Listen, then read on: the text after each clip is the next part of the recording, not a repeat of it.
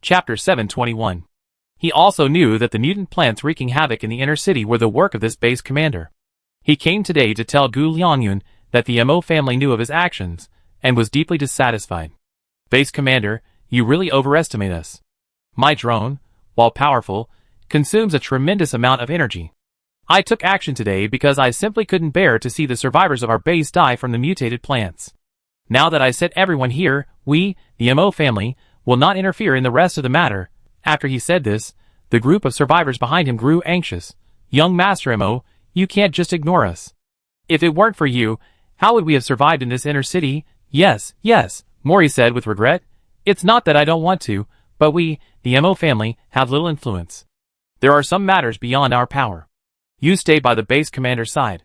If there's ever a need, we, the Mo family, will do our duty for the sake of the base. Mori's words were heartfelt and impassioned. Gu Liangyun's expression, however, grew increasingly grim. These people were clearly humiliating him. After serving as base commander for so long, Gu Liangyun felt like this was the first time he'd been so humiliated.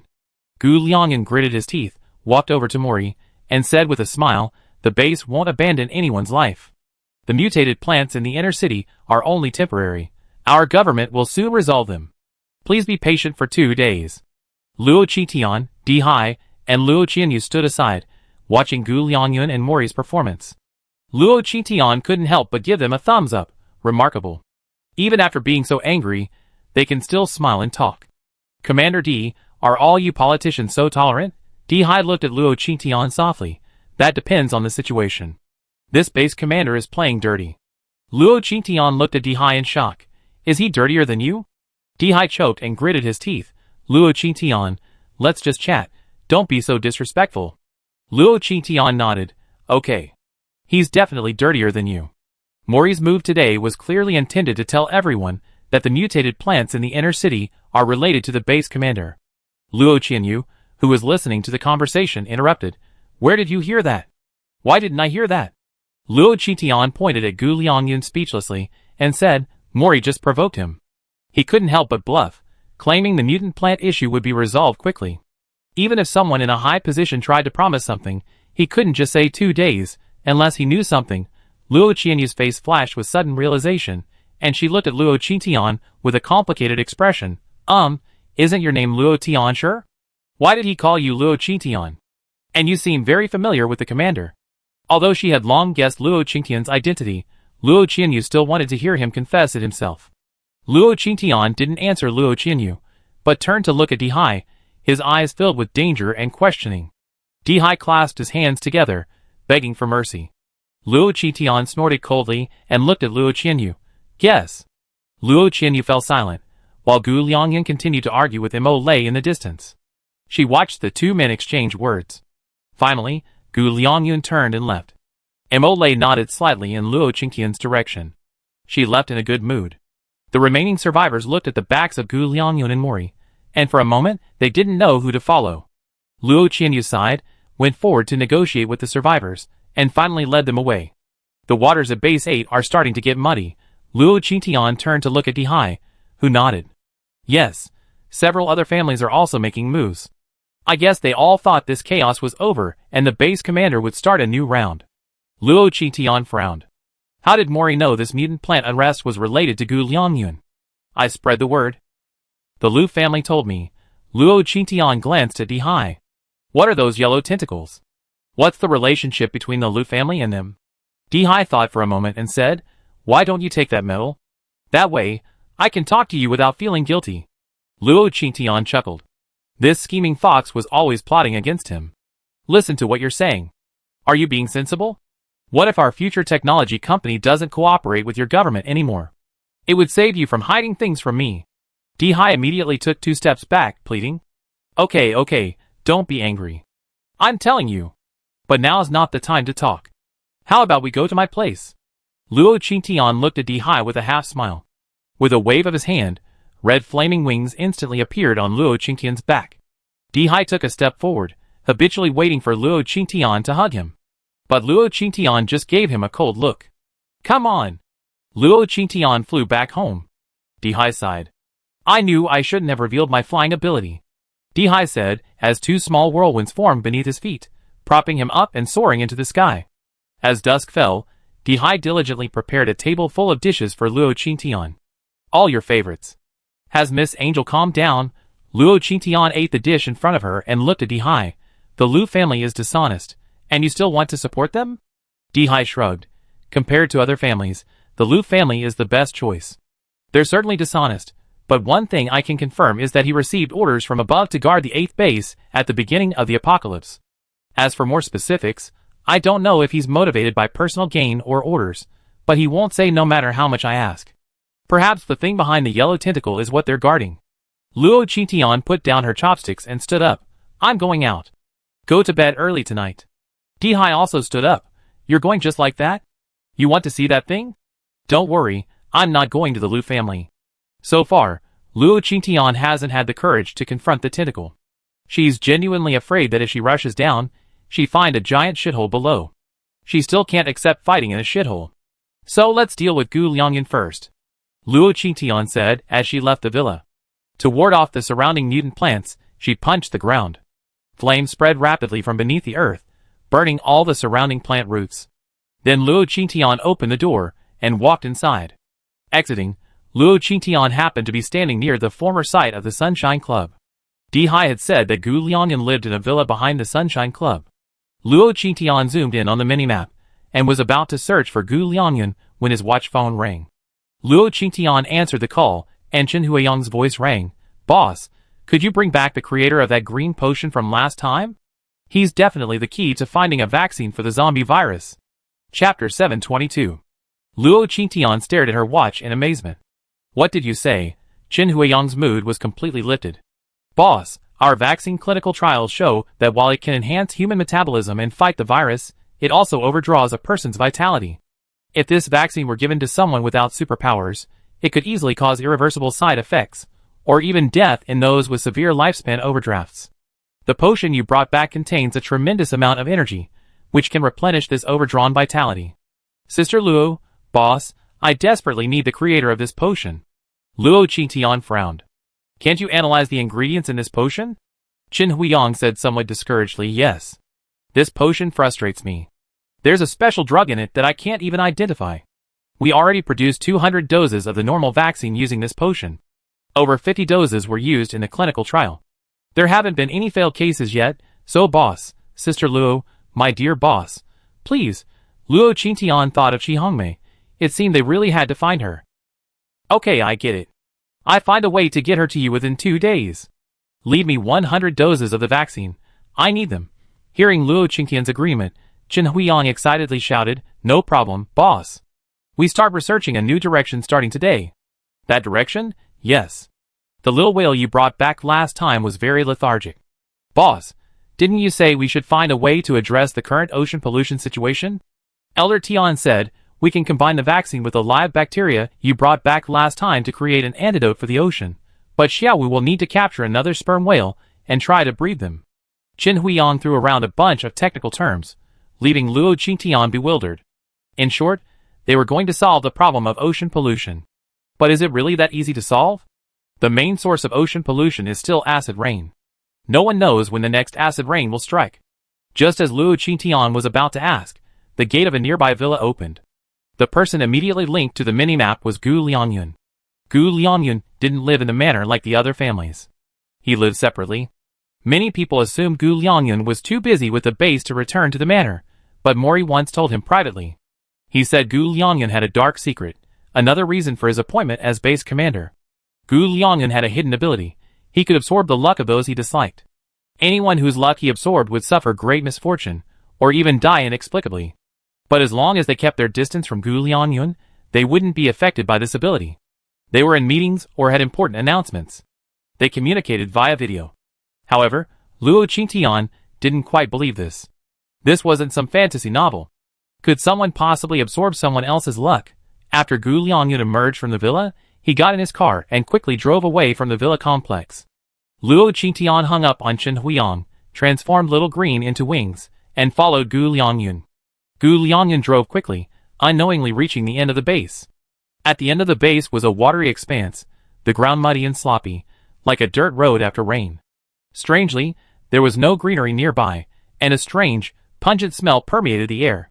Gu Liangyan parked the car on a slightly flatter, dry spot. Then he walked towards the muddy patch. Luo Qingtian watched the scene from midair, hesitant about whether to descend. Then he saw Gu Liangyan reaching out to the muddy ground beneath his feet, groping for something. Then he saw Gu Liangyan, seemingly grasping something, pulling it upwards with all his might. Then, a huge lid lifted up. Under the lid lay a well. Gu Liangyan sat on the edge of the well, turned on his flashlight, and simply jumped in. No wonder Gu Liangyan's second lab was nowhere to be found in the city. It was in this place after all the fuss. Luo Qingtian said to Xiaolu behind him. Son, you cover me and get me in later. Xiaolu, upon hearing this, slowly descended with Luo Qingtian. As they were about to touch the ground, Xiaolu, originally in winged form, suddenly spread its wings to their fullest extent and completely enveloped Luo Qingtian within its body. Xiaolu imitated Gu Liangyan and found the manhole cover. Then, carrying Luo Qingtian, he jumped down the well, extending a tentacle to seal the mouth as he went. The well was very deep. As Xiaolu and Luo Qingtian slowly descended, they discovered that below them was a freight elevator platform. Each person, one ball, descended continuously along the elevator cable, quickly catching up with Gu Liangyan, who was sitting there.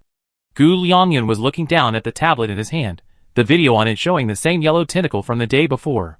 Soon, the freight elevator reached the bottom, and Gu Liangyan, with a gloomy face, stepped down and headed forward. Luo Qingtian and Xiaolu followed Gu Liangyan, only then realizing that ahead was a wide passage, lined with dense swarms of mutant creepers. Gu Liangyan walked through the tunnel, and soon reached its end, where a massive factory building stood. The factory door was tightly closed, and a faint arguing could be heard from within. Gu Liangyan placed his hand on the door, and it swung open, revealing the scene beyond. It was a much larger laboratory, more than twice the size of the one beneath the Sunshine Club. Suddenly, a figure was thrown to Gu Liangyan's feet. It was a man in tattered clothes. Base Commander, I was wrong. Don't kill me. The man looked up and reached out to grab Gu Liangyan's trouser leg. Gu Liangyan frowned and kicked the man away. What's going on? Gu Liangyan frowned and looked at the person opposite him. Qi Hongmei sighed. He doesn't want to be fertilizer for the flowers. He even came into the lab to steal things. He was knocked away by the creepers inside. As soon as she finished speaking, the man who had been knocked back suddenly stood up and rushed towards Gu Liangyan with a ferocious look on his face. Gu Liangyan narrowed his eyes, and was about to strike when he saw the man, charging toward him, suddenly turn. He charged toward the gate behind him. Just as the man reached the creeper, dark green vines on either side suddenly burst forth, entangling the man. Then, a massive bud sprouted from the vines. The bud slowly blossomed, transforming into a large, toothy flower. The flower opened its mouth and swallowed the man whole.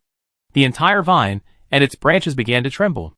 After digesting the man, the creepers quickly returned to their crouching position against the wall, their appearance returning to that of ordinary creepers. It all happened so suddenly that Luo Qingtian, hiding nearby, was momentarily stunned. How could these creepers resemble the mutant plants in the suburbs? Luo Qingtian narrowed his eyes and looked at Gu Liangyan. Could it be that Gu Liangyan was the true mastermind behind these mutant plants? Chapter 723. Gu Liangyan looked at Qi Hongmei cheerfully. You did a great job. It seems you didn't disappoint me this time. With a smile on his face, Gu Liangyan walked over to Qi Hongmei and pulled her into his arms. Persevere. Keep going. I want all the mutant plants in Base 8 to obey my command. Qi Hongmei's expression was grim. She forced a smile and let Gu Liangyan hold her. But Luo Qingtian, standing across from Qi Hongmei, could clearly see that Qi Hongmei's eyes were filled with hatred.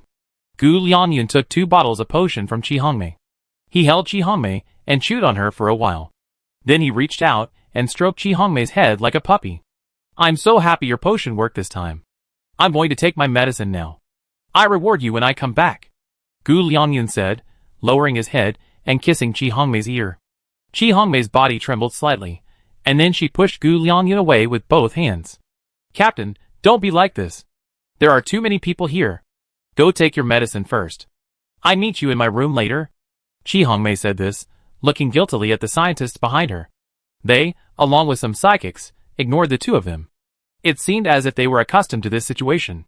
Gu Liangyan smiled and tapped Qi Hongmei's nose, then turned and left with the medicine. After Gu Liangyan left, Qi Hongmei sat down weakly on the ground. She was breathing heavily, mumbling something. Luo Qingtian slowly approached Qi Hongmei and heard her whisper, "Just bear with it a little longer. Just bear with it a little longer." A vague smile crossed Luo Qingtian's face. It seems Qi Hongmei isn't entirely loyal to Gu Liangyun.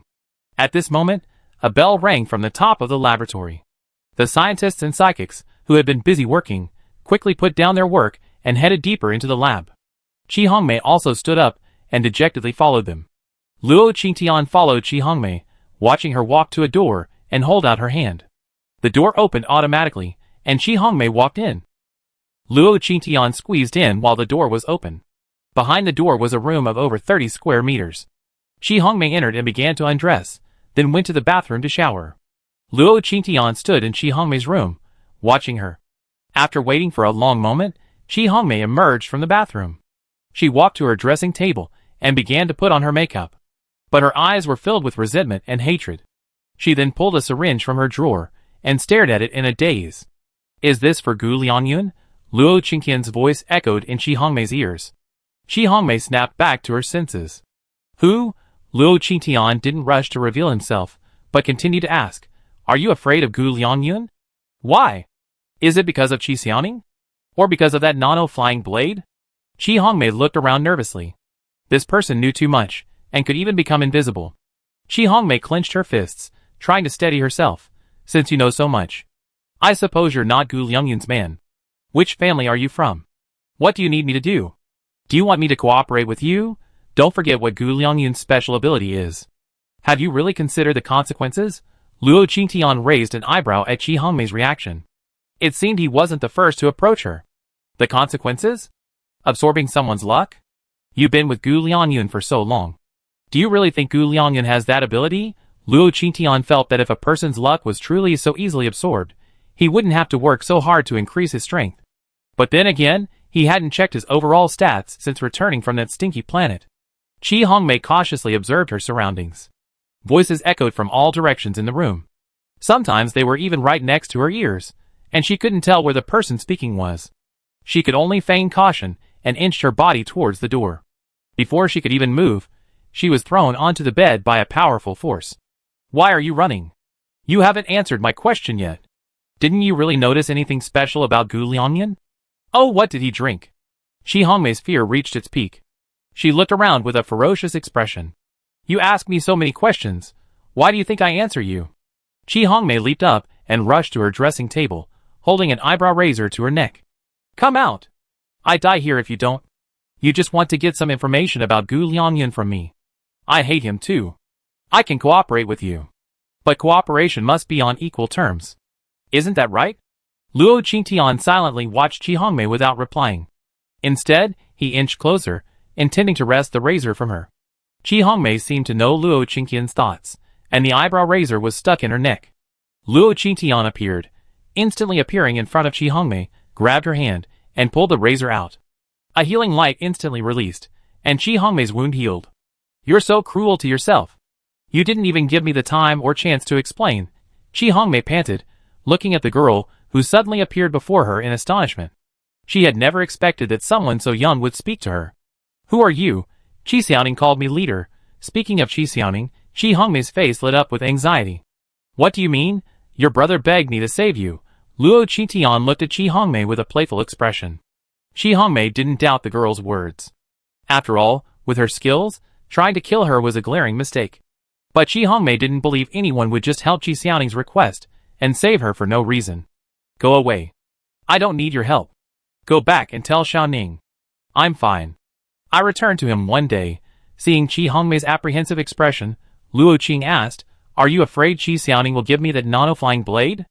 I'm curious about your thinking. Shouldn't Qi Xiaoning's research belong to the company? Are you planning to trade it privately for yourselves?" Qi Hongmei glared at Luo Qingtian angrily. "How is that possible? It's just that we can't contact headquarters right now." "Why?" "Oh, Qin Lang said 3 scientists were being sent here." "Why only you? Where are the others?" Speaking of Qin Lang, Qi Hongmei's eyes instantly reddened. She looked at Luo Qingtian uncertainly and asked, "How do you know Mr. Qin?" "No, you said Xiaoning called you boss. Are you from headquarters?" Chapter 724. "I told you, Qi Xiaoning calls me the leader." Qi Hongmei stared at Luo Qingtian intently. She took a deep breath and asked with a skeptical look, "Hasn't headquarters given up on us? We contacted President Qin so many times, but no one has responded." Luo Qingtian raised an eyebrow. "You said you contacted headquarters, but no one responded?" Thinking of Qin Lang's temper, he's eager to rescue all the scientists here. How could he possibly give up on this place? But before I came, Qin Lang told me that several scientists had lost contact and asked me to find you and rescue you. If he had given up on you, why would he have begged me to come here? This instantly sparked hope in Qi Hongmei's eyes. You said President Qin hasn't given up on us? I personally think he hasn't. If he had, he wouldn't have begged me to come find you. What about the other scientists? Qi Hongmei lowered her head, burying the hatred in her eyes. They've been used as fertilizer. Qi Hongmei's eyes were filled with hatred as she said this. Luo Qingtian stared at Qi Hongmei. A slight comprehension dawned on her. It seemed one of these scientists using fertilizer for flowers had a special connection to Qi Hongmei. So this is why you stayed with Gu Lianyun? Tell me, what's going on with Gu Lianyun? Does he really have the ability to absorb other people's luck? Qi Hongmei shook her head. I don't know, but I don't think so. I've been with him for a long time, and so far, everything's fine. I haven't felt my luck being absorbed, so I don't think he has that ability. But those who were hostile to him died inexplicably, often in strange accidents. There are even cases where psychics' powers inexplicably deplete on their own. Luo Qingtian pondered. This doesn't seem like luck being absorbed, more like insanity. At this moment, Qi Hongmei, as if realizing something, looked at Luo Qingtian anxiously. What should I call you? My name is Luo Tianshi, Miss Angel. Look, Gu Lianyun will be back with me later. Our conversation can only be postponed for one more time. Seeing Qi Hongmei's anxious expression, Luo Qingtian frowned slightly. Do you really want to sleep with him? Or do you want to give him an injection? Qi Hongmei's lips twitched, unsure how to respond. Why did the leader before her look so unreliable? Was that the point? The point was, Gu Lianyun was coming, and why didn't he seem anxious at all? Miss Luo, if you don't leave now, I'm afraid we'd be ambushed if we run into him. Regardless of whether Gu Lianyun has the ability to absorb others' luck or not, we can't act rashly until we understand his abilities. Luo Qingtian sighed. Don't bother. I'm just asking you, do you want to leave? I need you to run something. At this, Qi Hongmei's expression changed. Are you really from headquarters? Luo Qingtian sighed. Oh, you're so slow. I don't have much time, sister. After Luo Qingtian finished speaking, her figure instantly vanished. The next moment, she reappeared behind Qi Hongmei. Qi Hongmei was about to resist when a sharp pain shot through her neck. Qi Hongmei's vision went dark, and she passed out. Luo Qingtian caught Qi Hongmei, who was about to fall, and walked through the door. The next moment, she appeared in front of the laboratory door.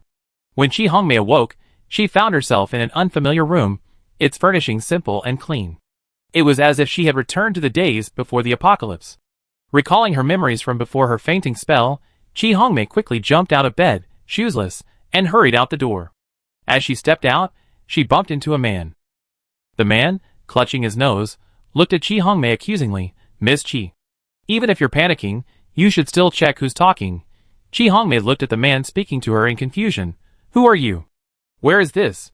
Chen Huiyang rubbed his bruised nose and said, This is Sunny Town. Our boss brought you back to help the lab develop a vaccine for the zombie virus. Qi Hongmei lowered her head upon hearing this. A vaccine for the zombie virus? Are you just daydreaming? I advise you to let me go, or you be in trouble. Qi Hongmei's eyes were filled with resentment and hidden anxiety. Chen Huiyang scratched the back of his head, completely bewildered. Is there anyone in Sunny Town that the big boss can't defeat? No, is there really anyone who can defeat the big boss? Qi Hongmei looked at Chen Huiyang and thought her threat had worked. She pushed Chen Huiyang aside and headed for the door. Only after leaving the door did she realize she was in a 3-bedroom apartment. Is there such a wonderful place in the 8th base? Without giving it much thought, Qi Hongmei opened a few doors and finally found the exit. She then walked to the elevator and entered. It's underground. Qi Hongmei pressed the elevator button, only to discover she was on the 16th floor. Are there any buildings that tall in the 8th base? She tried pressing the button for one floor. The elevator quickly moved to the 1st floor. Qi Hongmei walked confusedly towards the academy's residential building. Looking at the unfamiliar surroundings, the unfamiliar neighborhood, Qi Hongmei briefly thought she had returned to the pre-apocalyptic era. Where was this? Qi Hongmei's heart grew increasingly uneasy. She wandered through the neighborhood, finding the exit and stepping onto the street. Ahead, a group of people in olive green passed by. Seeing that reassuring green, Chi Hongmei felt as if she had seen a god who would save her. Is that Luo Qinyu? No, this isn't the 8th base. Never mind. Since they're soldiers, they definitely saved me. Chi Hongmei ran towards the group, saying, "Save me." Chen Hao and Di Jiang were currently leading their patrol. The town was now as large as 2 sea cities, having already surpassed the base's original size. So patrols were now taking much longer than before. The two were discussing the next steps when they heard someone cry for help. Having been in the town for so long, every survivor who had come to seek refuge had settled down there peacefully. This was the first time they had heard someone cry for help in the town. Chen Hao immediately perked up, drawing his laser rifle and charging towards Chi Hongmei. The military squad followed in unison, quickly reaching Chi Hongmei's side. What happened? Chi Hongmei's eyes instantly turned red with excitement as she looked at the entire squadron of soldiers. Help me! I've been kidnapped. Please take me home. Chen Hao was stunned. How could someone bring someone into the town without going through the security gate? Who had such great power? Chapter 725. Chen Hao had already considered many possibilities. He looked at Chi Hongmei with a serious expression. Miss, do you know who has arrested you? We are soldiers, and in this small town, we can absolutely protect your safety. Di Jiang, standing nearby, looked at Chen Hao, a flash of understanding in his eyes. He said nothing, but instead studied Chi Hongmei intently. Chi Hongmei breathed a sigh of relief upon hearing Chen Hao's words, then said to him seriously, I only know her name is Luo Tianshi, and her supernatural power is invisibility. She's about 20 years old, and likes to wear a ponytail. She knocked me out and brought me here. As Chen Hao listened to Chi Hongmei's story, his expression grew increasingly grim. Why does this sound like Qin Tian? Di Jiang, standing beside her, coughed lightly. Are you a scientist? Chi Hongmei looked at Di Jiang, her first reaction being that he was questioning her worth. She nodded immediately. Before the apocalypse, I was a biology professor. After the apocalypse, my mechanical engineer brother and I joined Future Technology Company. Later, we were assigned to the 8th base to support its construction. But something happened later. Chi Hongmei suddenly realized something. How did this person know I was doing research? It seemed as if he confirmed my identity the moment she mentioned Luo Tianshi. Chi Hongmei stared stiffly at Chen Hao and Di Jiang, her body trembling slightly. She even shifted her feet slightly backward. At this moment, Chen Huiyang hurried over. Commander Di, Commander Chen. Excuse me, this is the biological scientist Qin Tian brought back. I was planning to take him to the lab tomorrow, but he ended up here. Chi Hongmei was now despairing. That woman had brought her to her territory. How foolish of her to think anyone here would rescue her. She glared angrily at Di Jiang and Chen Hao. You're soldiers after all. Why are you aiding and abetting this evil? Do you deserve your uniforms? Chen Hao glanced at his uniform, then at the almost frantic Chi Hongmei. Yes, I deserve them. The survivors in our town love me. Beautiful, why are you so excited? You should be happy to be a part of our town. Chi Hongmei sneered at Chen Hao. Happy? Why should I be happy because of a kidnapper? I'm not sick. With these words, everyone present changed their expressions. Even the usually good-tempered Chen Huiyang's expression turned cold. Is this person saying Sister Luo is a kidnapper? Chen Huiyang's tone was icy. Professor Qi, our town never forces anyone to do anything, and you yourself said you're an employee of Future Technology. As a special commissioner from headquarters, our boss naturally has the authority to issue you a transfer order. Professor Qi, are you planning to leave Future Technology? Chi Hongmei's face darkened upon hearing this. She gritted her teeth and looked at Chen Huiyang. Special commissioner from headquarters? How could I not have heard of that? And who can prove your claims? Even if she's connected to headquarters, she was simply sent to the 8th base to rescue our bodyguards. What if I prove it? Qin Lang's voice echoed from the sky, and then Luo Qingtian, holding Qin Lang, slowly landed on the ground. Luo Qingtian looked at Chi Hongmei, who was standing barefoot on the street, and asked with a smile, how come I didn't know I was a bodyguard? Chi Hongmei stared at Qin Lang intently. Boss Qin, why are you here? Qin Lang sighed. If I hadn't come, your immediate superior, Luo, you might have been uncooperative and made a scene. And I was brought here by her. As expected, Chi Hongmei, Nongmi didn't disappoint me. She's been making quite a scene. Chi Hongmei lowered her head. Boss Qin, what do you need me to do? Cooperate with them in their research for the antidote. If you don't want to stay here, I take you back to headquarters once the zombie virus vaccine is successful. At the words back to headquarters, Chi Hongmei's eyes welled up. Can I really go back? Boss Qin, what about my brother? If I disappear, Gu Liangyun won't let him go. Qin Lang turned to look at Luo Qingtian. Sister Luo, what's going on at the 8th base? Luo Qingtian stroked his chin and said, it'd probably take a few days. As for Qi Xiaoning, how about I send them all here? Qin Lang forced a smile. How about you send Qi Xiaoning to headquarters? Luo Qingtian patted Qin Lang's shoulder. Actually, I'm quite interested in that sub 0.5 mm nano-flying blade. I think your brother would be a good fit with my friend. Qin Lang sighed. Alright, you decide. Then I send you off now? Qin Lang shook his head. No, I definitely visit this town, boss. Go ahead and do your work, boss. Perhaps in the near future, this will be the future headquarters of the company. Luo Qingtian nodded and looked at Di Jiang. Thank you for your hard work. Di Jiang nodded. When I have time to come back, I'd like to discuss the town's base application with you. Okay, Luo Qingtian looked at Chen Huiyang. You arrange Professor Qi's accommodations. As for this guy, call Xiaowu later, and have him move into the empty villa next door. After saying this, everyone present turned to Qin Lang. Living near Luo Qingtian definitely meant Luo Qingtian considered him one of her own. Chen Huiyang looked at Qin Lang with envy and resentment. You're actually living right next to Sister Luo right after arriving. Qin Lang had no idea where Luo Qingtian's place was, but judging by the reactions of the people present, he knew it was a good place. We're all the boss's people. Excuse me.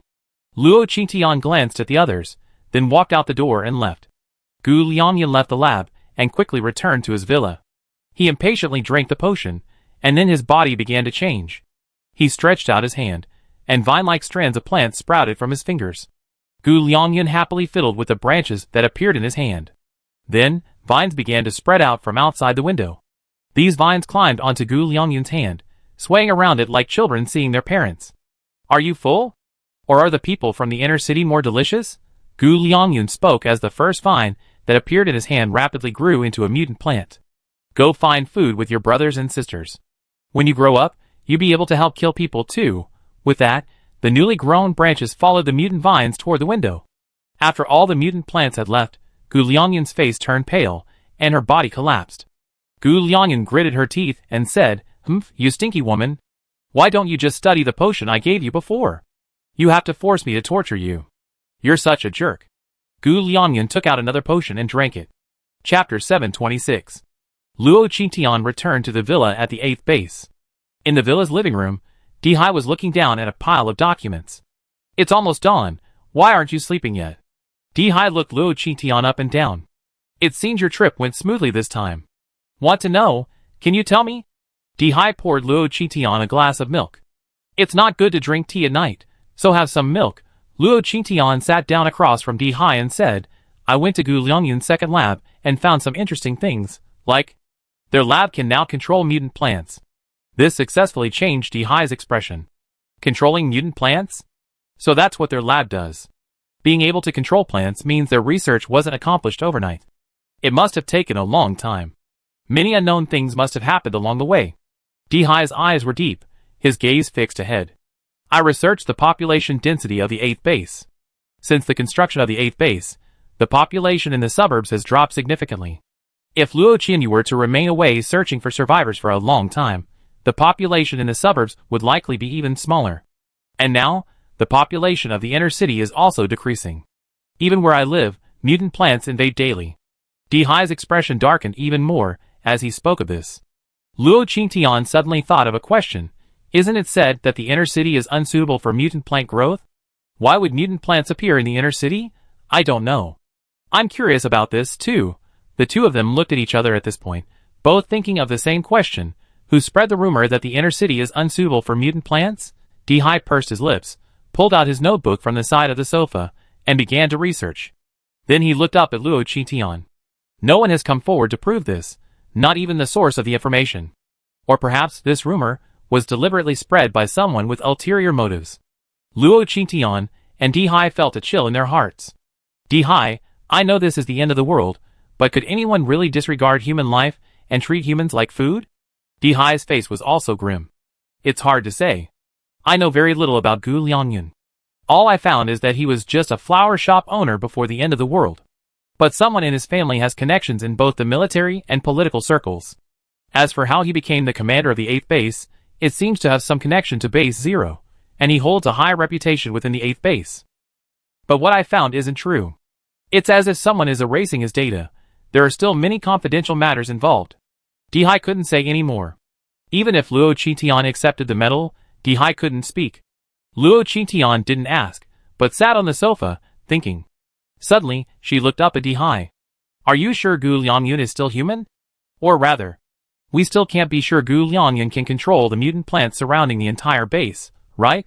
Luo Qing stood up instantly at this point, and walked out of the villa. Dihai stepped forward and grabbed Luo Qing. Have you ever thought about this? These mutant plants always eat people at night. Why hasn't the 8th base ever considered eliminating them during the day? I know you're worried. Why don't we figure out the problem first? Luo Qingtian stopped, took out her watch phone, and called Mori. Mori was still fast asleep in bed. When the phone call woke him, a fierce look crossed his face. But when he saw the caller's name, the fierceness instantly vanished. He coughed softly, testing his voice to make sure it wasn't hoarse from sleep, before answering the phone. Miss Luo, good evening. What could be the reason for calling at this hour?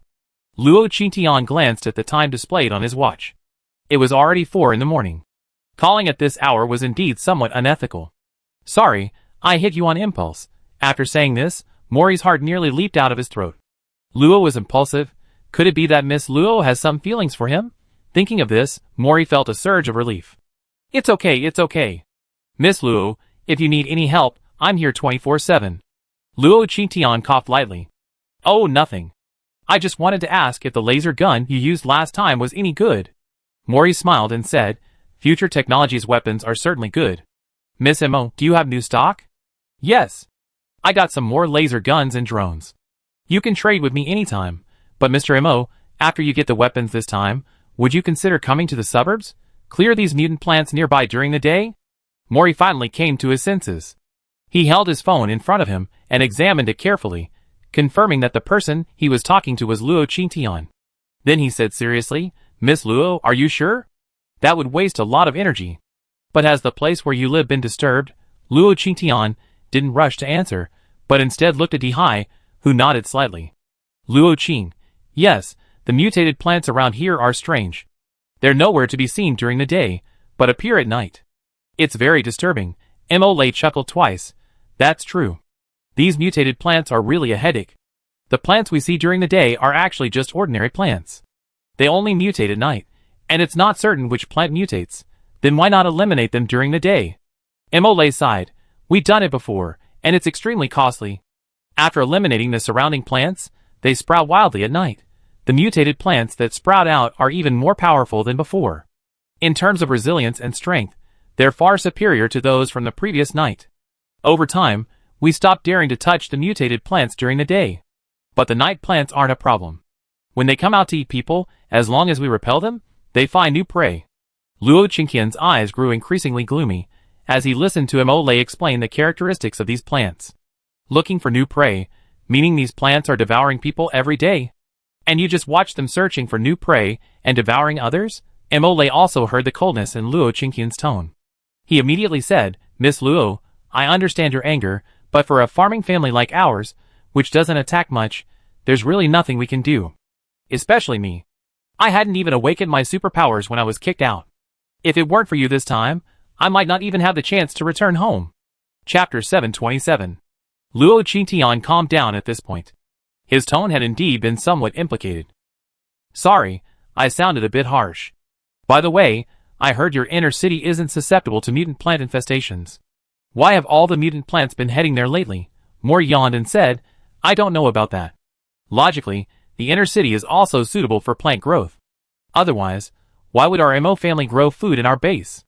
It's just that the inner city has never been invaded by mutant plants. It must have something to do with Luo Qianyu and the others guarding the city. The implication is that the rumor that the inner city isn't suitable for mutant plant growth is a rumor? Mori nodded on the other end of the phone, then suddenly realized that Luo Qingtian couldn't see him nodding. He whispered yes.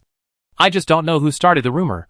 Luo Qingtian sighed. Okay, after 8 o'clock, bring your men to my place, and we clean up the mutant plants nearby. Mori's eyes widened upon hearing this. Miss Luo, I told you. Don't worry, I'm here. There's a laser gun. Mo Lei thought about Luo Qingtian's weapons and drones, and finally agreed. After hanging up the phone, Luo Qingtian winked at Dihai. Dihai chuckled. Once we start, it's time to test the waters and start a fight. Are you sure you want to do this? Luo Qing, aren't I letting the Mo family be the vanguard? We stay in the shadows. If Gu Liangyun is really what you and I suspect, can I just eliminate him? Dihai sighed and returned to the sofa. Whatever you say. I go and keep Gu Liangyun busy today. And meet the other family heads while I'm at it. Luo Qingtian stroked his chin and said, What about the Lu family? They won't show up this time? How could that be? I just have a feeling that if you make too much of a fuss this time, they might not be able to suppress what they're hiding. With 2 hours left until dawn, Dihai rolled up his sleeves and headed to the kitchen to start cooking. Luo Qingtian napped on the sofa. While Dihai was preparing a table full of food, Luo Qingtian had already fallen asleep on the sofa. Dihai sighed as he looked at Luo Qingtian. He didn't rush to wake Luo Qingtian. Instead, he went to the room and fetched a blanket, covering Luo Qingtian with it. Then he sat across from Luo Qingtian and continued his work. Luo Qingtian didn't know how long she slept until the phone rang, and she finally opened her eyes. Luo Qingtian answered the phone, and Mori's voice rang out, Miss Luo, I'm here. Can you come out? Luo Qingtian sat up from the sofa. Yes, wait a moment. Luo Qingtian stood up, stretched, and was about to leave. Let's eat first. I deal with things outside. Dihai stopped Luo Qingtian and pointed towards the dining table. Luo Qingtian felt her stomach and realized she was indeed hungry. Yawning, she walked towards the dining table. When Luo Qingtian finished her meal and walked out of the villa gate, she saw Dihai, Mori, and a group of people sitting in the courtyard drinking tea. Seeing Luo Qingtian emerge, Mori stood up abruptly. Miss Luo, you're out. Shall we trade now? I brought enough crystal cores. Sure, Luo Qingtian waved at the ground, and a large number of laser guns appeared on the ground. Mori shouted to the outside, Come in and get your guns. Then a group of people ran into the villa courtyard, excitedly rushing towards the laser guns. Then came the drone trade. Mori had brought tens of thousands of crystal cores this time. Mori said somewhat embarrassedly, Miss Luo, many of these crystal cores exploded from mutant plants. We're not just making up the numbers. These are the most we can get. Well, that's good. Luo Qingtian enveloped the crystal cores with her mental power, and all of them were sent into the space. Dihai frowned as he watched Luo Qingtian collect the cores. He thought of something. He always absorbed crystal cores one by one, and it took a long time to refine them afterward. The absorption process was slow, and the upgrade rate was also slow. And Luo Qingtian had collected so many crystal cores at once. Could she have absorbed them all at once? And those crystal cores just now must have numbered at least tens of thousands. If Luo Qingtian could have absorbed them all at once, that would explain why she was so powerful. Luo Qingtian didn't notice the look Dihai gave her. At this moment, she was still discussing the scope of this cleanup with Mori. Mori was confused, though he didn't understand Luo Qingtian's reasoning. But he still followed Luo Qingtian's instructions, and assigned people to do it. Luo Qingtian looked at Mori's troubled expression and said, Don't worry, I won't harm you. Even if something really happens, I will protect you. Mori laughed dryly. In truth, he didn't quite believe what he said. But he did it anyway, simply to curry favor. He hoped Luo Qingtian would think of him when he needed new weapons. Soon, a group of people appeared on the outskirts of the 8th base, clearing vegetation. Large tracts of greenery were reduced to ash by laser guns and muskets. The entire outskirts were filled with smoke. A survivor saw this and approached. You are Master Mo, right? I was your neighbor from your previous house. You lived here for so long. Why are you burning vegetation again? Yes. You'll be back in the inner city by then, leaving us here to deal with these mutated plants. How will we survive? After saying this, many people came out to stop him. After all, Mori had lived here for a long time, and he spoke to everyone with a friendly face. Everyone, don't worry. We, the Mo family, have just purchased powerful weapons, so we're here to clear these plants. We stay here to protect you tonight. With this, everyone finally breathed a sigh of relief. Luo Qingtian and Dihai stayed close to Mori. Every time he cleared the plants, Luo Qingtian would stamp his foot on the ground, transforming the flames into a red stream of heat. It spread rapidly underground, burning all the surrounding roots. Throughout his journey, Luo Qingtian had cleared almost all the roots in the suburbs. Gu Liangyun, on the other hand, had been asleep since drinking the potion. Suddenly, Gu Liangyun opened his eyes and looked out the window in panic. Then he began to vomit blood. His wrists were slowly turning green. Even his ankles were turning green. Gu Liangyun began to twitch in pain.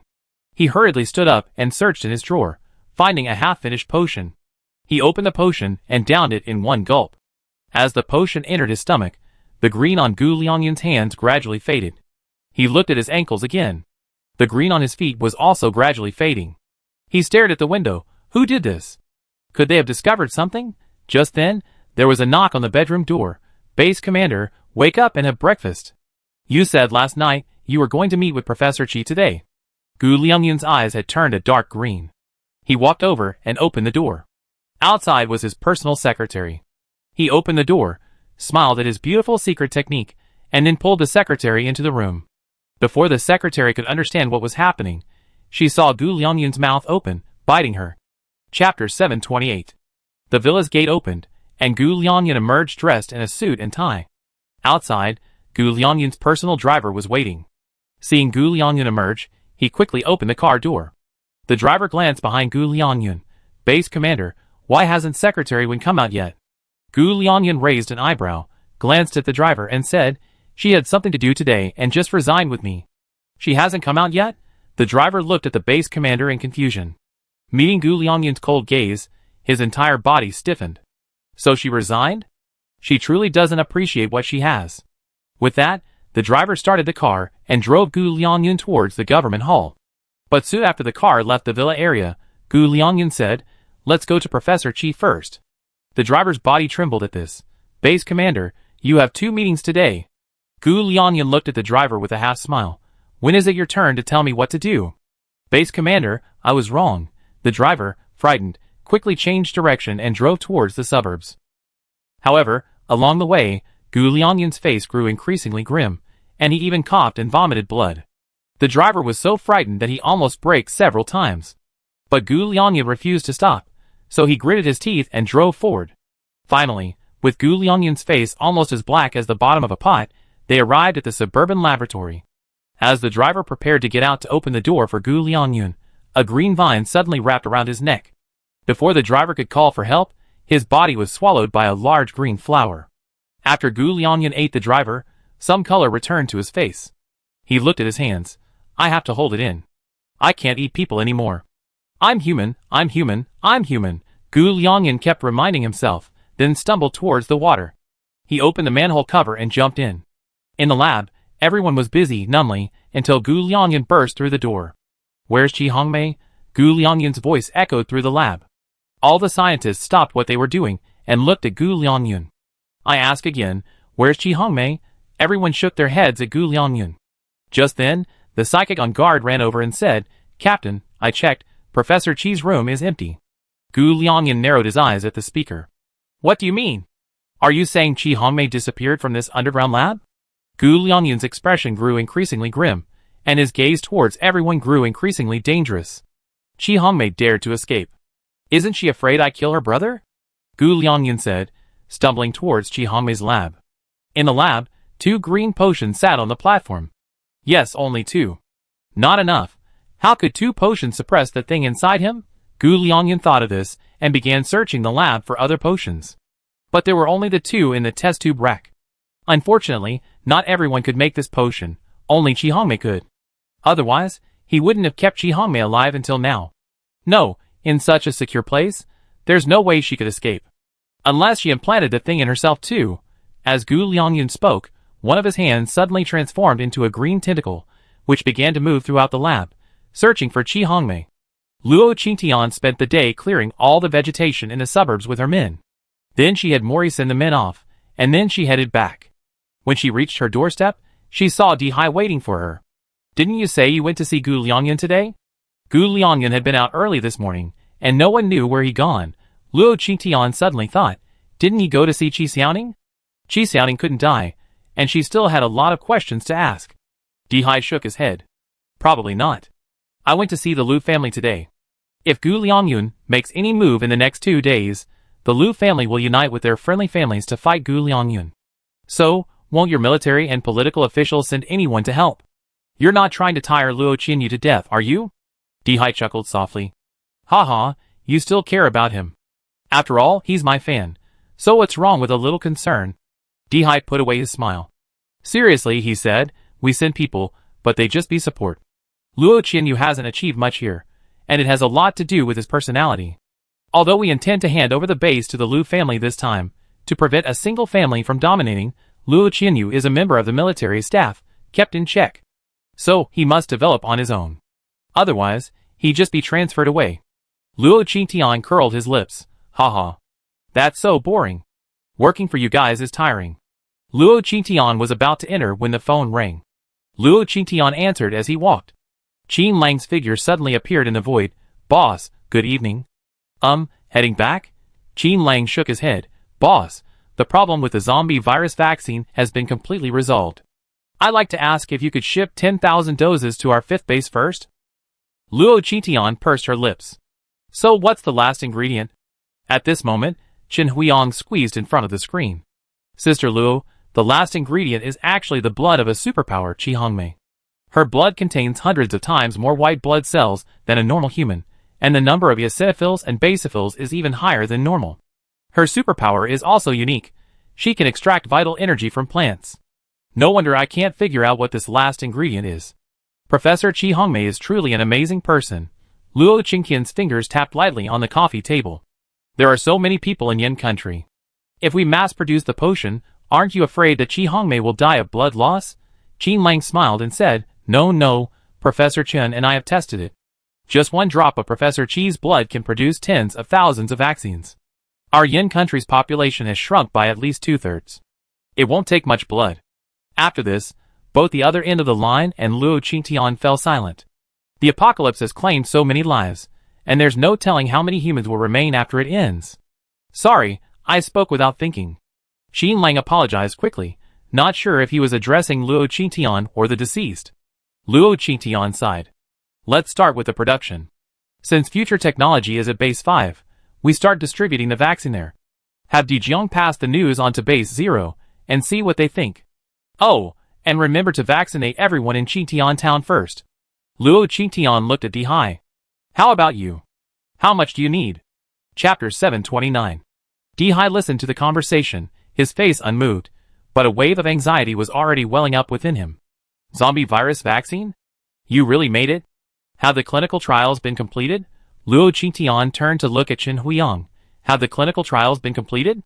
Chen Huiyang patted his chest. Don't worry, boss. You know how I work. So far, all the zombies we captured who had been in the state for less than 7 days have been successfully revived. Those who had been in the state for more than 7 days. After the injection, the virus disappears and eventually becomes a corpse.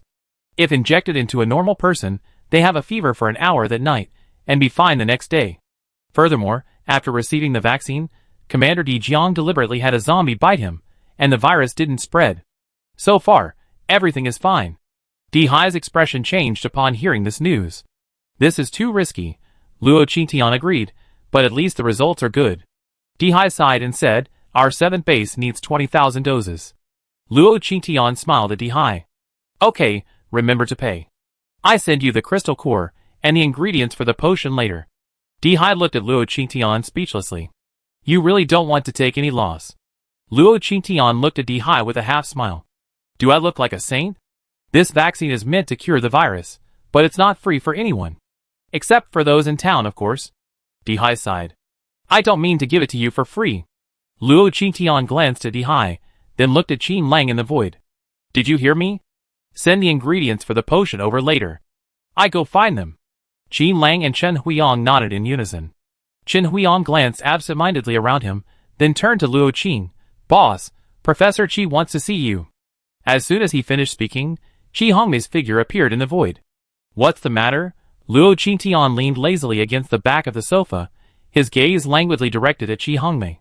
Qi Hongmei glanced at Luo Qingtian with a guilty look, then said, Sister Luo, I'm sorry, I just learned your identity. I wanted to speak to you mainly because I want to tell you something about Gu Liangyun. Well, go ahead. Qi Hongmei took a deep breath and looked at Luo Qing. Gu Liangyun is actually half human now. When the base was first established, he hadn't even awakened his superpowers yet, in order to maintain his position within the base. It was my potion that awakened his plant-based superpowers. However, this awakening requires potions to maintain, and these potions are derived from different plant energies. Over time, his body also underwent a degree of mutation. His physical mutations were extremely abnormal. Like a large tree, its body grew, and it developed numerous roots and branches. In fact, the mutated plants we see are all separated from his body. However, these separated branches and leaves not only consume his body, but some also escape his control. Those branches and leaves that obey him will help him absorb human flesh and blood. Those that disobey him will transform into powerful mutant plants and run rampant in the suburbs. Luo Qingtian glanced at Dihai, whose face was so gloomy that it seemed to be dripping with water.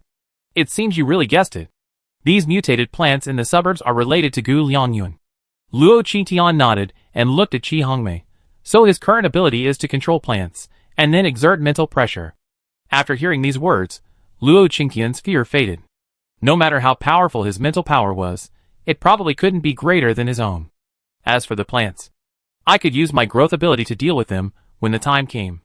Qi Hongmei then continued, Sister Luo, I specifically left 3 bottles of medicine for Gu Lianyun to delay him.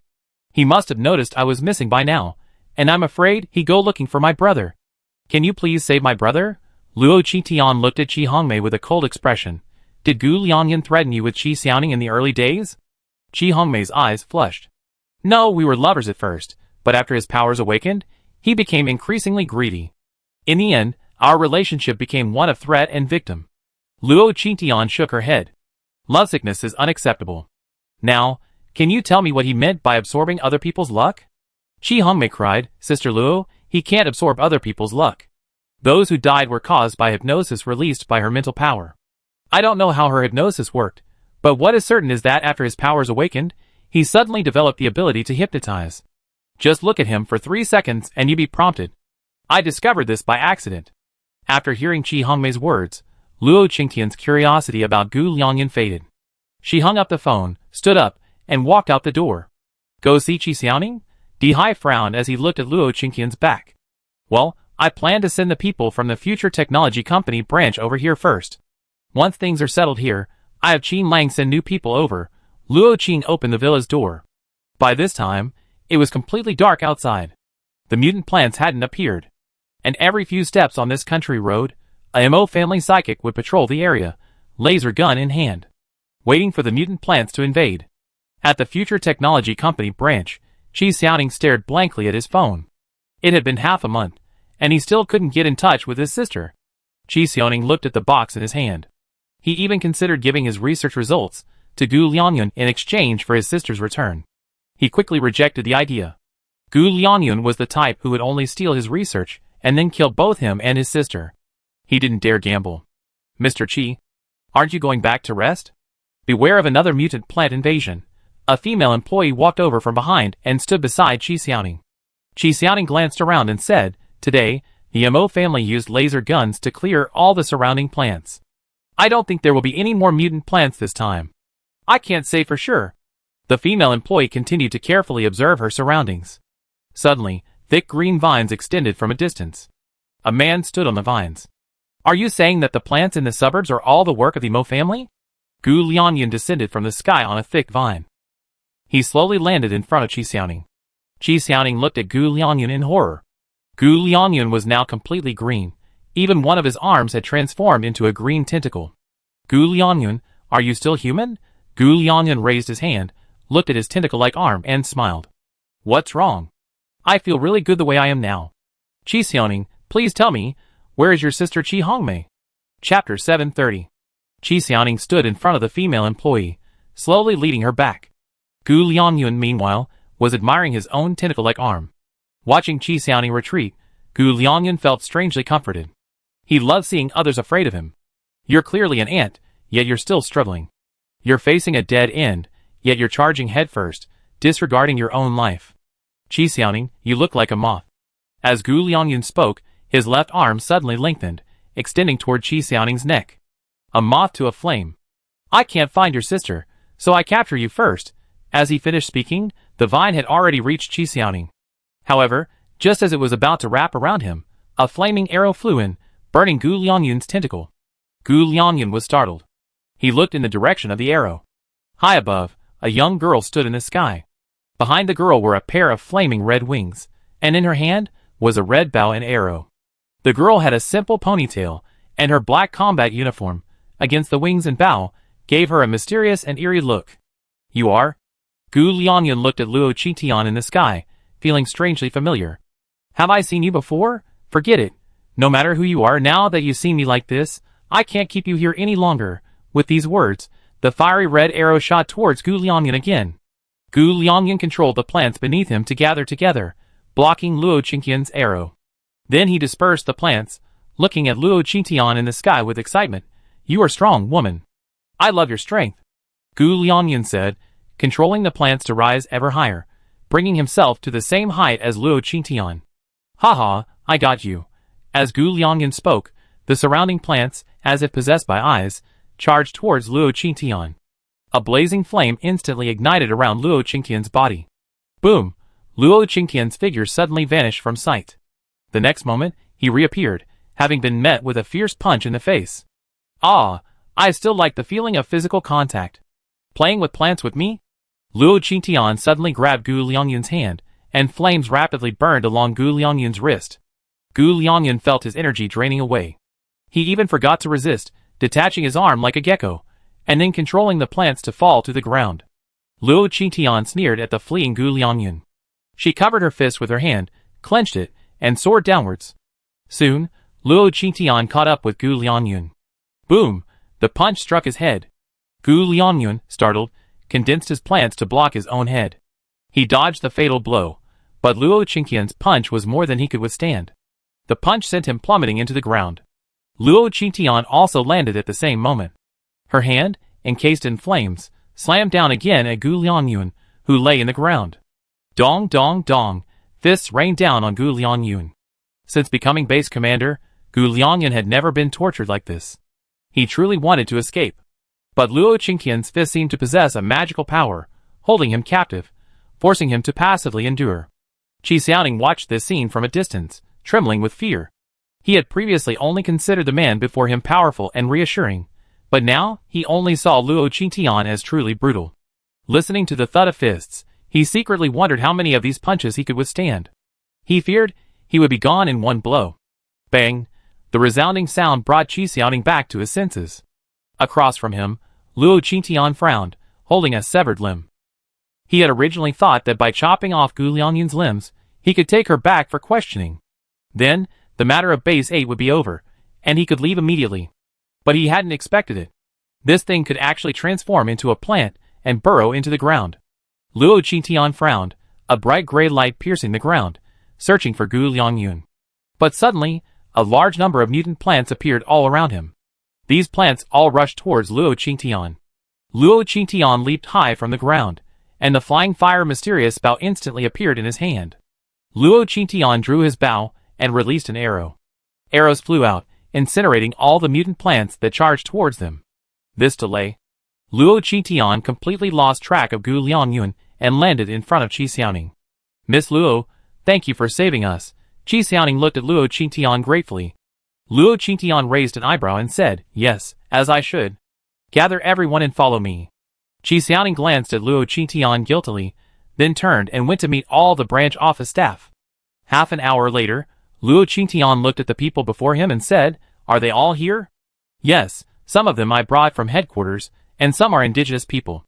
Some were brought back by Captain Luo. They're all trustworthy companions. Luo Qitian pulled out a bus from his space. Get on. Qi Xiaoning didn't dare ask where they were going, and obediently led the others aboard. Arriving at the villa area, they saw no mutant plants nearby. This meant that Gu Liangyun couldn't split his body and catalyze the transformation into mutant plants. Luo Qitian escorted the others into the villa and then went to find Di Hai. Di Hai frowned at the 20 or so people at the face paint counter. So many people. Luo Qitian shrugged. Yeah. Let's stay for 2 days.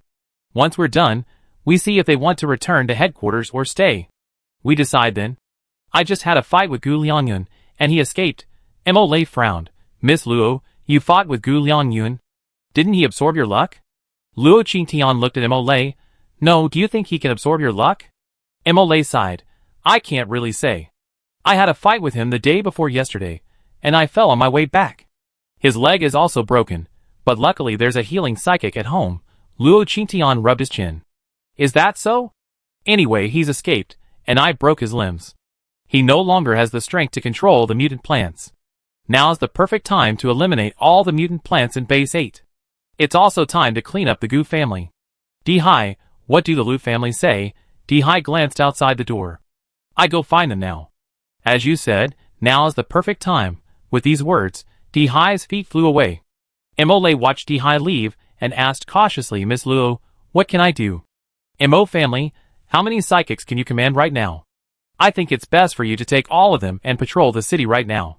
But if you take all the psychics away, your family won't have much left to defend it, right? That's up to you. Chapter 731. Emole was shocked when he heard Luo Qingqian's words. At this moment, his heart was filled with uncontrollable excitement. Miss Luo, my ability isn't plant-based, Luo Qingtian pondered. She retrieved several plant-based crystal cores from the space and a potion, the same one that Old Tian had developed back then. Old Tian had wanted to destroy them all, but Luo Qingtian had saved a few bottles. Who said you don't have plant-based abilities? Emole looked at the potion, then at Luo Qingtian, unable to conceal the joy in his eyes. He had no doubts about Luo Qingtian. He took the potion with both hands and drank it. A few minutes later, Emole felt as if his body was about to explode, the pain so intense that he couldn't breathe properly. He looked at Luo Qingtian pleadingly. It hurts. Luo Qingtian reached out and placed her hand on Emole's shoulder. A bright gray light shone through Emole's body, watching as the energy crystal core slowly formed within him. She began to channel life force into Emole. Mori remained awake, enduring the stinging pain of his body tearing and healing. Half an hour later, Mori opened his eyes, drenched in sweat. He reached out his hand, and could clearly feel a new power within him. Wonderfully, Mori took the green crystal core, and began to absorb it. His plant-based power quickly advanced to level 3. You can find some plant-based crystal cores yourself later. Finding them shouldn't be difficult for you anyway. Mori looked at Luo Qingtian with gratitude. Thank you, Miss Luo. You're welcome. Your family needs you. Return quickly. Mori nodded earnestly, then turned and left the villa, leading his men towards the Mo family. The inner city was in complete chaos. For unknown reasons, numerous mutant plants had appeared. These plants would crawl through the windows and cracks of the survivors' homes, entangle people, and then suck their flesh and blood. The survivors fled their homes, and frantically fled the city. Luo Qianyu led his men to rescue people. But the plants seemed to have eyes, always escaping as soon as Luo Qianyu arrived. Luo Qianyu was busy all night. After Luo Qingtian settled Xiaoning, she left the villa again and flew towards the inner city. When she arrived, she saw that the buildings were completely engulfed in green plants. Some survivors were entangled in the plants, and the vines had even penetrated their bodies. Screams echoed throughout the streets. Luo Qingtian suddenly possessed the flying fire mysterious bow. He drew his bow and shot, scattering the vines that were encroaching on people, and reducing them to ash. As for the vines absorbing human blood, Luo Qingtian landed on the ground. He punched the ground. Grow! With his words, small grasses sprouted from the ground, rapidly growing and transforming into ethereal vines.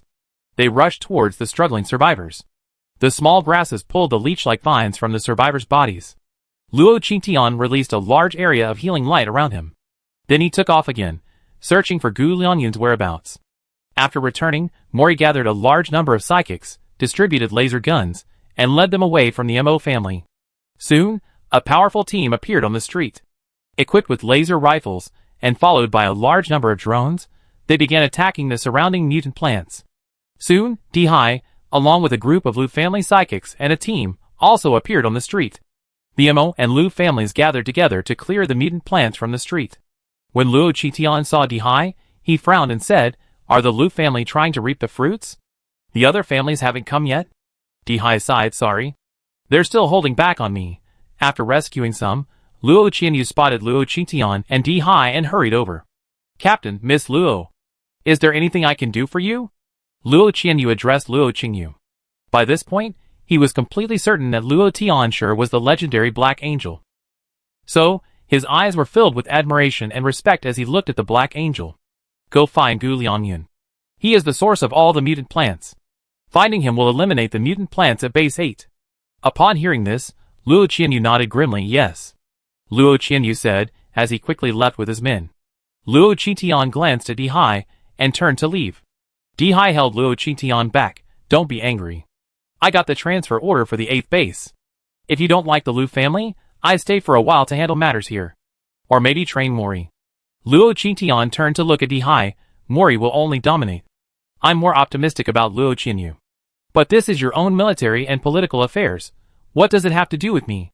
Dihai felt that Luo Qitian was being tough on the outside but soft on the inside. He chuckled. Luo Qianyu still needs to grow. When the time comes, I stay and train him well.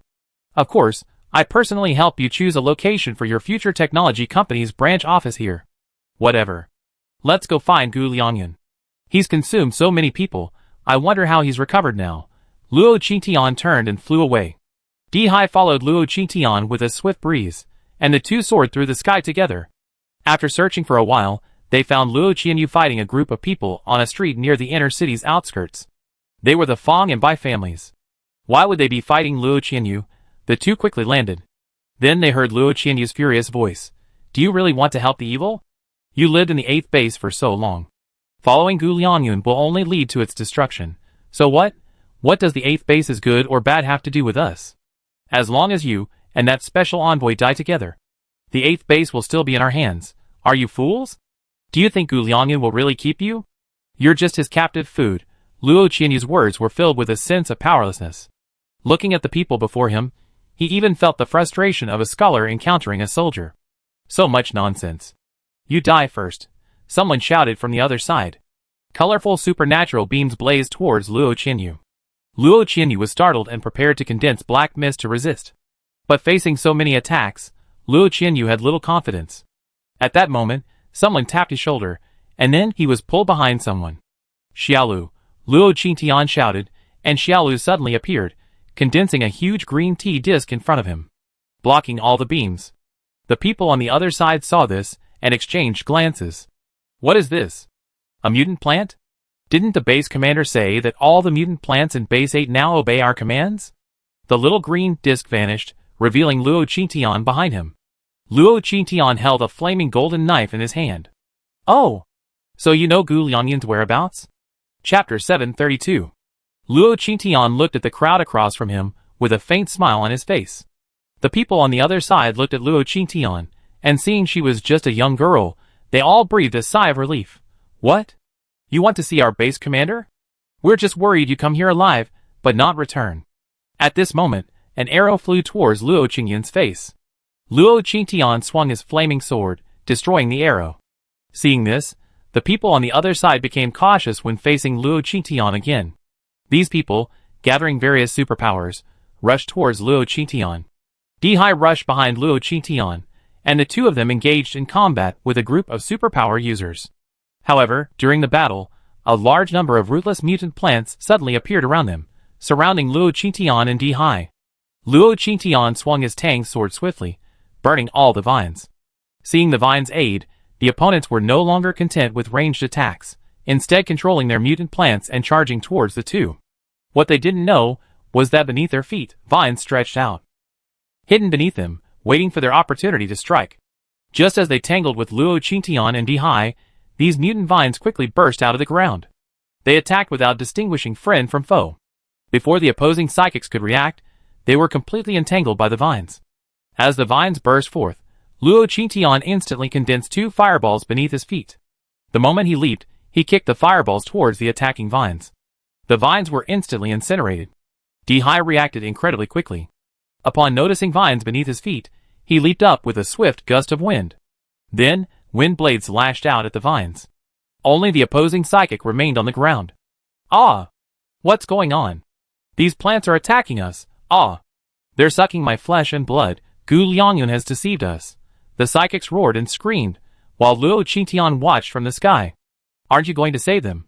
Luo Qianyu stood on the ground, looking up at the two. Luo Qitian, standing in the sky, raised his pinky finger in Luo Qianyu's direction. Luo Qianyu instantly shut up. As the psychic struggle slowed, Luo Qitian instantly switched to the Ruoshui divine bow. Luo Qitian drew his bow and released the arrow, which flew out. As it neared the psychics, it suddenly exploded, creating a small area of corrosive acid rain. The plants were quickly corroded, and the restraints on the psychics were also released, leaving only the acid rain to pummel them. They howled in pain. They could only scramble to escape the acid rain's corrosive zone. At this moment, someone looked up at Luo Qingtian in the sky again. Wings, black combat uniform. She is the Black Angel. After shouting this, one of them dropped to his knees. Black Angel, please let us go. Luo Qingtian pursed his lips, looking down at the kneeling figures below with a frown on his face. Where's Gu Lianyun? The men exchanged glances, no one speaking. Luo Qingtian, you were also attacked by mutant plants just now. You should know that this wasn't an accident, but a trap set by Gu Lianyun for you. Are you sure you still want to protect him? The men exchanged glances, no one speaking. The one who first recognized Luo Qingtian said, Miss Angel, I take you there. The man, holding a bow and arrow, stumbled forward. Luo Qingtian waved at the man, and a green vine entwined him. Luo Qingtian tugged at her, saying, show the way. The man was a little flustered, but upon hearing Luo Qingtian's voice, he instantly calmed down. He extended his hand and said, at the Bai family manor, turn right. At the Bai family manor, plants were now thriving, forming a natural plant cage. In the center of these plant cages lay a man's head. Of Gu Lianyun, only his head remained in human form, while his body had merged with the surrounding plants. He closed his eyes, feeling the energy his roots absorbed from the ground. It was truly wonderful. I had never imagined such immense energy could exist deep beneath the inner city. When Gu Lianyun opened his eyes, they were filled with madness. Suddenly, he looked up at the sky. Above, a girl engulfed in flames stared back at him. Haha, Angel Luo? The Black Angel? Gu Lianyun, like a snake man, controlled the vines to swirl around him. He didn't hoist himself in front of Luo Qingtian like last time. Instead, he made the plants, like thorns, form layers around his head, completely shielding him. Oddly, Luo Qingtian looked at Gu Lianyun with disdain.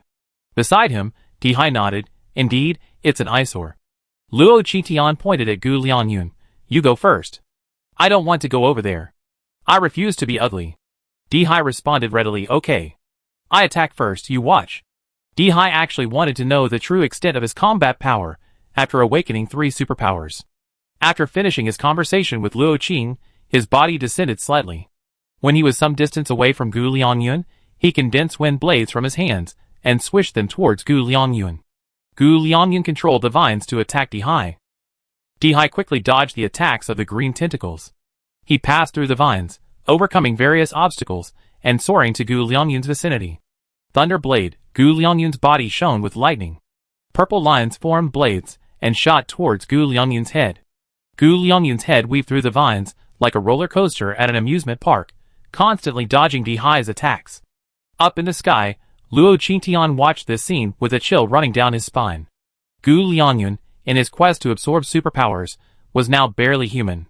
But the fact that his mind remained so clear must be his last hold on his human identity, and Dihai had clearly realized this.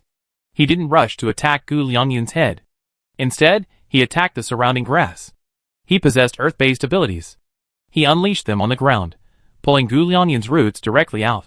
Gu Lianyun was forced to move and find a new place to rest. The two sides fought back and forth. Gu Lianyun grew weaker in Dihai's hands. Dihai could clearly feel Gu Lianyun's energy waning. Dihai seized the opportunity to leap to the ground, placing his hands on the ground. He aimed at Gu Lianyun's massive body and launched. Gu Lianyun's vine-covered grass cage was completely ripped out by Dihai. Taking advantage of Gu Lianyun's momentary break from the ground, Dihai instantly ripped out numerous wind blades around his body. These blades flew towards Gu Lianyun. Chapter 733. Gu Lianyun watched helplessly as Dihai chopped his body into pieces. A sinister smile played on Dihai's face. His murderous intent was evident. He charged towards Gu Lianyun again. Now, Gu Lianyun was left with only his head. And beneath his head lay several uncut roots. As Dihai charged towards him again, new vines rapidly sprouted from beneath his head. This time, green lines appeared on his face, and even his head. Gu Lianyun could even feel his mind slowly fading. Was he about to be completely transformed into a plant? But he didn't want to, and Dihai was almost at his side. Gu Lianyun's eyes blazed with overwhelming hatred. The next moment, his head transformed into a large, earthy yellow flower. Then it fell to the ground. Is this his final act of resistance? Dihai sarcastically asked, as the lightning blade appeared in his hand again, ready to shred the flower. Dihai's body was suddenly entangled by a green vine, and he was then violently pulled free. By the time Dihai could react, Luo Qingtian had already grabbed him by the waist. Luo Qingtian carried Dihai high into the sky. The moment they left, the ground cracked. A yellow tentacle, as thick as a tree trunk, burst through the earth. It wrapped around the yellow flower. It then burrowed into the ground, carrying Gu Lianyun's flower with it. And where Dihai had been, a yellow tentacle burst forth. It began to frantically destroy everything around it. What the hell is this? Dihai stared at the object on the ground with lingering fear. If Luo Qingtian hadn't discovered it in time, he would have been pierced by the yellow tentacle. I don't know, but I have a feeling this is the true face of the 8th base. Dihai, quickly find Luo Qinyu, and have them take their men out of the inner city. And you better check out the Lu family. This yellow tentacle must be related to the Lu family. Dihai looked at Luo Qingtian worriedly. Be careful. I have a feeling this thing is not simple. Luo Qingtian raised an eyebrow at the object below and smiled. You have an hour. Dihai understood, and his feet blew. The wind formed, supporting Dihai's foothold in the sky. He reluctantly left Luo Qingtian's embrace and flew away. Luo Qingtian's lips curled slightly, as he looked down at the yellow tentacle still probing around. Since Dihai and Gu Lianyun's battle, Luo Qingtian had been observing Gu Lianyun's fighting style. After several encounters with the yellow tentacle, Luo Qingtian clearly felt that it was not the same tentacle as Gu Lianyun. Gu Lianyun hadn't released his yellow tentacles until his death, which made Luo Qingtian even more certain of what the 8th base was truly trying to hide. Perhaps it was this yellow tentacle. Now, Luo Qingtian suspected it was similar to the yellow, green, and turd-like creature. Luo Qingtian's body slowly descended. As if sensing something, the yellow tentacles suddenly burst forth from the ground in threes, all charging towards him. Luo Qingtian stood still. As the 3 tentacles arrived simultaneously, a thick ice shield formed around him. The 3 tentacles collided with the ice shield simultaneously. The ice shield shattered, and Luo Qingtian leaped up and left the spot. The 3 tentacles' first attack failed, but when they attacked again, they all crashed into the ground. A huge crater instantly appeared on the ground. Luo Qingtian didn't rush to fly into the sky. Instead, he stood a short distance away, observing the tentacles. These tentacles were clearly more powerful than the ones he had encountered on that planet. In terms of both speed and strength, they were several levels stronger than those on that planet. Luo Qingtian was puzzled. These creatures couldn't be mutants, and they weren't from Earth itself. Then why did they appear here? And this was the place chosen by Mom and Dad. Could this thing be related to Mom and Dad? And what connection did the Lu family have with this thing? The tentacles were now growing in number. From 3 to 6. 6 tentacles burst out of the ground from different directions, surrounding Luo Qingtian. Luo Qingtian summoned Dabai, letting Dabai guide him through the tentacles, as long as they couldn't attack him. Luo Qingtian wouldn't attack. The tentacles seemed to have noticed something, expanding from 6 to 12. They began to attack Luo Qingtian frantically. Luo Qingtian went from being at ease at first to being forced to passively defend himself, finally battling these 12 tentacles. I don't know how long this went on before Luo Qingtian's watch started beeping. Qingtian, Luo Qinyu, and I are out with our men. Do you need my help?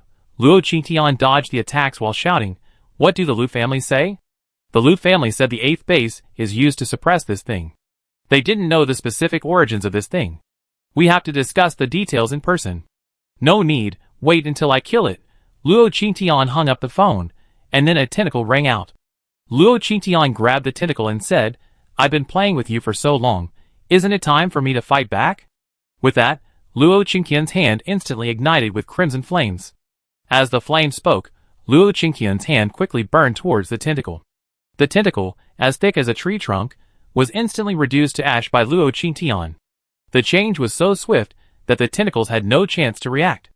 Other tentacles also attacked Luo Qingtian. Xiao Lu grabbed them. Luo Qingtian grabbed all the tentacles with his bare hands, and those he couldn't catch were caught by Xiao Lu's green tentacles. The 2 of them, 1 man and 1 ball, began to fly into the sky. The tentacles sensed Luo Qingtian's strength and began to pull against him. But Luo Qingtian gave the creature no chance to escape. Xiao Lu even extended more tentacles underground. Many yellow tentacles were found, pulling at them. At this moment, the entire inner city began to shake, and those in the outer suburbs felt as if an earthquake had arrived. Bang, bang, bang. Perhaps due to excessive pulling, the tentacles Luo Qingtian and Xiaolu were holding snapped. The earth shook with a loud tremor. Luo Qingtian discarded the yellow tentacles in his hand with disdain. Standing in the air, he gazed grimly at the ground below. At this moment, the surroundings were completely silent. Luo Qingtian's mini-map showed a massive creature slowly climbing upwards from the ground. Then, the ground shook again. Houses collapsed, and the ground cracked. Luo Qingtian saw a gigantic, round creature slowly climbing out through the cracked ground. This creature was so massive that it was causing the entire inner city ground to collapse. Waiting for something to emerge, Luo Qingtian once again saw the enormous, yellow Xiaolu. But at the top of this shit yellow little green, a woman with long white hair was standing on it. Chapter 734. The white-haired woman looked up at Luo Qingtian in the sky. Luo Qingtian stood in midair, meeting her gaze. The woman opened her mouth and muttered a series of words to Luo Qingtian. Luo Qingtian frowned. This was the language of the Zerg. This woman was actually a Zerg.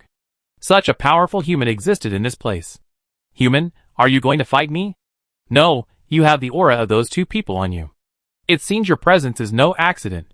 Luo Qingtian narrowed his eyes, analyzing the Zerg woman's words.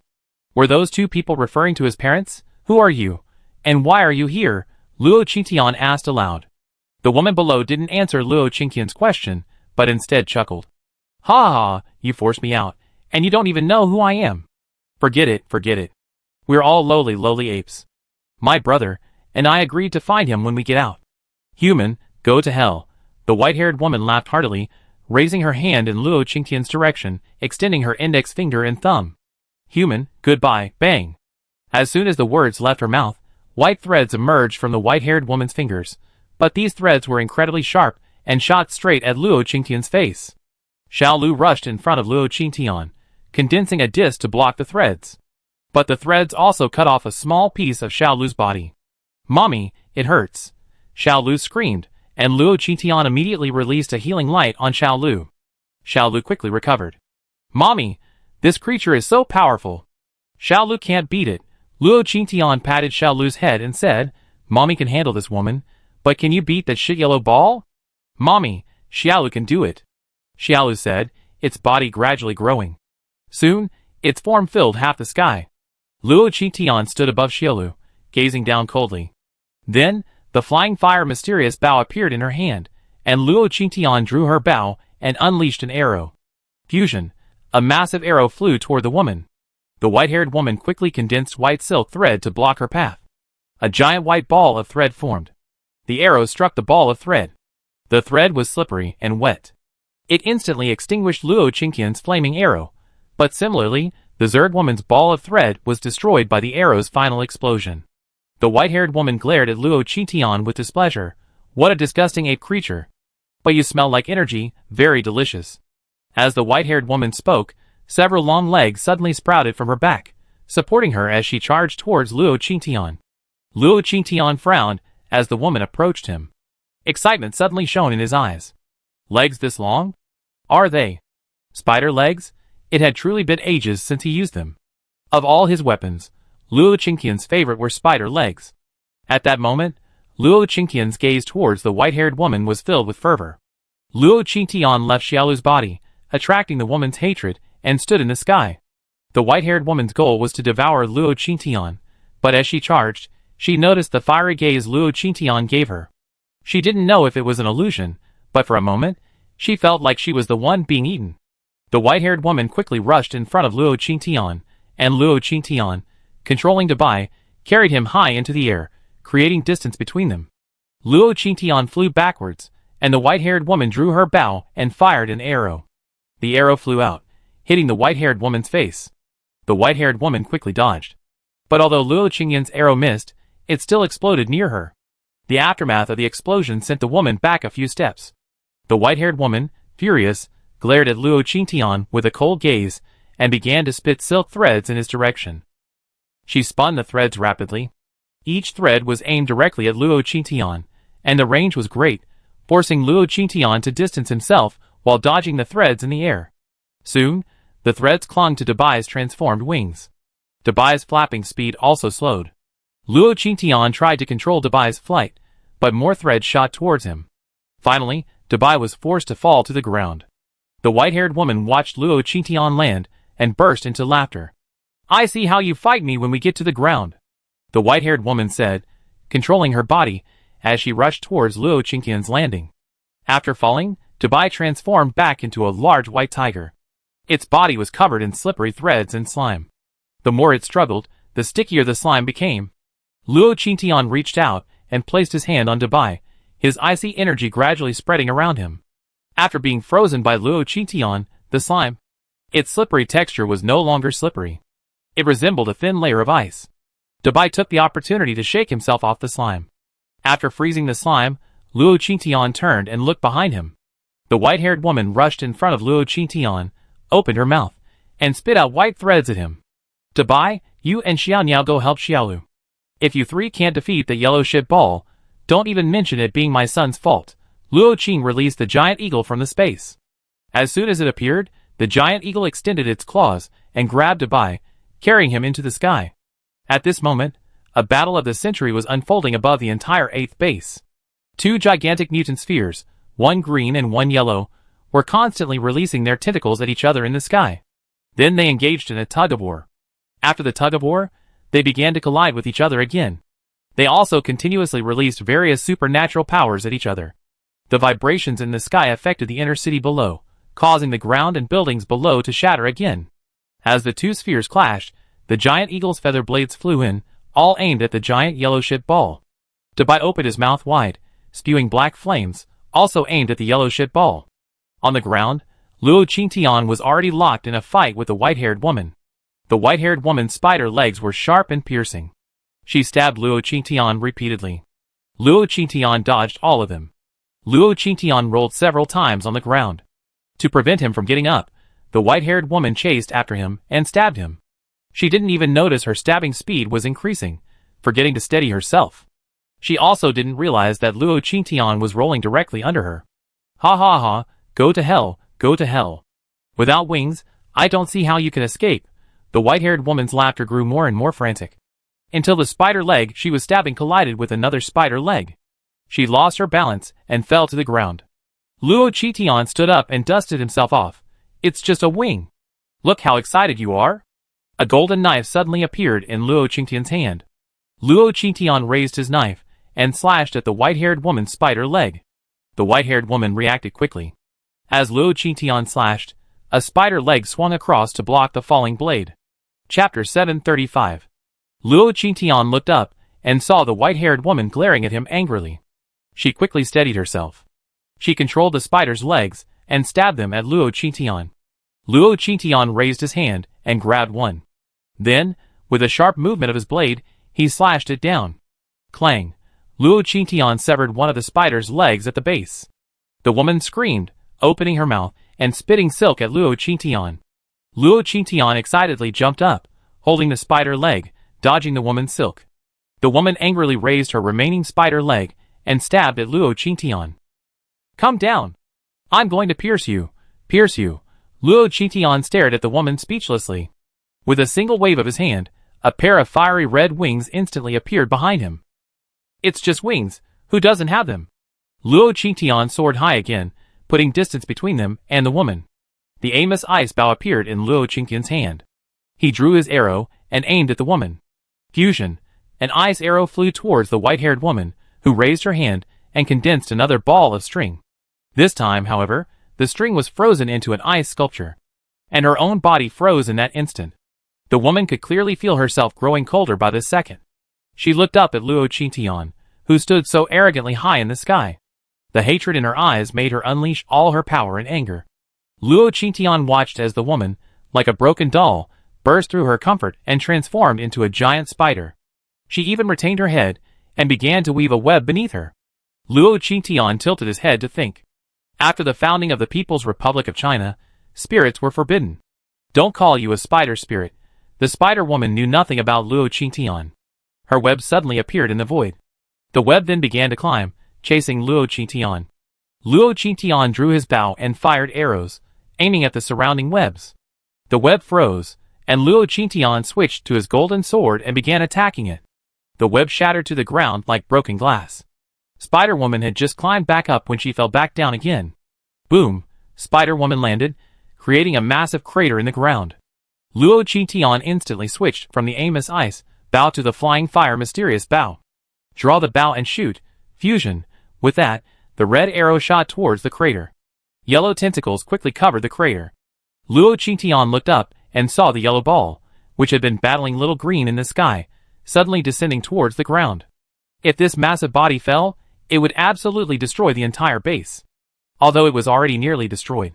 Seeing this, Luo Qingtian gave up on attacking the woman and flew high into the sky. He flew past the poop yellow ball and landed above little green's head. Mommy. This poop yellow ball is so powerful. Its tentacles are growing faster than little green's. I see. It's a whole circle bigger than you. Now we have to team up and beat it. Luo Qingtian aimed his ultimate at the poop yellow ball, Meteor Shower.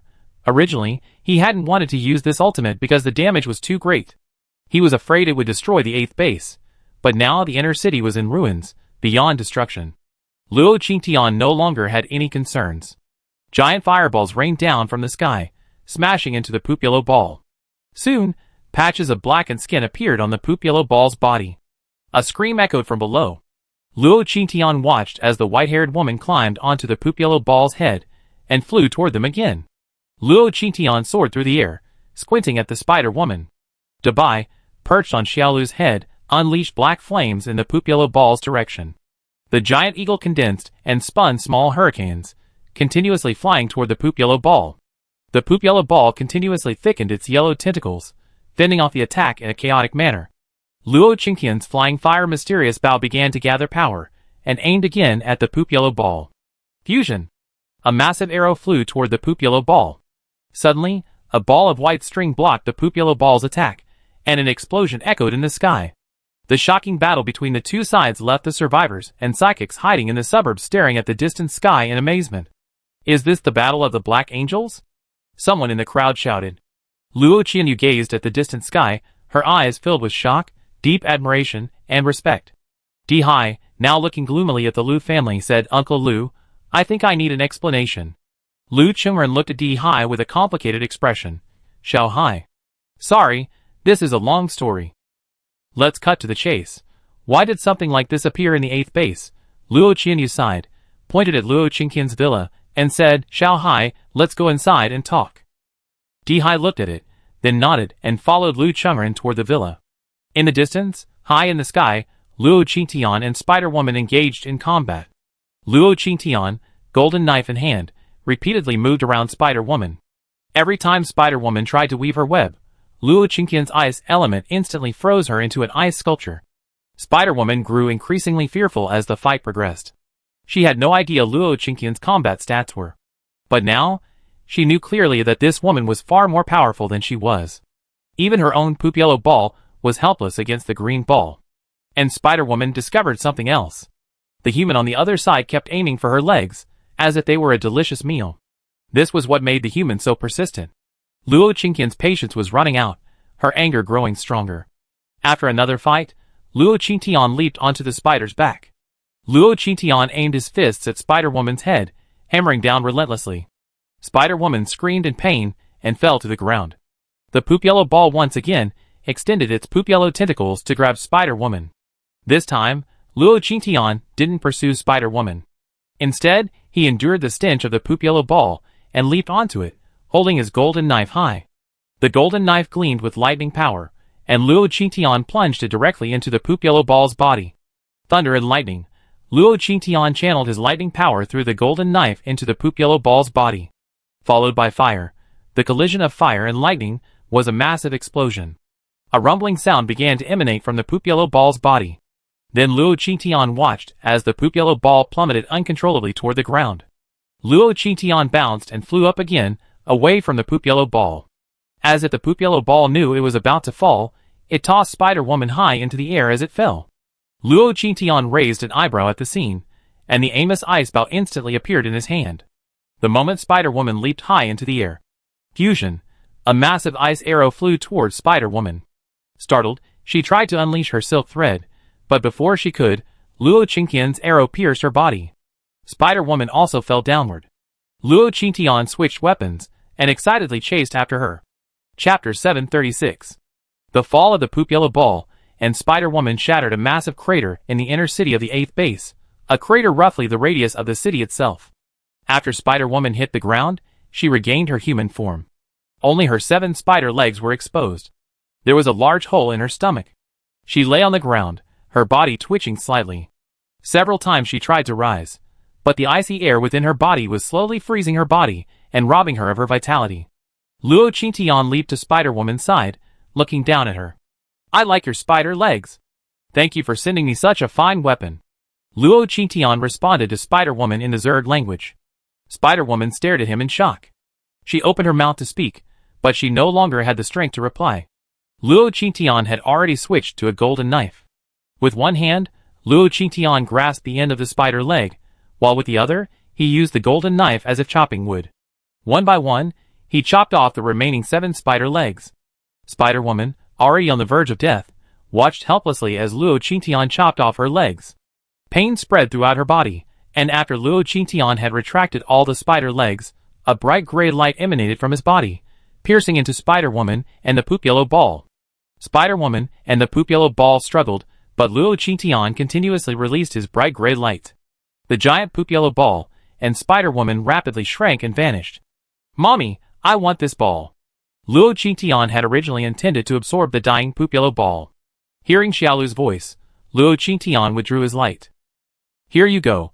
Little Green excitedly rushed to the yellow ball. The yellow ball had shrunk considerably by then, and Little Green expanded again. Then he opened his mouth and swallowed the yellow ball whole. Luo Qingtian thought of the last time Little Green had devoured the yellow ball, and then he threw Little Green, Dubai, and the giant eagle back into space. In the distance, Dihai, sensing the battle was over, flew to the inner city in search of Luo Qingtian. Seeing Luo Qingtian standing on the rubble, Dihai slowly landed. "Thank you for your hard work." Luo Qingtian turned to look at Dihai. What did the Lu family say? Why is this thing here? Because the battle was so brutal, the entire inner city of the 8th base was destroyed. Add to that the yellow ball's emergence from the ground. This revealed a massive pit beneath the inner city. Luo Qingtian stared blankly at the pit. Dihai stood before Luo Qingtian. These Zerg are an invasion from the 3rd civilization, and the 8th base is their base. Everything started here. The Lu family didn't know the details. All they knew was that after receiving the order, they built the 8th base here, burying everything below. Unexpectedly, the base commander of the 8th base actually built a mere earthen fortress. And the Lu family themselves didn't do anything. The surface balance has been maintained until now. In addition, Dihai has received orders to excavate the object beneath the 8th base and send it to base 0. After saying this, Dihai handed a box to Luo Qingtian. "This is from Xiaoning. He said it's for the company." Luo Qingtian looked at the box without opening it, and simply tossed it into the space. It was obvious that the object inside must be the nano-flying blade. She stared at the deep pit underground, feeling a lingering attraction. Dihai, observing Luo Qingtian, felt a faint unease. "Qingtian, the matter at base 8 has been resolved." "Thank you. Xiaoning and the others are still waiting. Leave this to me. Why don't you go back and rest?" Luo Qingtian turned to look at Dihai. Although Dihai was hiding well, Luo Qingtian, whose mental power had risen by more than a level, still caught Dihai's fleeting panic. Luo Qingtian gave Dihai a cold look. "Go back and rest? Did I say the battle is over?" Luo Qingtian then jumped into the pit in front of Dihai. "Qingtian." Dihai, watching from above the pit, reached out to grab Luo Qingtian's hand. But Luo Qingtian deftly dodged Dihai's move. He had jumped into the pit and disappeared instantly. Dihai's feet flew, attempting to stop Luo Qingtian. But for some unknown reason, he did not know why. As he approached the pit, he felt as if his body had been drained of energy. He couldn't muster a single ounce of strength.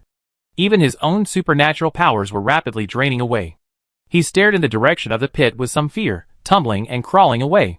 Slowly, he felt his strength and supernatural powers returning. He stood up and walked toward the pit again. But the closer he got, the more that same feeling of weakness returned. Dihai was now certain that something within the pit was suppressing the powers of those with supernatural powers. However, Base 0 had ordered him to excavate the contents quickly, which meant they clearly knew what was inside.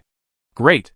It seems my good father is also hiding something from me," Dihai said, as he slowly retreated toward the giant pit, stopping only when he was within a fainting distance. He didn't care about Base 0's concealment. At that moment, He was thinking about Luo Qingtian's resolute leap. He had a feeling that once Luo Qingtian obtained the object below, he would likely change his attitude, perhaps even shatter the hidden peace maintained by those at base 0. I hope you can bring that object out when you emerge. Otherwise, he wasn't sure if he and Luo Qingtian would end up on opposite sides. Luo Qingtian was unaware of Di Hai's current struggles on the surface. But even if she knew, she wouldn't care. What Luo Qingtian had decided to do, no one could stop her. Luo Qingtian descended rapidly into the pit. Previously, when she had descended from the Sunshine Club, she had never felt the pit was so deep. Luo Qingtian descended for a long time, passing through the depths of the laboratory. Due to the battle, the underground labs and tunnels had been destroyed. A deeper pit appeared, like a yawning abyss, ready to swallow everything. Luo Qingtian resolutely continued her descent. After an unknown amount of time, she finally felt solid ground beneath her feet. She summoned a superb bright flashlight from the space, and Luo Qingtian saw another dark, underground world. It was a vast, deep road. Perhaps it was too deep or too dark, but just walking could make one feel the oppressive pressure all around. Luo Qingtian, flashlight in hand, walked forward step by step. Feeling she was walking too slowly, she spread her fiery red wings and soared forward at a rapid speed. The further she flew, the more she felt there was something waiting for her. After flying for a while, Luo Qingtian stopped. Up ahead, a massive creature appeared before Luo Qingtian. Chapter 737. Luo Qingtian stared bewilderedly at the iron lump before him. Who could have imagined that the end of the road would reveal a vast, empty plain, and on this plain lay something like this? Luo Qingtian circled around it. It was round. He couldn't see what was inside. Luo Qingtian reached out and slapped the iron object, but he couldn't tell where he struck. The iron sphere suddenly lit up, and then Luo Qingtian saw an exit. A staircase extended from the exit. Is this a house? Luo Qingtian stood on the staircase, waiting for a long moment. Then, cautiously, he entered the sphere. As soon as he entered, the entire interior of the iron sphere lit up. Then, the chirping of insects began to emanate. Following the sound, Luo Qingtian walked further inside, and came upon a large control panel with various buttons. In front of the control console was a blank screen, constantly flashing with something Luo Qingtian couldn't understand. Could this be the hidden object of the 8th base? Luo Qingtian was a mechanical idiot. She didn't understand anything about these things. But she had read all sorts of science fiction. The device inside the sphere told her that this object might be a vehicle from beyond Earth, like a flying saucer. However, this flying saucer was completely different from what she had imagined. There wasn't even a hint of a saucer. Luo Qingtian stepped out of the sphere. Then she stored the behemoth within the space. Since she couldn't understand it herself, she let someone who did understand handle it. It just so happened that the people at the Academy of Sciences were quite free. She put away the large iron ball. Luo Qingtian was about to leave, when she suddenly realized the ground beneath her feet felt completely different from where she had just stood. She squatted down and felt the ground beneath her feet. Then a broad smile crossed her face. Under her feet, the entire area was actually filled with earth fragments. Luo Qingtian laughed heartily, placing her hands on the ground and releasing her spiritual power. Then she enveloped the entire earth fragment, and the next moment, she absorbed the entire area into her mind. Luo Qingtian stood up and clapped her hands, feeling good as she prepared to leave. But before she left, she suddenly thought of the underground passage at the Future Technology Company branch. How could the branch be located so coincidentally in that underground location? No, if the branch's location was related to Future Technology Company, or if this underground city was the source of all this, then the people at Future Technology Company had hidden something crucial from her. Thinking of this, Luo Qingtian slowly flew up and began to explore the remaining underground passages. Just as she thought, many of the underground tunnels were newly dug, and only the Future Technology Company's path actually reached the location of the iron nugget. This meant that the Future Technology Company branch had been established from the beginning to conceal the existence of this object. Thinking of this, Luo Qingtian quickly flew upwards. The earth broke open. Luo Qingtian burst through the ground and soared high into the sky. After bursting out from underground, Luo Qingtian didn't stop, flying straight towards his villa in the suburbs. At this time, everyone from the branch office was waiting outside the villa until Luo Qingtian landed. Everyone finally reacted. Black Angel. It was unclear who had called out first, but Luo Qingtian, with a frown on his face, shouted at the person, "My name isn't Black Angel, it's Luo Qingtian." The person immediately nodded yes. Miss Luo. You're back. Luo Qingtian nodded slightly and looked at Qi Xiaoning, who was standing in the crowd. Professor Qi, is this what you asked Dihai to give me? Luo Qingtian raised the box in his hand. Qi Xiaoning nodded stiffly. You're the head of the company. Of course, I have to give it to you. Luo Qingtian smiled. A nano-flying blade less than 0.5 millimeters. Sounds impressive, but I don't understand these things, so I need to take you to headquarters. After saying this, Qi Xiaoning's face stiffened. Miss Luo, I still have unfinished business. The 8th base has been destroyed, and as the general manager of the branch, I must stay and help rebuild it. Luo Qingtian looked at Qi Xiaoning with a half smile. Oh. So actually, I can get someone else to do it. I just discussed it with Dihai, and we can move our company's address to the inner city. No. Qi Xiaoning shouted almost as Luo Qingtian finished speaking. Luo Qingtian raised an eyebrow and looked at Qi Xiaoning. What? Why are you so nervous? At this moment, Lu Cheng came over and nodded slightly at Luo Qingtian. Miss Luo, Professor Qi is staying at the 8th base to support its development. This is a good thing. As the future head of the 8th base, I would like to express my gratitude to Miss Luo and Future Technology Company. Luo Qingtian raised his eyebrows slightly, a mocking smile on his face. Future head, haha, I'm curious. Is the true nest of the Zerg women beneath your Lu family? Or perhaps, the head of the Lu family has long known of their existence, and even reached some kind of contract with them. To put it bluntly, Patriarch Lu really wanted those two to kill me from the beginning, didn't he? After saying this, Lu Chengren took 2 steps back. Miss Angel, you misunderstood. We long known about this thing, and we only entered into a pact because we simply didn't have the power to fight it. We only did that to ensure the survival of the survivors and the psychics of Base 8. Luo Qingtian sneered. Is that so? Then you haven't considered making their existence public. Or taking everyone from Base 8 away, and finding refuge elsewhere. No, it's more accurate to say you haven't considered the apocalypse, taking advantage of the chaos to build your own foundation here. You can't bear to leave this place. Forget about the survivors. You did all this just to enjoy yourself here. Even though you knew about Gu Liangyun's transformation, you hid in the dark and made him the scapegoat. You allowed him to harm the people here. To put it bluntly, it's selfishness. You only care about yourselves, not the others at the base. Luo Qingtian's words completely ripped away the mask Lu Chengren had been wearing. She then looked at Qi Xiaoning. Is everyone from the branch office here? Qi Xiaoning nodded stiffly. All here. Luo Qingtian raised her hand and held out the door. Everyone, come in. Qi Xiaoning opened her mouth. Miss Luo, I still have some unfinished business here. Please. Do you think you have the right to say no? Don't challenge my patience. Go in. Luo Qingtian knew why Qi Xiaoning wanted to stay, but she had already thrown that thing into the space. There was no need for Qi Xiaoning to stay. Chapter 738. Qi Xiaoning knew that with his own abilities, he truly couldn't resist Luo Qingtian. His face was filled with worry, and as he reached the gate, he turned and tried to run. Luo Qingtian didn't give him a chance, kicking him in the butt. Ah! Qi Xiaoning screamed, and flew through the gate. Luo Qingtian then looked at the remaining people behind him. What about you? You want a kick too? The people kept shaking their heads at Luo Qingtian. No, Miss Luo, let's go back. With that, the group rushed through Luo Qingtian's gate.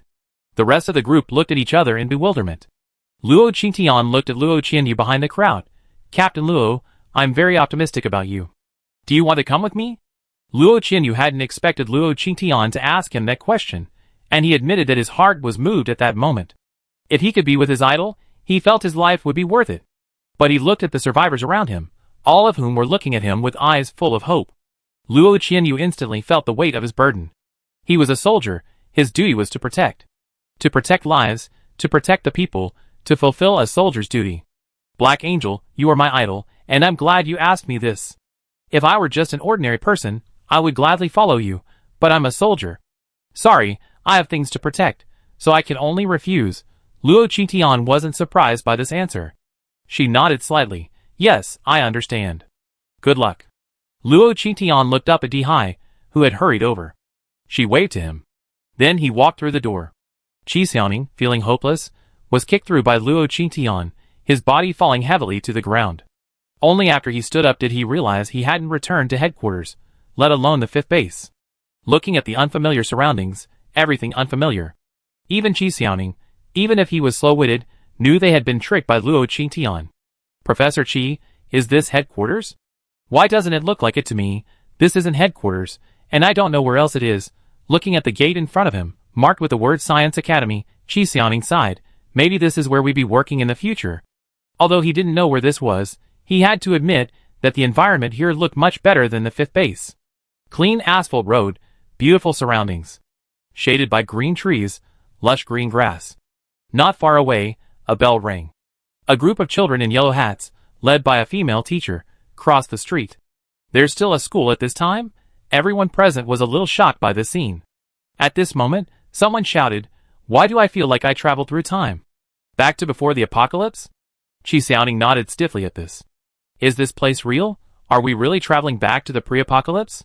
If we did, I'd definitely go to a 5-star restaurant for a nice meal. Yeah. I've been sober and restrained all day, slaving away for my mortgage, and finally, the apocalypse has arrived. There's nothing left. What was I doing all this for? Yeah, at this moment, everyone felt like they'd been transported back to the pre-apocalypse. They completely forgot where they were. Some even thought about checking out a bar or going to a nightclub. But when everyone saw Luo Qingtian walk out the door, their hearts finally died. The angel was still there, which meant they hadn't traveled to the past at all. This was still the apocalypse where the angel was. A few people gathered around Chi Xiaoning like quails, waiting for Luo Qingtian's response. Luo Qingtian gave them a cold look. He Zhao's figure soon appeared in the void after he turned on his watch phone. Qingtian, you're back? You looked like you were outside the Academy of Sciences. Well, you're really good at seeing. I brought some help from the technology company. Come out and meet them. He Xiao smiled and said, Great. I just happened to have some design drawings that Qin Lang gave me. I'll be right out. A short while later He Xiao, dressed in a white coat, ran out. You're finally back. Mid-Autumn Festival is almost here. Come back more often. Go home for dinner today. I call you around later, and make your favorite sweet and sour pork ribs and beef soup. The cattle at the ranch have been vaccinated, so they're immune to mutations. They're delicious. Luo Qingtian nodded. Okay, I need to take some time off. This is Chi Xiaoning, Professor Chi Hongmei's younger brother. He's a mechanic. He Xiao looked at Chi Xiaoning, walked over quickly, and extended his hand. Hello, I'm the president of the Sunny Sky Town Science Academy. My name is He Xiao. Welcome to Sunny Sky Town. Chi Xiaoning held out his hand stiffly. Thank you. When Chi Xiaoning heard the words Chi Hongmei, his initial anxiety began to ease. Listening to the conversation, he guessed his sister must be here too. So, if he just worked hard here, he could see his sister, right? But the mission those two had assigned him wasn't for me. What if that thing was discovered?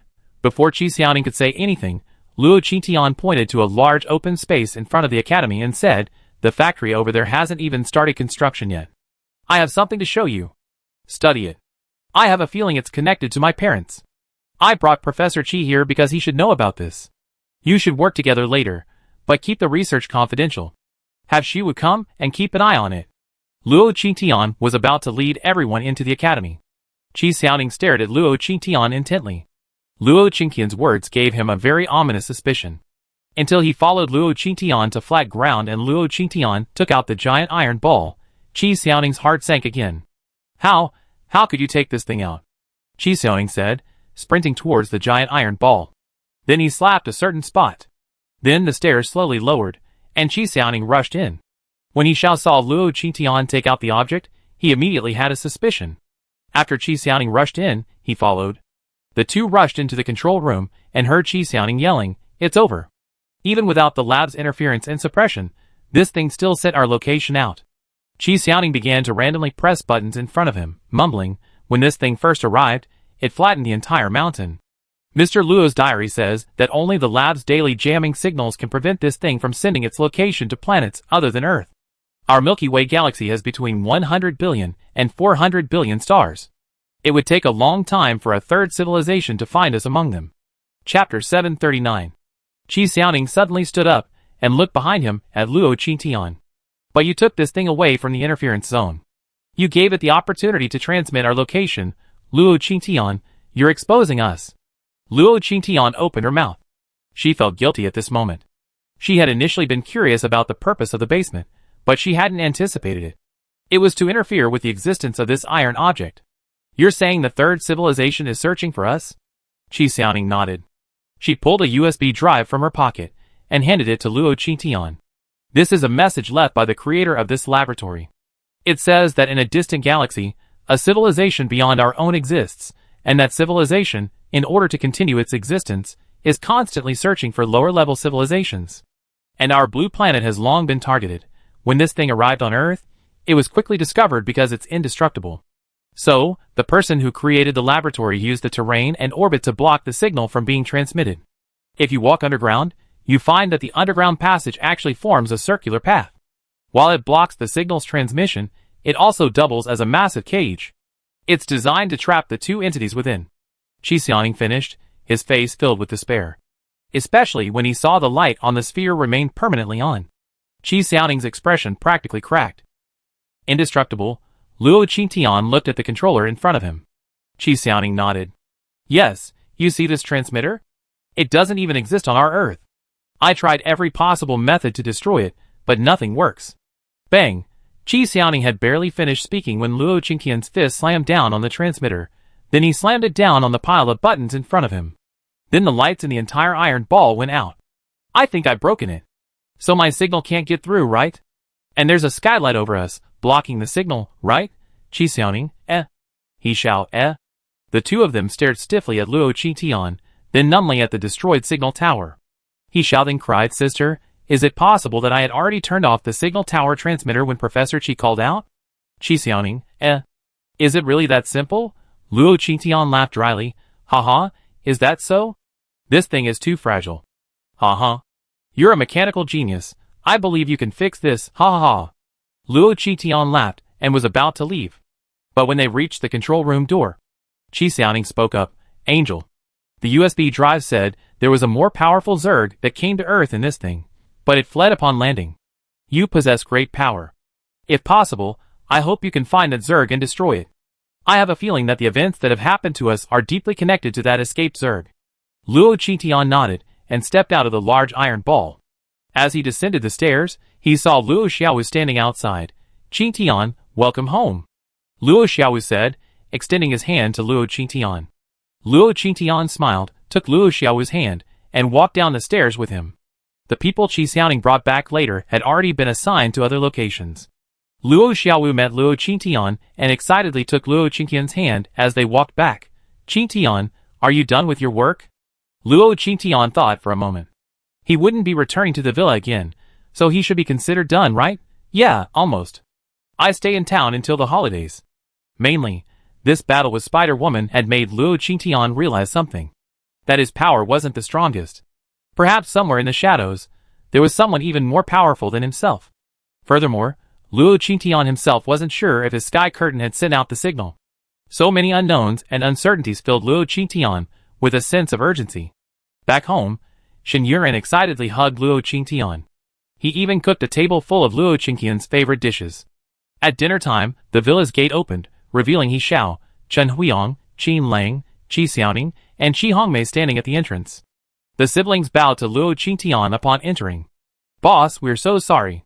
Thank you for bringing us here, boss? He Xiao looked at Luo Qingtian puzzled. Qin Lang, standing behind He Xiao, said with a smile, Didn't Sister Luo say that? We at Future Technology will follow Sister Luo's lead from now on. Luo Qingtian glanced at Qin Lang.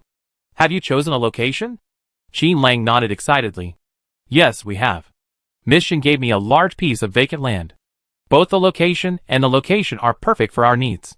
I'm just wondering if you'd be looking for an Earth-type psychic, or someone with your own abilities, to build this building. Come on in. Luo Qingtian nodded slightly, gesturing for the others to enter. Qi Xiaoning and Qi Hongmei seemed quite reserved. Luo Qingtian sat on the sofa, looking at the siblings. Don't worry, you two. Since you're company employees, as long as you're loyal, you can live peacefully in this small town from now on. But I don't keep idlers here. Qi Xiaoning looked up at Luo Qingtian. Boss, don't worry, my sister and I won't be idlers. My special ability isn't mechanic, but weapon maker. The weapons I research are dozens of times more powerful than ordinary weapons. I can create more powerful and safer equipment for our town soldiers. Luo Qingtian raised an eyebrow and looked at He Xiao, who was standing behind Qi Xiaoning. He Xiao nodded. He was confirming Qi Xiaoning's words. Qingtian, the nano-flying blades he created are very powerful. If possible, I like to keep him working at the research institute. Luo Qingtian glanced at Qi Xiaoning. He hadn't expected this guy to surprise him like this. Sure, your company's headquarters is moving to the town anyway, so you should just stay in the lab and research institute and work hard. Qi Xiaoning and Qi Hongmei looked at Luo Qingtian in surprise. Thank you, boss. The brother and sister bowed to Luo Qingtian before turning and leaving. Now that there were no outsiders in the villa, Chen Huiyang smiled and pointed to the dining table. Sister Luo, how about we eat and chat? The group ate happily at the table. Qin Lang discussed his plans to move the headquarters to the town with Luo Qing as they ate. He also mentioned how many manufacturing plants he planned to build. Do you think the fifth base will let you go so easily? Luo Qingtian rested her chin on her hand and looked at Qin Lang. Qin Lang smiled and said, I didn't say I was moving completely. The future technology company's headquarters is still in the fifth base, and I won't destroy it. It's just that from now on, it will just be a branch office. And I'm going to act first and ask for your permission later. Sister Luo, you support me, right? I love our town so much. Chapter 740. Luo Qingtian leaned back. I don't usually interfere with the affairs of this town.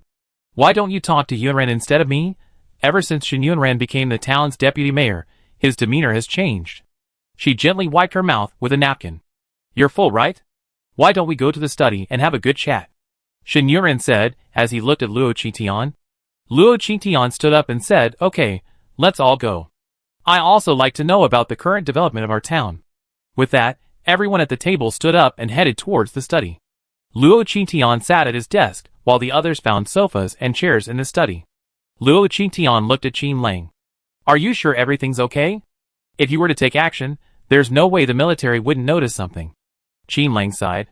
They definitely find out, but don't we have a trump card? Luo Qingtian's eyes narrowed slightly, staring at Qin Lang until he felt guilty. Boss, don't look at me like that.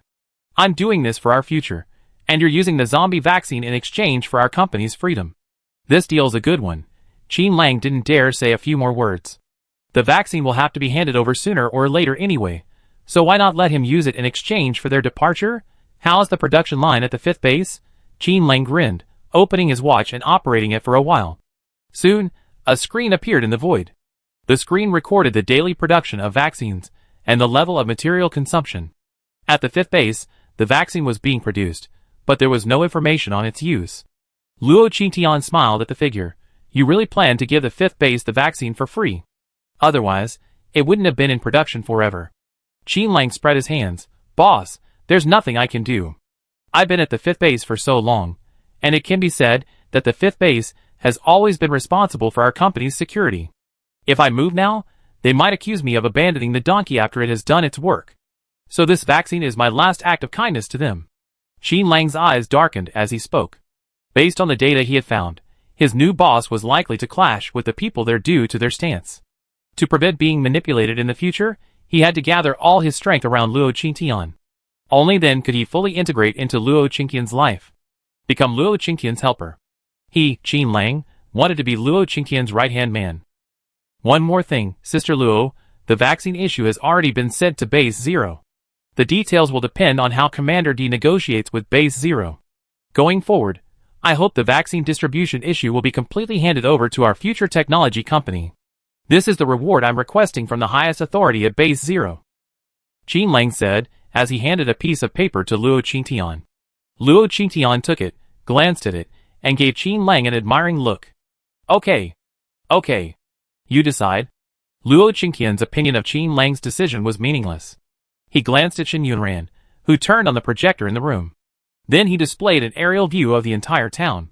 This is an overall view of our town, and it also shows what it will look like after the upgrade. Since Future Technology Company is merging with our labs, research labs, and mechanics, I'm suggesting we reclaim new land in this vacant lot and in the back. Qingtian, what I mean is...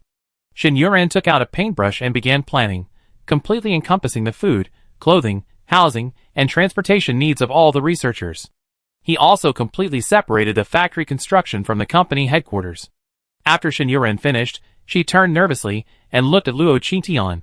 Qingtian, what do you think of this plan? Very good. It seems you have quite a few talented people. Shen Yunran nodded shyly. Well, Commander D and his men have been rescuing many survivors from the surrounding areas recently, and some survivors have even sent a number of people directly from the second base to our side. Second base? Luo Qingtian thought about the situation at the second base. How could Baizhuo let so many people go? Shen Yuren nodded. Yes, the second base accepted survivors from many surrounding small bases, resulting in a population imbalance. So they contacted Dijiang, and Dijiang returned with several thousand people. So, if our town can take over, we take it in, as long as there's no conflict. Shen Yuren smiled and said, No, our base is developing very well now, especially with the increased land in the town, and the food production hasn't been polluted. Now, we can still support even 100,000 people. Luo Qingtian was somewhat surprised by this figure. How could Sunny Town have developed so well without her knowing? At this point, Qin Huiyang said, Sister Luo, let me tell you about a problem in our lab. The lab has been researching the issue of power recovery. After a psychic's powers are used to a certain extent, they become depleted, and recovery can take a day or even longer. Using the bacterial flora you brought back last time, our lab has developed a power replenishing solution. It's about to enter clinical trials. This news was truly a surprise. The problem of superpower replenishment has been solved. This is like a lifesaver for the superpowered people in town. Luo Qingtian then looked at He Xiao. He Xiao turned on the projector, displaying several blueprints and his own plans. These weapon designs were from Future Technology Company. But I made some changes. Some of them were also given to me by Qi Xiaoning. Our goal is to collect these mineral resources and then mass produce them. We discovered that the highest level laser guns can already destroy all zombies and mutant plants below level 9. For level 10 laser guns, we still need new explosive energy sources. I already asked Commander D and Qin Lang to find this. Everyone looked at Luo Xiaowu, who blushed and said, I'm currently the patrol leader of the 3rd Squad in the inner city, and also the security officer for the Academy of Sciences, the Research Institute, and the Machinery Factory. I have no other thoughts. I do whatever Qingtian needs me to do. I'm strong. I can protect the base's safety. As Luo Xiaowu spoke, he began scratching the back of his head anxiously. He would occasionally steal glances at Luo Qingtian, fearing he might think he wasn't doing well enough. But upon meeting Luo Qingtian's smiling eyes, Luo Xiaowu's uneasiness gradually faded. Luo Qingtian's smile never faded. She was truly happy. While she was growing up outside, everyone else was also working hard to grow. If this continued, Luo Qingtian was certain that it wouldn't be long before this apocalypse would be completely over. Chapter 741. But, the apocalypse is almost over. Why is there still no news from Mom and Dad? After leaving the study with everyone else, Luo Qingtian headed straight upstairs, while the others began to get busy. Qin Lang's villa was near Luo Qingtian's, but today he refused to leave, no matter what. He saw it clearly. Everyone Luo Qingtian recognized lived in Luo Qingtian's villa, and now he was about to become Luo Qingtian's right-hand man. Naturally, he wanted to move in, and under everyone's glaring eyes, he found a room on the 2nd floor and shamelessly took up residence there. Qin Lang, didn't Qingtian allocate you a villa? Why are you still moving in here? Shen Yunran looked at Qin Lang speechlessly, but Qin Lang didn't get angry. He smiled and said, Don't you have your own villas too? Don't think I don't know that the villas on either side of this one belong to you, and He Xiao. Shen Yurang glared at Qin Lang unhappily. He Xiao smiled and said, Just move in. This villa is so big. One more person means more fun. I enter your data for iris authentication later. Qin Lang smiled and waved. Brother, he is so open-minded. Then Qin Lang looked at Luo Xiaowu. Although Luo Xiaowu didn't like Qin Lang's clinging to Luo Qingtian, he wouldn't oppose anything that benefited Luo Qingtian. Brother Xiaowu, we all live together from now on. Please take good care of me. Luo Xiaowu nodded slightly. Yes, I help Qingtian. With that, he headed straight upstairs. Luo Qingtian returned to his room and entered the space. In the space, Xiaolu had fallen into a deep sleep for some unknown reason, having swallowed the poop yellow ball. Dabai and the little bird were also sprawled on the grass, eyes closed, sleeping. Even when Luo Qingtian approached them, they showed no reaction. Luo Qingtian sighed, reached out, enchanted the 3 little creatures, and then stepped away. He opened the construction icon for the creative skill and began to replan the town's construction. As soon as the creative skill was activated, a joyful voice echoed in his mind. Congratulations on successfully recovering Earth fragments. Upgrade requirements met. Hunter skill upgraded, triple arrow to level 45. Trap level 12. Third skill, psychic power +1, level 15. Range extended by 500 meters. Growth skill +1, level 24. Increase growth range and anti-growth range by x 100. Healing power +1, level 13. Increase health recovery. Poison skill +1, level 8, adding a multi-attack mode. Land domain +1. Duplicate skill +1. Level 5. Tier +1, skill level 4. Creation skill +1, town upgradable. Do you want to upgrade? New items added to the icon shop. Smelting table refreshes, unlimited times. Luo Qitian listened to this series of reports. Without hesitation, he found the town upgrade location and clicked yes. The next moment, a bird's eye view of the town appeared before Luo Qitian. The town began to shake again that night. Those who had lived there long ago were accustomed to this unrest. He opened his eyes, glanced at the ceiling, and then fell asleep. The new residents, on the other hand, ran downstairs. Dijiang knew the town was undergoing an upgrade, and anticipated the anxiety it would cause. He then quickly walked to the center of town and began blaring a loudspeaker. Attention residents! The town shaking is part of a normal upgrade. Please don't panic, go back and rest. Let us wait patiently for the new town tomorrow.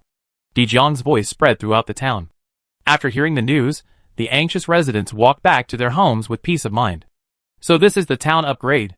I was terrified. I thought I just found a place to stay, and it would disappear again. Ha ha, me too.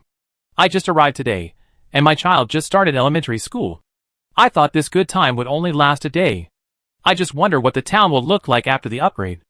Everyone chatted. Then, they saw the ground begin to stretch outward, their homes slowly moving away. At this, everyone stopped chatting and quickened their pace, desperately chasing after their homes. Luo Qitian was unaware of these events. She was staring blankly at the upgrade interface. The town icon had completely changed. The town icon had even become a base, meaning the town had become a base after the upgrade. There were even 2 words on the base that she didn't want to acknowledge or look at. Future. When put together, it became Future Base. Luo Qitian didn't know whether to laugh or cry. The future base she had been searching for so long turned out to be her own sunny town. Luo Qitian took a deep breath and opened the icon store. Last time, there was a gray sign in the icon store, but now it was illuminated. It was the gate to a base. The name on the gate was Future Base. At that moment, Luo Qitian felt like she'd been tricked. She stared at the ever-improving base and took a deep breath. One deep breath, another. At the moment the base's complete upgrade was complete, Luo Qitian finally erupted. I'm just a donkey in the production team. I understand you want me to grow, and I can even do whatever you ask. But you left me with nothing, leaving me searching everywhere like a headless fly. You even treated me like a donkey, dangling a carrot in front of me, coaxing me into searching. You constantly gave me hope, only to disappoint me. In the end, I discovered that what I was looking for was right here, right beside me. Why do you treat me like this? Give me a reason, Luo Qitian cried out, then burst into tears in the space. At that moment, she even wanted to destroy the base before her. But as she was engulfed in flames, and even tried to rush forward, all she could think of was the scene of Shen Yunran and the others in the study that night. Everyone is working hard to survive and grow. Who am I to destroy it all? Luo Qitian lay on the ground, weeping. Since Sunny Town is the future base, why haven't you shown up yet? I've been looking for you for so long, so long. Why do you give me hope, then disappoint me? I don't understand. Why? Not far away, Maoqiu and Xiaomoqiu watched Luo Qitian weep in silence. Xiaomoqiu clung to Maoqiu tightly, afraid that Maoqiu would rush forward. But Maoqiu finally broke free from Xiaomoqiu's grip. Unable to bear the thought of its child suffering any longer, it rushed frantically towards Luo Qitian. As Luo Qitian sat up, sobbing softly, he stepped forward and pulled Luo Qitian into his arms. Luo Qitian opened his hazy eyes, looking puzzled at Maoqiu, who was holding him. Maoqiu, what's wrong with you? Chapter 742. In a distant galaxy, a massive starship was flying toward the blue star. Signal interrupted. A man, his face utterly pale, frowned as he inquired of his subordinates. Yes, General. The signal is interrupted, completely this time. But we captured the source and coordinates. The man's eyes were a pure purple. He squinted toward the starship window. Outside the window lay the vastness of the universe. The man's lips curled slightly. We meet soon, right? I wonder if I catch you first this time, or if you find me on your own? In space, Luo Qitian stared blankly at the furry ball. The furry ball opened its mouth to speak, But suddenly a green vine grabbed it. Before it could say anything, the little furry ball rushed over. The furry ball and the little furry ball engaged in a fight right in front of Luo Qingtian. Luo Qingtian watched the two balls fighting. Something seemed to dawn on him.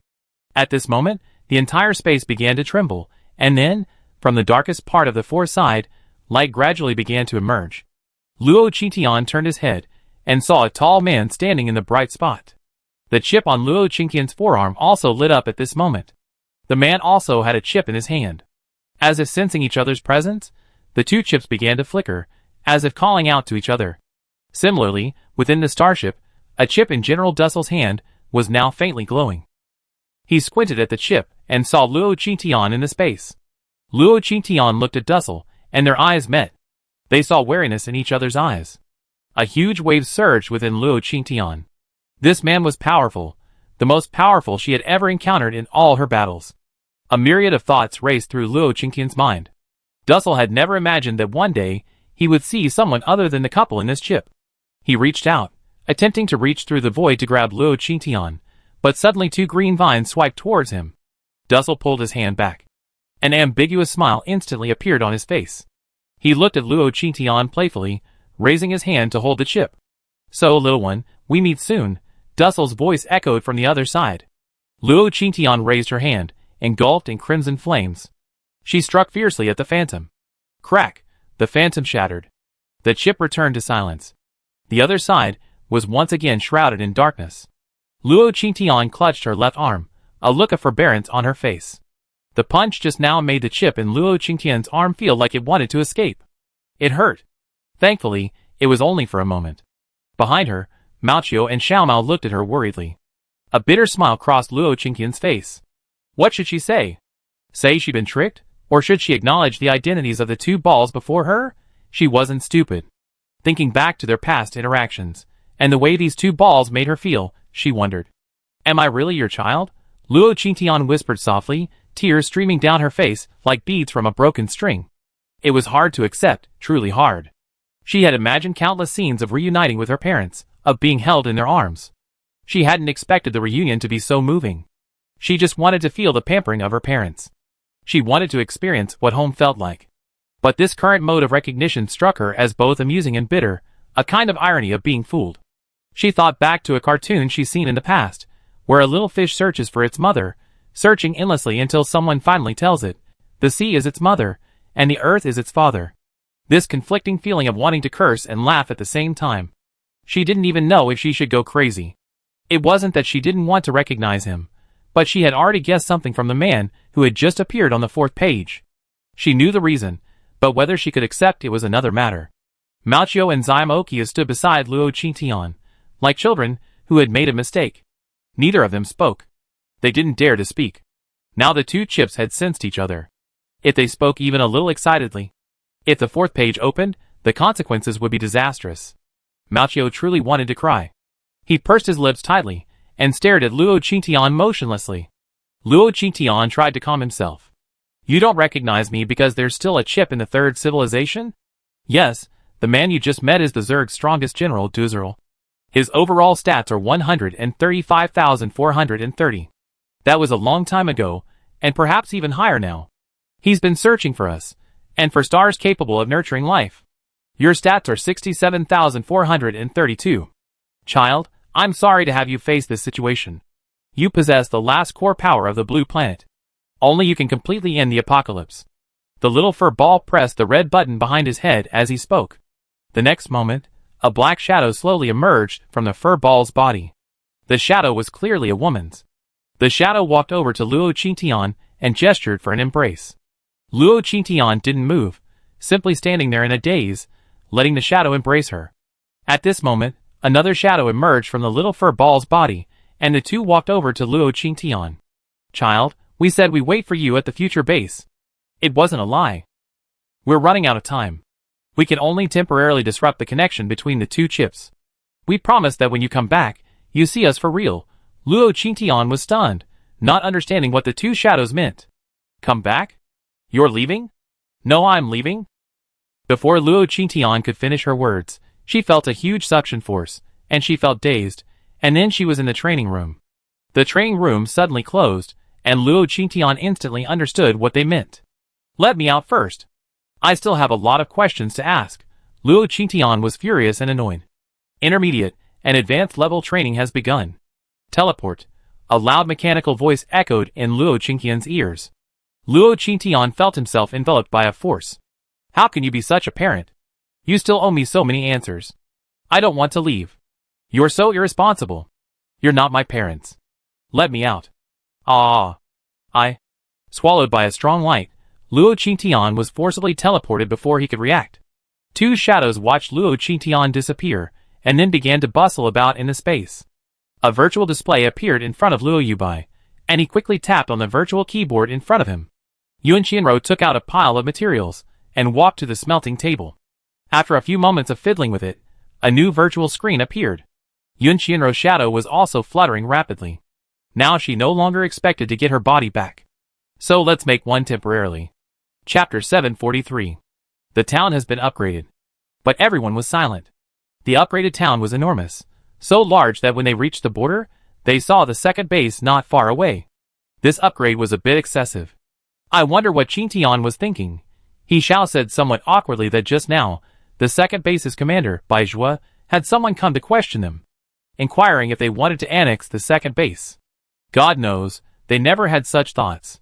They just woke up and found the town had grown infinitely larger. So large that they themselves were panicking. And then, Luo Qingtian disappeared again. Phone, text, WeChat, nothing worked. For a moment, they were at a loss. That's when Di Jiang arrived. Entering the villa, he looked at the living room filled with people and nodded to everyone. Where's Qingtian? Di Jiang truly missed Luo Qingtian, but he knew that Luo Qingtian had been avoiding him, so he suppressed his throbbing feelings for her. But the town had been upgraded, and there were things he had to do. Everyone looked at Di Jiang and shook their heads. Qingtian disappeared after the town was upgraded. Perhaps the upgrade was too exhausting, so he's resting now. Di Jiang sighed. I see, Deputy Mayor Shen. Since Qingtian's gone, you take charge. I already sent the documents for Qingtian Town's upgrade to 9 major bases. But there's been no response yet. Our town has been upgraded again. And this time, perhaps it was Qingtian's idea, our town's name has been changed to Future Base. After saying this, everyone stood up. Everyone present understood the meaning of the Future Base. Luo Qingtian had been wandering around searching for it. He Xiao responded, do you think Qingtian knew something? That's why he changed the town's name to the Future Base. Qin Lang sighed, since the boss is away, and the town has been converted into a base, let's call it the Future Base. If we run the base well, who knows how happy the boss will be when he returns. Besides, the Future Base and Future Technology Company are a perfect match. Qin Lang felt that Luo Qingtian must have changed the name, because he knew he was moving the company here. Worthy of being a big boss. He's thought of everything. Di Jiang then brought over some photos and said, Sir, since Qingtian has converted the town into a base, let's call it the Future Base from now on. I quickly create a bird's eye view later. It will facilitate our reallocation. As for our base, from what I know about Qingtian, she probably doesn't want it to become one of the 9 major bases. If any more requests come in later, Commander Di should just reject them. Di Jiang nodded. Okay. Also, I'm back from the rear border today. It's connected to the second base. Base Commander Bai Zhuo will be here soon for a meeting. However, Qingtian isn't here, so I have to trouble you with the meeting. Shen Yuran nodded. That's no problem. If anyone from the second base arrives, have them go to our guest house, right? By the way, Xiaowu, you need to find a wind-type psychic to work with you to complete the aerial view of the base. Luo Xiaowu nodded. I understand, Sister Yuran. At this time, Di Jiang placed some photos in front of Shen Yuran. One more thing. When I returned from the second base, I noticed a large new training base near it. I've been inside to see the facilities. It's perfect for training soldiers and psychics. I think the base has changed so much recently because Qingtian must have noticed it. Or maybe it's related to the Zerg, who think we're too weak and created this training base. During this time, I'd be recruiting soldiers from our base and training several more regiments. Luo Xiaowu then spoke up. I feel it too. I feel like some danger is approaching. Take me with you for this training. I be in charge of 2 regiments. Di Jiang smiled at Luo Xiaowu. Okay, I trouble you then. Luo Xiaowu looked away awkwardly. Don't be polite with me. I'm not doing this for you. I'm doing this for Qitian. Qin Huiyang then said with a smile. Now that you've finished your business, it's my turn. Vaccinations have already begun at our base. It's a good thing we're so close to the second base this time. During the negotiations later, we can discuss the second base vaccinations.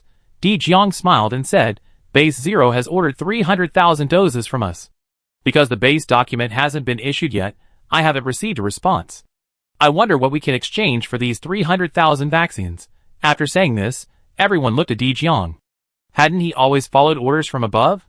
Why did he now seem completely focused on the future? Di Jiang noticed the crowd's confusion and looked away sheepishly. Although I'm a soldier, I know the difference between good and bad, and our base values life more than other bases.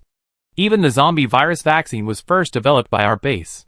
I don't want our credit to be taken away by other bases. Before this, he had called home, and they wanted him to bring back the zombie virus vaccine formula and a few researchers. They said this would allow them to further advance Base 0. They also said that only in this way could the vaccine be fully popularized. Di Jiang was disappointed for a moment after hearing this call. Then he became more cautious and defensive. So, after that call, he never contacted Base 0 again. Qin Lang stood up and said, Captain D, are you worried that our vaccine won't be widely available? I told you that Bases 6 and 4 have already produced 1 million doses. We already contacted the various base commanders and backed up the transaction, so rest assured. Di Jiang looked at Qin Lang in delight. That's fantastic. Qin Lang waved his hand. I do my best to complete the task assigned to me, boss. It's just that I haven't received any response from Base 9. However, I need to move to Base 5 for a while now, and I don't know when boss will be back. It's inconvenient for me to move without him. Luo Qingtian was teleported to an unfamiliar forest, vast and dense. But dangers abounded. As soon as Luo Qingtian landed, she attracted the attention of a swarm of red insects. As Luo Qingtian stood up, they buzzed and swarmed towards her. Luo Qingtian turned to look at the insects, stretched out her hand to summon water wings, and then controlled them to carry her forward. Chapter 744.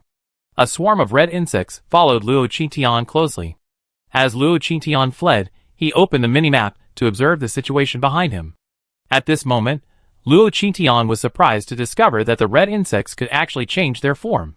They followed Luo Qingtian, sometimes forming a straight line, sometimes a shape. The ones that were chasing closely flew in the direction of the arrows, which increased their speed.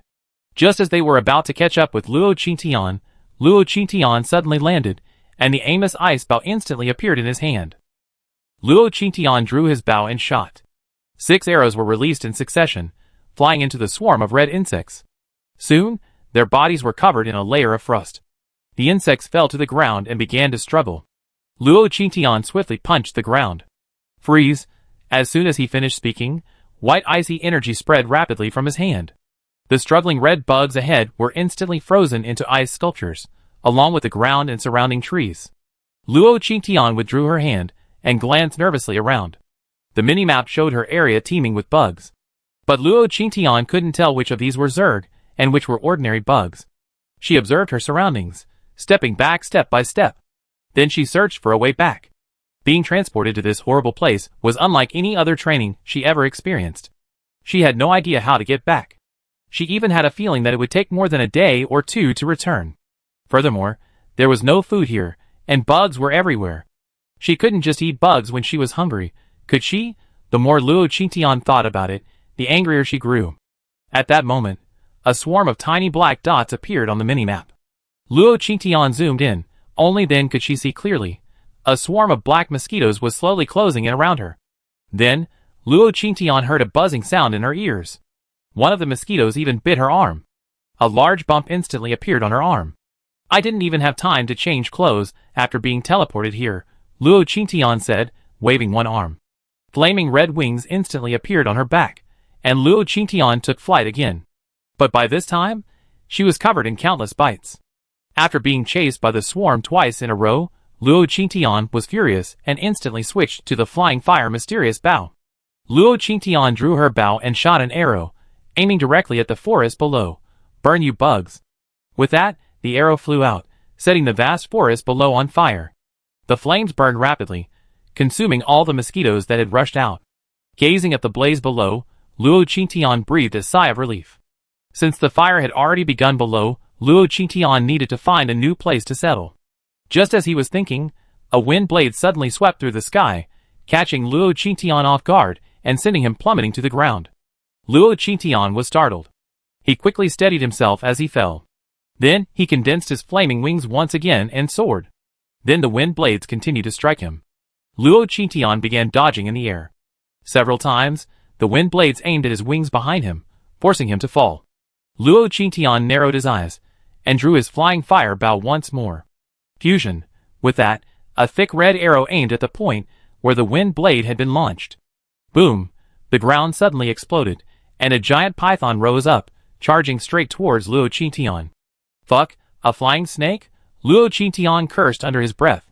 His body quickly soared high into the sky, the giant python chasing closely behind him. The python possessed wind-based abilities, giving it incredible speed in the air. Luo Qingtian flew for a moment, then suddenly turned and unleashed his bow, firing a red arrow at the python. The python opened its maw and swallowed the arrow directly into its stomach. Boom! The python's body exploded with a loud bang, and it opened its mouth again, releasing black smoke. It even cracked. But the python didn't care. It sped up and rushed towards Luo Qingtian.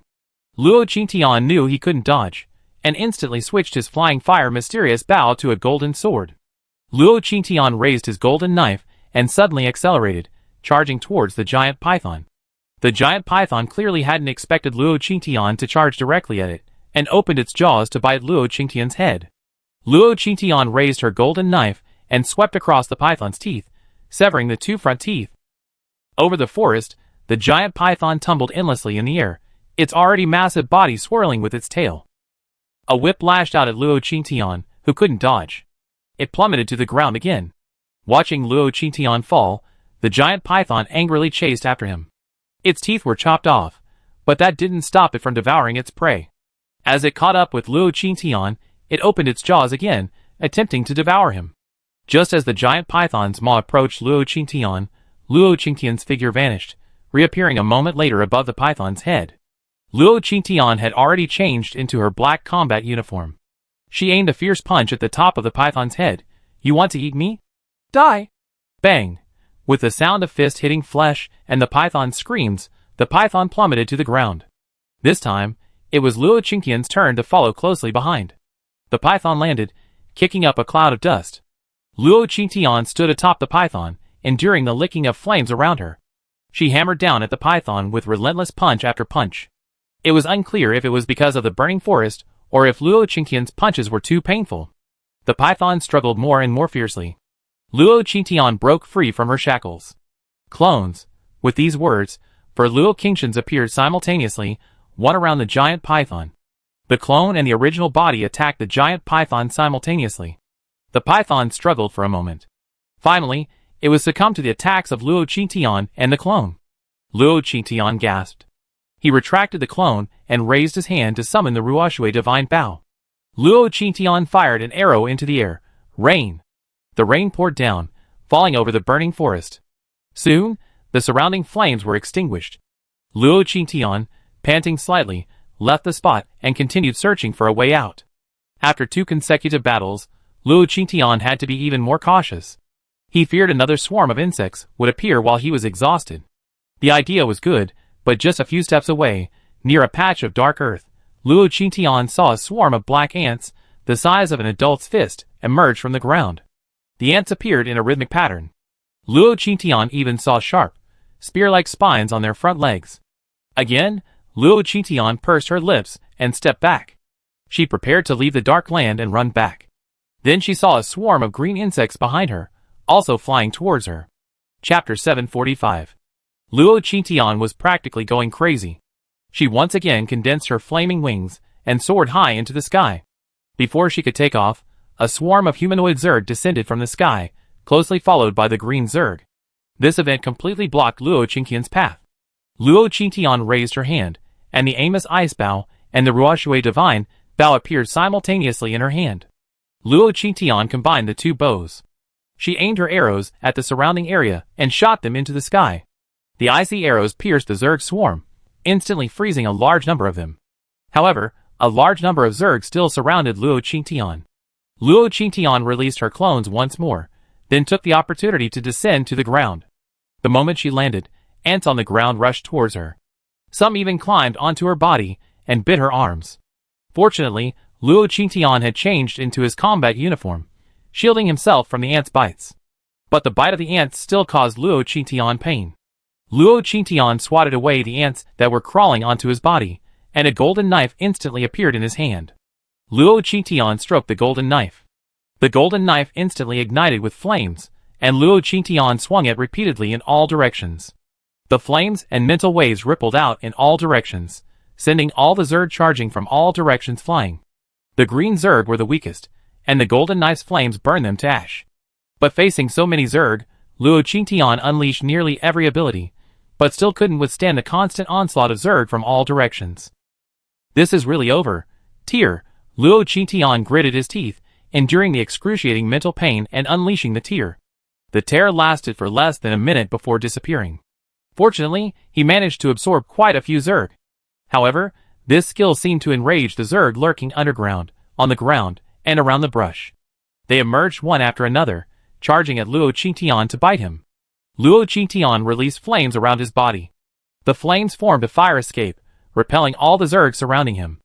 Luo Qingtian adjusted his breathing and released another attack into the void. Tear. This time, a large black circular hole gradually formed in the void, releasing a tremendous suction force. It sucked in all the surrounding Zerg. Then the black hole began to tumble, crushing the absorbed Zerg to pieces. Luo Qingtian was completely tense at this moment, staring intently at the black hole, afraid that if she relaxed, it would disappear again. The black hole spun in the void for a long time, until there were no more Zerg attacking. Luo Qingtian then withdrew this ability. The release of tear took a tremendous toll on the body. Luo Qingtian sat down on the ground, panting. But thinking of the possibility of ants on the ground, Luo Qingtian stood up reflexively and continued to look around. Then, the rustling sound came again from under her feet. Luo Qingtian was almost going crazy. With such a large amount of energy consumption, although she could release her supernatural powers continuously, the excessive mental exhaustion would make her collapse. From the time she arrived here to the start of the battle, Luo Qingtian calculated that she had been fighting for almost 12 hours without stopping. But there was no time for Luo Qingtian to lose her temper. New Zergs appeared in the surrounding trees and on the ground. Luo Qingtian could only endure the discomfort and fight on. After a series of intense battles, darkness finally fell over the entire forest. Luo Qingtian now stood in a clearing, created by Luo Qingtian's compressed flames, completely incinerating all the surrounding plants and insects. Luo Qingtian gathered branches and built a fire. He then used his wood-based abilities to weave a grass-green rattan chair.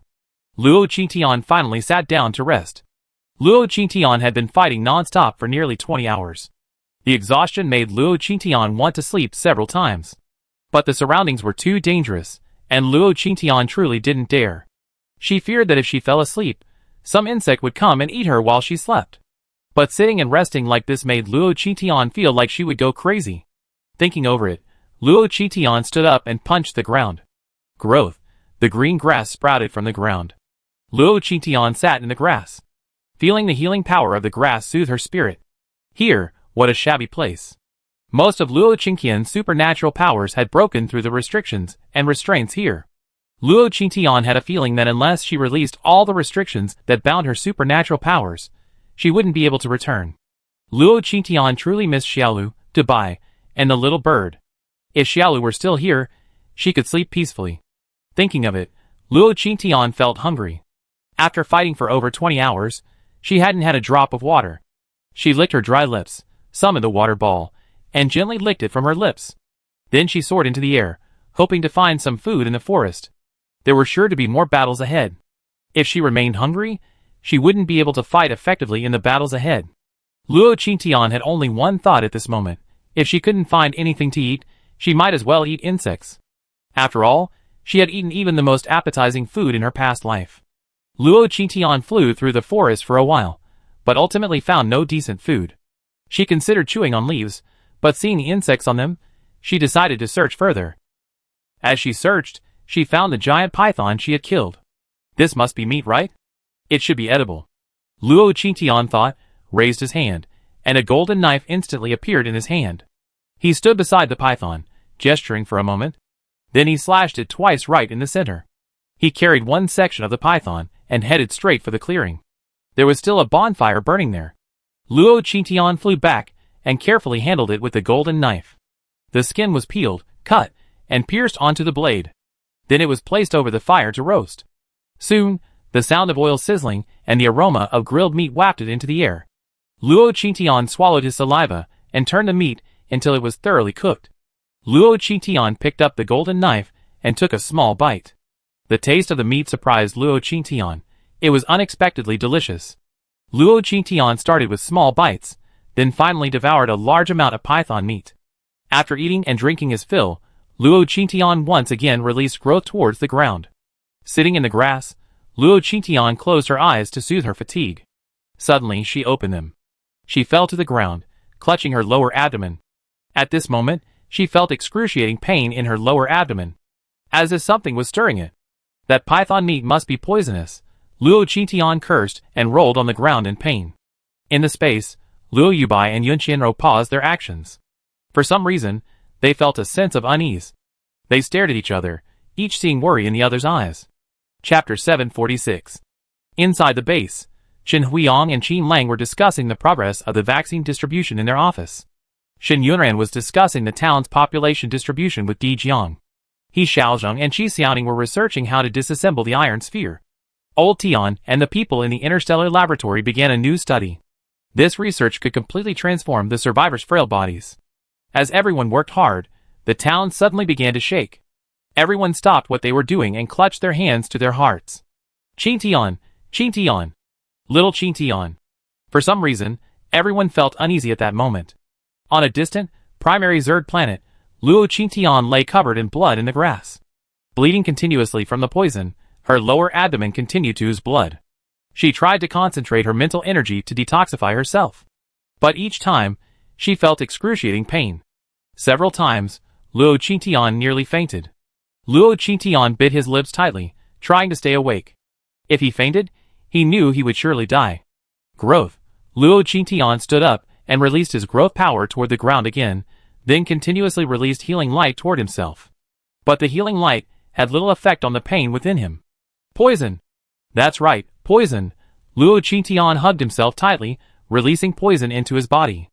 A bright gray light continuously shuttled through Luo Qingtian's body, searching for his life. A faint green energy quickly rushed toward Luo Qingtian's lower abdomen. And then, Luo Qingtian felt the excruciating pain once again. Fortunately, Luo Qingtian had found the source of her pain. There was a small, baby-sized black wind blade in her lower abdomen. These blades continuously damaged her body, corroding any area they scratched. If it weren't for Luo Qingtian's healing treatment, Luo Qingtian would have been chopped to pieces long ago. Her spiritual threads and poisonous abilities simultaneously rushed forward, absorbing the intermittent black wind blades. Luo Qingtian bit her lip, grasping the blades and completely absorbing them. Her poisonous abilities were also rapidly absorbing the remaining toxins in Luo Qingtian's body. At this moment, Luo Qingtian felt as if she had been pulled out of the water. Just as Luo Qingtian was about to heal herself, black vines silently approached from the ground. Just as a withered black vine was about to grab Luo Qingtian's ankle, the green grass around her grasped at the black vine. Luo Qingtian staggered to her feet. She wanted to condense wings to carry her away. Perhaps because of the poison, Luo Qingtian could clearly feel the blockage when she released her fire power again. But she didn't have time to think about it right now. She endured the discomfort and flapped her wings, soaring high into the sky. The moment Luo Qingtian took flight, a towering black tree erupted from the ground where she had been standing. The tree continued to grow, as if chasing Luo Qingtian. Luo Qingtian's injuries were too severe, and her flying speed was obviously insufficient. She was quickly overtaken by the giant tree below. Then, black vines wrapped around Luo Qingtian's feet and hands. Without even giving Luo Qingtian a chance to struggle, he dragged her into the treetops. Boom! A massive explosion erupted from the canopy, and Luo Qingtian burst forth. The flying fire mystic art instantly appeared in her hand. Luo Qingtian gritted her teeth, accelerated, distanced herself from the giant tree, and unleashed her bow. Merge. 21 arrows appeared around Luo Qingtian's body. These arrows shot out simultaneously. Finally, they merged together and pierced the canopy beneath them. The arrows' flames were immense, and Luo Qingtian watched as the giant tree, like a rapidly burning incense stick, slowly reduced to ash under the blazing arrows. Luo Qingtian stood panting in the air. She sheathed her flying fire mystic art, using her left hand for healing and her right for poison. She simultaneously released them into her body. She felt the pain gradually fade away. Luo Qingtian breathed a sigh of relief. The food in the forest is truly unedible. It's filled with hidden dangers. But if I don't eat, I starve. And if I'm hungry and can't fight, I die. Luo Qingtian sighed helplessly. She looked down at the ground, wondering whether to land. Flying like this for a long time would tire her. This situation drove Luo Qingtian a little mad. She stood in the air for a while. Making sure it was quiet below, she slowly landed. The minimap showed that the area she had created was the only one with the least creatures nearby. Luo Qingtian breathed a sigh of relief. Releasing growth on the ground again, Luo Qingtian sat down in the grass to rest quickly. The continuous fighting had left Luo Qingtian increasingly exhausted. If there were 2 more surprise attacks, she wasn't sure if she could hold out. Just as she was thinking this, a rustling sound began to rustle around her again. Luo Qingtian suddenly opened her eyes and looked around. She saw black vines continuously extending towards her from all directions. More? Aren't you guys going to rest? Luo Qingtian was going crazy. Summoning her flaming wings once again, Luo Qingtian leaped up and flew high into the sky. But all around her, huge black trees continued to emerge from the ground, rapidly growing. The growth rate was even faster than the towering tree before. Luo Qingtian didn't want to be caught again, so she could only increase her flight speed. The black vines quickly enveloped Luo Qingtian like a cage. Finally, Luo Qingtian was trapped high in the sky, unable to rise or fall. Luo Qingtian switched to her golden sword, enchanted with fire, and swung it at the cage around her. Luo Qingtian chopped the black cage apart. The crowns of the black trees beneath her had grown to Luo Qingtian's side. Before Luo Qingtian could escape, she was dragged back into the canopy by the trees. Luo Qingtian struggled and tore at the treetops. Black vines pierced her combat uniform, burrowing into her flesh, sucking the life out of her. The pain surged again. Luo Qingtian endured the excruciating pain and began to release flames from her body. The vines paralyzed her. Luo Qingtian could clearly feel her body stiffening. No, I die if I keep this up. Luo Qingtian's flames intensified again, burning through the vines that had entangled her. She freed her hands and forcibly ripped out the black vines that had pierced her body. She switched to a golden knife and slashed wildly around, trying to escape. But before she could break free, a new wave of black vines attacked her. Some pierced directly into her lower abdomen. Ah! Luo Qingtian screamed in pain. Chapter 747. Luo Qingtian's hair was disheveled. Her entire body felt like it was pierced by tubes. Pain, weakness, anger, humiliation. Her eyes were red, the pain igniting her fury. On her left arm, Luo Qingtian could clearly feel something piercing her body. But she was already on the verge of exploding, and had no time to think. She glared at the black vines that kept stabbing at her. The vines suddenly began to burn. Then the surrounding area began to burn. Even Luo Qingtian's body was ablaze. The vines, which the flames had previously been unable to consume, were instantly reduced to ash. Luo Qingtian's hair gradually turned red, igniting the surrounding area bit by bit like a flame. Then, a huge column of fire shot up into the sky. Luo Qingtian then appeared in the sky, and the flaming wings behind her, which had originally been a single pair, had become 2 pairs, one above the other. Her hair fluttered in the wind in the darkness. His once inky black hair now glowed golden red like flames, flickering and burning in the night sky.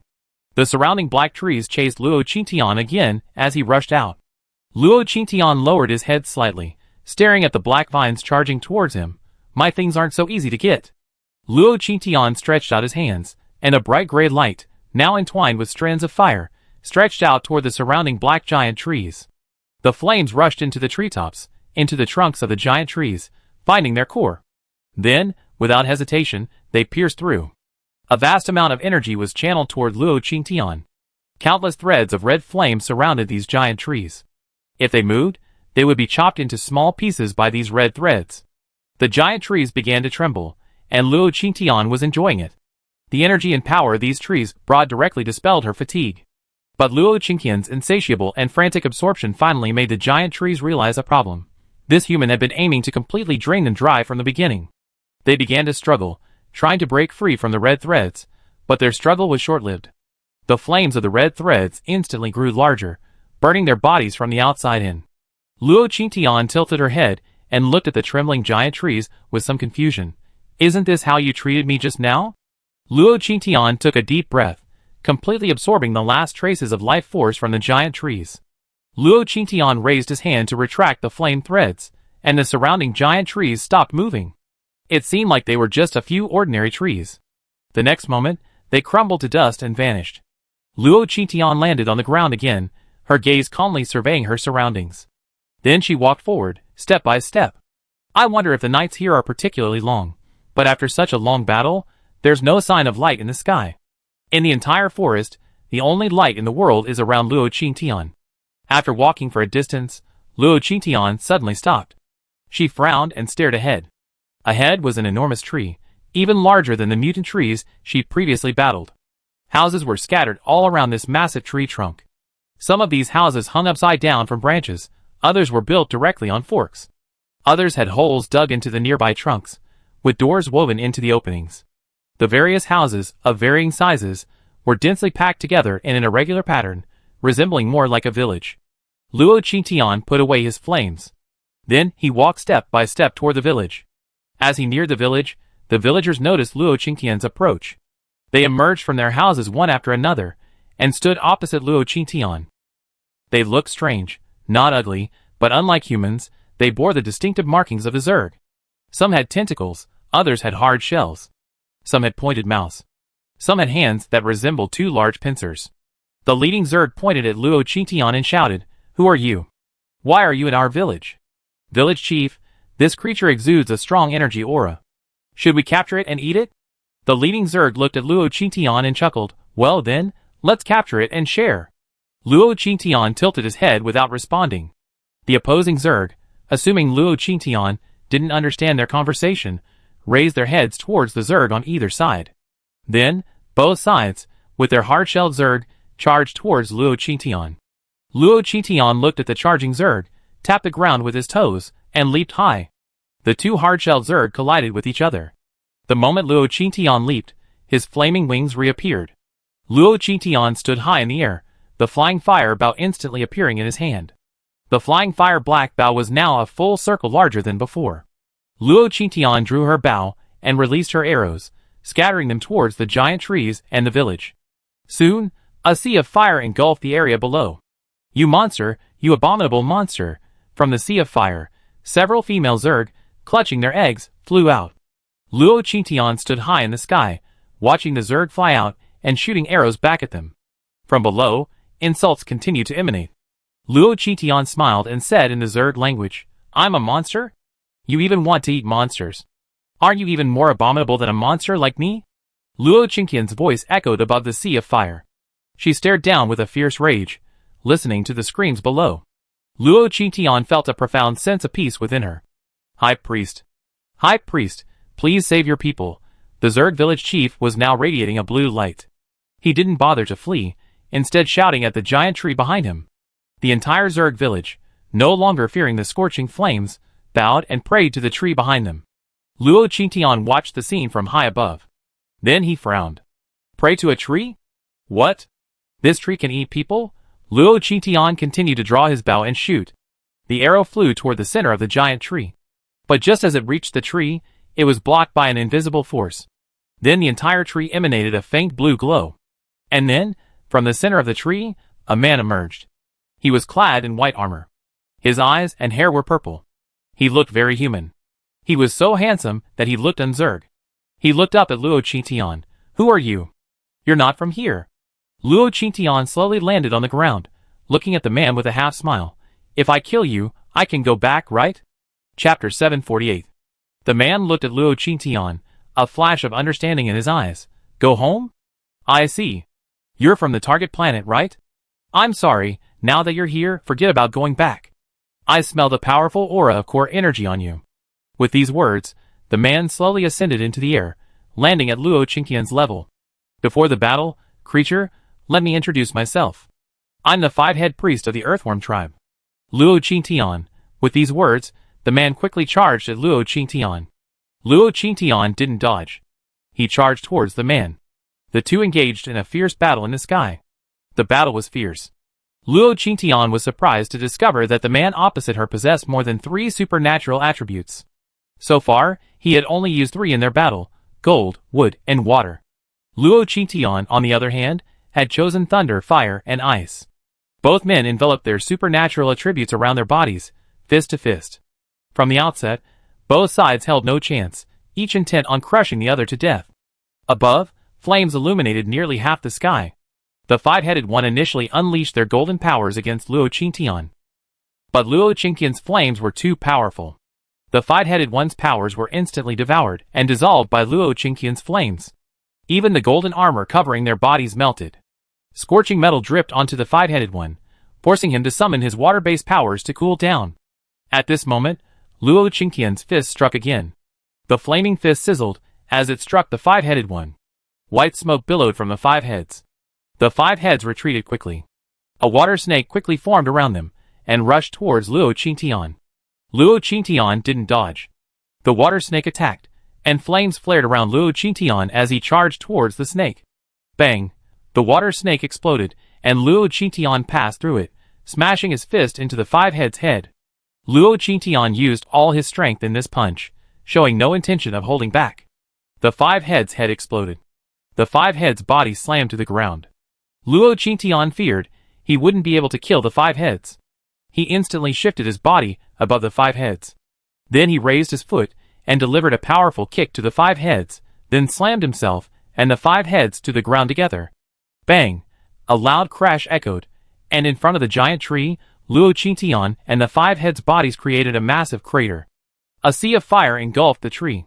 As Luo Qingtian and the 5 heads landed, a group of Zergmen rushed out from the surrounding area, charging towards Luo Qingtian. "You actually hurt our high priest! Kill you!" A cacophony of roars and angry cries mingled. Vines, clods of earth, flames, wind blades, and venom all flew towards Luo Qingtian. Luo Qingtian stood up, unleashing the flames around him. At this moment, Luo Qingtian's entire body was a fiery red, and his eyes, gazing at the surrounding Zerg, were filled with blazing flames. The surrounding superpowers were consumed by the flames. While they had been fighting in a rage, Luo Qingtian was now unusually calm. This calm seemed devoid of human emotion, filled with disgust and murderous intent towards the surrounding Zerg. Luo Qingtian was like a moving fireball, his flames burning more and more intensely, as if he were about to incinerate everything around him. Just as Luo Qingtian was concentrating on dealing with the Zerg around him, the 5 heads lying on the ground behind him suddenly stood up. The head that had been blasted open was slowly healing. And then another head appeared behind him. It stretched its neck like a snake and sprinted towards Luo Qingtian. As it approached Luo Qingtian, it opened its maw and bit him hard on the neck. "Go to hell!" The 5 heads standing behind him laughed heartily, and scales appeared on its newly grown head. The 5 heads frantically sucked at Luo Qingtian's flesh and blood. "Fool, ha ha ha! Do you think you can do whatever you want just because you blew my head off? Otherwise, why are you called 5 heads?" The 5 heads spoke as they absorbed it frantically. The feeling of energy entering his body made him feel euphoric. He closed his eyes, savoring the pleasure the energy brought him. Then a voice rang in his ears. "Does my flesh taste good?" The voice made the 5 heads open his eyes instantly, and he looked at Luo Qingtian, who had appeared before him. He then looked forward, seeing Luo Qingtian being pinned down by a head. How could this be? Before Wu Tu could even utter a word, his head was abruptly severed by Luo Qingtian, wielding the golden knife. The Wu Tu's body fell to the ground again, but Luo Qingtian seized the opportunity to sever the head that was biting the clone. The next moment, the clone vanished. Luo Qingtian plunged the golden knife into Wu Tu's body, stabbing it and stirring it. Then another head burst forth from Wu Tu's body, biting Luo Qingtian's neck. Luo Qingtian quickly retreated, leaping away, putting distance between them and the 5 heads. The remaining heads of the 5 heads also rushed out of their bodies to pursue Luo Qingtian. Fusion. A red arrow flew from the sky. It pierced one of the 3 heads. The remaining 2 heads looked up at the sky in horror. Above, Luo Qingtian, engulfed in flames, stood above them like a god. Luo Qingtian. The 5 heads looked at Luo Qingtian with hatred. What could he not understand at this moment? He already had 5 heads. This Luo Qingtian naturally had many clones. He tried to stand up and flee. The golden knife suddenly appeared in front of him. The clone swept across the necks of the 5 heads, severing their necks again, chopping off the 4th head. Ah! Luo Qingtian, I will kill you. The five heads roared, turned, and ran towards the giant tree behind them. It muttered something. Neither the clone nor Luo Qingtian heard the five heads' words clearly. Luo Qingtian felt that the five heads wouldn't die so easily, and he gripped the flying fire mysterious bow tightly. He drew his bow and released 12 arrows in a row. Fusion! The arrows quickly merged into one. He shot towards the last of the five heads. The moment the arrows neared the last head, they suddenly vanished. The next moment, the arrows appeared behind Luo Qingtian. Luo Qingtian quickly turned and raised his hand to absorb the arrow's force. Looking down again, he saw the five heads charging towards the giant tree. A crack appeared in the giant tree, like a gaping mouth, swallowing the five heads whole. The tree began to tremble. Luo Qingtian could even feel the tree chewing on the five heads' flesh. Then the giant tree suddenly grew, ignoring the flames, and black vines shot out from its canopy, shooting skyward. Luo Qingtian dodged in the sky. But more and more vines surged out from below. In the end, the entire sky was reduced to a dense swarm of vines. Chapter 749. Luo Qingtian leaned back, the flying fire mysterious bow in his hand instantly transforming into a golden sword. The golden blade was engulfed in flames. He swung at the surrounding black vines. But the vines didn't seem to be afraid of the flames. The golden sword's blade barely left a mark on them. Luo Qingtian narrowed his eyes, and looked down at the giant tree below. Is this the power you gained after consuming the five heads? As soon as he finished speaking, a large hole appeared in the treetops again. The five heads slowly emerged from the hole. But the five heads looked completely different from before. The previous five heads resembled a refined gentleman. The current five heads was emerald green. Behind him were vines. Like a dog chained in chains. Or like a prisoner trapped in a giant tree. His appearance surprised Luo Qingtian. Are you now part of that mutant tree? Luo Qingtian stood in the sky, gazing at the five heads with sarcasm in his tone. The five heads' eyes were pupilless. When it looked at Luo Qingtian, it was like a pool of stagnant water. It didn't react at all. But Luo Qingtian felt as if he could sense the five heads' anger and unwillingness. The five head controlled the vines, and quickly approached Luo Qingtian. Luo Qingtian dodged the vines' attacks while engaging in combat with the five head. Maybe it was due to his water-based abilities, but every time Luo Qingtian unleashed his flames, large water stains would appear on the vines. This prevented Luo Qingtian's attempts to ignite the vines from happening. And now, the five head held a branch in his hand. The branch took the shape of a long sword. He swung it towards Luo Qingtian. Luo Qingtian could still sense the ripples of water-based energy from the vine. A mocking expression crossed Luo Qingtian's calm face, as if he were determined to only unleash fire-based energy. Luo Qingtian thrust his golden knife against the branch. The branch was severed by the golden knife. But the branch's water-based energy completely extinguished the flames on the golden knife. Then, more and more water oozed from the black vine, condensing into arrows that shot towards Luo Qingtian. Is this a plan to use water against me? Luo Qingtian's smile grew wider, and the red flames burning in her hair gradually faded, replaced by a chilling white. Then, Luo Qingtian's body gradually transformed. White hair fluttered, and the fiery red wings behind her turned an icy white. Ice energy shrouded Luo Qingtian's hand, and she looked at the five heads with a half smile. Since you're not afraid of fire, let's try ice. Luo Qingtian suddenly rushed in front of the five heads. He reached out and grabbed the five heads by the neck. Ultimate freeze. White icy energy quickly spread from the five heads to the surrounding area, then spread downward along the vines behind them. The icy energy spread so rapidly that the giant tree struggled, even attempting to pierce Luo Qingtian as he released his icy energy. But as the vines approached, a new pair of ice wings appeared behind Luo Qingtian. These wings quickly spread open, enveloping Luo Qingtian. The vines, caught in the icy energy's presence near Luo Qingtian, were quickly frozen into ice sculptures. After a few minutes, the entire sky of vines enveloping the giant tree below was transformed into a white, transparent ice sculpture. The houses and Zerg tribesmen surrounding the giant tree were also frozen into ice sculptures. Luo Qingtian could clearly sense no signs of life within the ice sculptures. From high above, Luo Qingtian punched the vines around him. Boom! Crack! A crashing sound, a shattering crack. The giant tree and the Zerg village were reduced to dust in an instant. Disappearing without a trace, Luo Qingtian landed on the ground, leaving only a patch of weeds. It was as if the giant tree, the village, and the Zerg tribesmen had never been there. Luo Qingtian stood there, looking up at the sky. He had already defeated the final boss, so why hadn't he been teleported back yet? Could there be a more powerful boss in this forest? Luo Qingtian glanced at his watch. There was no signal, but the time displayed. He had been fighting non-stop for over 30 hours. Luo Qingtian sighed deeply. She didn't know how much longer she could endure this endless battle. In the space, Luo Yubai was still strengthening the energy in the training room. He was also mobilizing the power within the space to strengthen the fourth dark barrier. Yun Qianru was compiling their bodies. She had lost her own physical body, and the smelting table had been upgraded to the point where it could produce androids. At this moment, her mind was preoccupied with quickly creating 2 bodies for them. That way, she could meet Qingtian soon.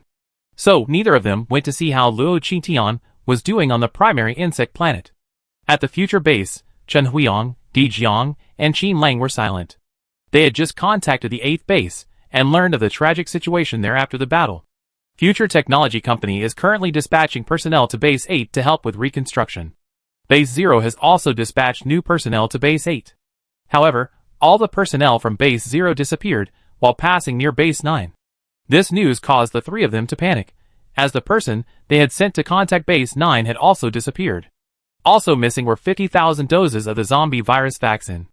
Everyone present knew how valuable these vaccines were, but now both the vaccines and the personnel were missing. They wanted to dispatch personnel to investigate the situation, but it would take at least 2 days to get to Base 9, a huge undertaking.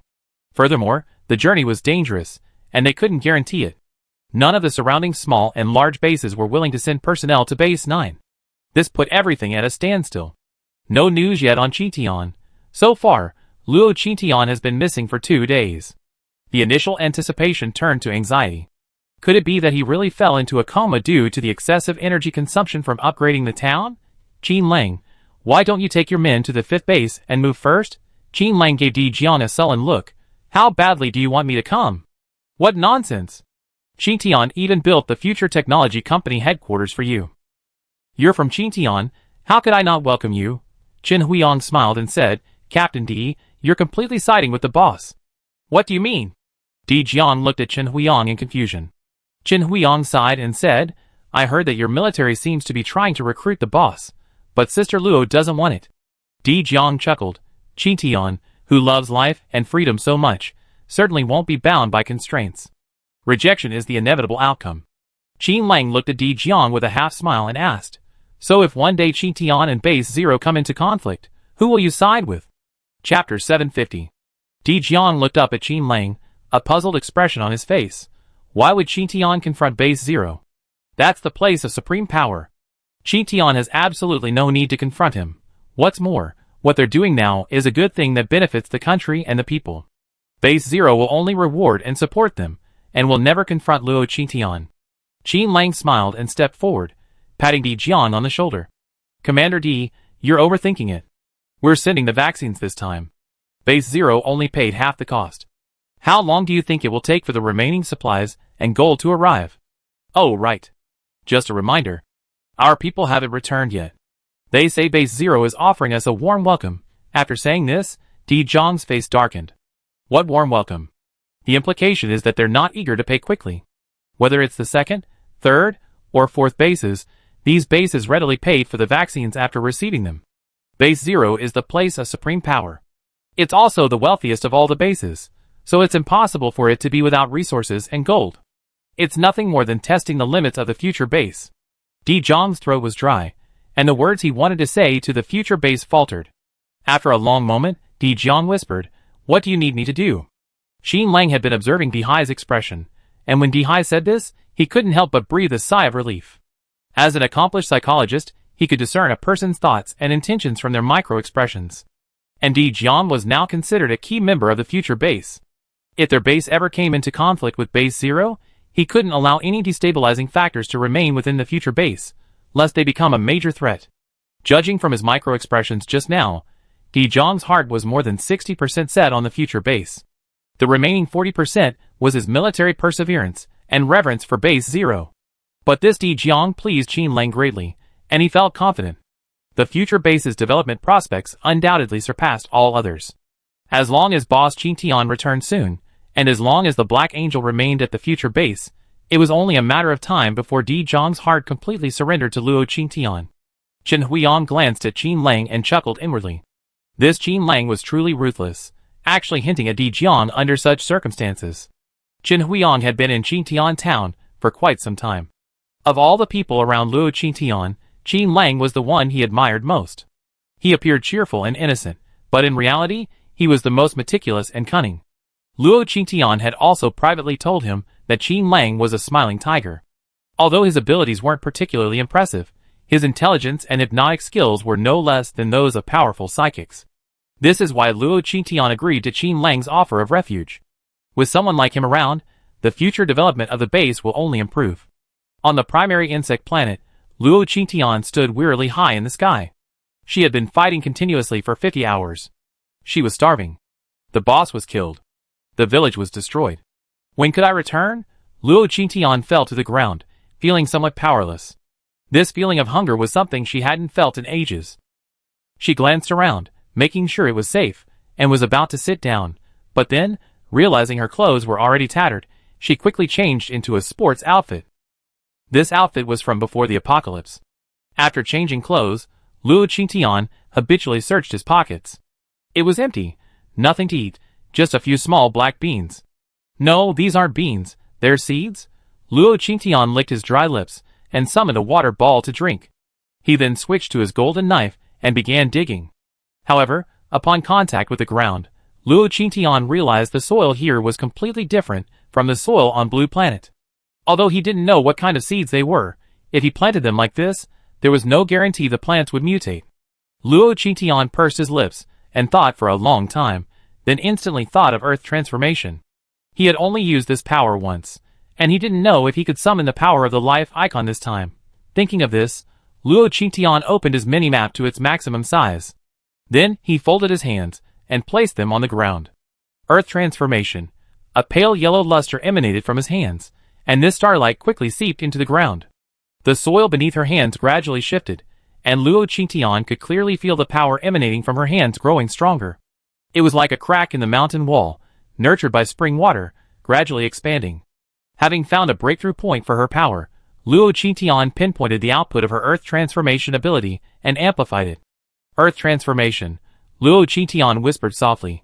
The next moment, from beneath her feet and all around her, the abnormal soil began to transform into the color of normal soil. Luo Qintian felt it was almost done, and she retracted her Earth transformation output. She planted the seed in the ground and released her plant-based ability towards it. Grow. As she spoke, a seedling emerged from the ground, slowly growing taller and taller. Finally, it transformed into a large tree. No way, I planted a tree. Luo Qintian looked at the tree before him, and was already considering whether to chew on its bark. But just as this thought came to mind, he saw the tree begin to bear fruit, the fruits gradually growing larger and turning red. Luo Qintian almost jumped for joy. It was actually an apple tree. Exactly the same apples grown in the space. Luo Qintian licked his lips, jumped directly onto a branch, plucked an apple, and began to chew on it. The apple was sour and sweet. Luo Qintian devoured it with unrefined gusto. After devouring 4 or 5 in a row, Luo Qintian finally recovered. Finally, I'm not starving anymore. Luo Qintian sat on a branch, leaning his back against the thickest trunk, and began to feel melancholy. I wonder if I'd be stuck here forever. I killed the bugs and monsters, so why can't I go back? Just as he was thinking, Luo Qintian's eyes suddenly froze. She turned her head and looked forward. Then Luo Qintian vanished from the spot. The next moment, she saw a swarm of locusts frantically flying toward the apple tree. However, before the locusts even reached her, their bodies began to burn. Soon, they were reduced to charcoal. After the locusts vanished, Luo Qintian reappeared on the apple tree. She jumped to the ground, picked up the pitch-black locust corpse, and frowned. Is this an ordinary locust, on this insect planet? This was the first time Luo Qintian had seen such ordinary locusts. And this insect race wanted to eat her apples. Luo Qintian stood there, wondering where these locusts had appeared from. No matter how she looked at it, it seemed odd that their timing was off. Luo Qintian turned back to the apple tree, plucked an apple, cracked it open, and removed the seeds. Chapter 751. Luo Qintian released Earth transformation on the ground again, increasing the area of the Earth transformation. Luo Qintian then noticed that the trees growing in the Earth transformed area seemed completely different from before. The leaves of these trees were gradually shrinking, and even the thick black liquid oozing from their trunks was gradually fading, looking more like resin. So, it was the soil that caused these things to mutate, not something inherent to the planet. Luo Qingtian felt as if he had discovered a new world. If the mutated plants here could change, what about Blue Planet? And those locusts, were they degenerating after changing the soil themselves? With this thought in mind, Luo Qingtian sprinted forward. After running a distance, Luo Qingtian folded his hands and placed them on the ground. Earth transformation. The soil on the ground underwent another qualitative change, and Luo Qingtian could clearly feel that earth transformation was beginning to spread throughout the forest. Luo Qingtian planted the apple seeds he had just picked. Unleashing his plant-type catalytic energy, soon, a new apple tree began to appear. Luo Qingtian soared high into the sky. Soon, another swarm of insects swarmed toward the fruit tree. Luo Qingtian drew his bow and shot arrows, burning them. Then he leaped back to the ground and observed the insect carcasses. As he had suspected, these carcasses were definitely degenerated Zerg. So this is why you sent me here. Luo Qingtian chuckled inwardly, picked an apple, and continued running toward the forest. After running a distance, he unleashed Earth Transformation again. Luo Qingtian continuously unleashed Earth Transformation, completely oblivious to the icon on her forearm gradually fading. Several forces surged into her body, causing it to gradually transform. After unleashing Earth Transformation for who knows how many times, Luo Qingtian felt several energies rushing towards her. Luo Qingtian raised her hand, and water wings instantly appeared behind her. Then, her hair gradually turned to sea blue. At this moment, a swarm of humanoid Zergs rushed out from all directions. Luo Qingtian quickly soared into the sky, followed closely by the Zergs. So many fish are still caught in the net? Luo Qingtian raised her hand, and a long ice spear instantly appeared in her hand. The Zergs rushed towards Luo Qingtian, and Luo Qingtian engaged them in combat. The Zergs were enormous, and Luo Qingtian tried to unleash Rip in the middle. However, their size made Rip unable to absorb them properly, and Luo Qingtian could clearly feel them gradually degenerating. This was a positive trend, but too many of them were also a problem. Only one power remained unleashed. At this moment, all the surrounding Zerg were drenched in water power, and a sizzling electric current began to pulsate around Luo Qingtian's body. His hair began to turn purple, and even his eye color was changing. Thunderbolt. Luo Qingtian unleashed his lightning power at the surrounding Zerg with his spear. Then, all the Zerg near Luo Qingtian fell to the ground. Luo Qingtian followed suit. Electricity surged through the bodies of the fallen Zerg, causing their movements to become stiff and numb. Field. The next moment, Luo Qingtian and the group of Zerg around him vanished completely. Luo Qingtian had a feeling that as long as she could completely release the domain, she could leave. Standing within the domain, Luo Qingtian didn't rush to kill the Zerg. Instead, she unleashed various attributes within the domain. The target of these attributes was the Zerg. Once Luo Qingtian had fully comprehended and integrated the attributes within the domain, the Zerg were dead beyond mortal. Luo Qingtian sighed, unloaded the domain's power, and returned to the forest. The forest now felt more welcoming to Luo Qingtian. Suddenly, the scene before her began to blur. When Luo Qingtian regained consciousness, she was already back in the dimension. After 60 hours of continuous fighting, Luo Qingtian had finally returned to the dimension. Looking at the familiar training room, Luo Qingtian lay exhausted on the ground. On the grassy ground within the dimension, Luo Yubai and Yun Qianrou also sensed Luo Qingtian's return. Two shadowy figures quickly opened a screen in the void. Luo Qingtian's data appeared in the void: toxin resistance, SSS.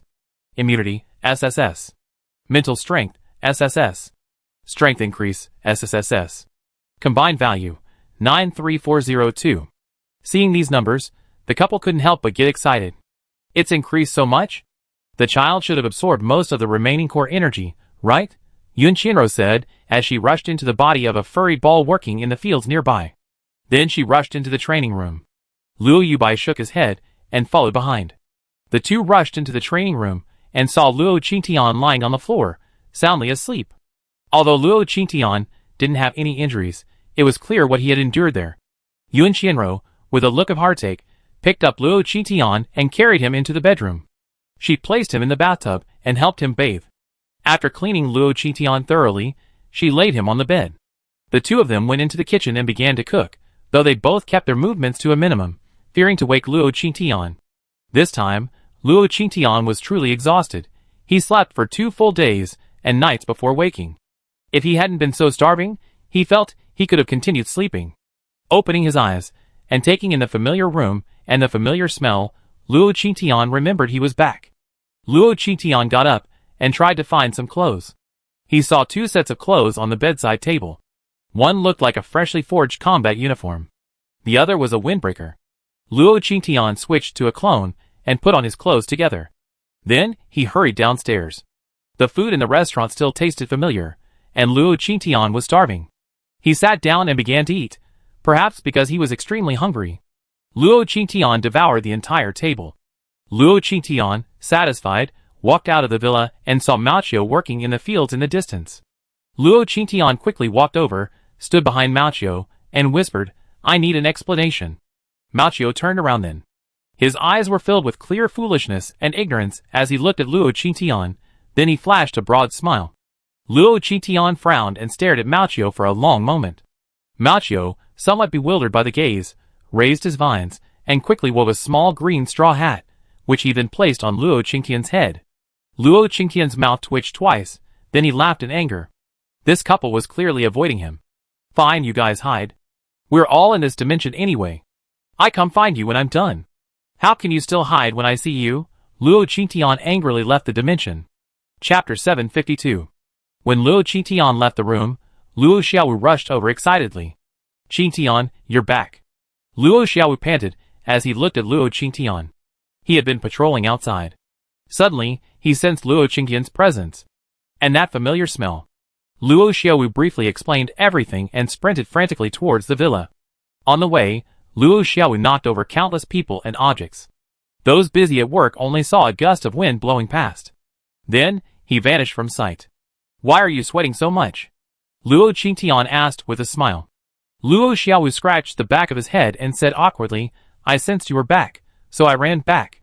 "Qingtian, where have you been these days? Why haven't you shown up? Are you injured? Has the town upgrade taken a toll on you?" Luo Qingtian smiled and said, "Yeah, a little, so I rested for a long time." Hearing Luo Qingtian, Luo Xiaowu's eyes lit up with distress. "Are you hungry? Xiaowu can cook now. He can make anything Qingtian likes," Luo Xiaowu said. Stepping forward and taking Luo Qingtian's hand, they walked downstairs. Downstairs in the lobby, Di Jiang, He Xiao, Xin Yunran, and the others were all sitting on the sofa, waiting. They had just entered the house, too. They didn't have the same connection Luo Xiaowu had with Luo Qingtian, but they all knew who could make Luo Xiaowu so anxious.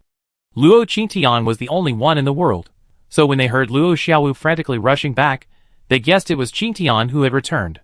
Everyone dropped what they were doing and rushed to Luo Qingtian's villa.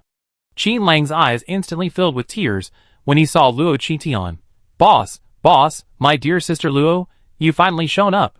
You have no idea how hard it has been for us while you were away." Qin Lang said this as he lunged towards Luo Qingtian. But before he could reach him, Luo Xiaowu stepped in front of him. Qingtian didn't like anyone getting so close to her, except for him, of course. Qin Lang curled his lips. Okay, boss, you're back. You won't be leaving this time, right? It's almost the holidays." On the sofa, Di Jiang and the others looked at Luo Qingtian hopefully. Luo Qingtian smiled and shook his head. "Well, I won't be leaving for now. But you guys, have things been going well these past few days while I've been away?" Chen Huiyang stood up and said, "Not really. The vaccine rollout is going well, and we collected a lot of resources and gold. Only Base 0 and Base 9 are having some problems. The finance manager at Base 0 keeps giving us the runaround. Our people have been waiting for him at Base 0, but he hasn't shown up. What about our vaccines?"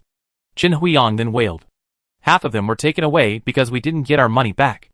Base 0 wants us to resupply the remaining vaccines before they settle with us, but we already given them 50,000 doses. How could we be so foolish as to give them the rest?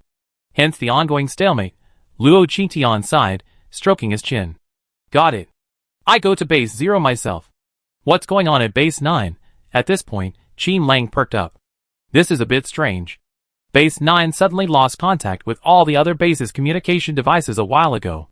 But considering the zombie infestation there, we arranged for someone to take our newly developed vaccine over there. Then, after we got there, the vaccines were gone, and the people were gone too. You mean our people are missing?" Luo Qingtian's tone wasn't very good at this point. Di Jiang chimed in, "Yes, I even contacted Base 0 to plead for support for Base 9. They said several psychics with combined stats over 2,000. These psychics later disappeared, and upon investigation, their last known location was near Base 9. Luo Qingqian's expression darkened even further. She looked at Di Jiang and asked, could Base 9 have been overrun by zombies or Zerg? Or perhaps the people there have mutated? Qin Lang shook his head. No, but we can't rule it out. We already sent our newly developed tracking robots from Base 5 headquarters. The images transmitted by the robots showed. From the outside, Base 9 appeared normal, and the people inside were living their normal lives. There were no mutations or intrusions. Qin Lang said, picking up the tablet and placing it in front of Luo Qingtian. Luo Qingtian opened his tablet and took a look. Inside the 9th base, people were coming and going, and everything looked normal. But Luo Qingtian felt a sense of disharmony in the video. What exactly was so disharmonic? Luo Qingtian couldn't figure it out. Perhaps the people in the future base were living too happily, which made the faces of those in the video look so numb. Their eyes were dull, as if they were indifferent to everything. They had no emotions. More than anything, they were numb. These people really didn't look like normal people, Luo Qingtian thought, sliding his finger across the tablet, zooming in and out of the scene. No, look here. Luo Qingtian froze the video and pointed to a small black dot on the ground. Everyone frowned at the tiny black dot and asked, what are those? Ants? Luo Qingtian nodded. They are indeed ants. And I've seen these ants on the primary insect planet before, but how could they be here? They are a type of Zerg ant. I'm not sure if these ants are just an accident or if this place has become a Zerg anthill. Everyone looked at each other, their minds aching with suspicion. Luo Qingtian continued to scroll through the video, examining it almost frame by frame. At this point, Di Jiang said, wait a minute, look here. Di Jiang pointed to a barely discernible figure in the video and said, this person is one of the psychics being dispatched this time. Luo Qingtian looked up at Di Jiang. Are you sure? After all, the figure is so blurry. Di Jiang nodded affirmatively. I'm absolutely sure. He's my comrade in arms. This time, he personally requested the deployment because he heard I was asking for support. He also said that if this support was successful, he hoped to dispatch troops from Base 0 to establish a liaison station with the government base. Di Jiang's uneasiness grew as he spoke. If all his comrades were here, only 3 scenarios could occur. One was that his friend had betrayed him. Di Jiang absolutely refused to believe this. Another possibility was that his friend had been captured, forcing him to resort to this situation. The final possibility was that his friend was now an undercover agent. Of these scenarios, Di Jiang felt even more strongly that his comrades were infiltrating as undercover agents. Chapter 753. Di Jiang's worries only grew deeper. Luo Qingtian knew Di Jiang's concerns, but she also suspected that his comrades might have mutated. Otherwise, there wouldn't have been any news for so long. Di Jiang waited for a long time and whispered, if possible, I hope you take me with you to the 9th base this time. My combined combat stats have now reached 4,500. I feel capable of fighting some external forces.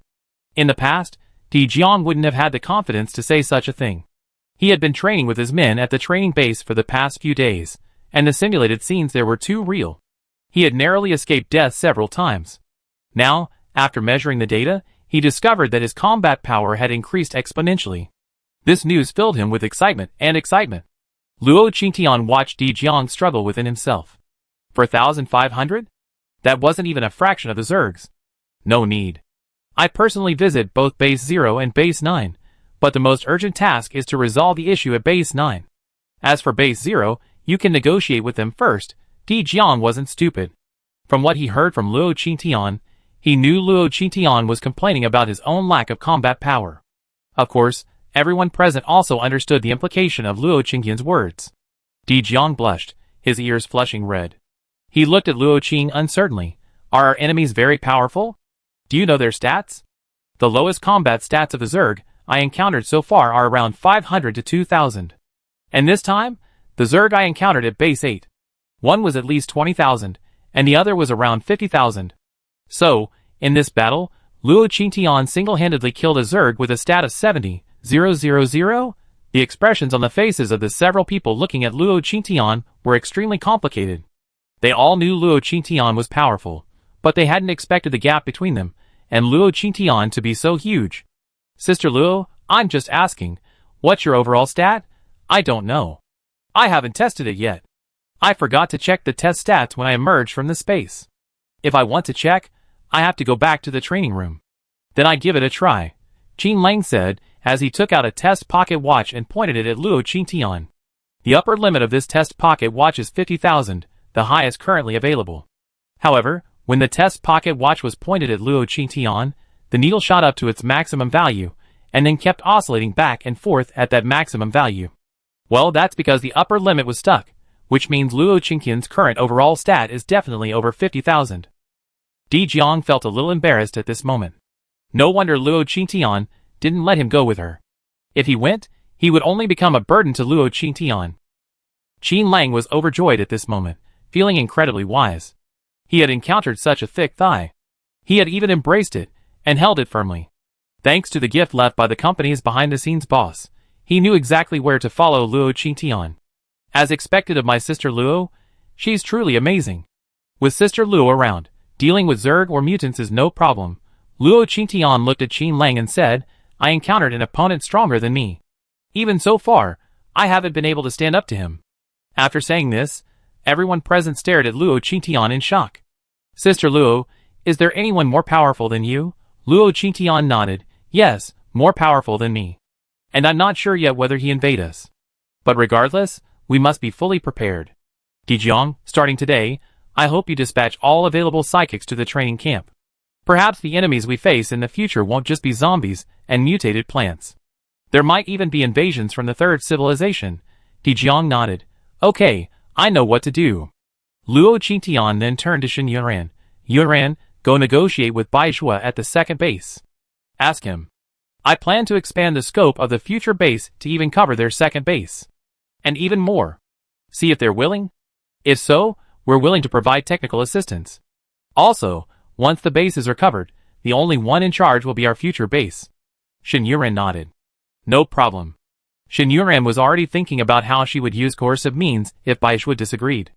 Luo Qingtian looked at Luo Xiaowu and said, Xiaowu, accompany Shen Yuran and recruit psychics at the second base. You can distinguish good from evil in people's hearts. I hope you can recruit some psychics of good character. Luo Xiaowu nodded. Okay, Xiaowu will go with Sister Yuran tomorrow. Luo Qingtian then looked at Elder Tian and Chen Huiang. I trouble you too about the vaccine. Elder Tian continued his research on the marine antidote. Chen Huiang, psychics need strength. You should continue researching potions to enhance their combat stats, as well as psychic supplements. Remember, minimize the side effects. Chen Huiang held up 3 fingers. No problem.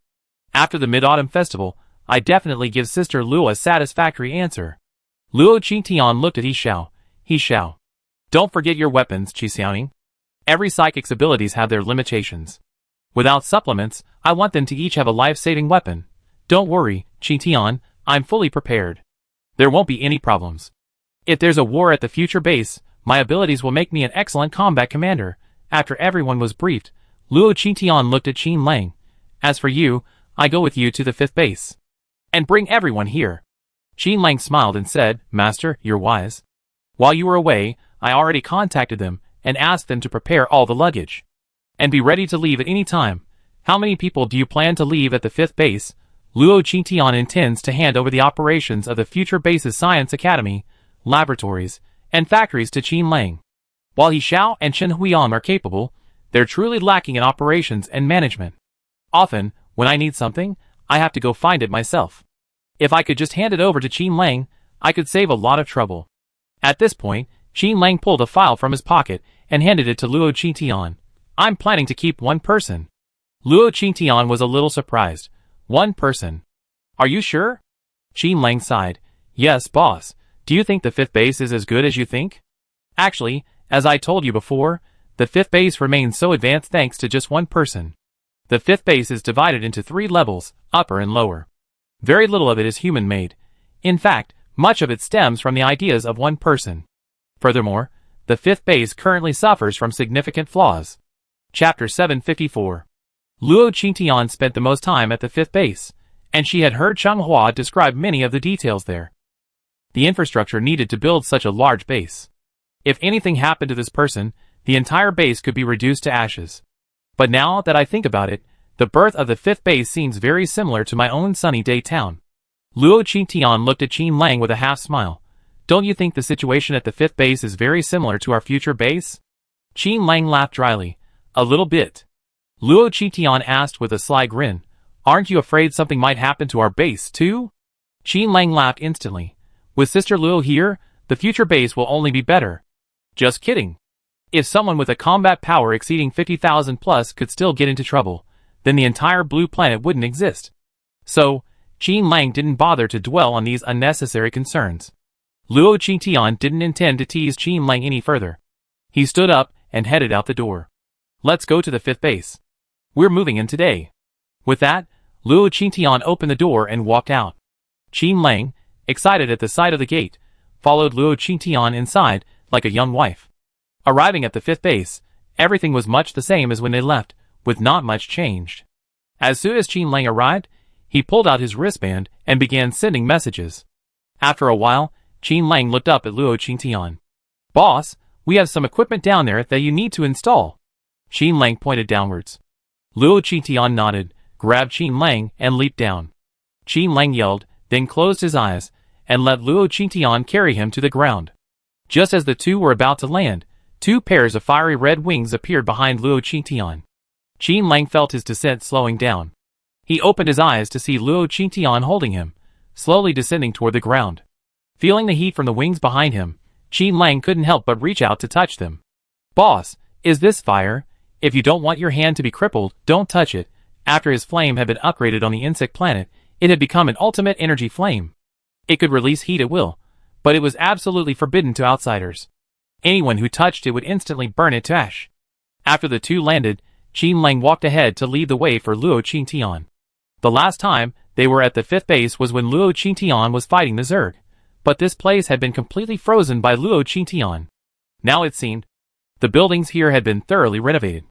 It was unclear whether it was done by a psychic or the legendary founder. The two first went to the factory, where all the workers had already left. Luo Qingtian's mental power quickly enveloped the entire factory, collecting all the heavy machinery within. He then hurried to the laboratory and gathered its contents once more. After completing the collection on both sides, the two emerged and headed towards the company headquarters. As they left, they happened to see Cheng Hua and his troops standing outside. Instructor Cheng, what are you doing here? Cheng Hua looked at them with a complicated expression. Boss Qin, where are you going? Qin Lang raised an eyebrow. What? Are you, the military, interfering with my personal freedom now? Cheng Hua shook his head. Boss Qin, you know that's not what I'm asking. If you insist on being so unreasonable and evasive, I change my approach. Mr. Qin, where do you plan to take the Future Technology Company headquarters? Qin Lang smiled. The company is mine. I can go wherever I please. Since when did the military start regulating the fate of a private company? Cheng Hua then looked at Luo Qingtian. Are you planning to leave the fifth base? Future Technology Company is cooperating with the government. Shouldn't our military have a right to know? Qin Lang, realizing he couldn't hide it any longer, smiled and said, since everyone knows, we won't hide it. Indeed, I plan to turn the fifth base headquarters into a branch of Future Technology Company. We found a better location for the headquarters. It's safer than the fifth base, and can guarantee the personal safety of our company members. The researchers there are even as good as those at Future Technology Company. What's more, they even have more advanced technology than ours. That's what we at Future Technology Company yearn for most. Cheng Hua simply didn't believe that. There was no such thing as a better and more advanced existence than Future Technology Company. Unless the apocalypse was over, such an existence simply couldn't exist. Mr. Qin, even if you wanted to leave, there's no need to make up such a lie. I just don't understand. Do you have such little confidence in our fifth base? Qin Lang laughed at this. Instructor Cheng, do you remember how I escaped the fifth base? I admit the fifth base is great, but it also has its drawbacks. With such an unstable environment, how could I dare to leave the company here forever? After the apocalypse began, weren't you worried that something might happen to that person? That's why you were so cautious, so you focused most of your energy on protecting that person, neglecting the safety of our company, which led to the Zerg invasion. That's why we had that big battle. Is President Qin blaming us? I admit it was our negligence. Since then, the base has undergone 2 upgrades, and many of the safety hazards have been resolved. Qin Lang waved his hand. You mentioned many safety hazards. But those are just some of the ones you haven't addressed. There are even many more you're not aware of. Instructor Chung, don't think I'm being unreasonable. There are some things we both know, so there's no need to bring them up. Besides, your military isn't completely confident in our company. Since our cooperation is based on inequality and distrust, it's okay for me to treat this place as a branch office. Chung Hua was truly anxious at this point. If headquarters leaves, the overall combat effectiveness of the 5th base will be greatly reduced. Even the surrounding mutant plants and zombies will return. President Qin, I know you're resentful, but please give our 5th base a chance. We at the 5th base truly need your company to stay. Qin Lang waved his hand. I made up my mind to leave. No need to say anything more. I left the weapons I crafted in the factory. They're the rent for our branch office here. Qin Lang gave Luo Qingtian a look. Luo Qingtian turned and walked toward the company building. Chung Hua watched Luo Qingtian retreat and stepped forward, attempting to stop him. Qin Lang raised his foot in front of Chung Hua. Instructor Chung, the place our company has found is absolutely safe. There are birds singing, flowers blooming, and butterflies fluttering. The land hasn't mutated, there's enough food, and we can even graze cattle and sheep. If you truly care about the survivors, please let us go. Chapter 755. Chung Hua found Qin Lang's words hilarious. Boss Qin, do you think I'm a 3-year-old? Places like this only existed before the apocalypse. Now the entire world has been transformed by acid rain. Forget the land and the grazing of cattle and sheep, even the birdsong and fragrance of flowers you speak of are impossible. Qin Lang raised his hand, patted Chung Hua on the shoulder, and said, You're still too young. Just because the person you're protecting can't do it doesn't mean others can't. If you think the environment I just described is a miracle, then think about it. Don't we have someone around us who can constantly create miracles? Qin Lang turned and walked towards the company headquarters. Chung Hua stood there, pondering the meaning of Qin Lang's words. The only person who can create miracles is Qingtian, right? So, is Qin Lang going to join Luo Qingtian? Chung Hua felt bitter and regretful. If he had chosen Luo Qingtian decisively, would their relationship not have become so strained now? I wonder if he still has a chance to salvage it. The adjutant behind Chung Hua whispered, Captain, should we wait outside? Chung Hua nodded. Yes, we wait. If they insist on leaving, we can intercept them and negotiate. This was an order from his superiors. He hoped Qingtian wouldn't be too angry when he came out. Or if Qingtian insisted on taking his men with him, he could take them out early and let them go. In the company building, everyone looked at Qin Lang excitedly. Boss Qin, should we leave now? Qin Lang smiled and said, Yes. Have you packed everything? Is your family here? Everyone nodded. We brought everything. The family is all together. The manager of Future Technology Company stepped forward and said, Boss Qin, take all the important documents and files, even the computers. We destroyed everything we couldn't take with us, but it's a shame to leave our desks behind. Qin Lang smiled and waved his hand. Just take the computers. Everything on the desks is new. We're going to a much better place than here, but it require a fresh start. Qin Lang finished speaking, then walked behind Luo Qingtian. This is the base commander of our future base, the true boss of Future Technology Company. Everyone looked at Luo Qingtian in shock, then nodded and said, Hello, boss. Hello, base commander. Luo Qingtian raised his hand. Yes, are you all ready? Let's go now. Luo Qingtian looked at Qin Lang, who nodded. Yes, thank you, boss. Luo Qingtian raised his hand, and the gate reappeared. Luo Qingtian opened it, and nodded slightly. Let's go. Everyone stared at this scene again in shock, then filed through the gate. On the other side of the door lay the headquarters of Future Technology. Standing beneath the building, everyone gazed at their new headquarters, feeling a sense of unreality. If the 5th base was a science fiction world, then this place was a realm of fantasy. The air was fresh, and the company building was flanked by flower beds and trees, typical of pre-apocalyptic times. There was even a fountain at the very front. It had been ages since I'd seen anything like this. After everyone entered the main entrance, Luo Qingtian looked at Qin Lang and said, I talked to Chung Hua about the vaccine. You take the company employees to get vaccinated first. Then they be assigned housing. All the key holders in the employee complex should be ready. Qin Lang said with a smile, Boss, you're so thoughtful. Let's get more gold from this trade. Once the issues with Base 9 and Base 0 are resolved, this apocalypse should be over. Yes, I know. Go ahead. Qin Lang nodded and turned to walk through the main door. The main door vanished, and Luo Qingtian walked out of the company building. Outside, Chung Hua was still standing quietly waiting.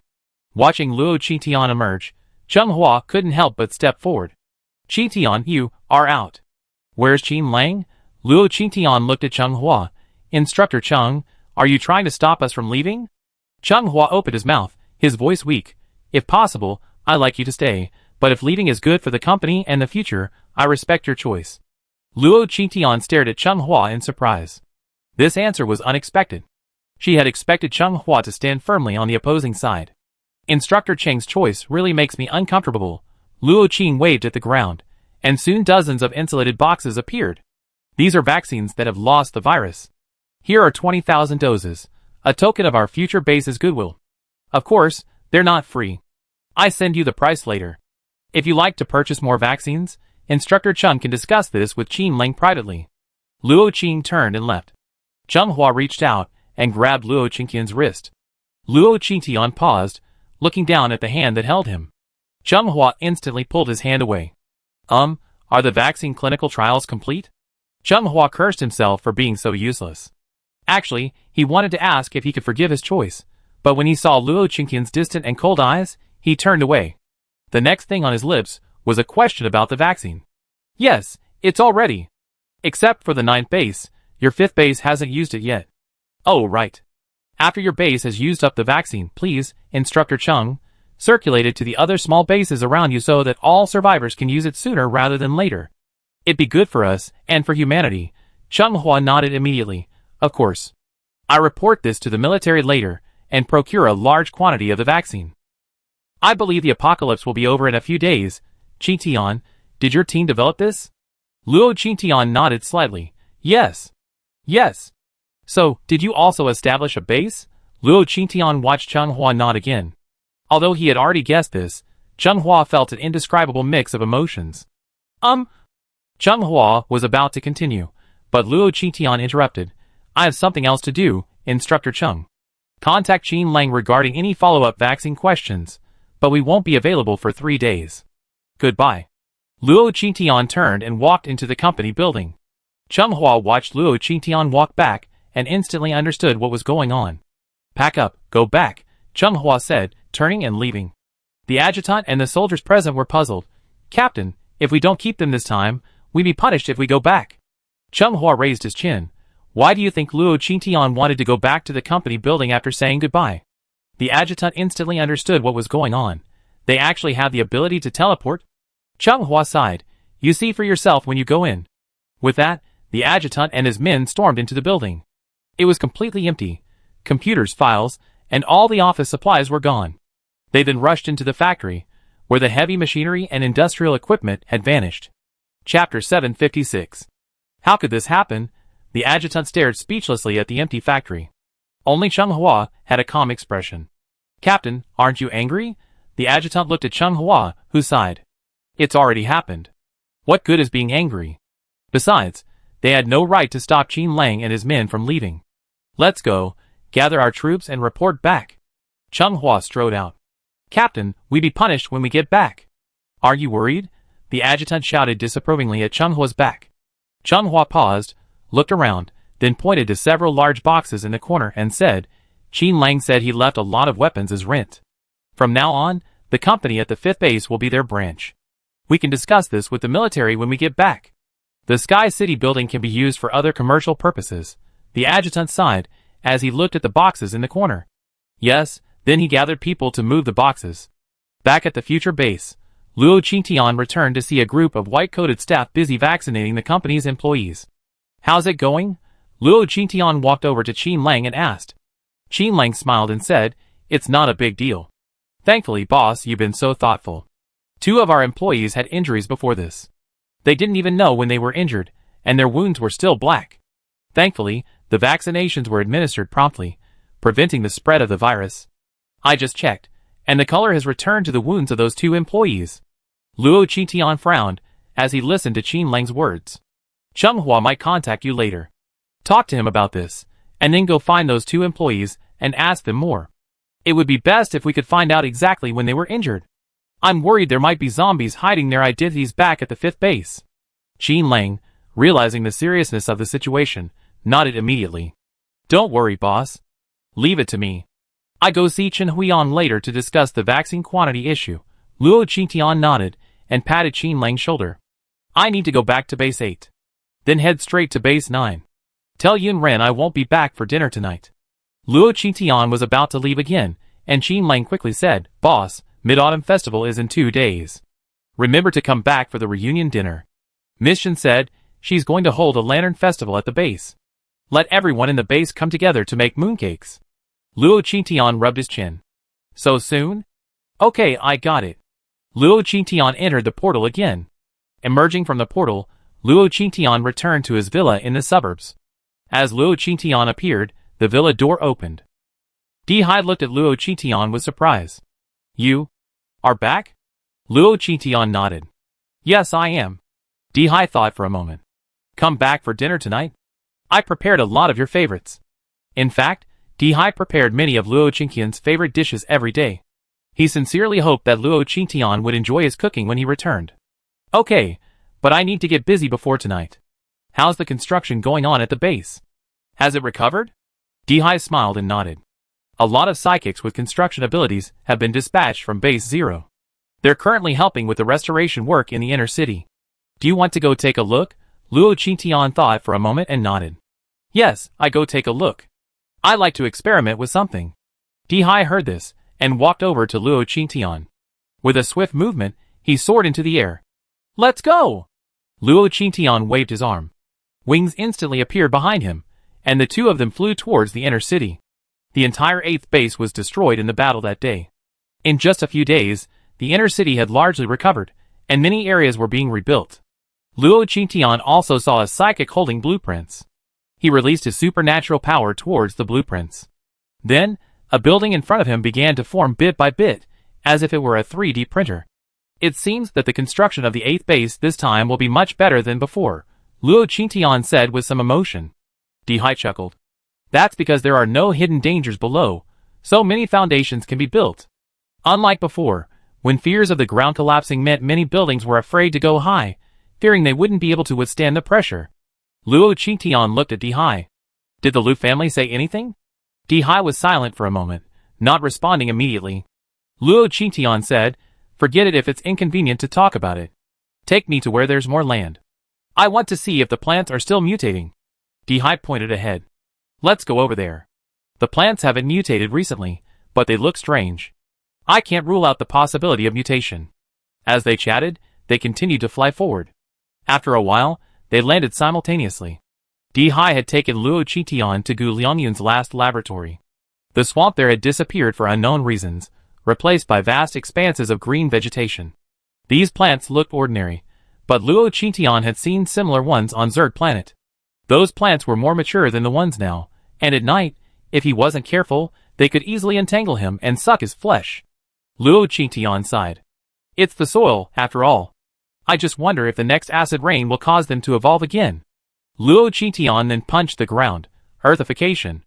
As soon as he finished speaking, the entire surface began to transform, and even the laboratory below began to slowly disappear due to the earthification ability.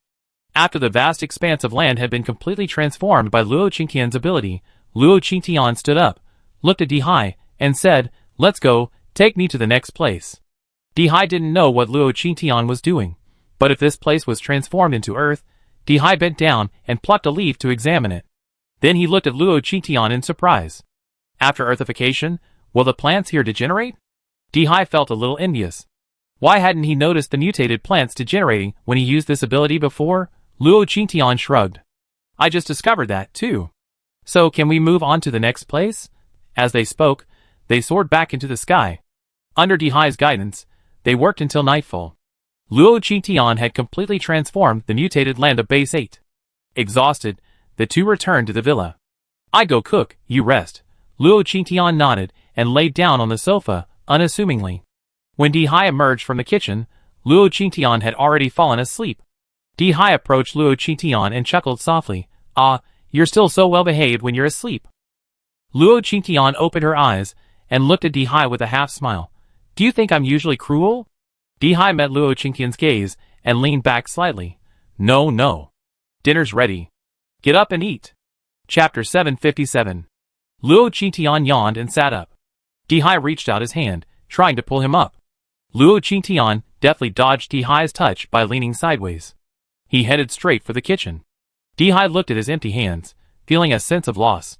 The previous incident had indeed caused a rift between him and Luo Qingtian. The two sat at the table, neither saying a word, their heads lowered as they ate in silence. The silence was so intense that only the sounds of chewing and picking up food could be heard. Dihai looked up at Luo Qingtian, who ate expressionlessly, and sighed. This incident has little to do with the Lu family. They were ordered to stay at the 8th base by higher-ups, but they certainly had their own motives. They had long been aware of Gu Liangyun's situation, but hadn't reported it. This alone violated the moral code of military service, and their superiors had stripped them of all their privileges at the 8th base. Also, Mori performed very well this time. After this incident, he and the Mo family have been helping out in the inner city. I will promote him to a higher position at the 8th base. Luo Qingtian swallowed his food and looked at Dihai. Send me the vaccine quantity for the 8th base by tomorrow morning, and I deliver it later. Dihai's heart ached. Okay. Luo Qingtian looked at Dihai seriously. We also send you what we ask for later. We definitely won't give you the vaccine for free. Dihai nodded. Okay, I won't give it to you for free. But can I know the name of the base you're creating? Luo Qingtian put down his chopsticks, wiped his mouth carefully, and said, Future Base. A great name. I hope to visit someday. Luo Qingtian looked at Dihai with a strange look. Your brother has been serving as patrol leader with me. Don't you know? If you want to check it out, you can always ask your brother. Dihai choked. Could he really say he hadn't contacted Dijiang in a long time? Ever since Base 1 was destroyed, Dijiang had been like a possessed man. No matter how much his family urged him to return to Base 0, he refused to go. So, the government-certified Base Dijiang had insisted Base 0 be yours? Do you need my help? Dijiang didn't have many connections or influence at Base 0, but he did. If Luo Qingtian needed it, he could help Luo Qingtian get the government certification. No need, you know me. I like my freedom. Let's forget about the certification. Luo Qingtian stood up and headed upstairs. Did they clean my bedroom? Dijiang replied, Yes, every day. Oh, thank you. Luo Qingtian had already reached her bedroom door, opened it, and walked in. She was a little tired from the day's work, but thankfully she had found a way to deal with those mutated plants. Thinking of this, Luo Qingtian fell asleep. The next morning, Luo Qingtian woke up early. She dressed, washed, and hurried downstairs. Downstairs, Dihai had already prepared breakfast. So early? Looking at the table full of food, Luo Qingtian was startled. Dihai looked at her gently, saying, I was worried you leave early, so I got up early and prepared the food. Luo Qingtian rubbed her nose guiltily. She had indeed been planning to leave, but she hadn't expected Dihai to get up so early and prepare so much food. Wash your hands and eat.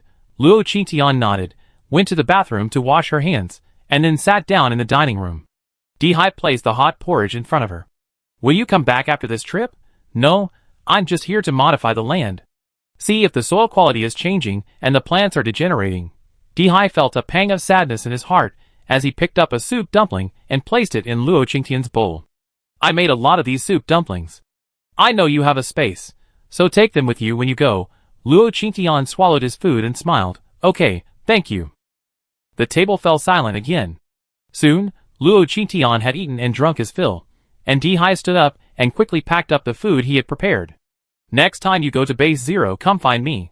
If you need any help, I definitely help. Luo Qingtian took the food and carried it directly into the space. She smiled at Dihai. I'm afraid you still be busy here when I go to Base 0.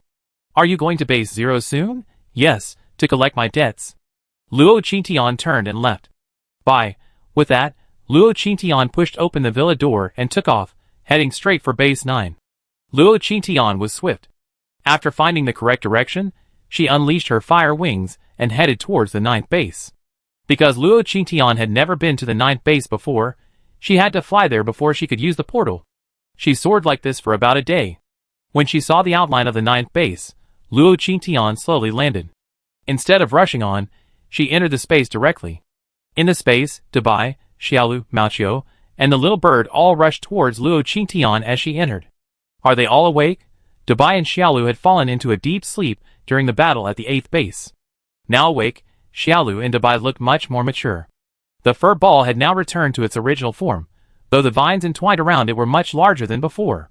As for the bird, it hadn't changed much, except that there was a hint of dependence and admiration in its gaze towards Luo Qingtian.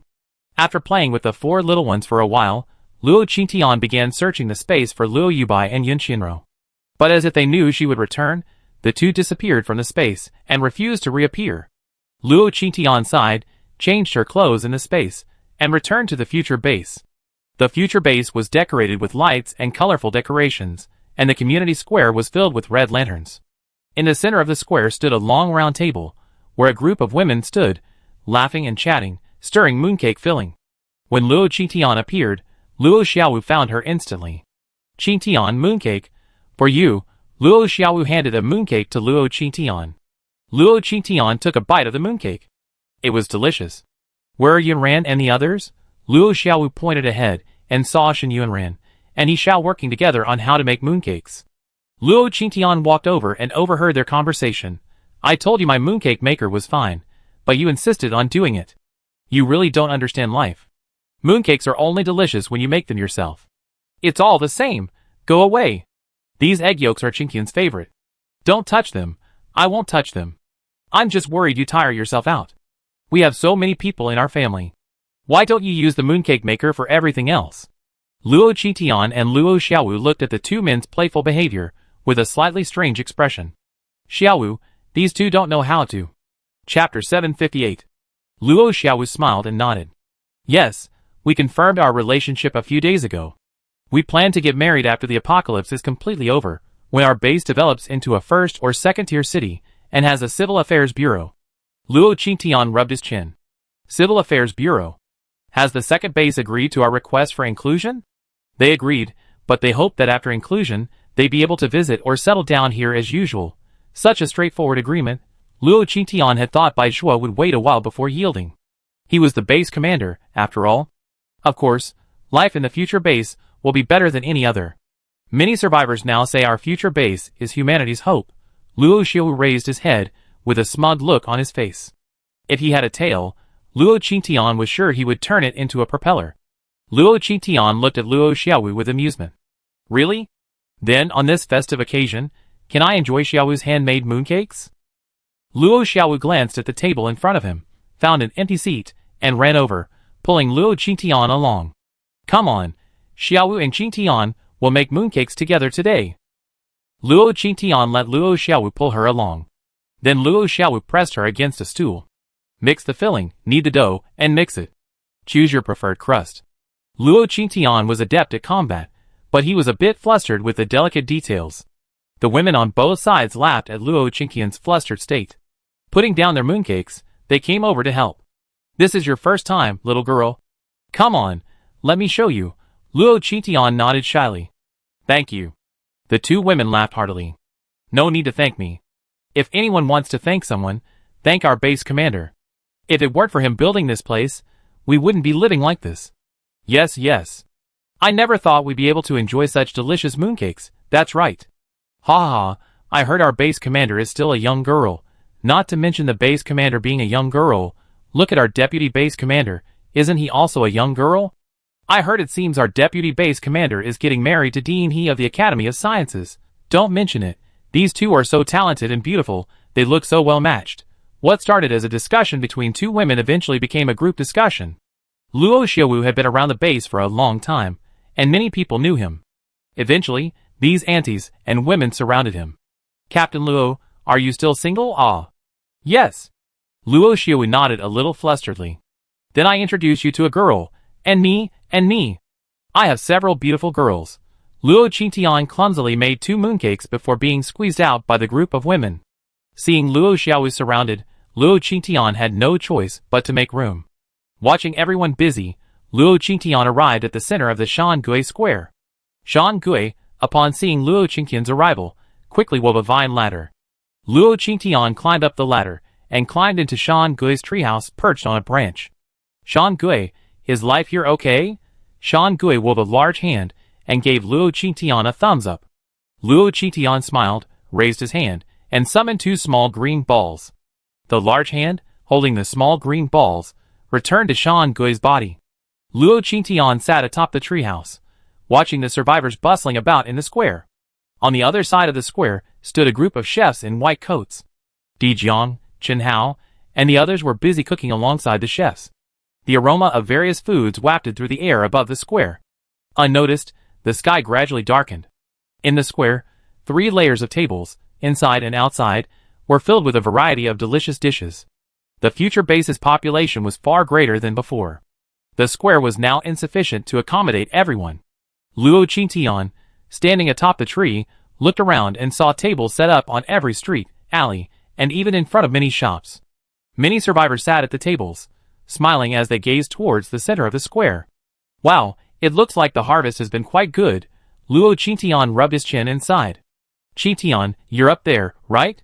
Shen Yuan's voice came from beneath the tree. Luo Qingtian glanced down, then jumped down. What's wrong? Have you eaten yet? Luo Qingtian felt his stomach. He was indeed quite hungry. Shen Yuan raised his hand and handed the clothes he was carrying to Luo Qingtian. Today is our base's first large-scale dinner.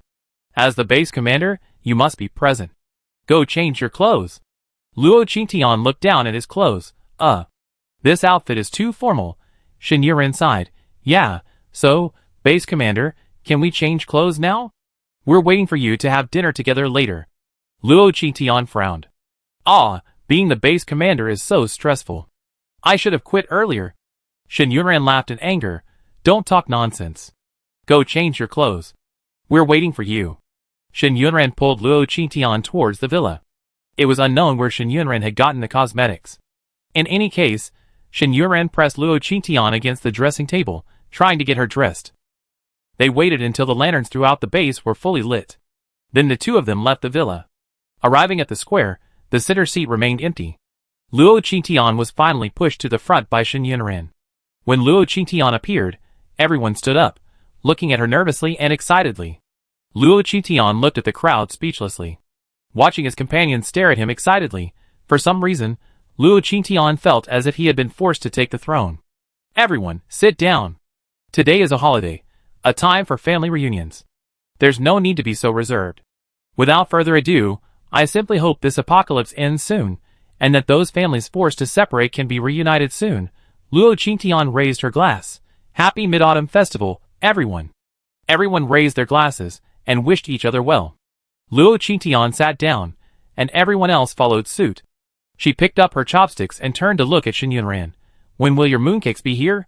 I want the 5-nut ones. I want the handmade ones, not the ones from the machine. Shen Yuan's face flushed instantly when she heard Luo Qing. I saved them for you. Okay. Luo Qingtian, Shen Yuan, and Luo Xiaowu were whispering to each other, and the women eating below were getting a little nervous. Hey, why does our base commander look so familiar to me? Isn't that the girl who made mooncakes with Commander Luo this afternoon? Look, isn't that Commander Luo sitting next to her, helping to pick up the food? That afternoon, oh my god, we're actually making mooncakes with the base commander today. The women became excited as they talked. Chapter 759. The party lasted late. It was a shame that the stars were still there, but there was no moon. However, no one cared. After eating and drinking, Luo Qingtian yawned as he walked back. Di Jiang caught up with him. Qingtian, tomorrow the second base will be completely merged with ours. They're asking if their base wall should be demolished. Luo Qingtian turned to look at Di Jiang. Of course it should be. Since it's covered, it should look covered. I have the Earth and Strength Psychics go over and take a look. Make a landmark there. And by the way, come up with a name for the city. Okay, then, will you come to the meeting tomorrow? No, I'm upgrading my base tonight and heading to the 9th base tomorrow. You and Yuan Ren will have to handle the rest together. Luo Qingtian waved his hand and entered the villa. In the dead of night, Luo Qingtian returned to his space. He habitually opened the icon and frowned. Why is my combat icon gone? Luo Qingtian raised her hand to touch the icon on her forearm. She could clearly feel her combat abilities still there, but they seemed to have become part of her flesh and blood. As if they were meant to exist. It felt completely different from before. Is this the reason for the upgrade? Luo Qingtian glanced around, hoping to see the two people answer her questions, but they seemed to have vanished. Neither of them reappeared. Convinced they wouldn't appear, Luo Qingtian sighed in disappointment. She lowered her head, opened the icon store, clicked repair and upgrade, then turned off the 3D effects and went upstairs to bed. That night, the entire future base experienced another earthquake. But no one was frightened. They habitually clung to their blankets and slept soundly. At dawn, Luo Qingtian opened the door and returned directly to the outside of Base 9. Luo Qingtian retrieved a damaged car from her space and drove it unsteadily toward Base 9. As she neared the gate, she noticed a fog outside the car. The fog was so thick that even with the headlights on, she couldn't see the road ahead. She stopped the car and got out. She then feigned panic and shouted, "Why is it foggy? And it's so hot? Are there monsters here?" As Luo Qingtian thought about it, she felt something go limp beneath her feet. She lowered her head. She saw that her ground had become incredibly muddy and reeked of something foul. The stench gave her goosebumps. This can't be like the 8th base, where there's a ghostly thing down there. As soon as she said this, a large, bright red tongue stretched out toward Luo Qingtian. Luo Qingtian's eyes widened, and he dodged the tongue's lick.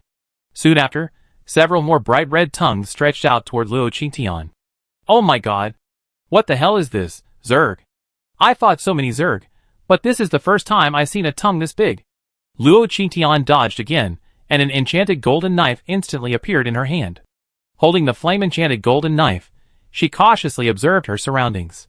The tongue attacked again. Luo Qingtian swung the knife, simultaneously unleashing a fiery mental attack. There was a splash in front of her, as if something had fallen into the water. More tongues then attacked Luo Qingtian, engulfed in flames, and she leaped high. She tried to escape the white mist. But before she could, her feet were entangled by the tongues. The corners of Luo Qingtian's lips curled slightly. Then a scream came from below. Down below, Luo Qingtian's clone had already located the tongue's true form. It was an enormous toad. It was hideous. Its body was covered in green, blue, and black lumps of flesh. The clone's spear pierced the toad's body, and the tongue wrapped around Luo Qingtian's ankle was released. Luo Qingtian fell to the ground, staring at the pierced toad. She raised her hand and unleashed a fireball.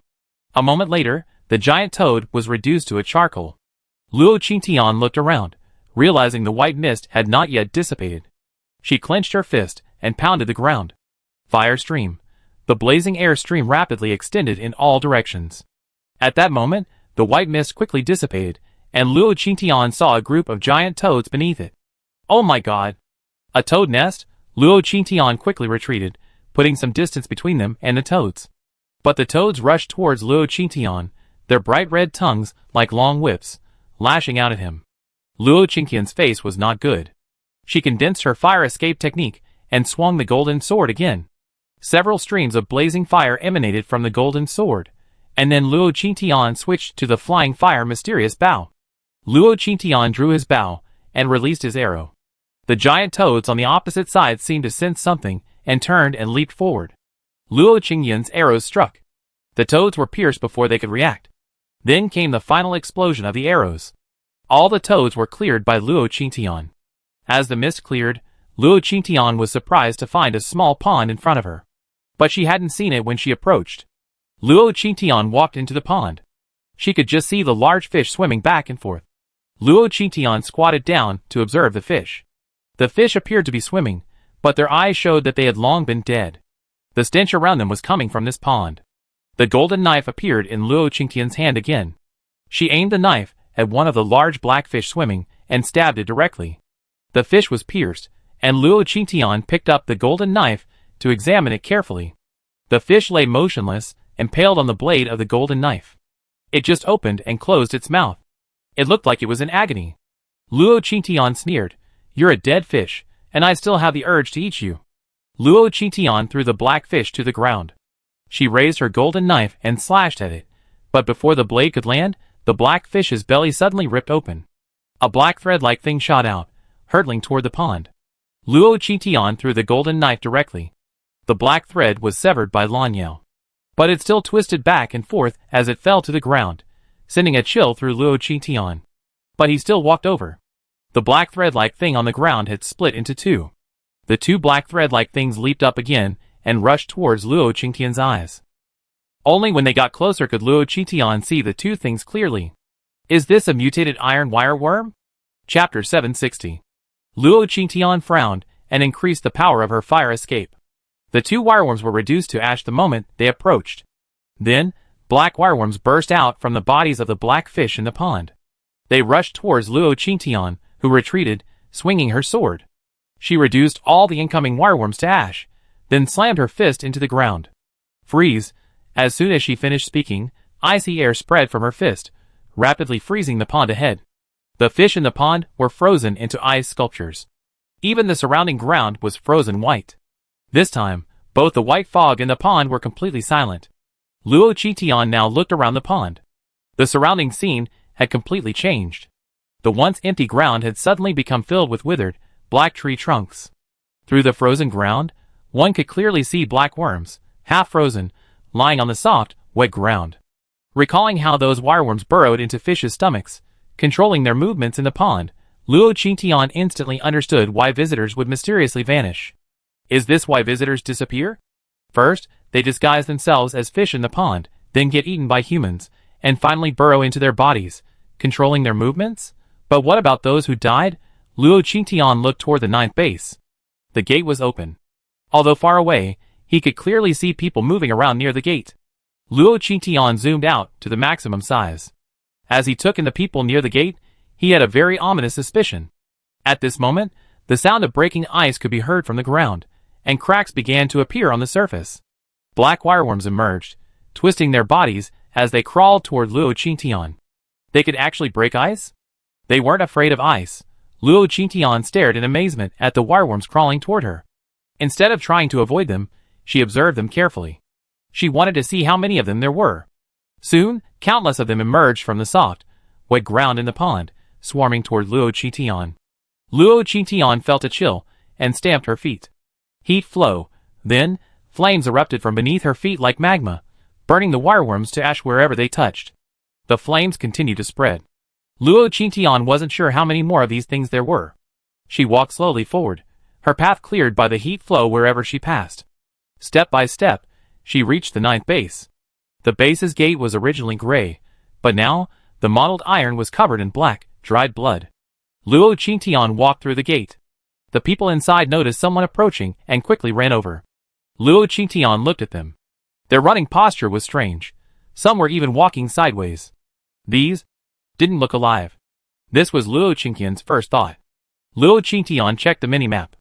On the minimap, these people appeared as small blue-gray dots. This meant they were half dead. But how could that be possible? Could they be the living dead? By then, these people had already run up to Luo Qingtian. A few people stood across from Luo Qingtian in silence, staring blankly at him. Then, they suddenly turned and headed toward the interior of the base. Luo Qingtian was stunned by this move, while the people walking ahead suddenly turned and tilted their heads to look at him. Their eyes were dull, devoid of any trace of life. Luo Qingtian understood. These beings were asking her to follow. Thinking it through, she raised her feet and followed them. Watching Luo Qingtian follow, the undead turned and headed toward the interior of the base. Base 9th looked completely different from the others. It felt like an undeveloped territory. Low-rise houses. Ordinary dwellings with few buildings. Even the streets held the remains of some houses and buildings. The poverty of Base 9th at that moment was evident everywhere. Why did it look like the scene of a major battle? Luo Qingtian walked slowly behind the undead, carefully observing her surroundings. Before he knew it, the zombies ahead stopped, and Luo Qingtian followed suit. It was then that Luo Qingtian realized they had led him to an oval square. The square, and even its perimeter, was filled with survivors milling about, their gazes dull and numb. They looked like those who had been tormented by life for too long, with no hope for the future. In the very center of the square, a giant ant-like statue stood. The zombies who had brought Luo Qingtian here were surrounding the ant statue and paying homage. Luo Qingtian stared at the statue speechlessly, her lips twitching. What's going on? If I'm not mistaken, this thing should be a Zerd, right? Why are these undead paying homage to a stone statue? The survivors around the square saw people paying homage, and more people gathered. They knelt devoutly on the ground, silently bowing. Only Luo Qingtian stood there motionless. Her face was extremely pale. The minimap showed that the survivors who came to pay homage were small blue-gray dots. Some had even turned into small black dots, the actual dead. And more people were coming. They were just like the ones before them, completely devoid of any ability to think, kneeling devoutly like the living dead. At this moment, the person kneeling in front suddenly turned and looked at Luo Qingtian. The look in his eyes seemed to say, "Why aren't you kneeling yet?" Luo Qingtian covered her face. She wouldn't even kneel to a god, let alone this Zerg statue before her. She pursed her lips and frowned, looking around. The survivors around her all stared at Luo Qingtian with numb eyes.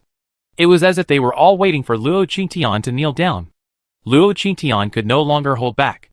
She raised her hand and switched weapons. A golden knife instantly appeared, and Luo Qingtian swung it fiercely at the Zerg statue in front of her. She intended to destroy it outright, but this very thing caused the survivors present to scream. Their voices were shrill, unhuman, and they quickly formed a line like ants, blocking the statue. Some even climbed onto the shoulders of the others, forming a human wall. On Luo Qingtian's blade, countless threads of spiritual power condensed into waves of spiritual attack. With a piercing sound, he struck forward. Bang! The human wall in front was broken, and the survivors fell together, revealing the massive statue behind them. Luo Qingtian sneered and raised his hand to swing his knife again. Chapter 761. Just as Luo Qingtian made this move, the survivors on both sides charged at him with their fangs bared. Luo Qingtian leaped back, swinging his golden knife. He directly decapitated the two survivors. The next moment, several black, mutated wireworms burst from their bodies. These wireworms all attacked Luo Qingtian's eyes. Luo Qingtian frowned, and a fireball instantly appeared in his hand. The fireball quickly spread out, forming a fire escape around him. The moment the wireworms approached Luo Qingtian, they were incinerated to ash. A very ominous thought suddenly crossed Luo Qingtian's mind. She dodged the attacks of the survivors behind her. She zoomed in and out of the minimap, and then she felt a chill run down her back. The entire 9th base was actually a living dead controlled by the wireworms. One could even say they were no longer human, but a group of Zerg mutants. No wonder these people were paying homage to the Zerg. No wonder they lacked the aura of life. This place is already a dead city. Luo Qingtian was filled with rage. She suddenly leaped high, the flying fire bow in her hand instantly appearing, meteor shower. With her words, a shower of fire, like meteorites, began to rain down from the sky above Base 9. This shower of fire slammed down onto Base 9. It slammed into the mutants desperately protecting the statue. Soon, most of Base 9's mutants were dead. But even if they were burned to ash, these mutants would still protect the Zerg statue. This scene infuriated Luo Qingtian even more. Damn it! They actually humiliated humanity in this way. Luo Qingtian gritted his teeth and raised his hand, intending to unleash another shower of meteors and fire. But the statue suddenly began to shatter. Rocks began to fall from around the statue, and the falling rocks grew larger and larger. Meteor shower. A massive fireball slammed into the 9th base again.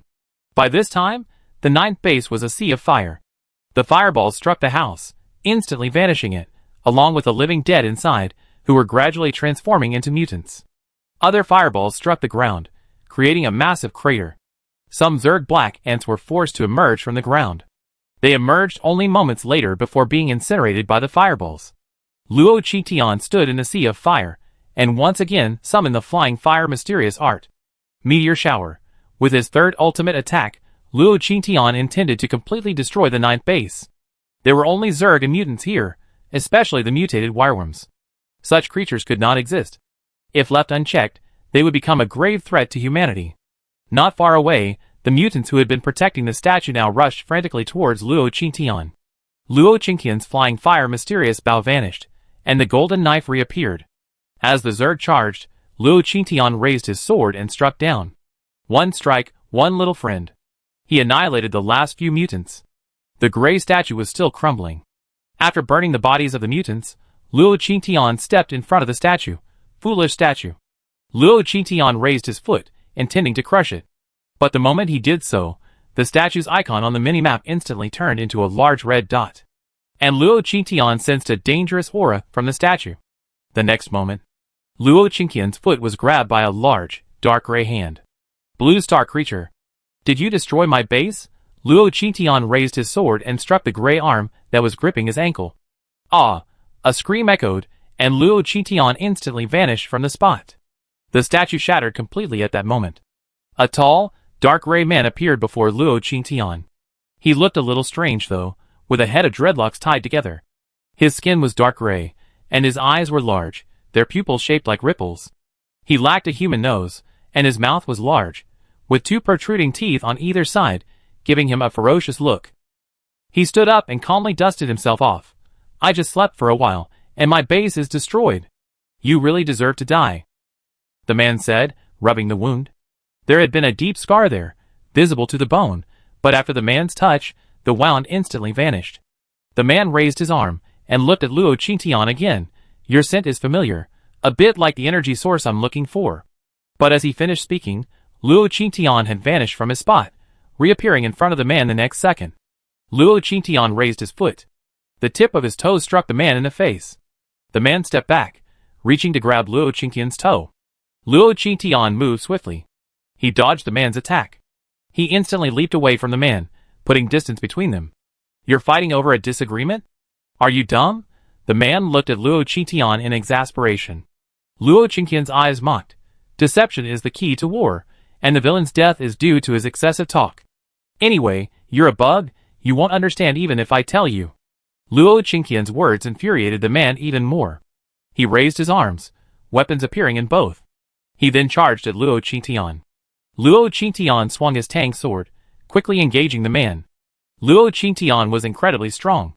Each swing used 100% of his strength. At first, the Zerg man could hold his own for 2 rounds. Later, Luo Qingtian was completely dominated by the Zerg's brutal assault. Bang, bang, bang, Luo Qingtian had already pinned the Zerg man to the ground. She pressed down on his chest, punching him in the head over 10 times in a row. The man, enraged, reached out his hands from his waist again and grabbed Luo Qingtian. Luo Qingtian suddenly felt a sharp pain in his lower abdomen, and then saw the man's hand had already penetrated Luo Qingtian's abdomen. He even intended to plant mutated iron wire worms in Luo Qingtian's body. Ha ha, Blue Star is a low-energy planet, but it has a vast reproductive environment. It's perfect for us. Your body is powerful. I will implant all my offspring into your body. I believe you can give birth to a powerful Zerg warrior. Is that so? Fusion. Luo Qingtian's cold voice came from above, and Luo Qingtian, who was pressing down on the man, gradually faded. Then, a huge red arrow, carrying the powerful impact of fire, flew towards the man's head. Boom! A huge explosion sounded, and the man was engulfed in red flames. Luo Qingtian stood high in the sky, narrowing his eyes, as he watched the man being engulfed in flames. Dead? It can't be that easy, right? This man must be the male Zerg who escaped from the spaceship. Thinking of how difficult that female Zerg from Base 8 was. This Zerg can't die so easily. As Luo Qingtian thought, a sound of breaking air came from below. Then the man's figure gradually emerged from the smoke. It hurt so much. Chapter 762. A man in black armor stood in the sea of fire. The man's 6 arms, 2 of which held a spear and a dagger, raised his head and gazed toward the sky, his tone scornful. "My sister is dead. Her life sign vanished right where we left her. On this lowly blue planet, you're the only one who could kill her, right?" Luo Qingtian looked down at the man below and raised the flying fire mysterious bow. Fusion. A massive arrow flew out, piercing the man. The man's face was speechless. "You cowardly lowly creature, don't you even have the most basic courtesy?" As the man spoke, his black armor suddenly lit up, and flaming arrows pierced the man, completely shielding him. The arrows exploded, and the man leaped from the blast. He swung his spear, unleashing 2 waves of attack in Luo Qingtian's direction. Luo Qingtian quickly dodged in the air. "You truly are capable of being my opponent." The man looked at Luo Qingtian with disdain, and Luo Qingtian frowned. "Are all you Zerg people so naive? Someone who didn't know me would have thought I met the Zerg dragon out in." "What do you mean?" The man looked at Luo Qingtian in confusion. Luo Qingtian's Fei Wuxian bow had now been transformed into a Benlei bow. The villain's death is due to his talkativeness. With that, he unleashed a volley of lightning arrows, 12 simultaneously darting towards the man. The man's spear began to spin. This time, Luo Qingtian didn't use fusion, but instead descended on her own. But before she fell, she fired an arrow into the sky. Thunderbolt, the lightning arrows transformed into small bolts of lightning, continuously falling downward. Luo Qingtian had already flown in front of the man. A silver-white spear materialized in her hand, and the two began fighting. Luo Qingtian admitted that the Zerg before her was powerful. If she hadn't been to the primary Zerg planet, she might not have been a match. As Luo Qingtian and the man battled, purple lightning energy rained down from the sky. It struck the scorching ground, causing small explosions. The man was distracted several times, trying to block the explosions. Luo Qingtian seized the opportunity to pummel the man's face and body, forcing him back. Despicable. The man roared. Luo Qingtian seized the opportunity to punch the man in the face again, sending him flying and landing heavily on the ground. The ground scorched, and the man leaped back to his feet. Roar, roar, roar. The man roared angrily at Luo Qingtian, then slammed his fist into the ground. The earth cracked, and the flames that had been burning all around suddenly died out for unknown reasons. The man no longer possessed any human features. 2 tentacles appeared from his head, waving towards Luo Qingtian. Luo Qingtian frowned at the movement, suddenly feeling his body losing control. Come here. The man's tentacles continued to sway, and Luo Qingtian, frowning, rushed towards him step by step. The man watched Luo Qingtian approach, and a wide mouth appeared on his face, laughing loudly. You forced me to do this. I originally wanted to extract your energy properly, but now I changed my mind. At this moment, Luo Qingtian had already reached the man's side. The man raised his spear and thrust it towards Luo Qingtian's heart. The spear pierced Luo Qingtian's body, and the man reached out with all 6 of his hands, simultaneously grabbing Luo Qingtian. But before the man's hands could touch Luo Qingtian's body gradually vanished. The next moment, a silver-white spear pierced the man's body from behind. How could it be possible? The man stared down at his pierced body in a moment of shock. Then, 2 more hands shot out from his body and grabbed Luo Qingtian. Startled, Luo Qingtian quickly stepped back, frowning and saying, How many hands do you have? Are all Zerg as ugly as you? As he finished speaking, he saw the man's body gradually elongating, even taking on the appearance of segmented structures. Fuck, are you a centipede? Before she could finish her words, the man had already rushed at her, madly losing his mind. Luo Qingtian didn't have that many limbs, so close combat was even more impossible at this moment. Luo Qingtian quickly retreated to avoid them. The Zerg on the opposite side quickened their pace in pursuit. Luo Qingtian ran for a while, feeling somewhat foolish. Why not just fly? With this thought, flaming red wings instantly appeared behind her, and Luo Qingtian soared into the sky. Whoosh, whoosh, whoosh. The Zerg on the opposite side, sensing Luo Qingtian's intentions, began to slowly transform. Then his body stretched, even his legs gradually shifting, and new limbs and arms continued to appear on his body. Using both his limbs, the Zergman fired his spear in Luo Qingtian's direction. Luo Qingtian dodged for a moment before landing again. You're really a centipede, huh? Luo Qingtian landed, looking at the Zerg opposite him with a constipated expression. The man had lost much of his rationality. His only thought was to kill the creature. The man moved quickly, charging towards Luo Qingtian. Luo Qingtian faced the man and stepped back. Switching to the flying fire mysterious bow, Luo Qingtian drew his bow and released an arrow. The arrow flew out, piercing the man, whose spear spun continuously. He blocked the arrows from different directions. Luo Qingtian switched weapons again, combining the water and ice arrows. He drew his bow again and released arrows, white and blue simultaneously blasting towards the man. The man continued to resist Luo Qingtian's attacks. Rain. The rain poured down. The entire fire at base 9 was instantly extinguished. Luo Qingtian stopped and slammed his fist into the ground. Ultimate freeze. Water accelerates the freezing of cold air, and the Zerg man across from him was completely frozen by Luo Qingtian. However, the freeze didn't kill the man, merely trapped him. This was the first time Luo Qingtian had seen his ultimate freeze fail. Luo Qingtian took the opportunity to switch weapons, the golden knife in hand. Luo Qingtian quickly rushed towards the man. With a swift movement, he slashed at the man's hands. Bang! Luo Qingtian chopped off 3 of the man's hands in a row. The man took the opportunity to break free from the ice, reaching out more hands to grab at Luo Qingtian.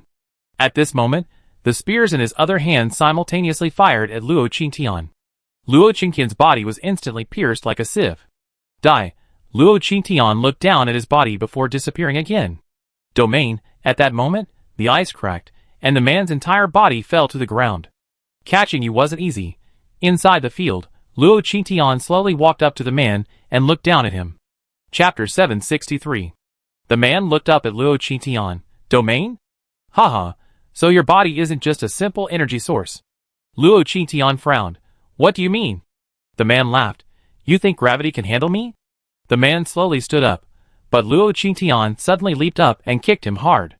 The man fell to the ground. The body stretched again, and several more arms appeared.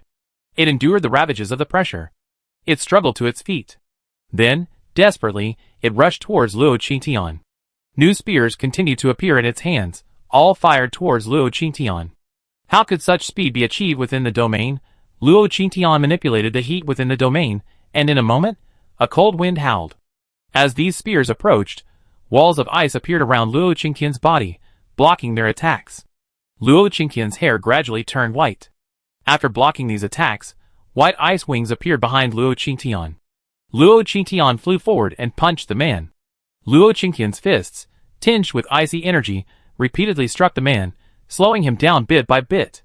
Finally, his entire body transformed into a giant centipede. Bright gray rays of light appeared on Luo Qingtian's body, piercing the man across from him. The man stared at Luo Qingtian in shock, then burst into laughter. So you're not from Blue Star? Ha ha, no wonder I lost. No wonder my sister died. Luo Qingtian narrowed his eyes. This was another Zerg, who claimed to be non-human. Could he really be non-human? Impossible. He was bleeding, and he had human flesh and blood. He couldn't possibly be non-human. Stop the nonsense. I'm from Blue Star. Luo Qingtian began to frantically absorb the energy of the Zerg across from him. The Zerg began to struggle frantically, its strength dwindling, and even its black armor gradually vanished. Luo Qingtian watched expressionlessly as the Zerg slowly lost its life, until only a layer of Zerg shell remained. Luo Qingtian withdrew his domain. The next moment, he vanished from the spot. After returning to space, Luo Qingtian still had her white hair. Her face was pale, and even her pupils were gradually turning white. She gazed deeply into space. That Zerg said I'm not from Blue Star. People from your interstellar laboratory have said that before. And Fan Jinlong, who fought me, has said that too. You abandoned me all these years, and now you're training me. I wonder if you're avoiding me because you know I'm not human, not even your child. Luo Qingtian's tone was calm, her gaze into the void clear and untainted. It was as if she were recognizing herself for the first time. But these words confused Luo Yubai and Yun Qianrou, and they quickly appeared in front of Luo Qingtian. That's not true, child. You were born after 10 months of pregnancy between my husband and me. Luo Qingtian looked at Yun Qianrou and wanted to smile, but she couldn't. She raised a hand and pointed at her hair. Why are my abilities different from others? Can others change their hair color like me? Also, those Zerg people said I have some kind of core energy source. What exactly is that? Are you really not going to tell me anything? Impossible. If someone else had used their ice and fire powers to their full potential, their bodies would have either been burned or turned into ice sculptures. But I only changed the color of my hair. Now that I think about it, there are so many things about me that don't make sense. Yun Qianrou reached out and stroked Luo Qingtian's face. At this moment, Luo Qingtian's hair color gradually returned to black. Child, you possess the original power of the blue planet. Your powers are different from those of other psychics simply because their powers come from nature. And you come from the core of the blue planet. When your father and I discovered the impending invasion of the third civilization, we began searching for this power, until we found it in the breathing ground of the blue planet. Wait, what exactly is the original power, and what is the breathing ground? Luo Qingtian's mind was filled with questions. Luo Yubai sighed. Every planet has a core energy source.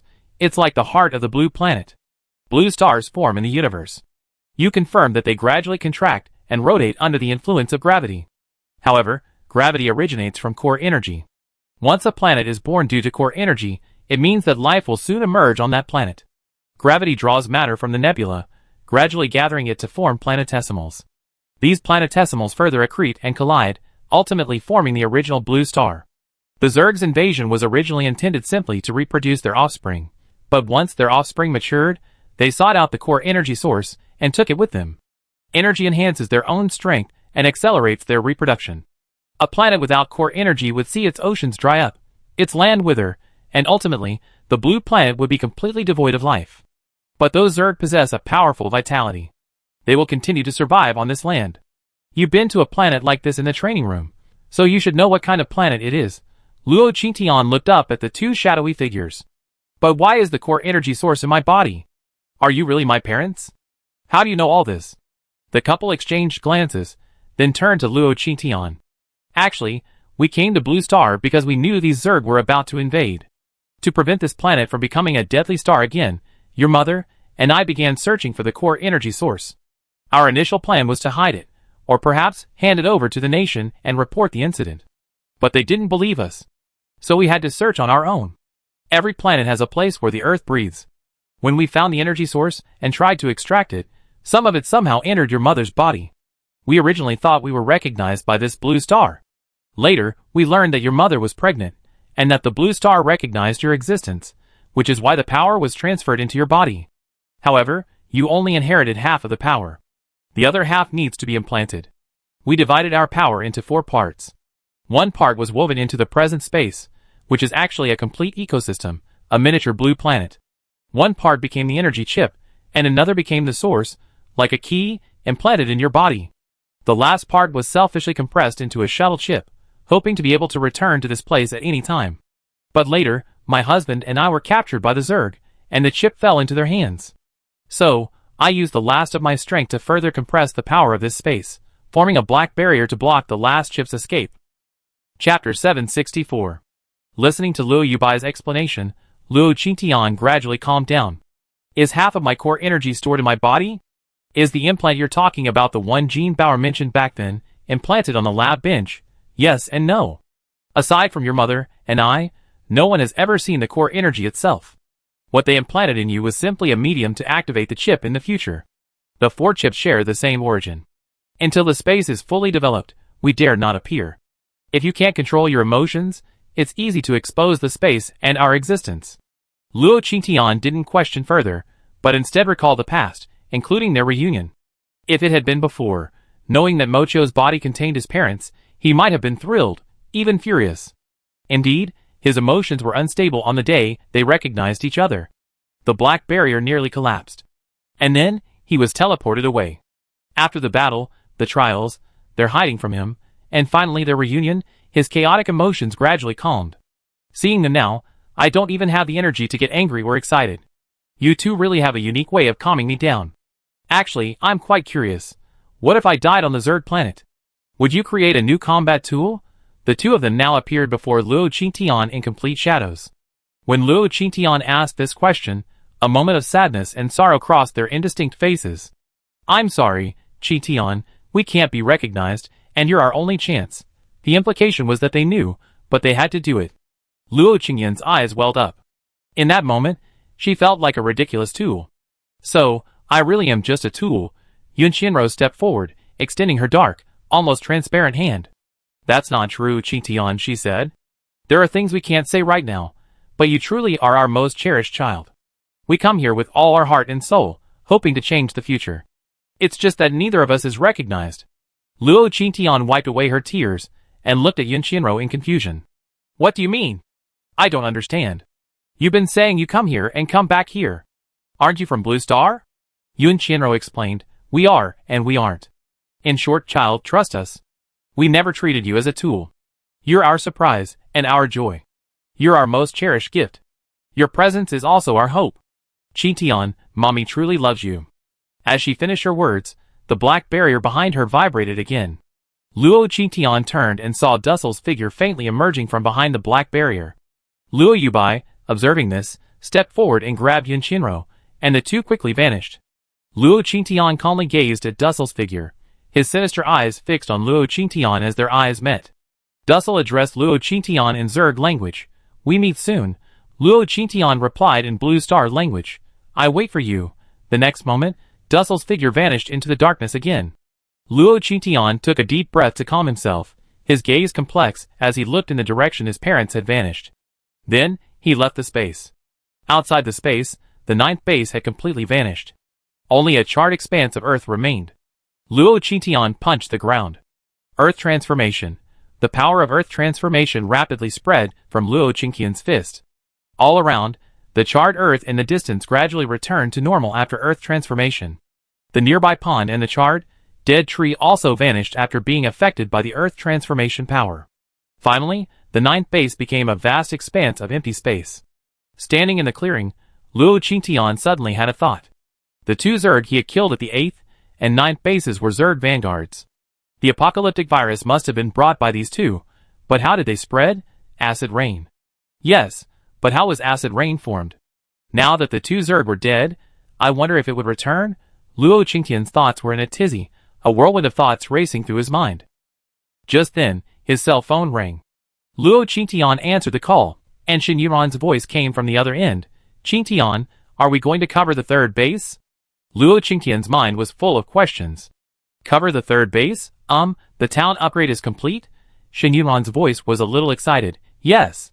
I didn't expect it to expand so much. The third base is right outside the door. Are we going to cover it?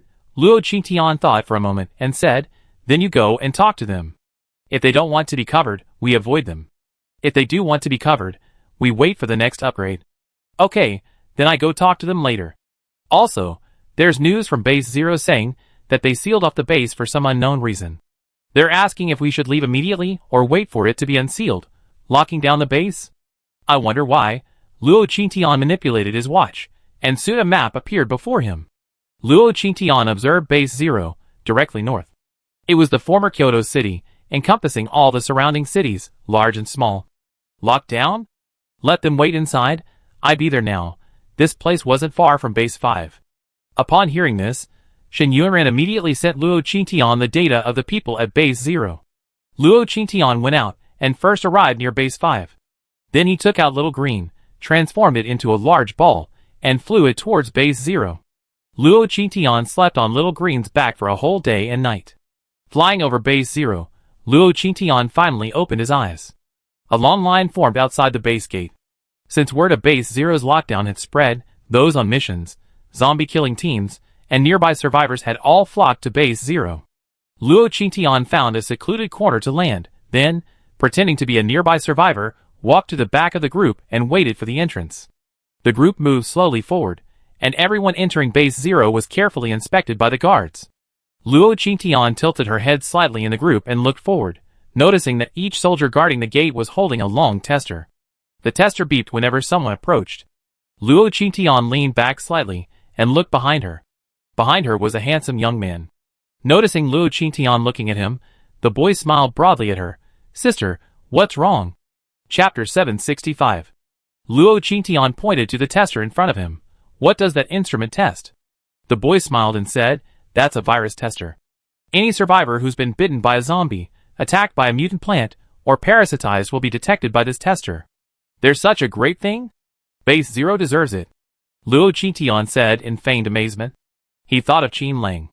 Why don't they make this thing for the base? Oh, and the base automatically excludes survivors with the virus, and those with special abilities. If someone is bitten, it seems like they can't even enter the base. So this thing is useless to the base, right? Just as he was thinking, the young boy behind him suddenly approached Luo Qingtian. Sister, are you from another base? Otherwise, how come you don't even know about the virus tester? Luo Qingtian smiled and said, yes. I'm from another base. The boy looked Luo Qingtian up and down, his eyes dark, and was about to say something. Suddenly, a wailing voice rang out from the front. Please, let me in. I was just touched. I won't mutate. My wound is small, and there's no lesion yet. A woman begged the man holding the instrument before her. The man glanced at the woman impatiently and said, no, this is what the higher-up said. You're not a psychic, and your physical condition is not enough to fight these viruses. Find a place to die. With these words, the man impatiently pushed the woman. The woman stumbled backward. Luo Qingtian frowned at the scene. Didn't they say the vaccines are here? They can fight these viruses. Just one shot, and the woman won't be infected. But these people seemed completely unaware of the vaccine's existence. At this moment, the woman sitting on the ground was still sobbing. My daughter Chung is still in the base. At least let me get her out. Without me, she's so young, how will she survive? After saying this, the woman's sobbing intensified. Luo Qingtian frowned at the scene and turned to look at the boy. Didn't they say Base 0 received the virus vaccine from some base? Why aren't they giving it to this woman? The boy looked at Luo Qingtian with surprise. How did you know there was a vaccine here? Has the news spread so widely now? Luo Qingtian also looked at the boy in surprise. I heard that residents of other bases have already been vaccinated. I heard there's one at Base 1. So he hurried over. As soon as he finished speaking, he heard another quarrel ahead. You bunch of beasts, let me in, let me in. The woman, with a ferocious expression, rushed into the base. But as she reached the door, someone kicked her back. The woman's body fell to the ground like a rag. You stinking woman, don't you understand what I'm saying? You're not allowed in this base, The woman clutched her chest and cursed. I haven't developed any disease yet. Why aren't you letting me in? I want to find my child, and if I leave, I take my child with me. As she spoke, her expression began to change.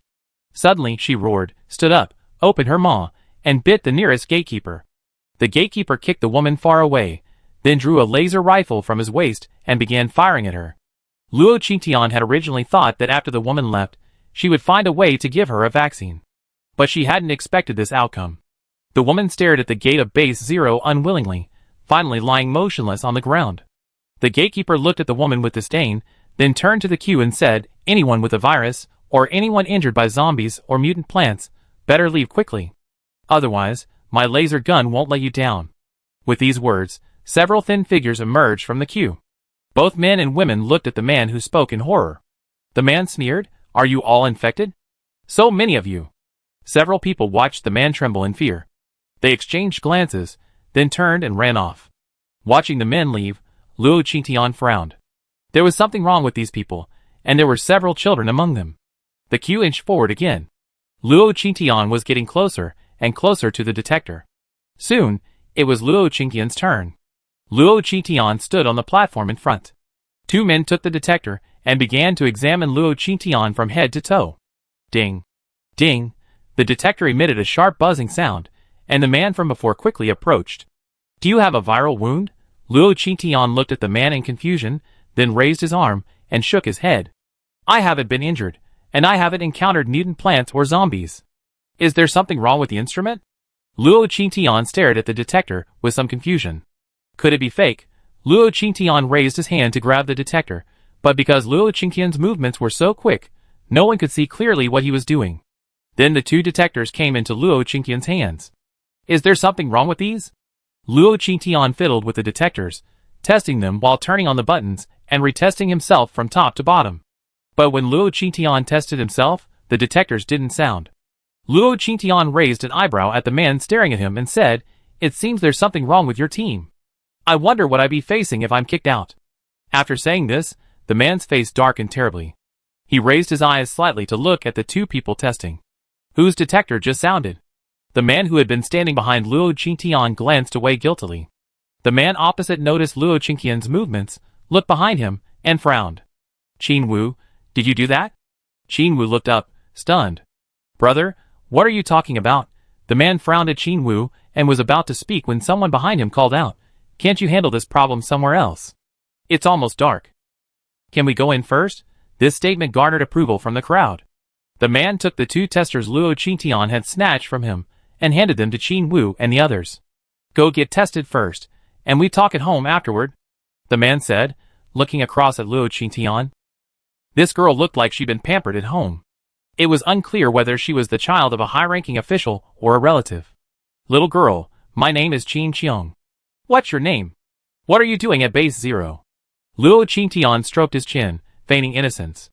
Hello, my name is Luo Tianshi, and I'm here at Base 0 looking for someone.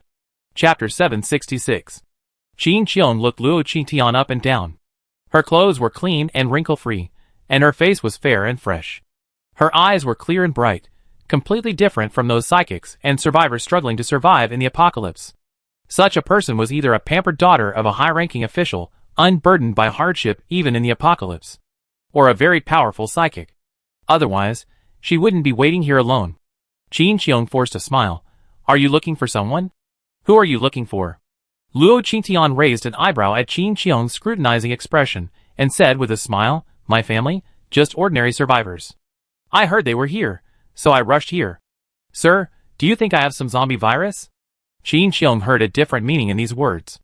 This little girl said her parents were ordinary survivors, so she must be extraordinary.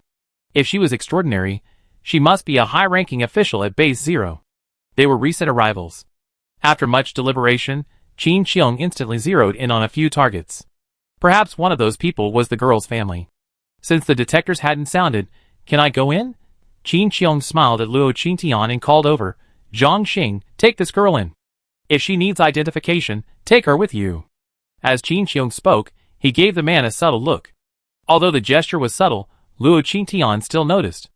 Luo Qingtian glanced at the interaction between the two with a half smile, then pretended to be oblivious and followed the man into the base gate. Along the way, Zhang Xing kept asking Luo Qingtian about her identity. Miss Luo, which base are you from? I used to be from this base, but then I went somewhere else and just came back. So which base did you go to? It's the end of the world now, and it's very dangerous to travel around. Yes, I know, that's why I always have someone around to protect me, and no matter which base I go to, someone will give me a heads up beforehand, so it won't be dangerous. Is Miss Luo's family so powerful? I just don't know who that powerful person is. I wonder if there's a chance we can meet. Yes, I think so. Which bases has Miss Luo been to? Yes, I've been to all of them. This should be the last one I'm going to. Why do you say that? That's hard to say. Presumably, Miss Luo's identity is very powerful. Haha, really? Don't lie to me. The two chatted idly, Zhang Xing completely disbelieving Luo Qingtian's words, and Luo Qingtian just kept replying with a red message. Finally, the two of them unknowingly arrived at the identity verification hall. When Luo Qingtian handed over his ID card, Zhang Xing had no intention of leaving. He stood beside Luo Qingtian, waiting for the card's verification. Luo Qingtian handed over his own ID card, Luo Tianshi. When the card came through, Zhang Xing glanced at it quickly. The name on the card was indeed Luo Tianshi, nothing surprising. But when he saw the points, Zhang Xing lost his composure. 1.5 million points. A normal survivor, no matter how wealthy or well-off, would only have around 100,000 points at most. As for the higher-ups at the base, those with so-called superior authority only have a point limit of around 500,000. The reason for not having too many points is, firstly, to stabilize base prices, and secondly, to avoid creating a point premium. In either case, if this happened, the base would become unstable. But the points on Luo Tianshi's ID card exceeded the base's upper limit. Thinking of Luo Qing's previous words, Zhang Xing looked at Luo Qingtian with a different look. Miss Angel, do you have a place to stay? Luo Qingtian waved her ID card and said, of course I do. So I'd be walking the rest of the way on my own. Handsome, go and do whatever you need. Zhang Xing choked, still trying to find an excuse to continue following Luo Qingtian. He saw Luo Qingtian sprint into the crowd, disappearing in the blink of an eye. He reached out to chase him, but found he couldn't even detect Luo Qingtian's presence. On the rooftop, Luo Qingtian sat on the railing, fiddling with a small tracking device. The LG logo on it was still future technology. This was the thing Zhang Xing had slipped into Luo Qingtian's pocket as she turned around. Why didn't Qinlang give me one of these? Luo Qingtian gently crushed the tracker with a squeeze. She glanced at Zhang Xing, who was still searching for someone downstairs. Luo Qingtian lightly jumped in the opposite direction. As she landed between the tall buildings, a pair of blue wings suddenly appeared behind her. Then Luo Qingtian flew off into the distance. Following the navigation instructions, Luo Qingtian stopped on a highway. She looked around to make sure no one was around, then enabled location sharing. Soon, an SUV approached from a distance. Soon, the SUV arrived in front of Luo Qingtian. Miss Luo? A man and a woman got out of the SUV. They looked at Luo Qingtian excitedly, and Luo Qingtian nodded slightly. Yes. Are you debt collectors? The two choked on Luo Qingtian's words and laughed dryly. You could explain it that way. We're debt collectors, but we've been a bit unsuccessful. Uh-huh. Miss Luo, my name is Wenlai, and this is my assistant Yan Chu. Luo Qingtian looked at the two people, both of whom looked grim. They were thin, their faces showing unconcealed fatigue. It seemed they hadn't had a good time lately. Well, my name is Luo Tianshi, and I'm here to help you with the debt collection. Okay, there's no need to blame yourselves. Get in the car, Luo Qingtian said, stepping directly into the SUV. In the car, Yan Chu began to recount their recent events. After arriving at Base Zero, they first went to the government building to discuss cooperation. The government originally intended to donate 100 vaccines for testing. Without giving it much thought, the two of us simply gave 100 vaccines to the local laboratory for testing. But 3 days later, someone from the government laboratory arrived, claiming flaws had been discovered in the vaccine clinical trials. They were told to bring all the vaccines for testing. After the issues were resolved, the transaction was concluded. So you took them with you? Yan Chu said somewhat embarrassedly. Yes, but the vaccines are all in my space. It's kept fresh, so we weren't worried. However, they did discover issues with the vaccine data testing later. But later, I spoke to Mr. Qin on the phone about this issue, and he said, the only thing to watch is whether the gold and resources have arrived. If they haven't, you can't let go. Chapter 767. So you submitted half of the vaccine? Luo Qingtian looked at Yan Chuchu with a half smile. If these two were really that stupid, then they could just go back. Or, in other words, the base wouldn't accept these two muggles in the future. Wen Lai was driving. Hearing Luo Qingtian's question, he excitedly said, "Of course we didn't agree. I discovered that the data and clinical trial report aren't rigorous. Many of the data are just slight modifications of our baseline data. We originally planned to leave immediately, so we contacted President Qin after leaving the lab, but we hadn't explained what was going on. I discovered we were being followed, and then we were robbed, blackmailed, intimidated. And then, there was another fight at Base Zero. During one of the fights, Chuchu was captured. I agreed to the deal to save her. I signed the contract with the deputy base commander. The resources and gold I need can be collected from the finance department. It's just that no one's been in the finance department, haha." Wen Lai fell silent at this point. Their lives became increasingly difficult. Since then, they've been under constant, inexplicable surveillance, and they had to be extremely cautious whenever they leave the house, fearing either robbery or pursuit. But at the same time, there's also a force secretly protecting them. Base Zero is currently in turmoil. To maintain power, the base has been divided into two factions. And this vaccine has become the spark that sparked the base's turmoil. Looking back on these past few days, I'm filled with so much bitterness and tears. What are your two special abilities? Luo Qingtian's voice was lazily tinged with sadness. The two, who had been feeling melancholy for a long time, suddenly sank into a state of turmoil after hearing Luo Qingtian's voice. A strange sense of peace settled in his heart. "Miss Luo, my special ability is mental power. I can sense people's malice and kindness. It was because of this ability that I discovered the fabricated data problem at the Base Zero laboratory. Chuchu's special ability is spatial awareness. The vaccines we brought this time are all in Chuchu's body." Luo Qingtian yawned and looked out the window. The car had unknowingly arrived at a residential complex. This complex was considered high-end in the Base Zero residential area. At the far end of the complex were rows of single-family villas. The two stopped at Villa number 5 in the villa complex. "Miss Luo, this is where we live." Luo Qingtian turned her head and looked in the direction of building number 1. Qin Lang had said that these villas were built with the help of Future Technology Company. That building number 1 should be where the owner lives, right? There shouldn't be anyone living in villa number 1, right? The two looked at each other. That villa should belong to our company, reserved by President Qin for himself, but when we arrived, for some reason, someone was already living there. Hearing this, Luo Qingtian touched his forehead. "What's going on with our branch office at Base Zero? Didn't you contact them?" The two looked at Luo Qingtian anxiously, and finally Wen Lai replied, "Miss Luo, didn't President Qin tell you? Our branch office was shut down when the vaccine came out, and the space we rented has been taken over by a company called Techstar. Chuchu and I are the last people left. The rest have returned to Base 5. The vaccine was actually produced overnight by our branch office using the stock solution." Luo Qingtian sat on the sofa, looking at the two of them speechlessly. What a mess this Base Zero is going on. "It's getting late today. You two should cook first. I'll be out for a minute." Luo Qingtian stood up and prepared to leave. Wen Lai and Yan Chuchu watched Luo Qingtian leave, both standing and looking at her hesitantly. Luo Qingtian was puzzled by the look. "What's wrong? Is there anything else?" Yan Chuchu blushed. "Mr. Luo, we didn't buy any groceries today, and all we have in the kitchen is noodles. Is that okay with you?" Luo Qingtian's mouth twitched. "So you two have been living on noodles all this time?" The two exchanged glances, each lowering their heads in shame. It wasn't that they didn't want to buy groceries, but that they encountered trouble whenever they left their homes. Either they were robbed or ambushed. That was how they could hold on. The problem was that the things they bought kept getting lost, even if they were just leaving them in the kitchen. Because of this, they often went hungry. "Can we get in here?" Luo Qingtian thought about it and understood what was going on.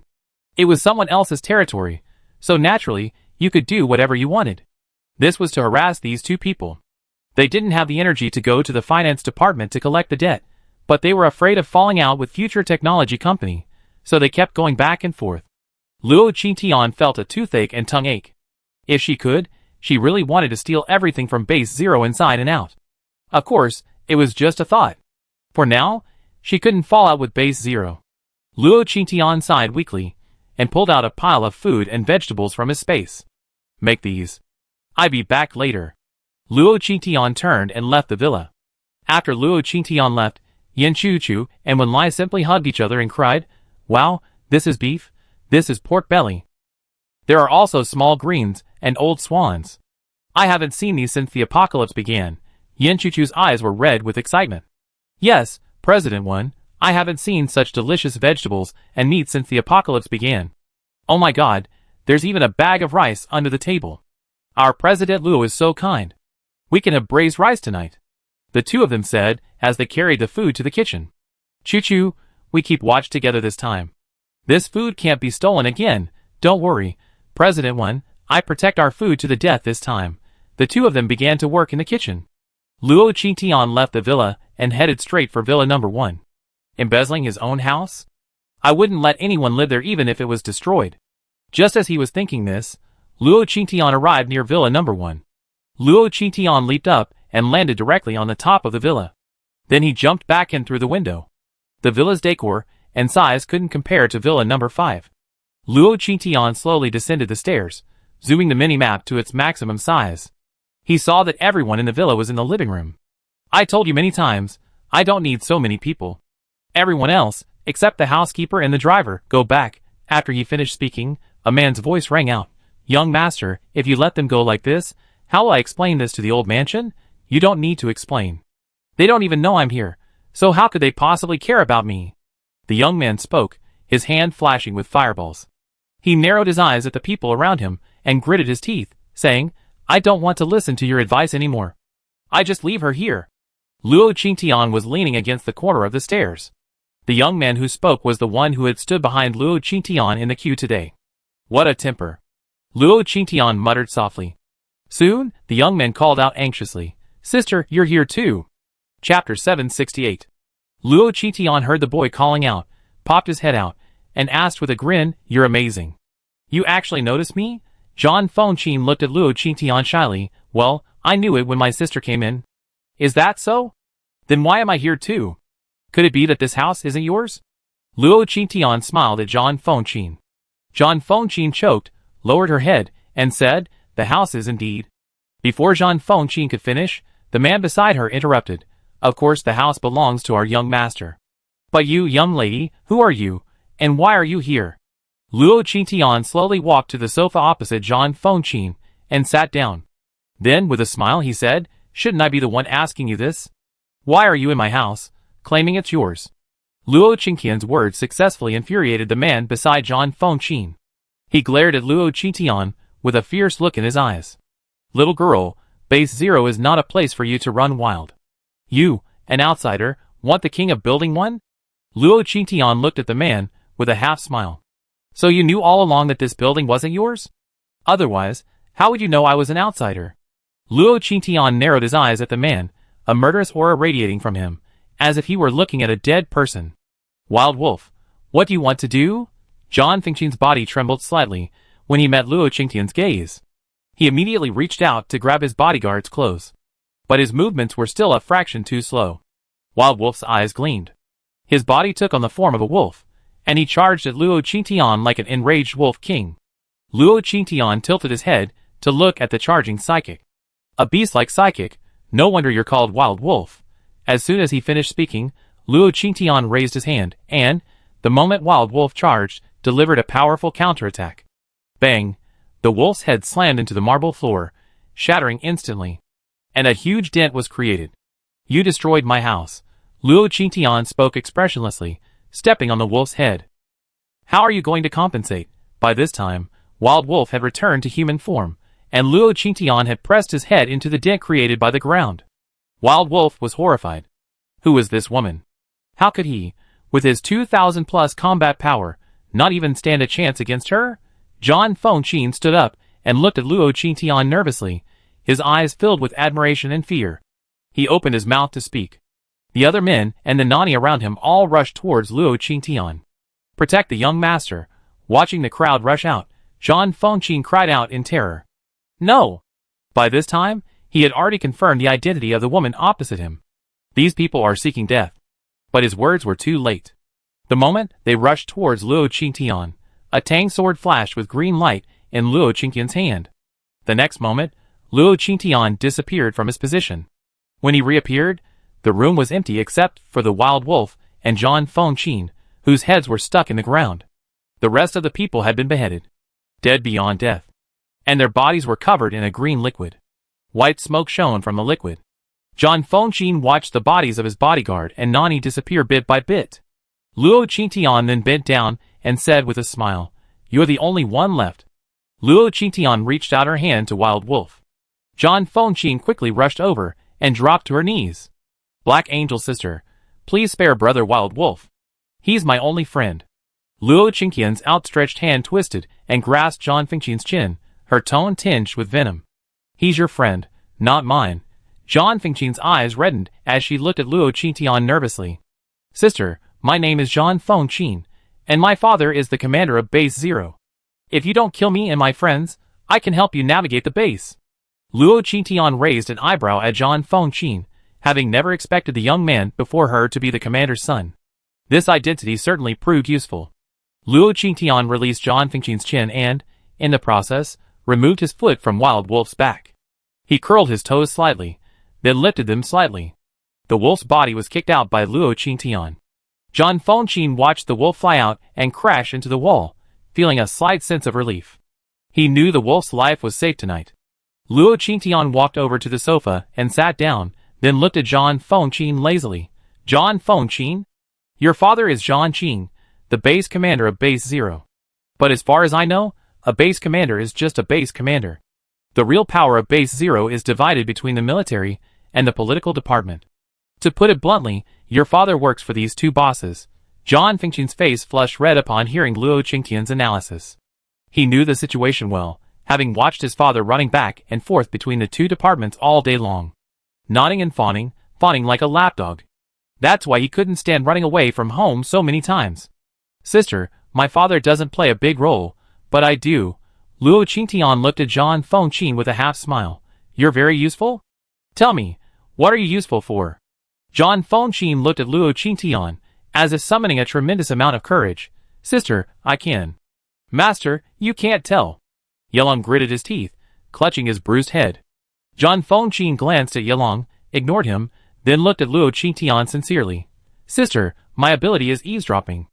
I can hear people's thoughts, even what's being said in the next room."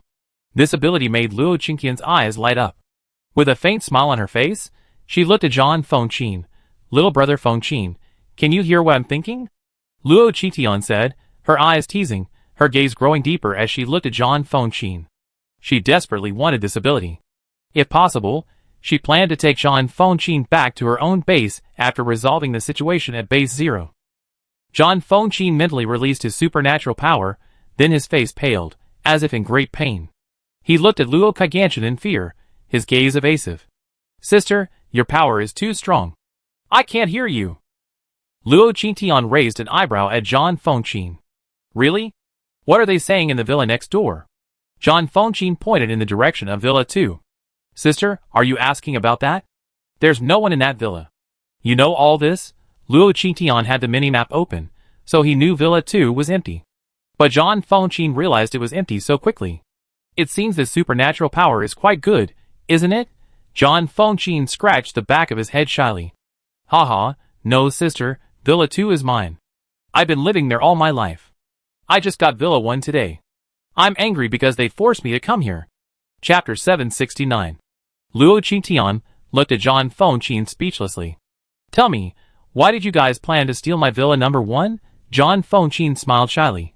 "Sister, when I came back today, too many people noticed me. My family was worried I'd be attacked, so they just took the iris authentication key from Future Company. Open this place." Luo Qingtian rubbed his chin and frowned at John Fengqin. "But I heard that Villa number 1 was already occupied. Could it be you?" John Fengqin turned to look at Yelong upon hearing this. Yelong was also stunned at this moment, then shook his head at John Fengqin. John Fengqin looked at Luo Qingtian apologetically. "Angel sister, those can't be my people. We just moved in today. Before this, I was always walking around other bases." Luo Qingtian nodded in understanding. "How did you recognize me?" "I always wear combat uniforms when I'm in battle. Even if you saw me in another base, you shouldn't have recognized me so easily." John Fengqin's face flushed instantly when he heard Luo Qingtian's question. He pulled a tablet from his pocket and handed it to Luo Qingtian. The tablet was filled with videos, all of them of Luo Qingtian in combat, both close-up and distant. There were even videos of her talking to people. Sister, although I can't hear your inner voice, I can hear the voices and inner thoughts of those you're talking to. Everyone fighting alongside you in these videos loves you. And I recognized you when we were lining up outside the base. Luo Qingtian turned off the tablet and casually tossed it back to Zhang Fengqin. Little boy, you know so much. I'm moving into this house soon. I want to see it in good condition and the grounds renovated before I return. Wild Wolf clutched his chest and gritted his teeth, saying, this is too difficult for us. This kind of floor only existed before the apocalypse. How can we fix it if you break it? Luo Qingtian looked at Wild Wolf with a half smile. But suddenly, Luo Qingtian grabbed Wild Wolf's neck. Wild Wolf stared in horror at Luo Qingtian, who had suddenly appeared before him, not even realizing how she had arrived. Does this have anything to do with me? Did I let you move in? You're taking over my house, and you think you're right? Or do you think your life is too long? As he finished speaking, the temperature in the entire villa began to drop rapidly, and then white icy air quickly emanated from Luo Qingtian's feet. Zhang Fengqin jumped up in shock at this scene. Sister, we fix it. Calm down. Wolf, speak. Zhang Fengqin glanced at Wolf dangerously. Wolf lowered his head, his voice trembling. Sorry, Lord Angel, we fixed this right away. Luo Qingtian gave the two a cold look. Don't play tricks on me. You won't be able to bear the consequences. Luo Qingtian turned and walked out of the villa, flying towards villa number 5. Wolf watched Luo Qingtian leave, his eyes reddening as he looked at Zhang Fengqin. Master, let's contact the base commander and unite all the powerful psychics at base 0. We definitely kill her. Zhang Fengqin looked at Wolf with a cold gaze. Wolf, do you know my spiritual sea is almost destroyed? After saying this, Wolf's face paled. How could that be? Because I failed to read the Black Angel's spiritual sea. But when I withdrew my consciousness, I saw a scene of her flying through the air and destroying 2 bases. She even thought that if base 0 didn't take action, she would destroy it. Wild Wolf, she's absolutely capable of it. Enemies ranging from 5,000 to 50,000 haven't been able to defeat her. Just think about it, the strongest human psychic at base 0 so far is only 5,000 plus, and they were bred in a lab. And she's definitely fought her way back from the brink of death. Wild Wolf fell silent as he listened to Zhang Fengqin's words. He endured the excruciating pain and began to pack up seriously. Wild Wolf admired the strong. He was loyal to Zhang Fengqin because of his life-saving grace, but even more so because of his intelligence and abilities. And Luo Qingtian's strength made it impossible for him to harbor any resistance at this moment. Zhang Fengqin took a deep breath, stood up, and began to clean up the house with Wild Wolf. When Luo Qingtian returned to Villa 5, she found that the lights were all off. She frowned slightly. Hadn't she said she'd come back for dinner? Did these two just go to bed after dinner? That shouldn't be right. Luo Qingtian jumped into the villa's courtyard and heard the sounds of fighting coming from inside. Luo Qingtian checked the minimap and saw that it showed only 2 people in the room. Could it be an invisible mutant? Thinking of this, Luo Qingtian kicked open the villa's door and rushed in. Hoo-hoo, hey Xianjiang Meiyang, you're my sheep today. Yin Chuchu's voice rang out, and Luo Qingtian saw Yin Chuchu standing on the sofa in the living room, pointing forward and twisting her hips. Yin Chuchu, what are you doing? Yin Chuchu heard Luo Qingtian's voice and instantly screamed, wow, what a big Fiangyang. Luo Qingtian, Fei Yangong? Are you talking about me? Yin Chuchu, what's wrong with you? Luo Qingtian walked over to examine Yin Chuchu, but just as he got close to her, Yin Chuchu screamed, ah!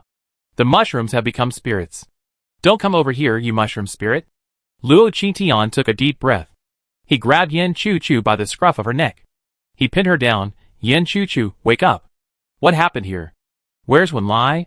Yin Chuchu chuckled. Hee, we're all mushroom spirits. Luo Qingtian exhaled deeply. A green glow slowly overflowed from his hand, enveloping Yin Chuchu. Yin Chuchu had been making a fuss, but gradually she quieted down and fell into a deep sleep. Luo Qingtian sighed. He threw Yin Chuchu onto the sofa and plucked the little green leaf from her hair. Little green. You protect her. I go up to check on Wenlai. Luo Qingtian said, turning and heading upstairs. When they reached the 2nd floor, they found Wenlai crouched on the windowsill, his arms clasped at his sides. He looked up at the sky. Luo Qingtian walked over quietly and whispered, Wenlai. Wenlai didn't respond. Luo Qingtian asked again, what are you? I'm a quiet and beautiful owl. Who? Wenlai spoke, raising and lowering his arms slightly at his sides, as if imitating the subtle fluttering of an owl's wings. Luo Qingtian covered his face. Raising his hand, he condensed a green ball of light and struck Wenlai in the face. Wenlai's eyes cleared for a moment, but the next moment, his body fell to the ground. Luo Qingtian reached up and grabbed Wenlai's body, then walked downstairs. Luo Qingtian left Wenlai with Xiaolu and began to inspect the villa.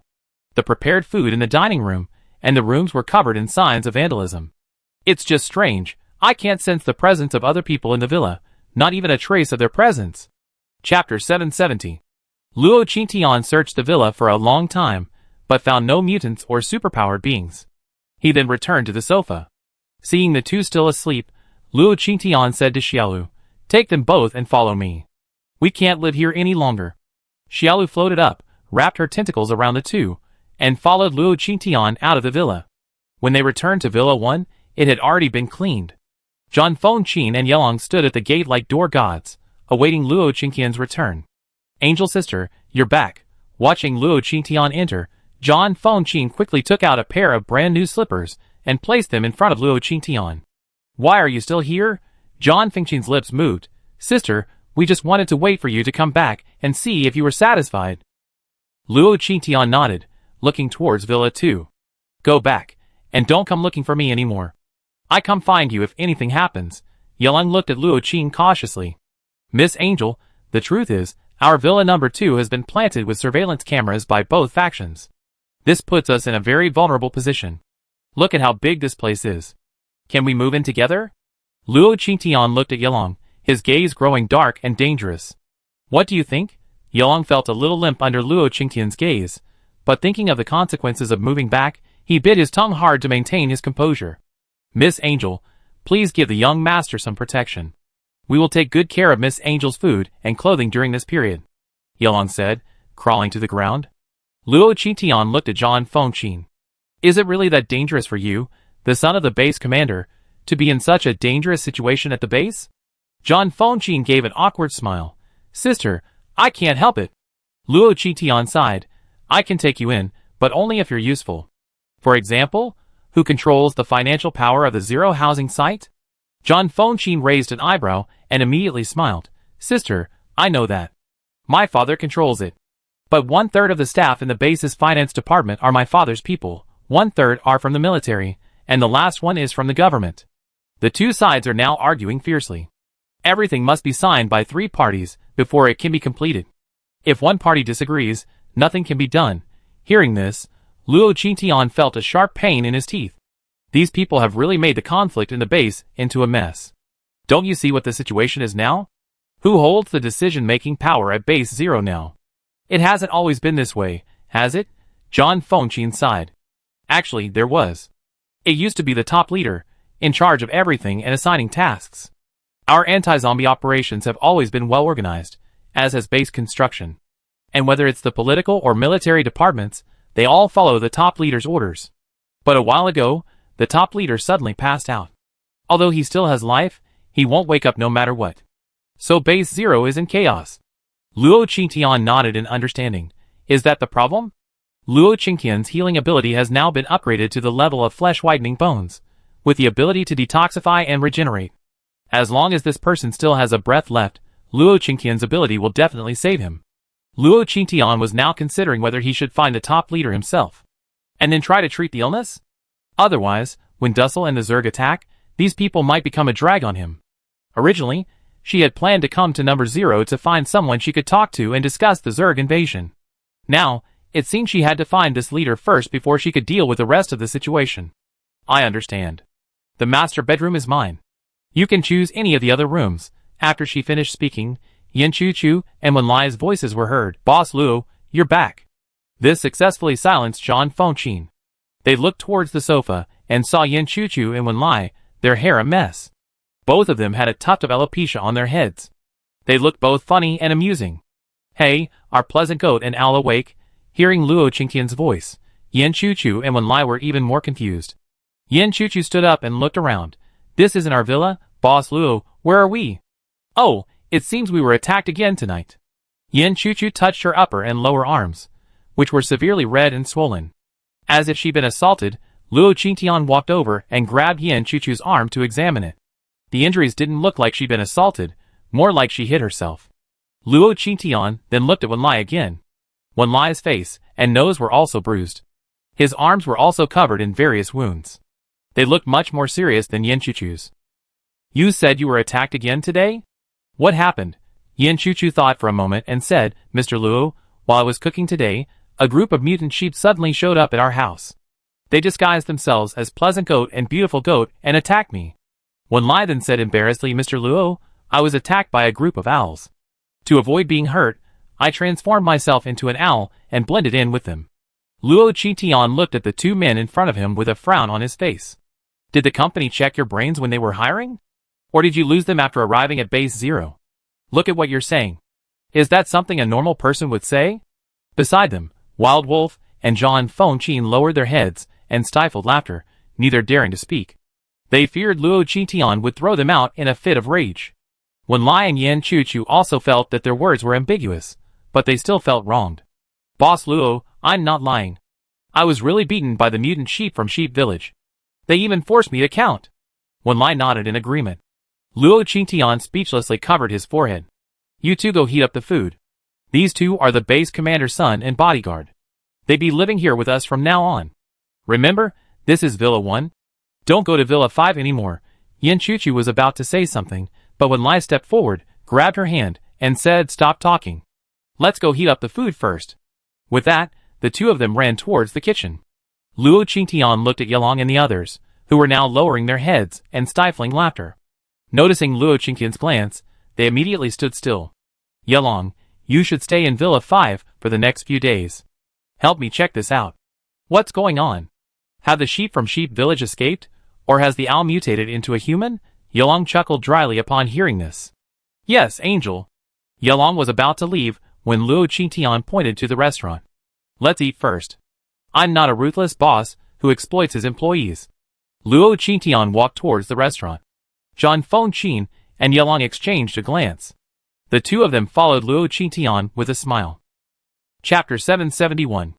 The next morning, Luo Qingtian went downstairs. In the dining room, Yelong and John Fengqin were walking out together, carrying breakfast. The angel is up. When Yelong saw Luo Qingtian, he was instantly excited. His eyes glowed green, and his wolf ears perked up. He stared at Luo Qingtian with his tongue hanging out like a husky. What's so exciting? Luo Qingtian walked into the dining room. John Fengqin politely pulled out a chair for Luo Qingtian. It's okay. By the way, Angel, I went to stay in Villa number 5 last night, and I noticed the smell in that villa was so strange. How strange? Luo Qingtian sat down, looking up slightly at Yelong. Before Yelong could say anything, he saw Yin Chuchu and Wenlai hurried downstairs. The two rushed into the dining room and hurriedly bowed to Luo Qingtian. Good morning, Mr. Luo. Luo Qingtian looked up at them with a frown. Why are you so flustered? Yin Chuchu said sheepishly, Mr. Luo, are we late? Did you have something to do this morning? Wenlai shook his head. We had to go to the government office to see Director Qi. Luo Qingtian picked up a fried dough stick in front of him and placed it in his bowl. Going to collect money? They both nodded. Luo Qingtian sighed. Sit down and eat. You two shouldn't go anywhere today. Stay in your rooms and rest. Don't worry about the money for now. Yin Chuchu and Wenlai smiled at this. They sat down across from Luo Qingtian stiffly and began to eat cautiously. Luo Qingtian, observing their reserved behavior, was once again speechless. She quickly finished her breakfast and stood up, saying, I'm going out to run some errands today. You two can eat. Luo Qingtian hurried away, going upstairs to change clothes. She actually found a pink, Chanel-style outfit in her space. She also found a pair of very ladylike high heels. She put her bun down, washed and put on some makeup, then left the space and headed downstairs to the villa. When she reached the villa gate, she saw John Fengqin standing outside the courtyard. What are you doing here? John Fengqin stared at Luo Qingtian in surprise, momentarily stunned. He had seen the Black Angel in all sorts of states, in battle, cold and ruthless. The decisive and ruthless Black Angel, but this youthful and beautiful Black Angel had a profound impact on John Fengqin. Angel sister, are you going on a date? Luo Qingtian frowned slightly. No. Don't hang around outside. With that, she left. Luo Qingtian retrieved an SUV from her space and drove straight to the government building. The car soon stopped near the government building. Luo Qingtian opened the car door, her beautiful legs jutting out first. Then, as she emerged, she caught the attention of those around her. In the apocalypse, everyone worried about making ends meet. No woman dared to dress so strikingly and beautifully. Luo Qingtian's aloof demeanor was particularly captivating. So, when Luo Qingtian emerged, many people stopped in their tracks. Feigning complete ignorance, Luo Qingtian approached a group of soldiers in olive green uniforms and timidly asked, "Excuse me, how do I get to the finance department?" The soldier blushed. "It's on the 3rd floor." "Miss, who are you looking for in the finance department?" "Luo Qing, looking for someone to get reimbursed. My boss said he'd be in the finance department. Thanks for telling me where to go." Luo Qingtian gave the soldier a sweet smile before turning and heading back to the government building. Yan Chuchu and Wen Lai were always stopped when they came to the government building, but Luo Qingtian's high-profile appearance drew a lot of attention, and no one intervened. Luo Qingtian walked slowly, step by step to the elevator, letting everyone see her enter. The finance department on the 3rd floor was right in the center of the hallway. When Luo Qingtian arrived, the entire office was there. Luo Qingtian knocked on the door and walked in. 3 men stood up simultaneously. "Young lady, who are you looking for?" Luo Qingtian looked at the 3 men with a half-smile. It seemed the atmosphere in the finance department was really not very good. "I'm here to get reimbursed. I don't know who I'm looking for." The words were a little vague, and the people present thought Luo Qingtian was a clerk in some department. Luo Qingtian said this deliberately, to confuse everyone present. At this moment, the door to the innermost office opened. A middle-aged man with a potbelly stepped out. "Haha, which department are you from, little girl?" "I'm Qi Yushan, the head of the finance department. I help you with something." Qi Yushan pointed to the office, and Luo Qingtian lowered her head, somewhat timidly, as she walked over. The office door closed in front of everyone. "Oh, what a shame, yes. This is the most beautiful woman I ever seen, but it's a shame we don't get to see her." In the office, Luo Qingtian sat on the sofa, smiling at Qi Yushan. "Director Qi, I'm here to ask you for money today. I wonder if I can get what's mine back today?" Qi Yushan was pouring water with his back to Luo Qingtian. While Luo Qingtian wasn't paying attention, he dropped a white pill into the water. "Young lady, which department are you from? Your department director sent you here, right? Don't rush for money, drink some water." Luo Qingtian picked up the water glass and shook it. "Director Qi, next time you give me the drug, remember to let it dissolve before you give it to me." Qi Yushan's face flushed, and he said in a somewhat annoyed tone, "Young lady, don't talk nonsense. Your department director must have something to ask of me. And you're the one they sent here as a gift to me. If you know what's good for you, follow me. From now on, in Base 0, I make sure you have everything you need." Qi Yushan reached out to touch Luo Qingtian's face, but before he could touch her, Luo Qingtian chopped his hand off. Before she could even utter a scream, he vanished from the spot. The entire office fell silent. "Oh, I couldn't help it." Luo Qingtian had been trying to get some words out of him, but the old man actually reached out and touched her. So she simply threw him into the space. She stood up and walked over to Qi Yushan's desk. After searching for a while, she found a ledger in a hidden compartment. Then she entered the space as well. At that moment, Qi Yushan was howling in pain in the space. Dabai, annoyed by the howling, ran over and slapped Qi Yushan away. "Ah!" Qi Yushan screamed and flew away. The little bird, fearing Dabai would kill him, grabbed Qi Yushan just as he was about to hit the ground. Qi Yushan thought he was going to fall to his death, and just as he breathed a sigh of relief after being caught by the little bird, he saw a sharp beak pecking at his head. "Ah, help!" Chapter 772. As Luo Qingtian entered the space, she saw the bird pecking Qi Yushan in its beak. It was about to fly off into the sky. Meanwhile, Dabai was quietly watching from the side, ready to attack at any moment. "What's wrong with you two? Are you playing?" The bird, noticing Luo Qingtian approaching, lowered its head and threw Qi Yushan at Luo Qingtian's feet. "You two didn't kill me, did you? I haven't even asked a question yet." Luo Qingtian crouched down, looking him up and down. Qi Yushan then opened his eyes and looked at Luo Qingtian in horror. "You bitch, what do you want? I'm telling you, I'm the director of finance at Base 0, managing all the department's secrets and resources. If I get lost, The military and government will definitely search for me. Do you know the consequences? Luo Qingtian raised his foot and kicked Qi Yushan, sending him flying. Oh, my temper. I accidentally used too much force. Qi Yushan was kicked far away by Luo Qingtian. As he was about to land, Luo Qingtian pointed in the direction of the bird. The bird quickly flew low and grabbed Qi Yushan with one claw before he landed again. Then it flew in front of Luo Qingtian. Qi Yushan lay helplessly on the ground. He wanted to curse, but the words were on the tip of his tongue, and he swallowed them back. Luo Qingtian looked at Qi Yushan with disdain. Using his toes, he slightly lifted Qi Yushan's chin. Qi Yushan, can we talk properly now? Qi Yushan looked up at Luo Qingtian, his eyes filled with fear. Who are you? What do you want to do? What do you want to do in our base 0? Luo Qingtian glanced at Xiaolu, who quickly formed a green armchair. Luo Qingtian sat in a chair, gazing lazily at Qi Yushan. Don't you know why I'm here, Director Qi? I'm here because you had no choice. Your base 0 took so many vaccines from me. The costs are in your hands, Director Qi. Tell me, why am I here? Luo Qingtian said as several vines suddenly burst forth from the ground, entwining Qi Yushan and whipping him. The beating made Qi Yushan breathe more than he breathed in. Then Luo Qingtian cast a healing spell on Qi Yushan, allowing him to recover quickly. Qi Yushan's spirit was nearly broken by the torture. He cried to Luo Qingtian, Lady, stop hitting me. What do you want? What do you want to ask? I tell you everything, okay? Listening to Qi Yushan's wails, Luo Qingtian rubbed his nose guiltily.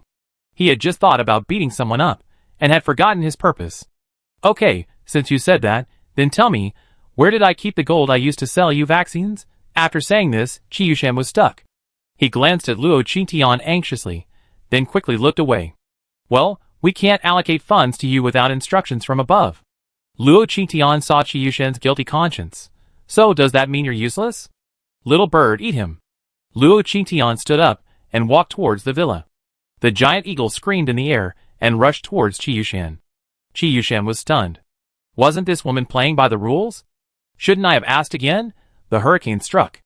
The giant eagle's massive body had already soared above Qi Yushan. Qi Yushan, watching its sharp beak peck at him, shouted in fear, No, no, I have money, lady, don't leave. Luo Qingtian stopped and frowned at Qi Yushan. Do you really have money? I want more than just gold, I also have some mineral resources. The price we agreed on is written in the contract, you better not give me any less. After saying this, Qi Yushan felt even more guilty, and he looked at Luo Qingtian, hesitant to speak. Luo Qingtian understood what was going on by looking at Qi Yushan. Actually, my gold and minerals were approved a long time ago, right? Tell me, where did you send all my gold? Qi Yushan looked at Luo Qingtian in surprise, then bowed his head helplessly. A lot.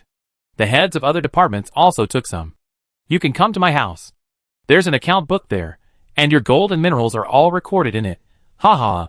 Luo Qingtian was truly infuriated and laughed. You're taking my things to enjoy and divide them up? You're the leaders of Base 0, after all. It's the apocalypse, and you don't want to figure out how to deal with the apocalypse and the zombies. Still thinking about corruption? What if a powerful zombie comes one day and destroys you all? What's the point of all this corruption? You filthy bastards, what's the point of keeping you around? Luo Qingtian stepped forward and kicked him. Qi Yushan was sent flying far away. His body landed heavily on the ground, and Qi Yushan felt like his ribs were broken. He didn't even have the strength to get up. Whenever he opened his mouth, he would vomit blood. Luo Qingtian walked over and looked down at him, his eyes cold as if he were looking at a dead person. Save me! I don't want to die yet. Qi Yushan's tears, snot, and blood mixed together as he struggled to crawl towards Luo Qingtian, reaching out to grab Luo Qingtian's ankles. Luo Qingtian stepped back, avoiding Qi Yushan's grasp, and quickly cast a healing spell on him. Then he crouched down and whispered, Base 0 is in such chaos right now, and you still dare to so brazenly embezzle my things? It seems you have a powerful backer. Tell me, who's behind you? Qi Yushan felt the sound of Luo Qingtian's voice, as if it were the whisper of a demon. He trembled, staring at Luo Qingtian in horror. Why are you asking this? He didn't take any of that stuff. Luo Qingtian said jokingly, he didn't take it. And you even took my stuff and gave it away. Your finance department requires 3 signatures for approval, and one party doesn't need to be won over.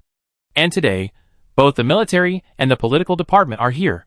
The people in the political department looked at you with respect, haha. So you're not the base commander's man, but the political department's? After Luo Qingtian finished, Qi Yushan's fear reached its limit. He gaped, speechless for a moment. He didn't even know what to say. This was the identity he kept hidden since the base's founding. He hadn't expected the girl before him to reveal it so easily. Who are you anyway? Are you from the military? When did such a perverted psychic emerge from the military? No, she's from future technology. But would future technology have the nerve to go against Base Zero? Luo Qingtian knew what Qi Yushan was thinking, and she stood up, preparing to leave the space. But before leaving, she smiled at Qi Yushan. My name is Luo Qingtian. You probably don't know me, but you should know the nickname you gave me, Black Angel. When Qi Yushan heard the name Black Angel, his heart finally settled. Chapter 773. It was night. Luo Qingtian flew through the air, heading for Qi Yushan's home. Qi Yushan lived in a high-rise apartment. When Luo Qingtian arrived, he could still see a little girl running back and forth in the room. A woman followed the little girl, laughing and talking, as if playing hide-and-seek with her. Luo Qingtian frowned at the scene. Was he right? This was Qi Yushan's home. This man, after all, had a wife and children, yet he was doing such a disgusting and vile thing out there. This apocalypse truly magnified sin and evil thoughts. Luo Qingtian stood high in the sky, observing the scene through the window, until the lights went out. Then he opened the window, and entered Qi Yushan's home. Mommy, why isn't Dad home tonight? Dad's busy at work. He's out fighting bad guys to make sure the baby has enough to eat. So Dad's a hero, right? Yes, Dad's a hero. As soon as Luo Qingtian entered the room, she overheard the conversation between mother and daughter in the bedroom. When the little girl mentioned her father as a hero, Luo Qingtian felt nothing but irony. She quietly entered the study and began searching. Soon, Luo Qingtian found the account book Qi Yushan had mentioned in a secret compartment. She also found the USB drive taped to the wall above a drawer. After finding it, Luo Qingtian opened the study window and jumped out. Not long after Luo Qingtian left, the study door opened, and a woman walked in to check. After confirming that no one had returned, Luo Qingtian was about to fly back, account book in hand, when her watch suddenly rang. She sighed and flew to the rooftop of the apartment building, perching there. What's wrong? Luo Qingtian pressed the answer button and saw Qin Lang appear in the void. Boss, didn't you ask me to look up Yan Chuchu and Wen Lai's information? I did. I looked up their personalities, and they're completely different from what you described this morning. Soon, another data set appeared in the void, with Wen Lai and Yan Chuchu's profiles hanging in midair. Judging from the photos, they were indeed them. And they couldn't have been replaced. Qin Lang stroked his chin and said, Wen Lai, a PhD in bioengineering, was admitted to university at 18 as an exception. He was on the national team before the apocalypse. After the apocalypse began, I poached him. Before that, he was a cool, aloof man. Don't underestimate Yan Chuchu, she's just an assistant. But her resume is impressive, having participated in many international laboratory projects. She's smart, intelligent, and independent. She's definitely not the kind of idiot who can't even afford to eat.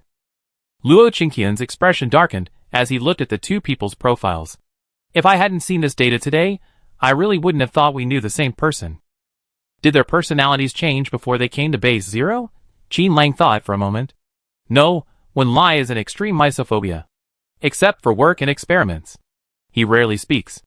I haven't had much contact with Yan Chuchu. She's always by Wen Lai's side. By the way, boss, do you think they're planning to betray the company? Luo Qingtian glared at Qin Lang unhappily. Are you stupid? If they wanted to betray, why would they wait until now?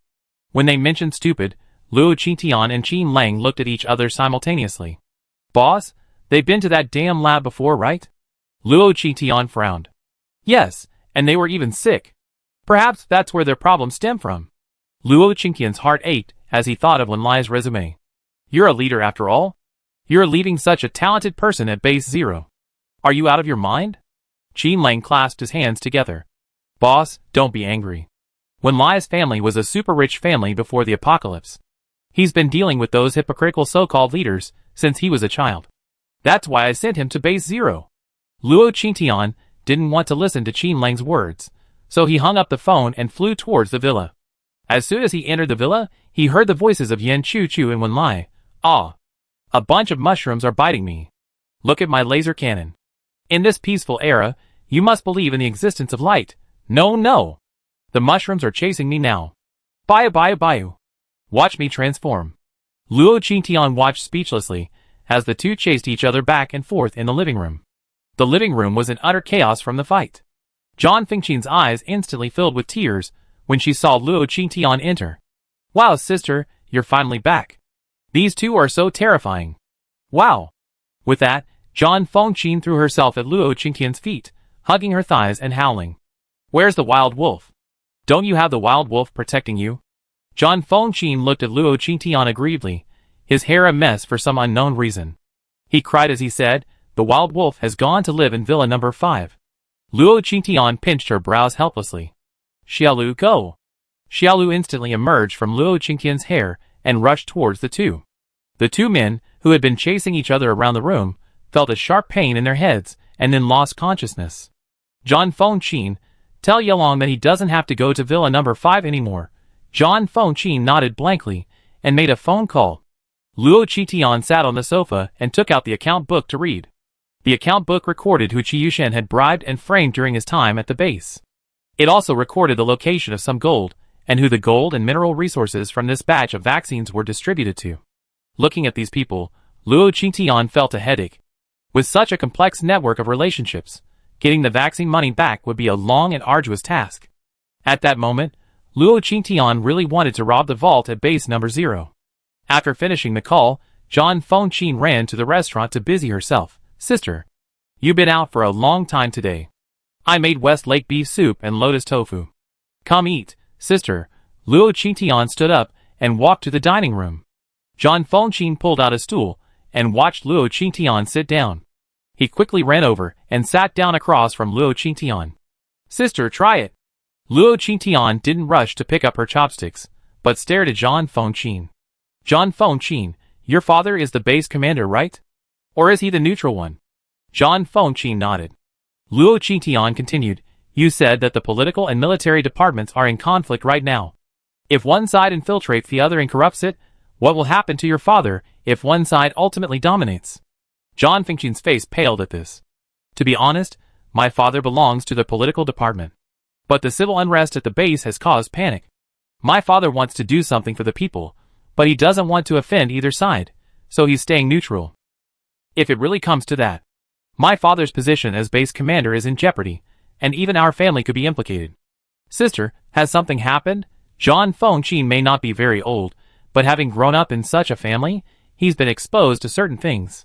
He understands a lot about power struggles, especially since his special ability is eavesdropping. Chapter 774.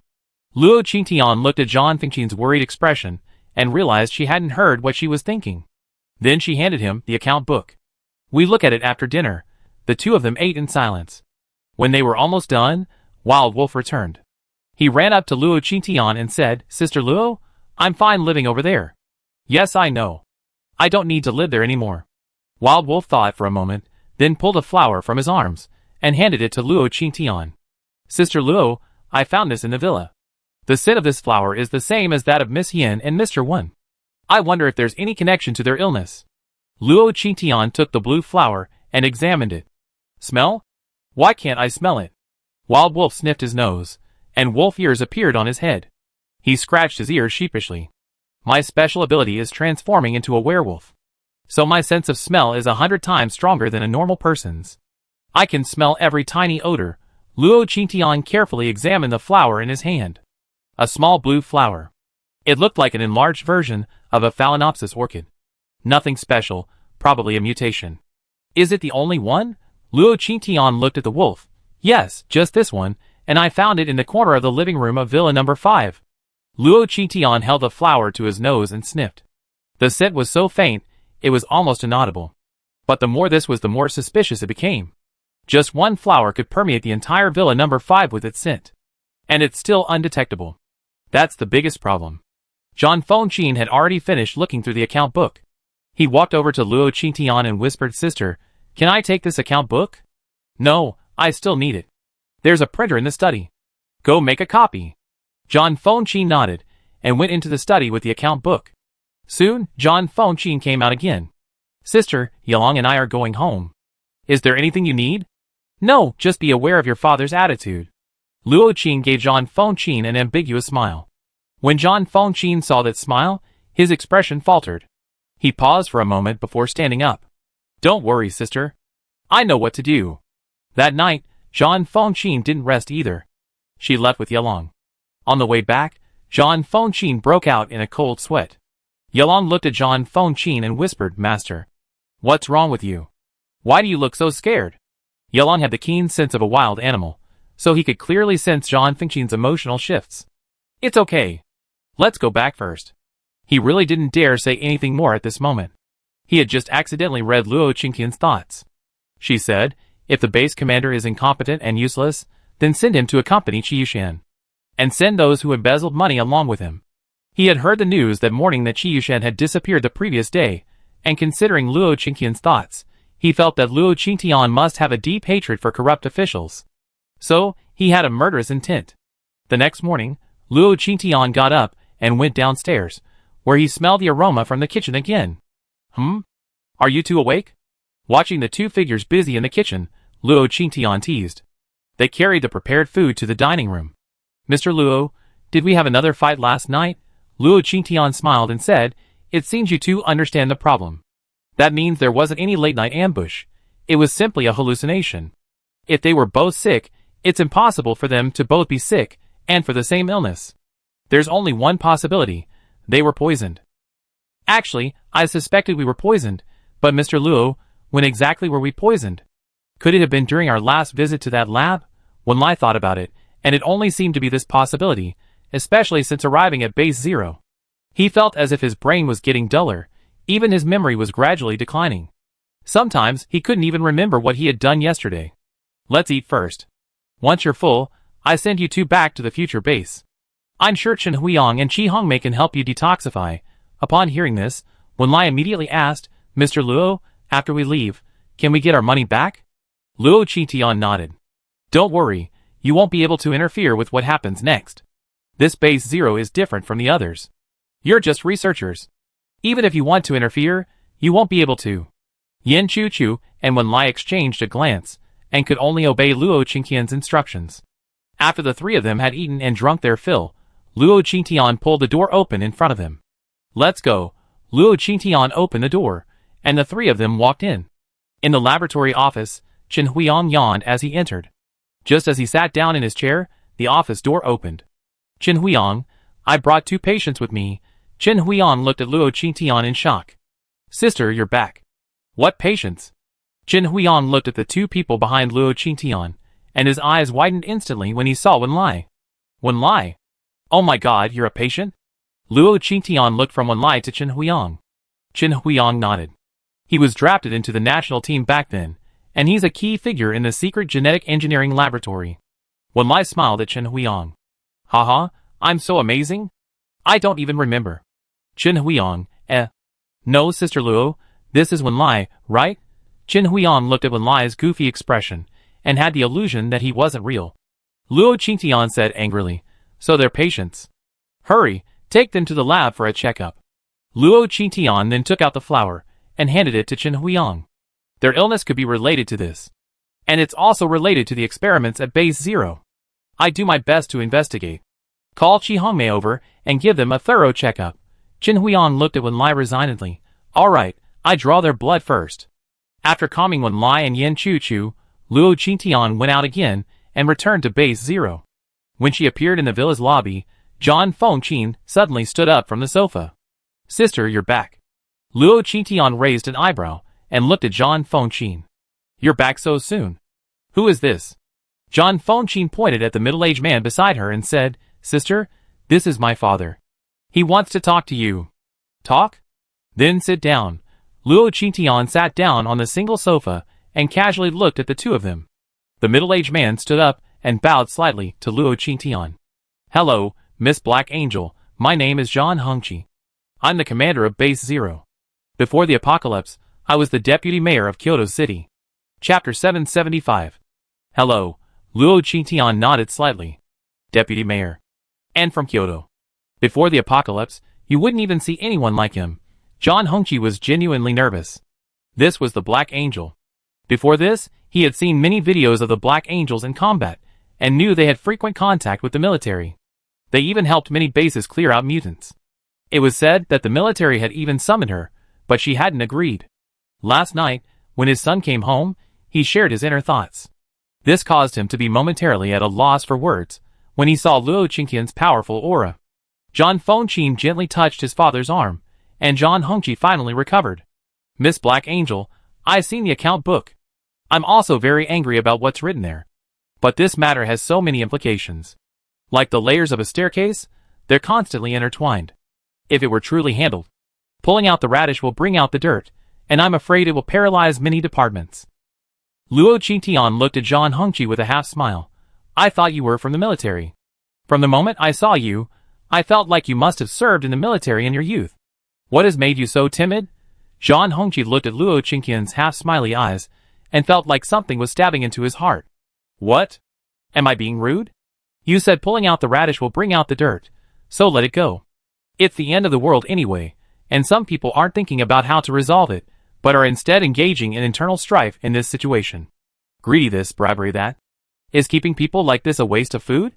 You're hesitant, afraid that order in the base will collapse. If these people continue like this, the base will be destroyed sooner or later. If the rotten flesh isn't removed, it will only fester. It's better to cut the Gordian knot and make a clean break. Zhang Hongqi lowered his head and listened to Luo Qingqian's words, feeling a bitter pain in his heart. He knew all this. He had suffered countless nights of inner torment. He wished he could do more when he could. But he lacked the energy. Miss Angel, you're making it sound too simple. I understand these principles, but even though I'm the base commander of such a large base, many things aren't decided by me alone. This is the seat of supreme power. At this moment, whoever wins will become the future ruler of the 9 major bases, or even the entire country. The leader fainted, and both sides scrambled for power. At first, it was just a superficial rapprochement, but the unexplained disappearance of the top leader completely shattered the surface harmony. Both sides suspected that the top leader was being hidden by the other side's people. And my position was only preserved because the top leader personally appointed me. That's why I became the bridge between the two sides. You said the top leader is missing? This news is quite shocking. Luo Qingtian was stunned for a moment. She had originally planned to find the top leader to treat his illness, but now that he's missing, there's no point in treating him. Zhang Hongqi sighed, yes. Both sides are now secretly searching for the top leader's whereabouts. If we want to completely end the internal strife, we have to find him. Luo Qingtian frowned and thought. She really didn't want to get involved, but thinking of the impending Zerg army, she had no choice but to intervene. Are there any concrete clues? Luo Qingqian's tone was a little weak. But Zhang Hongqi heard something else. Is this powerful psychic about to intervene? Although she's a bit dangerous, if she could stay on my side, many things would be easily solved. Yes, I heard that the people from the political department have hidden the leader. But this is mostly speculation. Why do you think this? Because the military has always been strong. But now that the people from the political department are so arrogant, the military is timid. There's only one possibility. The military is afraid of the political department. The only reason they could blackmail the military is the whereabouts of the leader. Luo Qingtian took a deep breath, and then another. I really don't want to get involved.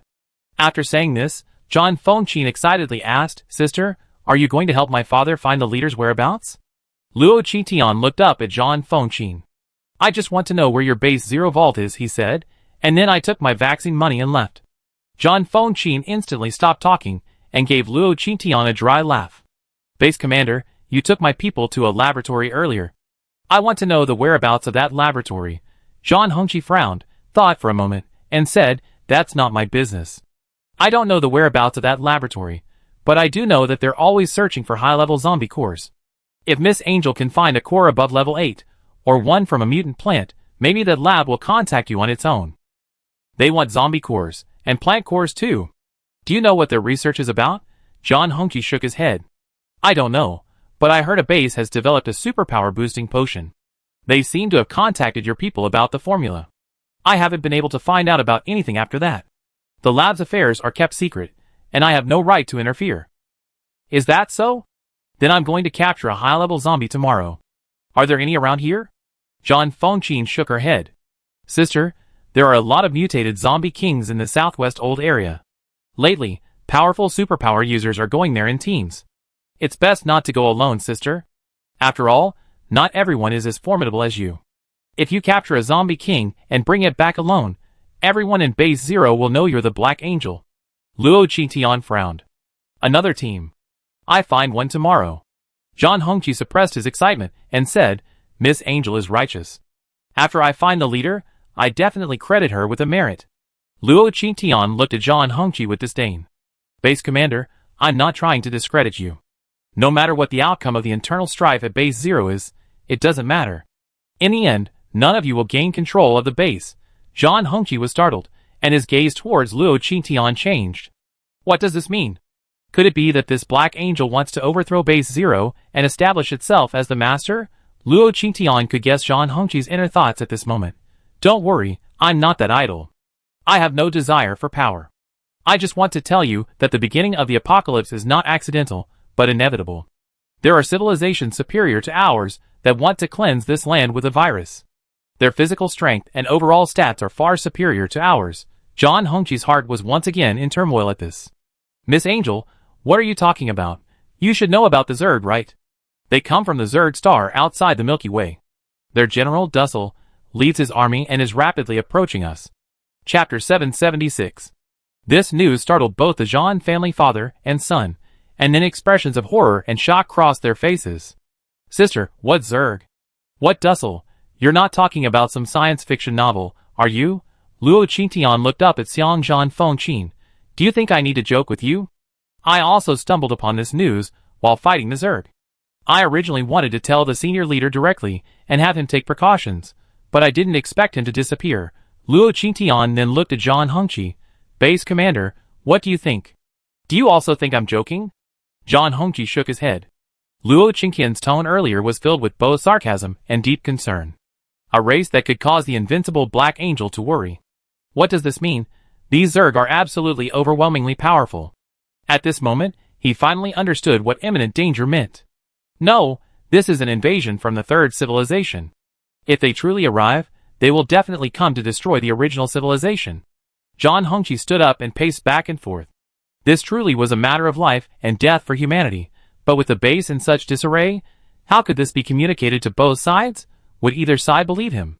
If they wanted to change the current situation, the most urgent task was to find someone to take charge. Luo Qingtian looked at Zhang Hongqi, stood up, and clapped his hands.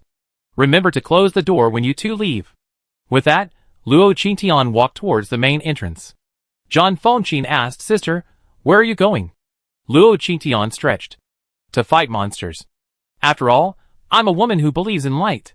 In the mission hall, groups of psychics stood in front of the mission boards, selecting their missions. Luo Qingtian walked over and saw a 3S level mission recruitment marked at the top of the mission board. Purchase zombie crystal cores and plant cores above level 8. Reward points, 50,000, 1,000 kilograms of fine grains, 500 kilograms of coarse grains, 100 kilograms of vegetables, 20 bottles of healing potions. What a generous reward. Luo Qingtian looked around, confirming no one had accepted the mission, and prepared to mark it. Just as she approached the mission acceptance counter, a burly man, with a wild appearance pushed past her and stood in front of the counter. 3S level mission, I take it. After he said this, many people in the hall turned to look at the man. The captain of the Xuanwu team, the Black Turtle. Oh my god. So many talented teams at Base Zero haven't completed this mission yet, and now Team Xuanwu has accepted it. I wonder when the remaining 3 teams will join us.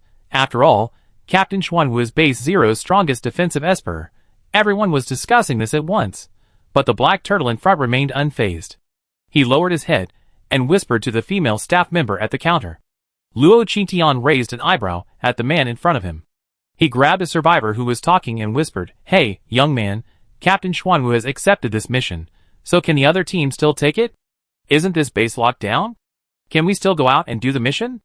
The man who was being dragged along was a little impatient, but upon seeing Luo Qingtian's expression, his attitude softened instantly.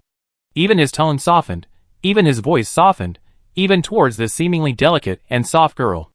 Is this little girl new to Base Zero? Luo Qingtian nodded, like a chick pecking at rice. Yeah, I came here on the day the base was locked down. The man looked at Luo Qingtian and smiled like a strange uncle. No wonder, this SSS mission is a long-term mission, and any team can take it. Because the person who issues the mission has been purchasing various crystal cores for a long time, the higher the level, the better. Is that so? Our base is sealed off, So can we still get out? The man pointed in the direction of the black turtle. Any Esper at base 0 who has reached S rank or above can apply for a pass with their team from the military. Once approved by the military, they can travel within and outside the base with the pass. Is that so? Psychics are now ranked by level. Luo Qingqian's sighing expression instantly perked the man up. Young lady, you're a psychic too, right? Are you looking for a team to do a mission? Luo Qingqian nodded. Yes, I just don't know my psychic level. Do you have to be S rank or above to go on a mission? The man shook his head. No, the team must have 1 or 2 S+ psychics. If you want to test your psychic level, go to the tester up front and measure your overall stats. Luo Qingqian nodded where the man pointed and walked over. The man watched Luo Qingqian leave and, for some reason, followed behind. Before the tester, there was a large, transparent glass ball shaped like a disc. Next to the disc were the values for each level of superpower. Anyone with a total value of around 2,000 was considered an S-level superpower user. Anyone with a value of 1,000 plus was considered an A-level superpower user. A value of 500 plus is a B-level Esper. A value of 100 plus is a C-level Esper. Luo Qingqian stroked his chin, looking at the numbers, wondering what he should get. The man behind him approached and said with a smile, "Don't know how to test it. Release your Esper onto this disc, and it will display your Esper." "Oh, right. What's your Esper?" Luo Qingqian's hand glowed a white-green light. "I'm a healer." With that, the white-green light hit the disc. However, Luo Qingqian didn't cut off the Esper's output. Instead, he watched the Esper's value gradually rise. When the disc reached 1999, Luo Qingqian was ready to let go. But then he thought, if he were an S+ healer, wouldn't many people be looking for him? Just as he was thinking this, the light on the disc suddenly brightened, and then a voice announced, "Dear psychic friend, congratulations on your ability surpassing 2,000 plus, becoming an S-level healer. Please come to the counter later to receive your S+ psychic medal." At this moment, everyone in the hall turned their gaze in Luo Qingqian's direction. S+ psychics are common. Base 0 has many of them, with psychics of all types, but S+ healers are extremely rare. S+ healers can even heal bones and regenerate severed limbs. Everyone looked at Luo Qingqian as if they had seen a piece of Tang monk flesh. Luo Qingqian was furious. If she had known that S+ would cause such a commotion in the base, she would never have taken the test. She walked awkwardly to the counter. As they processed the so-called S+ psychic medal, the receptionist even forgot to assist Black Turtle with the task. After all the paperwork was completed and Luo Qingqian was about to leave, Black Turtle's voice rang out from behind him. Chapter 777. "Miss, I'm wondering if you'd like to join our Xuanwu team. We're just short of a healing psychic." Luo Qingqian was secretly delighted. It was like someone had brought me a pillow just when I was sleepy. He was just worrying about how to take on missions alone. And then this Black Turtle showed up. Luo Qingqian turned to look at the Black Turtle, who gave him a dry smile. "I heard they say you're the captain of the Xuanwu team. You only take on dangerous missions, right?" The Black Turtle smiled and nodded. "Yes, although our missions are dangerous, don't worry, I'm definitely capable of protecting you. I take care of you during the battle. Just focus on healing us." Actually, the Xuanwu team used to have a healing psychic, but they were later poached by the Suzaku team. This meant they had to rely entirely on their own strength to complete missions. Luckily, they had plenty of healing potions. Besides the food, I took on this S-rank mission for the potions. The potions produced by the lab at base 0 are incredibly effective in treating both external and internal injuries, comparable to those of healing psychics. The only problem is that they're incredibly expensive. "Are you sure you can protect me?" Luo Qingqian asked weakly. The Black Turtle patted his chest, making a thumping sound. "Don't worry. I'm the psychic with the strongest defense in base 0. As long as I'm here, you won't get hurt. Please join us." Luo Qingqian nodded. "I really want to go on a mission with you, but I'm not sure if I want to join your team." The implication was that I wanted to do a mission first to see your strength, and then join once I was sure I was strong enough. Black Turtle wasn't angry, but smiled and said, "Okay." The two agreed to walk out of the mission hall together. Many teams behind them couldn't help but feel regretful when they saw Luo Qingqian being poached. Everyone wants an S+ healing Esper on their team. It's like having an extra life. Unfortunately, they didn't dare to snatch Black Turtle away. Meanwhile, the military quickly received the news. In the office at the military headquarters, a middle-aged man in a green uniform looked at Luo Qingqian's profile and smiled. "A S+ healing psychic," he said. "He's certainly a promising talent, but his data has appeared at both base 5 and base 7. How did he end up at base 0 now? The guard beside the old man smiled and said, "It's no surprise that someone as capable as her would travel so far. I just don't know what her previous team was like, that she could actually end up here from base 5. The old man enlarged Luo Qingtian's photo. His eyes narrowed slightly. Haha, is it that simple? By the way, base 5 said they dispatched their latest probe to base 9. Go ask base 9 later if there's any news.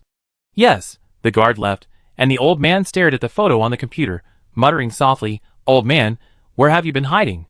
The Dark Angels are here, they should be able to find you. I hope this kid has the ability to awaken you. Otherwise, base 0 is going to be in chaos. The leader of the Ministry of Political Affairs was also staring at Luo Qingtian's photo. Did this angel Luo suddenly appear? He shouldn't have anything to do with that angel, right?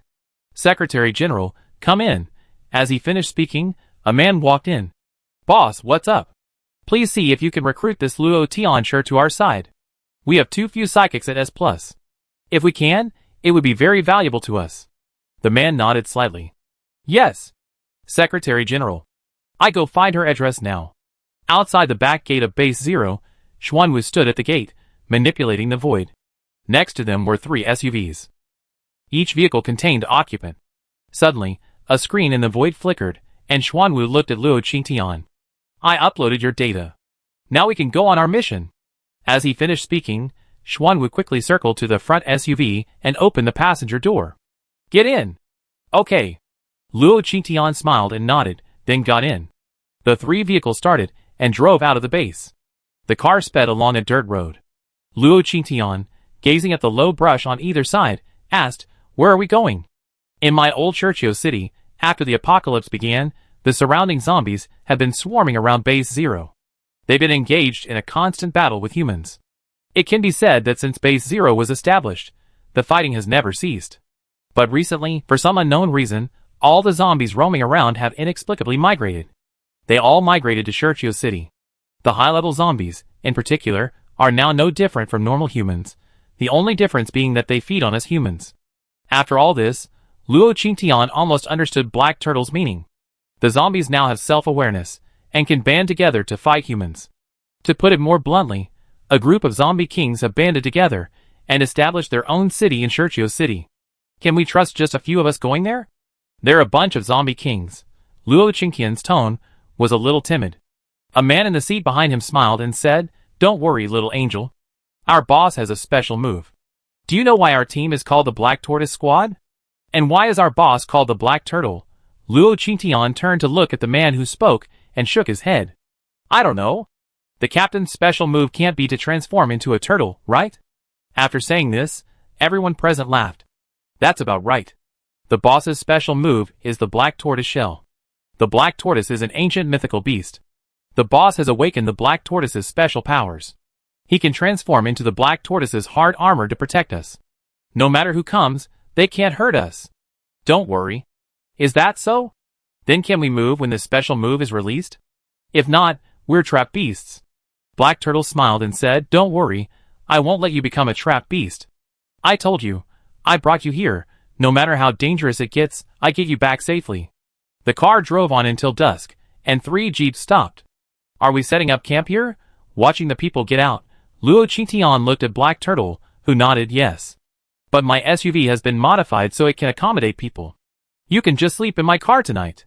Black Turtle folded down the back seat of the SUV and laid out a blanket and pillow, transforming it into a simple cot. Luo Qingtian wasn't bothered by the cot. He took off his shoes and crawled over.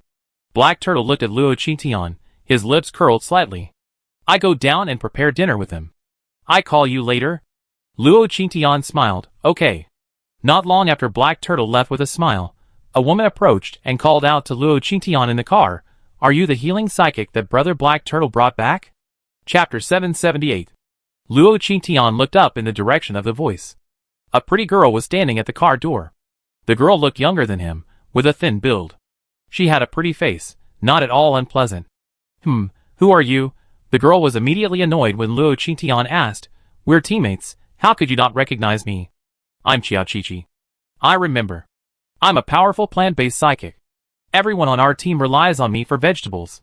Qiaoqiqi said this, looking at Luo Qingtian with a proud expression, as if waiting for him to come forward and curry favor with her. Luo Qingtian smiled. Well, you're amazing. Nice to meet you. Hearing Luo Qingtian's answer, Qiao Qiqi looked like a child on honey, her face full of pride. Well, you're right to be happy. This is for you, as a meeting gift. Qiao Qiqi handed Luo Qingtian a red apple. Luo Qingtian took the apple and smiled. Thank you. He pulled a bag of spicy strips and potato chips from his backpack and handed it over. This is a return gift. Qiao Qiqi looked at him in surprise. You actually have spicy strips? Hee, thank you. From now on, I have your back in our team. Qiao Qiqi said this as she hopped onto the car with a familiar air. Before jumping in, she was afraid to dirty Luo Qingtian's bed. She even took off her shirt. This is good stuff. Let's share it. Qiao Qiqi unwrapped the spicy strips and held them out to Luo Qingtian.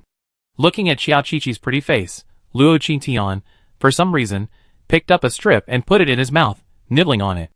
Qiao Qiqi followed suit. After eating a few, she closed the spicy strip package.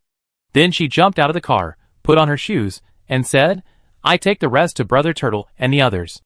Qiao Qiqi said this as she skipped away. Then, in the distance, a group of people could be heard laughing.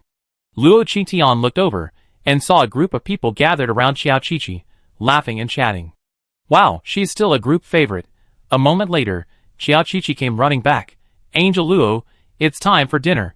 Luo Qingtian nodded, put on her shoes, and followed Qiao Qiqi towards the others. Including her, the Xuanwu team consisted of 8 people. All team members had abilities above a+. Seeing Luo Qingtian coming to eat, they all smiled at him. A man looked at Luo Qingtian.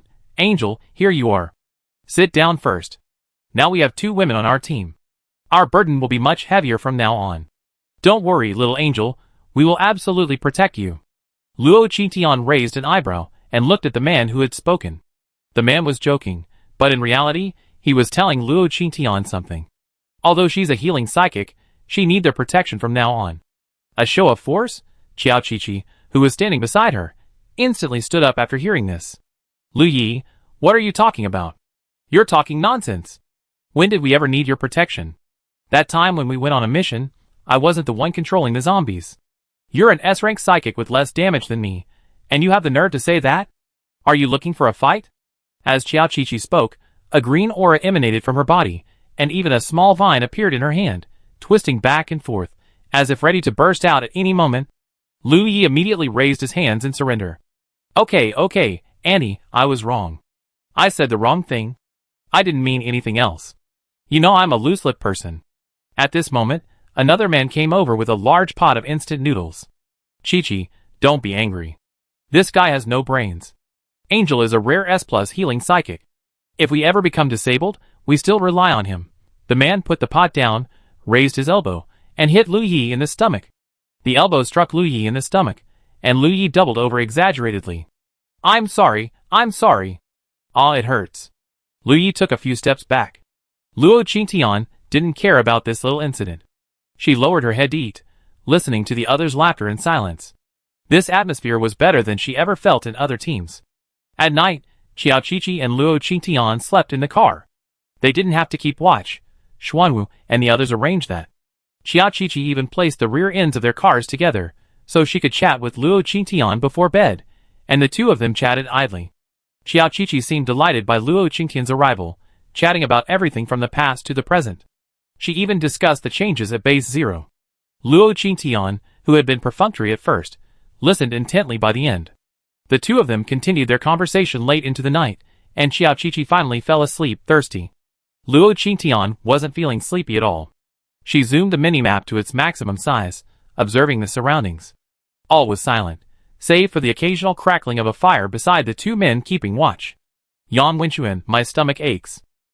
I go get some medicine. You stay by yourself for a while. Lu Yi, clutching his stomach, looked at Yang Wenquan apologetically. Okay, go ahead. Everything's in the tent. Keep quiet when you go. Okay, Lu Yi said, turning and walking toward the tent.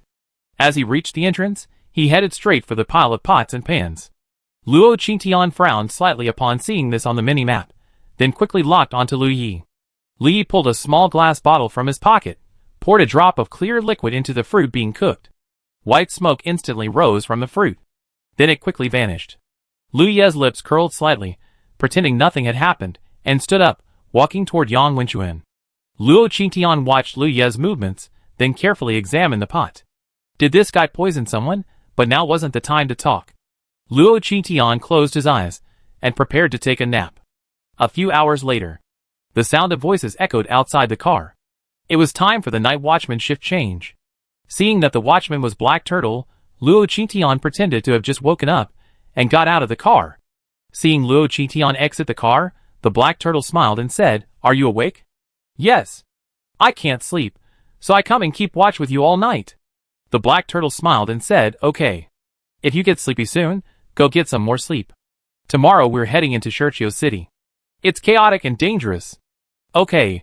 The Black Turtle found a chair for Luo Qingtian, who sat down without hesitation. The two sat side by side and chatted.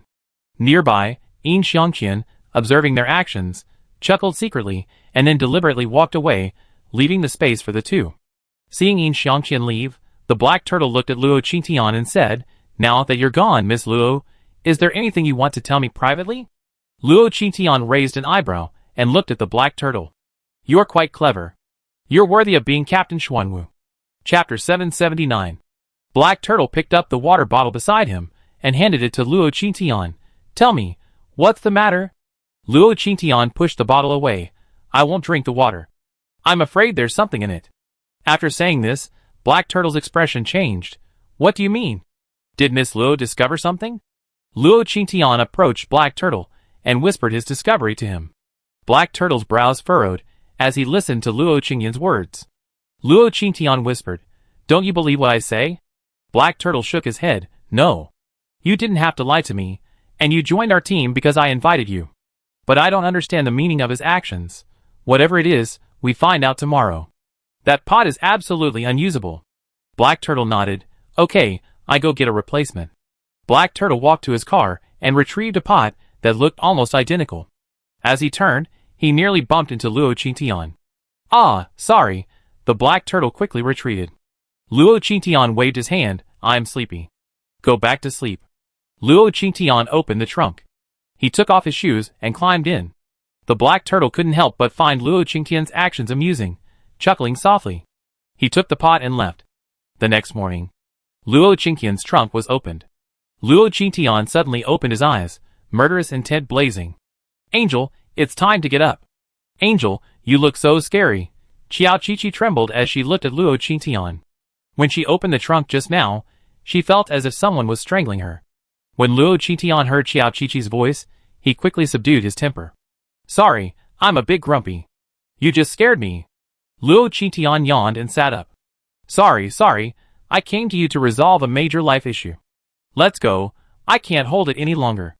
Luo Qingtian looked at Qiao Qiqi with amusement, and followed her out of the car. Breakfast was ready when they returned, and Luo Qingtian and Qiao Qiqi continued to sit where they had been yesterday. Qiao Qiqi ate the cooked noodles, and thrust an egg she had hidden away into Luo Qingtian's pocket. "Angel, this is for you. This egg is from my own chickens." "Thank you." Lin Dongyang, who sat across from them, said sourly, "Girls' friendship is so easy. I never seen you give up your egg before." Qiao Qiqi glared at Lin Dongyang. "Huh, of course. Angels are so beautiful. I love angels the most." Luo Qingtian glanced at Qiao Qiqi in surprise. She had been wondering why Qiao Qiqi was so familiar with her, wondering if she was obsessed with looks after all this time. After eating and drinking and packing up, everyone got in the car and continued on their way. An hour later, Xuanwu stopped the car. Yang Wenchuan stepped forward and put away all the cars. "From here, we be walking. Everyone, be careful. The zombies here have an extremely keen sense of smell. We retreat immediately after killing a zombie king." With these words, a golden light flickered in Xuanwu's hand, and a thin protective shield appeared around them. "Let's go."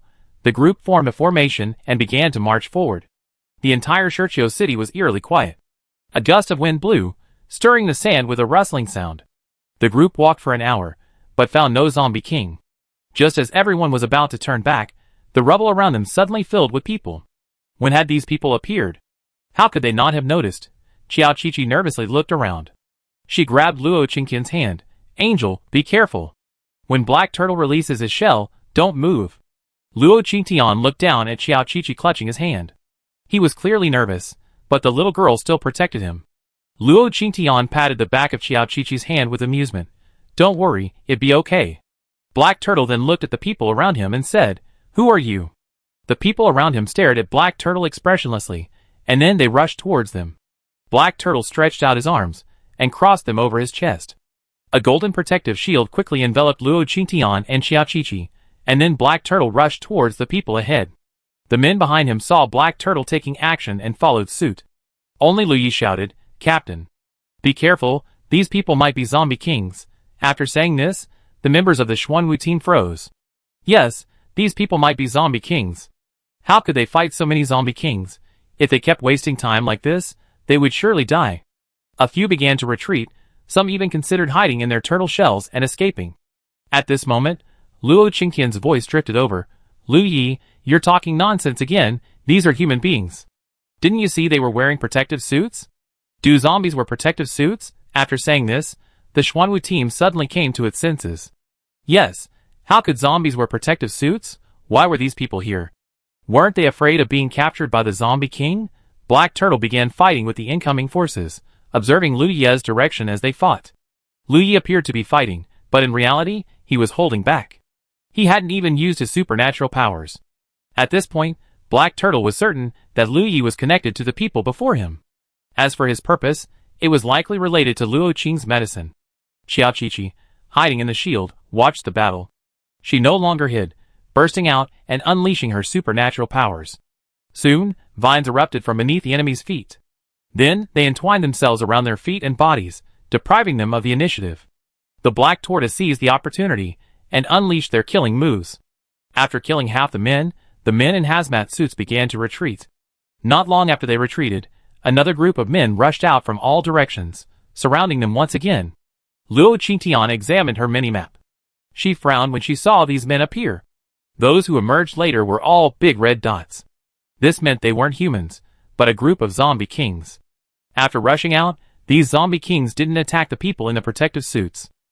This meant the people in the protective suits were collaborating with these zombie kings? Another collusion between humans and zombie kings? No, something flashed through Luo Qingtian's mind. Protective suits? Those were things only lab workers had. Zombie kings? Could the lab he was looking for be connected to zombie kings? But weren't they looking for zombie cores above level 8? Luo Qingtian had a rather unfriendly suspicion. Be careful, these are zombie kings. Qiqi, release your vines to entangle them. Luo Qingtian's voice rang out, and Xiao Qiqi's vines burst out of the ground. Chapter 780.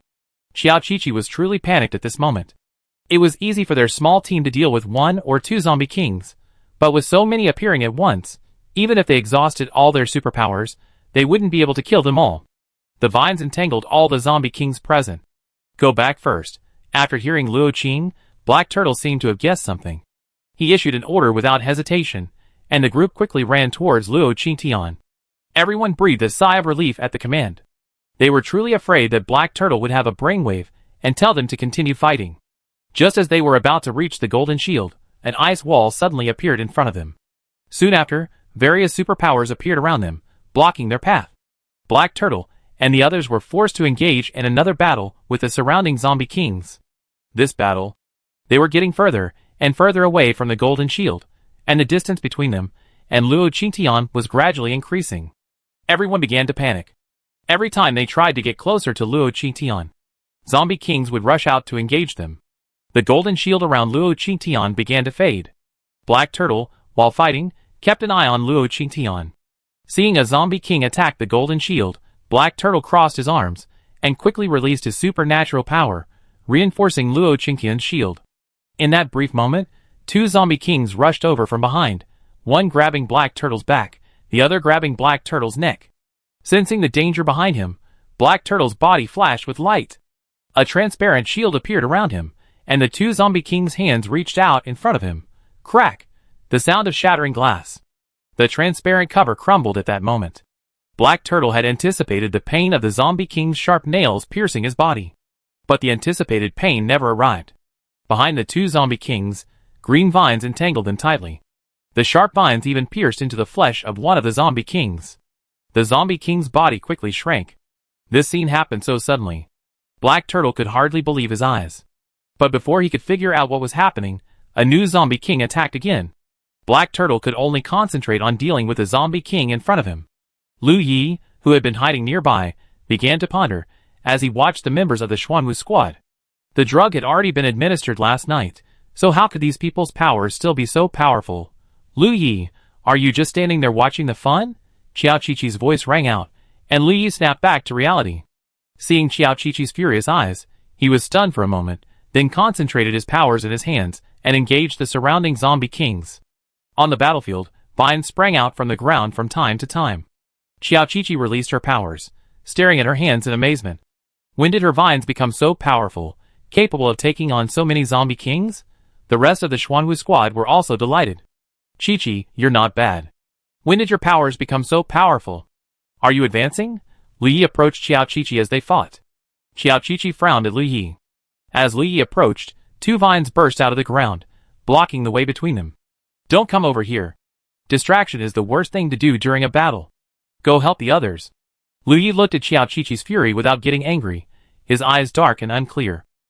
Qiqi, do you hate brother Lu Yi now? You didn't even pay attention to me during the battle. With these words, Qiao Qiqi's vines rushed directly towards Lu Yi. Lu Yi jumped aside, looking at Qiao Qiqi with a cold gaze. Qiao Qiqi, you're not dealing with the zombie kings, but you're using your vines against me. What's your intention? Are you in cahoots with these zombie kings? Bah! Stay away from me. If you dare come near me again, I pierce you to pieces. Qiao Qiqi's words made Lu Yi's eyes grow even more ferocious, but as the vines around Qiao Qiqi grew larger and larger, Lu Yi could only move away little by little. But this time, he turned his gaze to Luo Qingtian in the golden shield. At this time, the members of the Xuanwu team were once again inching closer to Luo Qingtian. After unleashing their supernatural powers for so long, they were beginning to feel the strain. Lu Yi noticed the state of the crowd and feigned panic. Black Turtle, you're putting all your defensive abilities on Luo Tianshi. What are we going to do? After saying this, Black Turtle glared at Lu Yi. Shut up. Fight well, or I kill you. Xuanwu was now almost certain that Lu Yi was connected to the zombie king, or rather, to those men in hazmat suits from earlier. Lu Yi laughed. Kill me? Is that even possible? Today, all of you will die here. Oh no, all of you will disappear here today. After all, when we see you again, it's hard to say whether you still be the same people. Ha ha ha. Xuanwu, upon hearing this, flew into a rage. You're a spy indeed. But why has the Xuanwu team never done anything to wrong you? Lu Yi sneered. I'm originally from the lab. I only came to your team because someone took a fancy to your mutated shell. My target was you, but now, I have another one. As Lu Yi spoke, he looked at Luo Qingtian, who was protected by a golden shield. Qiao Qiqi glared at Lu Yi with gritted teeth. Lu Yi, you piece of shit. No wonder I always thought you were a bad person when you joined the team. Now it seems your appearance really reflects your heart. Lu Yi remained unperturbed, looking at Qiao Qiqi with a playful expression. Qiao Qiqi, I hope you still be this sharp-tongued when I toy with you. As soon as he said this, 3 zombie kings suddenly appeared around Qiao Qiqi, surrounding her. The 3 zombies grabbed Qiao Qiqi. Qiao Qiqi panicked and raised her arms, but before the 3 zombie kings could grab her, her body was pierced by dark green vines that burst out from the ground. Then everyone saw the bodies of the 3 zombie kings shrivel up rapidly. Lu Yi looked at Qiao Qiqi with fiery eyes. Qiao Qiqi, you really gave me quite a surprise. I really love your supernatural powers. Lu Yi said this as he stepped towards Qiao Qiqi. Lu Yi, what do you want to do?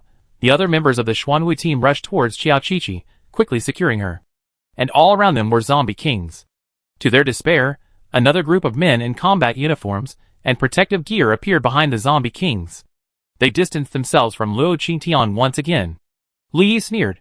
Black Turtle, why don't you release your turtle shell at this time? Oh right, once you release your new turtle shell, Luo Tianshi's protective shield will disappear. Ha ha ha, don't you claim to be noble and righteous? I really want to know your choice now. Chapter 781. The Black Turtle pursed his lips and looked at Lu Yi, then toward Luo Qingtian. He remembered the promise he made before coming here. Even if he died, he would send Luo Qingtian back safely. Angel, I'm sorry, Xuanwu said apologetically to Luo Qingtian. Luo Qingtian stared blankly at the Black Turtle, without responding. Luo Qingtian wasn't surprised at the Black Turtle's choice. She was an outsider to begin with. If it were her, she would have chosen to survive with her companions. Qiao Qiqi then grabbed the Black Turtle's hand. Brother Turtle, No. Angel can't get into trouble. The black turtle looked at Xiao Qiqi with a deep gaze. Qiqi, you know my choice. I will only choose the more valuable outcome. With these words, Xiao Qiqi withdrew her hand. At this moment, a golden shield illuminated the black turtle's body. Then, the shield detached from the black turtle's body and flew toward Luo Qingtian. Then, the golden shield around Luo Qingtian's body flickered. Angel, leave quickly. My turtle shell won't disappear until you're safe. Luo Qingtian stared in shock at the golden shield that appeared around him. Why? Luo Qingtian was puzzled. The black turtle smiled. Your value is higher than ours. Your survival can save more people. I just said, I will choose the most valuable outcome. As the black turtle spoke, a pile of golden armor instantly appeared on his arms. Brothers, even if we die today, we must let Angel escape. Okay. Let's fight. The members of the Black Tortoise team stood back to back, their eyes fixed on the surroundings. Luo Qingtian looked at his shield, then at the people fighting the zombie king in the distance. Something in his heart seemed to touch him. Angel, keep my share alive. Xiao Qiqi smiled and looked in Luo Qingtian's direction. The next moment, a green vine wall rose from the ground, completely isolating the zombie king from Luo Qingtian and the members of the Xuanwu squad. From the other side of the wall came Xiao Qiqi's tearing voice. Hurry up! Behind them came the sounds of various battles. Luo Qingtian stood still. After visiting so many bases, this was the first time she had encountered such a team. Although the world is broken and shattered, there are always people who are trying to warm it. Luo Qingtian's lips curled slightly. Well, she had originally thought that the people in Base 0 were all so despicable. She even considered destroying the base if she couldn't find the leader, to prevent it from becoming an obstacle to future bases. But now, it seems that this base can still be saved. Luo Qingtian raised her hand and touched the golden shield on her body. Crack! The shield shattered, and Luo Qingtian stepped out. Immediately, all the zombie kings rushed toward Luo Qingtian. Luo Qingtian raised his hand, and bright gray light shot out from his body in all directions. As the zombie kings rushed over, their bodies were shredded into pieces by these silk threads. At this moment, Luo Qingtian completely absorbed the energy from the zombie kings. Luo Qingtian walked step by step toward the black turtle and his companions.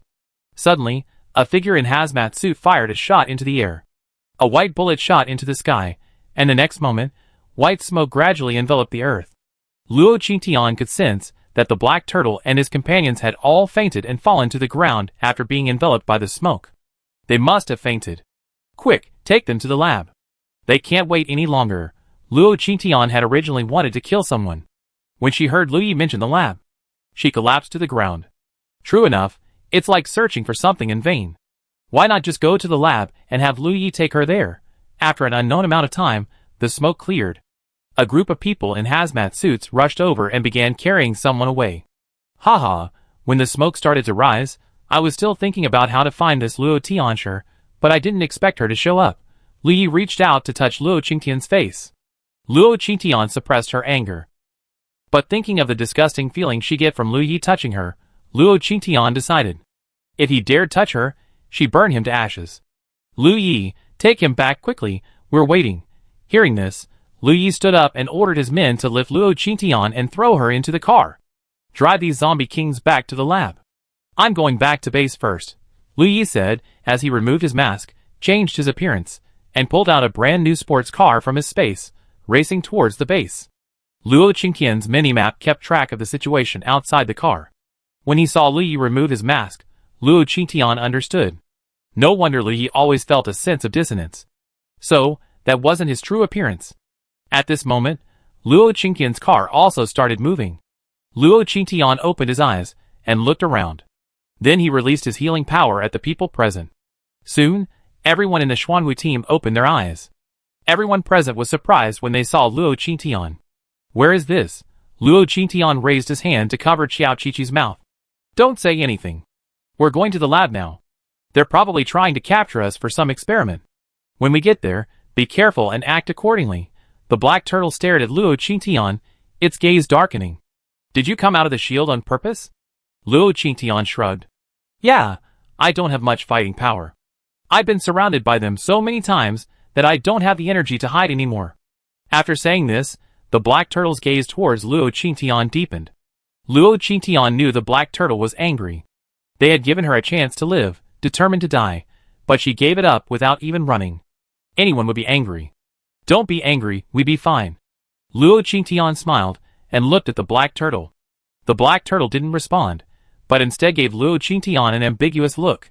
Qiao Qiqi grabbed Luo Qingtian and said, "Angel, it's okay, we all be fine. Once we get to the lab, I beat them all down." Luo Qingtian nodded. The car sped along, and Luo Qingtian's team kept an eye on their surroundings. They weren't on the road back to base, but rather to a mountain village outside Shurqiu City. Half an hour later, the car stopped. The team members quickly laid down, pretending to be unconscious. The car door opened, and a group of people in hazmat suits began to carry the people. They were taken to a farm. A secret door was hidden in the fields. Once it was opened, the members of the Xuanwu team were carried inside. Luo Qingtian observed the underground space on his minimap.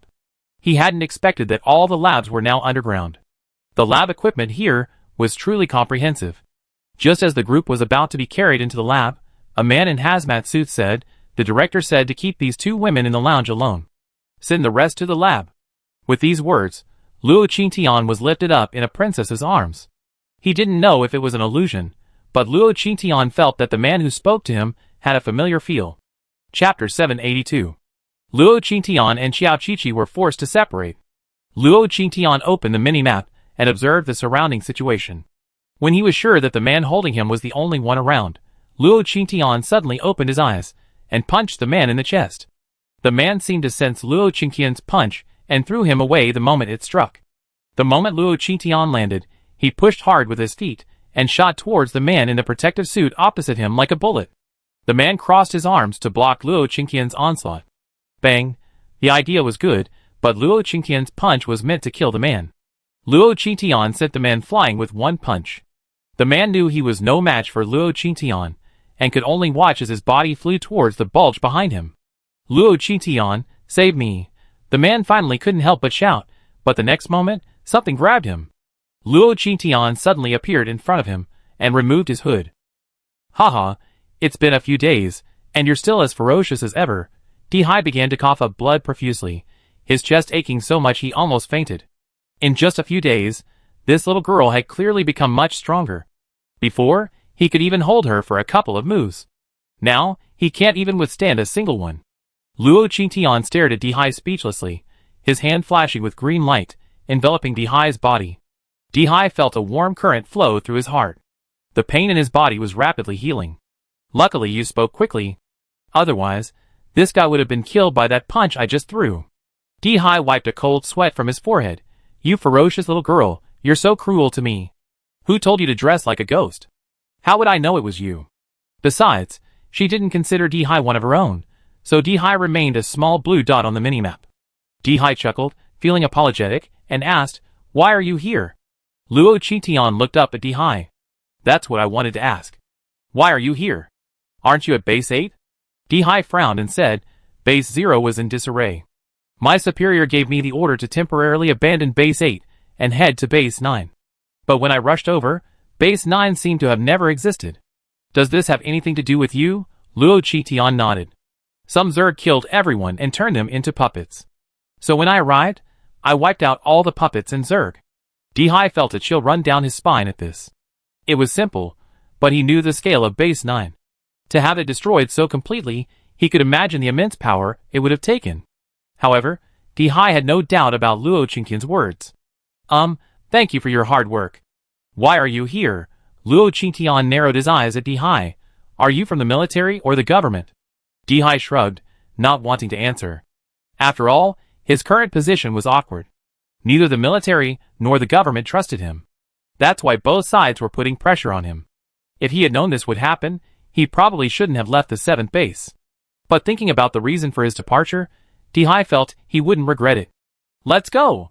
You've been assigned here to investigate, either to find the lab's chemicals or to locate your missing leader. Since we share the same goal, let's work together for now." Dihai nodded. "How come you're with the Xuanwu team?" "They're this round's selected experimenters." At this point, Dihai suddenly grabbed Luo Qingtian's hand and ran with her into the room across the street. This room was the lab staff lounge, and the one Dihai was in was also the team leader's private room. "I know what you're asking. This lab is actually capturing powerful psychics. Their research is related to crystal cores and high-level psychics. Stripping experiments? Luo Qingtian asked tentatively. Yes, I didn't expect you to guess that. Not only are they doing stripping experiments, they're also making puppet chips. Luo Qingtian thought of those obedient zombie kings. Where did those zombie kings come from? Were they captive? Dihai shook his head. You're new to Base Zero, and don't know much about this place. Those zombie kings are actually the psychic teams that recently left the base on a mission. I heard your vaccine can cure zombies for nearly a month. Luo Qingtian took a deep breath. Who's behind this lab? Dihai shook his head. This lab is strange. Rumors of it have been circulating since the base was established. I just arrived yesterday. Luo Qingtian curled his lips. Do you think I believe you? How could you know so much just after sneaking in? Dihai's face turned extremely grim. It's true. The one before me was discovered and secretly executed. Before he died, he passed on the information he had uncovered. And I'm his successor. Looking at Dihai's sorrowful expression, Luo Qingtian lowered his head. I'm sorry. Dihai shook his head. The patrol will be here in 10 minutes. I got an extra set of protective gear. Put it on and come with me. Dihai handed his clothes to Luo Qingtian and walked out. 5 minutes later, Luo Qingtian and Dihai emerged from the lounge together. As they exited, they saw a man in hazmat suit hurriedly running toward them. Shift change. The man shouted as he ran. He ran up to the two men, removed his hood, pointed at them, and cursed, Where are the names on your clothes? Take off your hoods, so I can see who's wearing them. Dihai and Luo Qingtian exchanged glances, then moved simultaneously. Luo Qingtian's hand grasped the man's neck. Dihai reached out and grabbed the man's mouth, silencing the man's voice. Luo Qingtian's fingers formed claws, exerting force. With a snap, the man's neck was severed. Then Luo Qingtian's fingers turned green. The venom slowly seeped into the man's body, causing it to sizzle. Dihai and Luo Qingtian both retreated. The man's body fell to the ground, slowly disappearing. Finally, it dissolved into a puddle of water. Let's go! You just taken his place. Let's go check on the members of the Xuanwu squad first. I wonder how Qiao Qiqi is doing. Dihai whispered. Your team's fake Lu Yi hasn't returned yet. Qiao Qiqi will be fine. If you're worried, we can go around and check on her. The two nodded and headed towards another lounge. Arriving at Qiao Qiqi's confinement area, they could hear her fierce voice from afar. You bastards, you shameless bastards, you dare to tie up your aunt? Come fight me. Let me out if you dare. Where's Lu Yi? You son of a bitch, come out if you dare. You wanted to fight me. I stab you to death with my vines. Chapter 783. Listening to the vigorous insults emanating from the room, Luo Qingtian sighed softly. Looks like it's not a big deal. I advise you not to go over there, Dihai said, pulling Luo Qingtian back 2 steps. Why? Luo Qingtian was puzzled. Dihai sighed. That lounge was built specifically by the director here to prevent Esper riots. Any Esper who enters his room will lose their powers. Luo Qingtian's eyes lit up upon hearing this. Are you sure? This lounge is clearly made of earth fragments. I haven't been able to find an earth fragment to enter the space for ages. Dihai looked at Luo Qingtian. Although they were both wearing hoods, Dihai could still sense joy in Luo Qingtian's tone. You seem eager to go over there? Luo Qingtian raised his hand and patted Dihai's shoulder. Take out the word seemingly. I really want to go over there. Luo Qingtian happily walked towards the lounge. Just as she reached the door, Luo Qingtian could sense the vibrations of the earth fragment. He could even feel his own space stirring. Luo Qingtian raised his hand, opened the door, and walked in. Qiao Qiqi was startled when she saw Luo Qingtian enter. Who are you? Come here and untie your aunt's rope. Luo Qingtian looked at Qiao Qiqi speechlessly, searching for the earth fragment. Soon, she found it on the ceiling. It was a whole piece of the roof. You beasts, what are you looking at? What do you want to do by capturing me? If you have the guts, let me go. Luo Qingtian took a deep breath, stepped forward, and ripped Qiao Qiqi's ropes apart. Qiao Qiqi hadn't expected the man before her to actually untie her. Responding, she raised her hand and struck Luo Qingtian in the head. Luo Qingtian grabbed Qiao Qiqi's hand. You're as soft as a noodle, and you still want to fight. Luo Qingtian then pulled out a recorder from his space and placed it in front of Qiao Qiqi. Hurry up and curse, or it'd be too late. Qiao Qiqi also reacted at this point and began to curse into the recorder, practically cursing every one of Lu Ye's 18 generations. Sitting back and playing the video on loop, the two opened the door and prepared to run out. Just then, They saw a man in hazmat suit approaching the door. Dihai suddenly rushed over and tackled the man to the ground. Luo Qingtian raised his hand, and dark green vines shot out from under his feet, piercing the man's body. The man died instantly, without even having time to cry out. Xiao Qiqi witnessed this scene as she walked out the door. She stared at Luo Qingtian in astonishment. "Who are you?" Luo Qingtian walked over to the man's body and began stripping him of his protective suit. He then handed it to Xiao Qiqi. "We don't have much time. The members of Team Xuanwu have been sent to the lab. Are you sure you want to ask who I am here?" Xiao Qiqi didn't ask any further questions. She took the suit and quickly put it on. The man's body was dissolved by Luo Qingtian, and the three of them headed towards the lab. They encountered several groups of people along the way, but they nodded to each other and quickly left. When they reached the lab, Dihai and Xiao Qiqi both knelt helplessly on the ground. What happened? Xiao Qiqi felt her body go limp again. Luo Qingtian didn't react. She looked around and quickly found the second piece of earth fragment on the ceiling. Luo Qingtian jumped up and punched the earth fragment, completely separating it from the ceiling. For whole pieces, Luo Qingtian happily collected the fragments into his space. Dihai watched Luo Qingtian collect the stones. What was that? Luo Qingtian looked at Dihai, a look of wariness on his face. "That's mine, Dihai, I didn't mean to steal it. I was just curious. Curiosity is killing you. Anyway, I can tell you that these stones are mine. Even if they're in someone else's hands, I take them back. Let me make this clear. If you don't give them to me someday, I won't show any mercy." Luo Qingtian raised his head and walked forward. Outside the laboratory, Lu Yi hurried in. Originally, he had considered finding a new team, but when he thought of Xiao Qiqi, he instantly abandoned the idea. He decided to vent his anger before Xiao Qiqi's powers were stripped away. He quickly returned to his lounge, then heard Xiao Qiqi's insulting voice from inside. "Xiao Qiqi, I advise you to save some energy. I don't believe you have enough energy to curse me later when you're under me," Lu Yi said, opening the door and walking in. Then he saw a tape recorder place where Xiao Qiqi had been tied up. It was one of those old-fashioned ones from before the apocalypse. "Xiao Qiqi, you bitch, how dare you run?" Lu Yi viciously kicked the chair in front of him away, turned around, walked out of the lounge, and headed straight for the lab bench.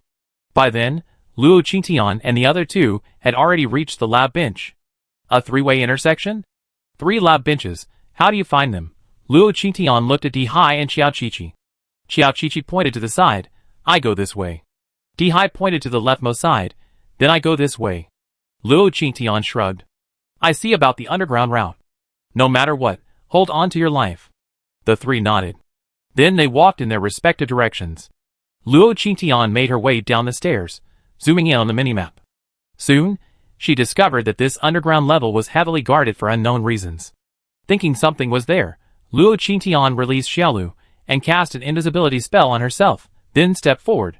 She discovered the guards were wearing combat uniforms, carrying particle guns strapped to their backs. Laser rifles slung from their waists. Each one wore a helmet, heavily armed. Are these mercenaries? Wow, they're heavily guarded. Luo Qingtian was growing increasingly curious about what was guarding them.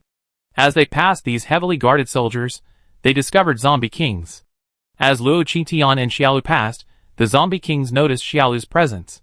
Xiaolu was invisible, but the zombie kings still surrounded her. "Eat them all," Luo Qingtian's voice echoed. Xiaolu instantly spat Luo Qingtian out. The zombie kings rushed over, and Xiaolu's tentacles instantly stretched out, enveloping them all, shoving them one by one into his mouth like peas. The mercenaries ahead quickly noticed the noise and ran towards Luo Qingtian. Luo Qingtian knew he couldn't hide, so he quickly ran towards the mercenaries. As they approached, the mercenaries raised their particle guns. Luo Qingtian raised his hand, and a bright gray light instantly shot out from his body, piercing the mercenaries' bodies. Like sharp blades, it completely sliced through their bodies. In a matter of moments, the mercenaries and zombie kings on this floor were completely dead. "Alas, I'm really not suited to hiding," Luo Qingtian sighed, and continued walking down until he reached the end of the path. It was a room locked up layer by layer, with a small window in the door. Luo Qingtian looked out the window, and saw an old man lying on the bed. Chapter 784. Luo Qingtian glanced at the heavy door, then at the person inside, and called out, "Hey, old man, are you awake?" After calling out, she discovered the old man didn't respond. He seemed to be still unconscious. Luckily, the small blue dot was visible on the mini-map, otherwise Luo Qingtian would have mistaken him for dead. Luo Qingtian raised her hand, and the flame in her hand instantly ignited. She reached through the window. Then she entered the dimension. When she emerged, she was back inside the room. Luo Qingtian walked to the bed, and saw an old man sleeping peacefully. She reached out, and touched the old man. "Hey, wake up." The old man opened his eyes slightly, then closed them again weakly upon seeing Luo Qingtian. Is he unconscious?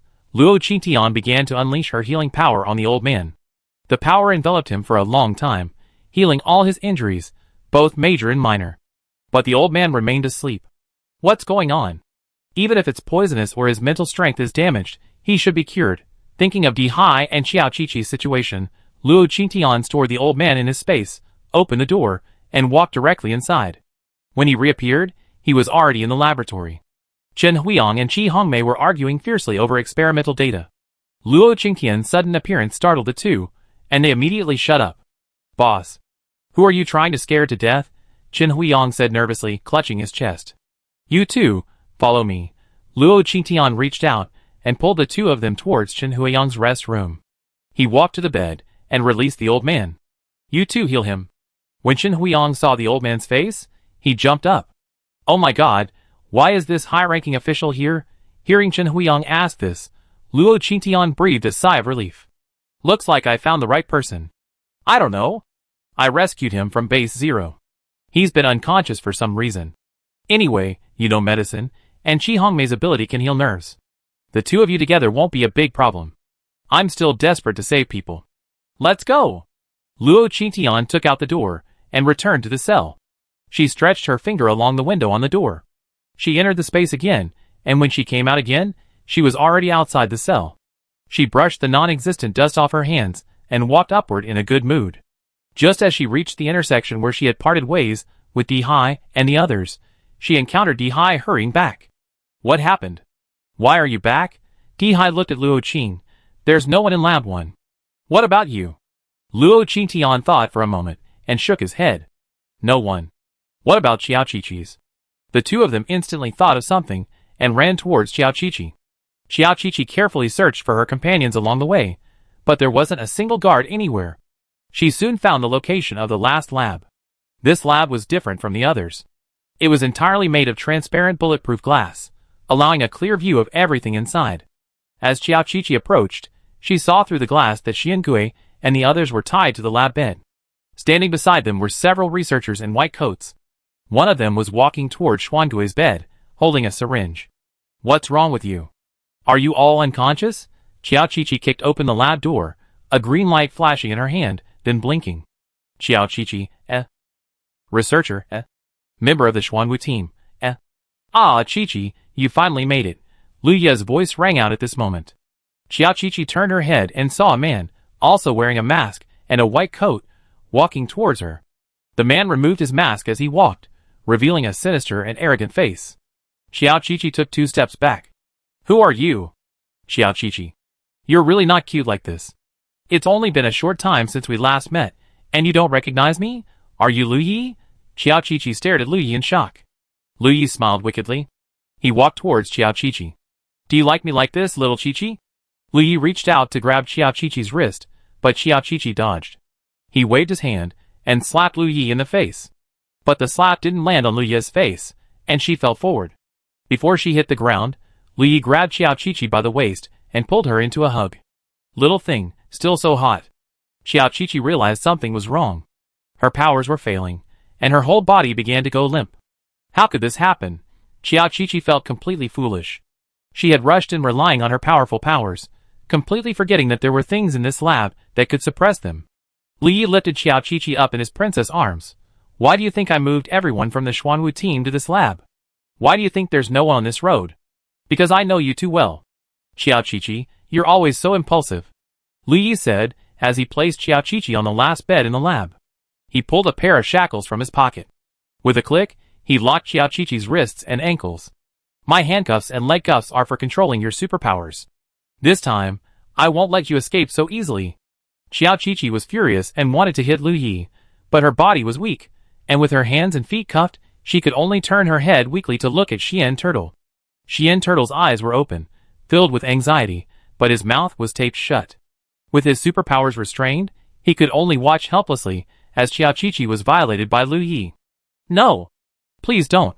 Watching Lu Yi, ignoring the gazes of the crowd, reach into her clothes, Qiao Qiqi was truly panicked. Hearing Qiao Qiqi's plea for mercy, Lu Yi became even more excited. Aren't you hot? Don't you love scolding me? Let's have a wedding night in front of everyone. Ha ha ha. Lu Yi laughed heartily, attempting to tear Qiao Qiqi's clothes. No, no, Qiao Qiqi struggled fiercely. The ripping sound of clothes shredding echoed throughout the room. Qiao Qiqi even considered dying right there. Bang! Lu Yi was suddenly kicked back, and Luo Qingtian and Di Hai walked into the laboratory. Di Hai was completely exhausted, but he still insisted on following Luo Qingtian. Ah, that kick wasn't strong enough, Luo Qingtian's voice quipped. Then Luo Qingtian retrieved a piece of clothing from his space and tossed it to Qiao Qiqi, who lay on the bed. Di Hai whispered, "Did you deliberately spare his life?" Luo Qingtian glanced back at Di Hai. What else? Are you going to take him back to investigate whether he's from the political or military department? No, are you trying to trick me again? Luo Qingtian glared at Di Hai, his teeth gnashing. He was clearly testing his stance. Chapter 785. I was just asking. Di Hai raised his hands in surrender. Luo Qingtian looked at Di Hai with disdain. I always said that those of you who play politics are dirty. Stay away from me. Luo Qingtian walked over to the black turtle and tore off the tape covering its mouth. Are you Luo Tianshi? Aren't you a healing psychic? Luo Qingtian took off his hood. Doesn't it look like it? The black turtle looked at Luo Qingtian with a complicated expression.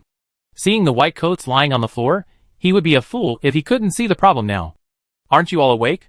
Why were you sent to the operating table? The black turtle said in a cryptic way. Everyone here is perverted. Everyone in the Suzaku and Azure Dragon teams at the base has been transformed into zombies. At first, we resisted, but then 2 zombie kings arrived, armed with items that could suppress our powers. So we were brought here. Luo Qingtian reached out and tore the bandages binding the black turtle. Oh, is that so? Great. Go untie the others. Luo Qingtian looked at the collapsed Lu Yi. Then she stepped closer. I didn't kick hard enough. You shouldn't have fainted. Luo Qingtian raised her foot and kicked.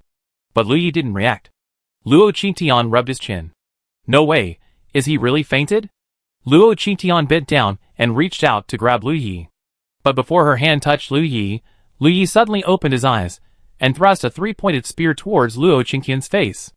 Luo Qingtian stood still, stretched out 2 fingers, and grasped the tip of the spear. The 2 fingers turned red, instantly burning the 3-pointed spear. Ah! Lu Yi screamed and threw the deformed 3-pointed spear away. How could it be? Why aren't your powers affected? Luo Qingtian raised his hand and slapped Lu Yi in the face, sending him flying again. Aren't you affected too? How dare you resort to knife tactics against me? At this point, Luo Qingtian suddenly sensed something was wrong and said, No, you were affected, but you probably developed antibodies. Lu Yi stood up again, looking at Luo Qingtian with fear. By the way, your lab belongs to the Ministry of Political Affairs. Who's behind this? If it's finance-related, it can't be Qi Yushan, Luo Qingtian pondered. Di Hai whispered to the side, How do you know so much? Luo Qingtian, mimicking Di Hai's voice, whispered, I have 2 biological experts here to deliver vaccines. And you didn't give me money or gold. You even brought my people here and drugged them. It's related to your finance department, and they can even research the vaccine developed at our base. You can't just say it was the military's doing, right? Di Hai sighed. I didn't expect Base 0 to be so chaotic right now. Stop pretending. Luo Qingtian looked at Di Hai with disdain, then glanced across at Lu Yi. Lu Yi stood there, staring silently at Luo Qingtian. But his gaze was filled with an incomprehensible emotion. Luo Qingtian sat on the bed like a queen. She stared back with an imposing aura. Tell me, where's the antidote? What did you give those 2 men who came to ask for money? Lu Yi sneered. You found this place, so you can't detoxify them? Haha, but don't worry, they soon become fools and return to my side. Luo Qingtian's face had turned cold by now. She nodded slightly. Say it again, Lu Yi laughed. Say it as many times as you want. Anyone who comes to my lab, no matter where they flee, will eventually return to me. They are my chosen migratory fish. Luo Qingtian looked at Lu Yi coldly. It seems your lab has conducted many inhumane experiments. Yeah, So what? It's the end of the world, after all. One more obedient person means one more safety. Instead of fighting for resources and power with a bunch of old guys at base zero, why not make them all more obedient? As soon as he finished speaking, a group of zombie kings stumbled towards the laboratory. Angel, what should we do? There are so many zombie kings. No, isn't that the captain of the Suzaku team? That's someone from the Azure Dragon team. Oh my god, if we'd been pricked by that needle just now, would we have ended up like this? The Black Turtle and the others all ran to stand beside Luo Qingtian. At this point, they were crippled, their entire bodies limp except for their mouths. Lu Yi wiped the blood from the corner of his mouth. Woman, I know who you are. It's okay. These zombie kings are just an appetizer. There's more to come. With that, a swarm of zombie kings rushed in, their fangs bared. Luo Qingtian frowned at the zombie kings. What did you turn these zombie kings into? Lu Yi smiled and said, yes. Instead of just turning them into zombies, why not just let them transform and then listen to me? Wow, I'm so scared. So many zombie kings are really scary. How do you manage to make them obey? Luo Qingtian clenched his fist to his mouth, feigning fear. Luo Qingtian, usually aloof, suddenly assumed this delicate and awkward demeanor. It gave off a very eerie vibe. Dihai lowered his head even more. He couldn't bear to watch. Lu Yi didn't react much. He knew Luo Qingtian was trying to trick him. But he didn't believe Luo Qingtian was unaffected by being here, especially since the zombie kings here were all S+ psychics. So when he looked at Luo Qingtian, his face was filled with arrogance. I know you're not afraid. But are you sure you can escape from so many zombie kings? And there are so many people you want to save, Lord Black Angel? Luo Qingtian shrugged. Actually, I'm quite scared. I just want to know how long these people have been zombie kings. Has it been half a month? Lu Yi narrowed his eyes at Luo Qingtian, who didn't respond. The black tortoise behind him said, the members of the Azure Dragon team shouldn't be there. They only been away from the base for about 10 days. But the same can't be said for the Suzaku team. They've been missing for nearly half a month. Luo Qingtian rubbed his chin. That means there's still a chance. Lu Yi instantly understood Luo Qingtian's thoughts upon hearing his words. He immediately pulled a remote from his pocket and pressed the attack button. Then the zombies opened their mouths and charged at the crowd. Luo Qingtian raised his hand, and several ice walls instantly appeared, enveloping the entire Xuanwu team. Little Green, don't eat. Trap them all. I give them a shot. Trap that stupid man across the way, too. With his words, the ice wall shattered, and everyone present saw a giant green seaweed appear in the laboratory. Its enormous size instantly made the entire lab feel cramped. The zombie kings that had chased in were now tightly bound by the seaweed's tentacles. Chapter 786. Lu Yi stared at Luo Qingtian with wide eyes. Vaccine? Zombie vaccine? Dark Angel? You're from future technology? Luo Qingtian smiled at Lu Yi. Yes. Surprised? Unexpected? Lu Yi was frantic at this moment. If he had known those people embezzled the vaccine money would attract the Dark Angel, he would have stopped them at all costs.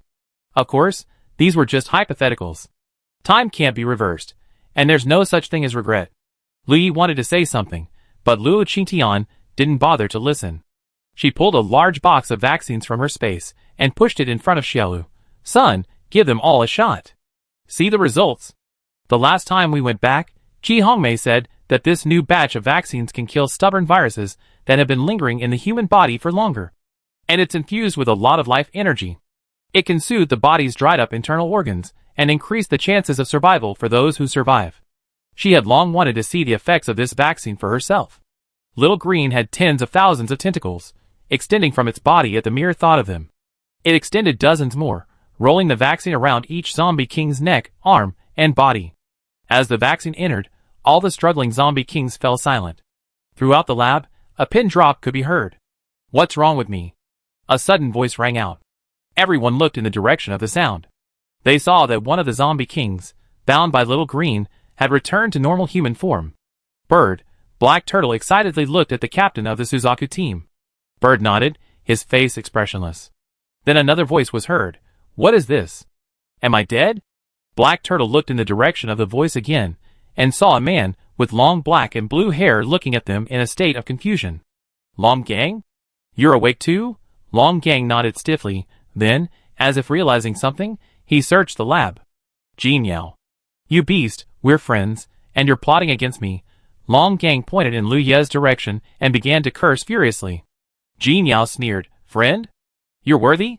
Just a psychic. I can create as many psychics as I want." Luo Qingtian narrowed his eyes in Lu Ye's direction.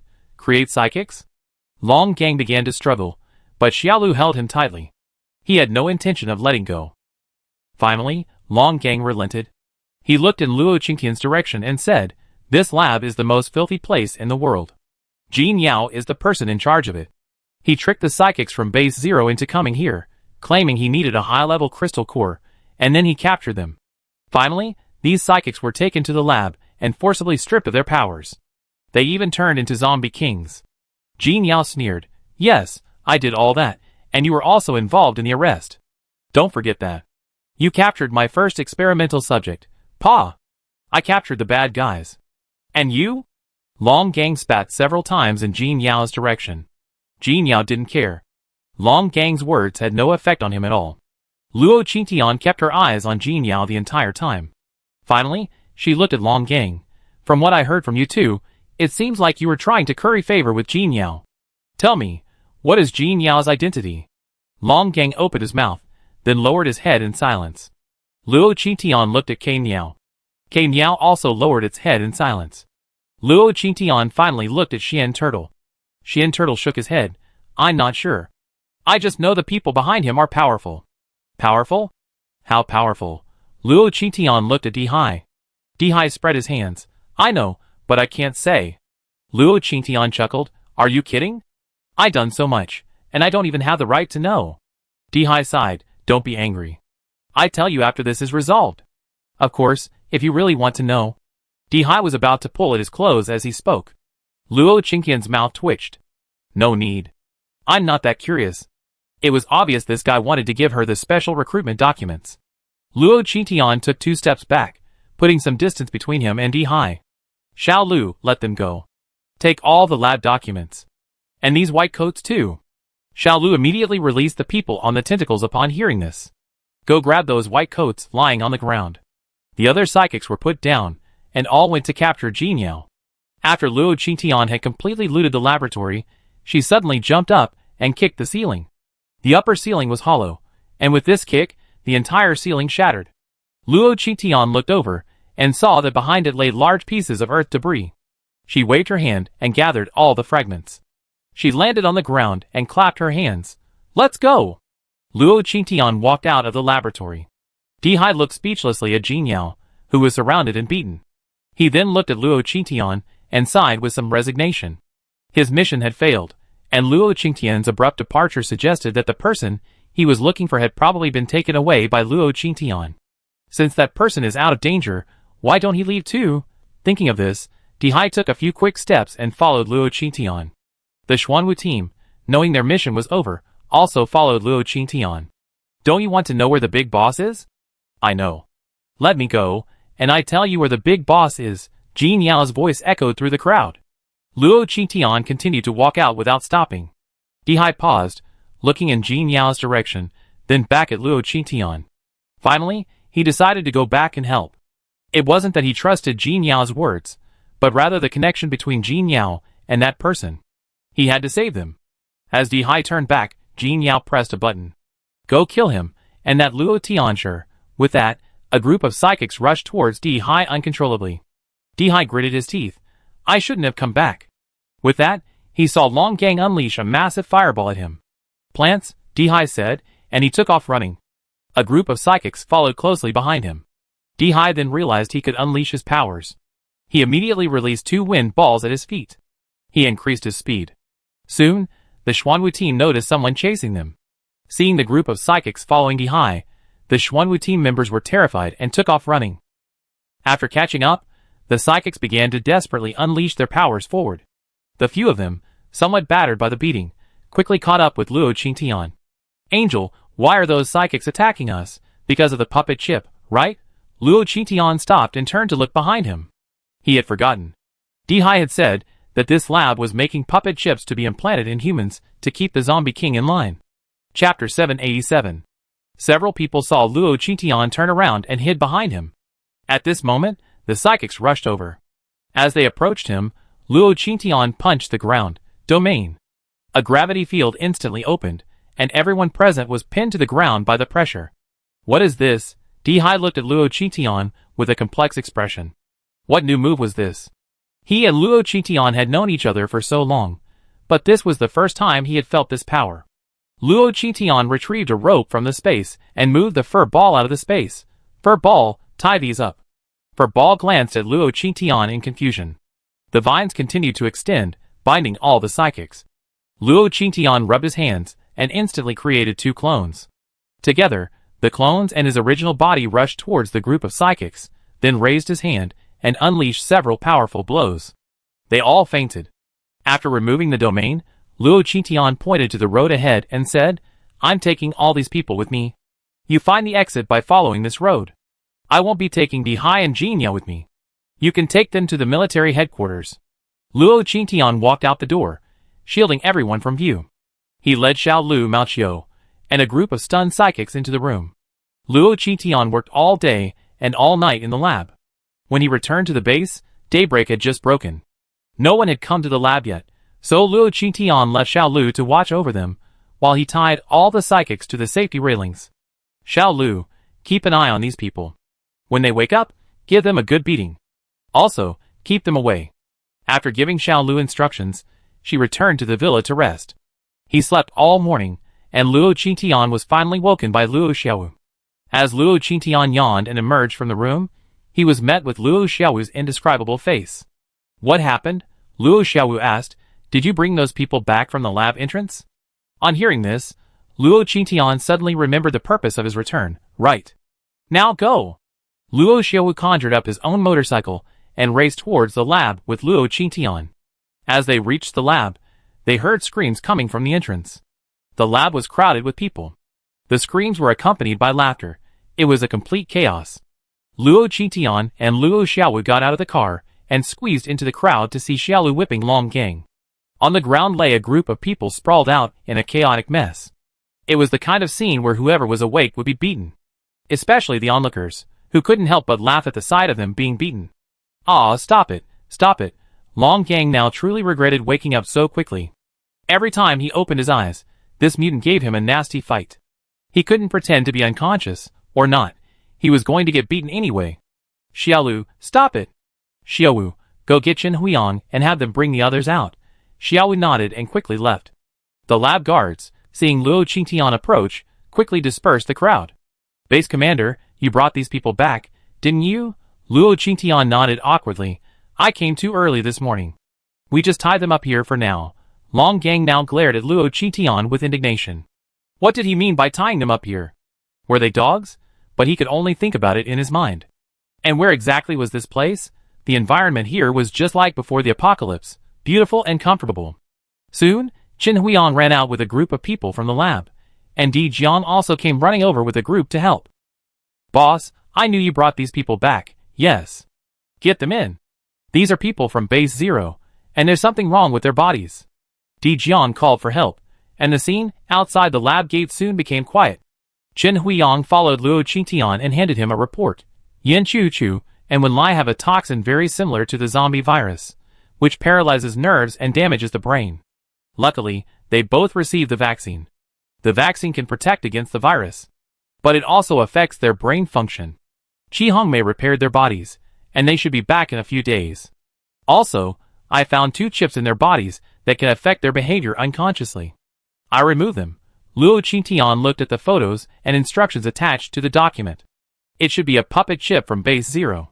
I brought back all their experimental data and information this time. See if it's useful. And how's the comatose person doing? Chen Huiyang sighed.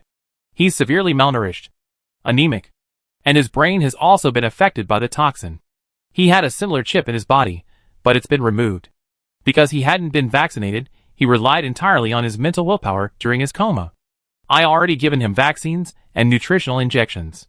But he doesn't seem to want to wake up. Luo Qitian raised an eyebrow. You don't want to wake up? What kind of heartbreak has happened? Chen Huiyang shook his head. I don't know about that. Qi Hongmei just repaired his brain nerves and transferred a lot of upgraded superpowers. Logically, he should have woken up long ago. Luo Qitian sighed. Don't those who play with power have big hearts? Look at Dihai. Every word he says is a test. He's completely indestructible. I can't imagine anything that could make him not want to wake up. Di Jiang came out from the next room. Upon hearing his brother's name, he smiled and asked, Qingtian, have you seen my big brother? Luo Qingtian nodded. Yes, I went with your big brother on this rescue mission. Di Jiang's expression became ambiguous upon hearing this. My big brother is a very capable man. Luo Qingtian looked at Di Jiang speechlessly. Yes, he is very capable. But I don't think he's the same kind of person as us. He's too treacherous and scheming. It's best to stay away from people like him. Di Jiang could sense that Luo Qingtian didn't like talking about Di Hai. He felt strangely relieved. Yeah, I think so too. Di Jiang finished, and happily left with his men. Luo Qingtian watched Di Jiang's back as he left, feeling strangely happy. Let's go, I go see this old man. Qin Huiyan looked at Luo Qingtian with a puzzled expression. Boss, this old leader is old, so you should be more careful with your words later. He was truly afraid that his boss would get upset and kill him. Stop talking nonsense, lead the way. Luo Qingtian raised his foot and kicked. Qin Huiyan saw it, jumped up, and ran forward. In the clean ward, an old man lay peacefully in bed. If you looked closely, you could see that his eyelids were trembling slightly. Alas, this is the big boss. What a pity. He was betrayed by someone close to him. The third civilization is about to invade, and you're still asleep? How unkind. Qin Huiyang's mouth twitched at this. Luo Qing, that Jin Yao, I'm thinking, should I just kill him? Otherwise, if the Zerg come and kill us all, he have to die too. Chapter 788. Luo Qing finished speaking and turned to leave. The old man lying in bed finally opened his eyes. Little girl, what did you mean by that? Luo Qingtian stopped and turned to look at the old man behind him, a smile on his face. Are you awake? The old man chuckled self-deprecatingly. Yes. Since you said so, I'd be letting the people down if I didn't wake up. My status doesn't allow me to be vulnerable. Nor will I be allowed to fall. After saying this, an air of sorrow enveloped the old man. Luo Qingtian sighed. Ever since you were captured, Base Zero has been in complete chaos. The zombie vaccines I sent over here have all been embezzled by you leaders. You embezzled them, and you haven't even distributed them to the people. This causes some survivors and psychics bitten by zombies to mutate. The old man looked at Luo Qingtian apologetically. I'm sorry, Black Angel, I didn't expect the base to be so chaotic. Black Angel? The name almost broke Luo Qingtian's defenses. Let's just say, can we just get this joke over with, that big boss? My name is Luo Qingtian. Why don't you just call me by my first name? The big boss's gaze softened as he looked at Luo Qingtian. Okay, Luo Qingtian, I just heard you say we're about to be invaded by the third civilization. Luo Qingtian didn't hide it and told the big boss about the impending Zerg attack. Big boss, I heard Base Zero's commander say that the military and government won't reconcile unless you return safely. And now both sides are suspicious of each other. They both think the other side captured and hid you, but no one expected you to be stabbed by a loved one. So what's the relationship between that man named Jin Yao and the leader? Luo Qingtian asked so forthrightly that Qin Huiyang, who had just entered, almost choked on his own saliva. After all, no one at Base Zero would discuss this matter. The leader sighed and said, he's my nephew, and the last relative I have left in this world. When the apocalypse began, my two sons led the troops to fight the zombies. In the end, neither returned. My wife passed away in grief, leaving behind this science-loving nephew. I kept him by my side, treating him like my own son. But I didn't expect this child to be so paranoid and take the wrong path. This apocalypse has caused so many to lose their loved ones, and even I, in my high position, am not immune. As he spoke, the leader turned to look out the window. The weather was clear, and the occasional bird chirped from a tree branch. Surprise flashed in the leader's eyes when he saw the bird, and he couldn't help but stand up and walk to the window. When the birds spotted the leader, they seemed startled, spreading their wings and quickly fleeing. Their movements were so large that the branches shook back and forth. The leader watched this scene with a sense of relief. Such a beautiful scene seemed only possible before the apocalypse. Is this your base? Luo Qingtian looked at the leader and nodded, yes. I built it, but this used to be the first base. The leader didn't respond. He opened the window and looked out. The environment here was so beautiful. So beautiful that he thought the apocalypse had never happened. Pedestrians were passing by on the street. At the traffic light, a teacher and a group of elementary school students quickly crossed the road. Across the street, Parents were picking up their children. It was a commonplace little thing, but in this period, it was the most precious thing. Can I go for a walk? The leader smiled at Luo Qingtian, and Luo Qingtian nodded. Okay, I arranged for someone to accompany you. Luo Qingtian glanced at Chen Huiyang behind him. Chen Huiyang immediately understood.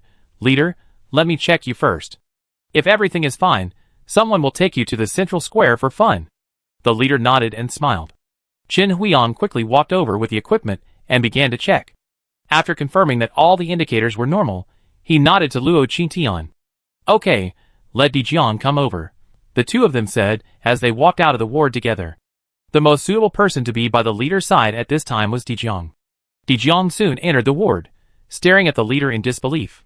He quickly stepped forward and gave the leader a standard military salute. Old chief. The senior leader reached out and patted Dijiang's shoulder with a smile. You're from that kid Disherwai, right? I saw you when you were little. Dijiang lowered his head somewhat embarrassedly. Yes, when the apocalypse began, I received the final order from the Central Committee, placing the zombies and bases in High City under my charge. They asked me to establish the first base. I'm sorry, I failed. Dijiang's age is simply too young for his rank. He also lacks sufficient military achievements. It's just that at that time, the apocalypse began, zombies were rampant, and the acid rain alone killed a third of High City's population. Back then, soldiers were fighting rescue operations in the acid rain. They didn't care about their own lives at all. In the end, they could only watch helplessly as their bodies turned to a pile of dry bones. The apocalypse came suddenly, and everything was so chaotic. It was also around that time that Dijiang received the secret order and came to High City. It felt like he was being forced into a situation. No one even believed he could complete the mission. In fact, at that time, even he himself didn't know to what extent he would accomplish it. Thank you for your hard work. Take me for a walk. Yes, Dijiang stepped forward to support the senior leader, and the two of them left the ward. As they left the ward, Luo Qingtian and Chen Huiyang were standing not far away, talking. The senior leader saw Luo Qingtian and asked, Luo Qingtian, would you like to come with us? Luo Qingtian shook his head and said, thank you, but I politely declined. I still have many patients at base 0. I need to take care of them. Luo Qingtian smiled and waved her hand, then she and Chen Huiyang returned with the report. She didn't want to be annoying at this time. If the two of them wanted to talk about something confidential, she would have to consider herself. Luo Qingtian lowered his head and stared at the report in his hand, his brow furrowed. So this is how this puppet chip came about? If I hadn't seen the report, I would have thought humanity was evolving. Luo Qingtian walked into the office and slammed the report on the table. We can't make this chip. And we don't know what to do with the chips we've taken out. Luo Qingtian glanced at Chen Huiyang unhappily. You really don't know what to do. Did Mr. Tian tell you before how I would handle the emergence of the two technologies of power stripping and power absorption? Chen Huiyang pursed his lips. Boss, I know my idea is wrong, but the pineal gland is called humanity's degenerate eye, the seat of the soul, the center of human enlightenment. Now someone can completely remove this rice-sized object and turn it into a chip that controls humans. While crazy, it's also a significant discovery for humanity, and even more so. Chapter 789. Chen Huiyang was no longer able to speak, for Luo Qingtian's gaze at him was cold. So cold that it pierced his body. Boss, don't do this. I know it's against humanity, but the third civilization is inching closer to us. I think if we continue researching these chips, we might find a way to enhance human abilities. Thus, we can better fight the Zerg invasion. Luo Qingtian shook his head. No, Chen Huiyang, do you remember your original purpose for coming to the lab? You said you wanted to benefit humanity. You said you wanted to find an antidote to this sick world. And what are you going to do now? Human experiments? Chen Huiyang shook his head. I haven't forgotten my original intention. I want to continue researching these chips, so that we can quickly end this suffocating world and return everything to normal. But now, the world is sick, and humanity is gradually becoming sicker. Look at how many vaccines we've given away and sold, and how many people have appreciated them. So far, I haven't seen much change. The apocalypse continues, and the wicked have not received the punishment they deserve. This world is truly sick. I won't conduct any human experiments. I believe that with my abilities, I will definitely find the key and the answers we seek within this chip. Chen Huiyang was incredibly excited, looking at Luo Qingtian with hope. Luo Qingtian sighed. Chen Huiyang, I believe you are very capable. But there are only so many chips. Once you start researching them, they will be consumed. What happens when they're all gone? Will your research and experiments cease? Or, like Jin Yao, will you, for the sake of your experiments, find living people and search their minds for even the smallest details? Disregarding human life? Qin Huiyang shook his head. No, I absolutely will not do that. There are more than enough chips for my research. Luo Qingtian shook his head firmly. Gamblers always tell themselves they never touch the game again after this one. But what happens? Lose everything. You're on a path of no return, Qin Huiyang. Now you're like a novice about to enter a casino. No, boss, don't think of me like that. I just want to find a way to strengthen humanity. Qin Huiyang excitedly tried to explain to Luo Qingtian. Luo Qingtian sighed. You're completely irrational right now. You better be quiet, Luo Xiaowu. Bang! Luo Xiaowu pushed the office door open. Qingtian, I'm here, yes. Qin Huiyang has been too exhausted and stressed out in the lab lately. Take him out to relax. Luo Xiaowu nodded, stepped forward, grabbed Qin Huiyang, and walked out. Qin Huiyang was stunned and quickly shook his head. No, no. Boss, my superpower potion and the ocean antidote are at a critical point. I can't leave. You know you're at a critical moment, and you're still dwelling on these trivial matters. Don't push yourself too hard. We're all preparing for the third civilization invasion. Go ahead, have some fun with Xiaowu. Luo Qing raised her hand and waved slightly, and Qin Huiyang was taken away by Luo Xiaowu.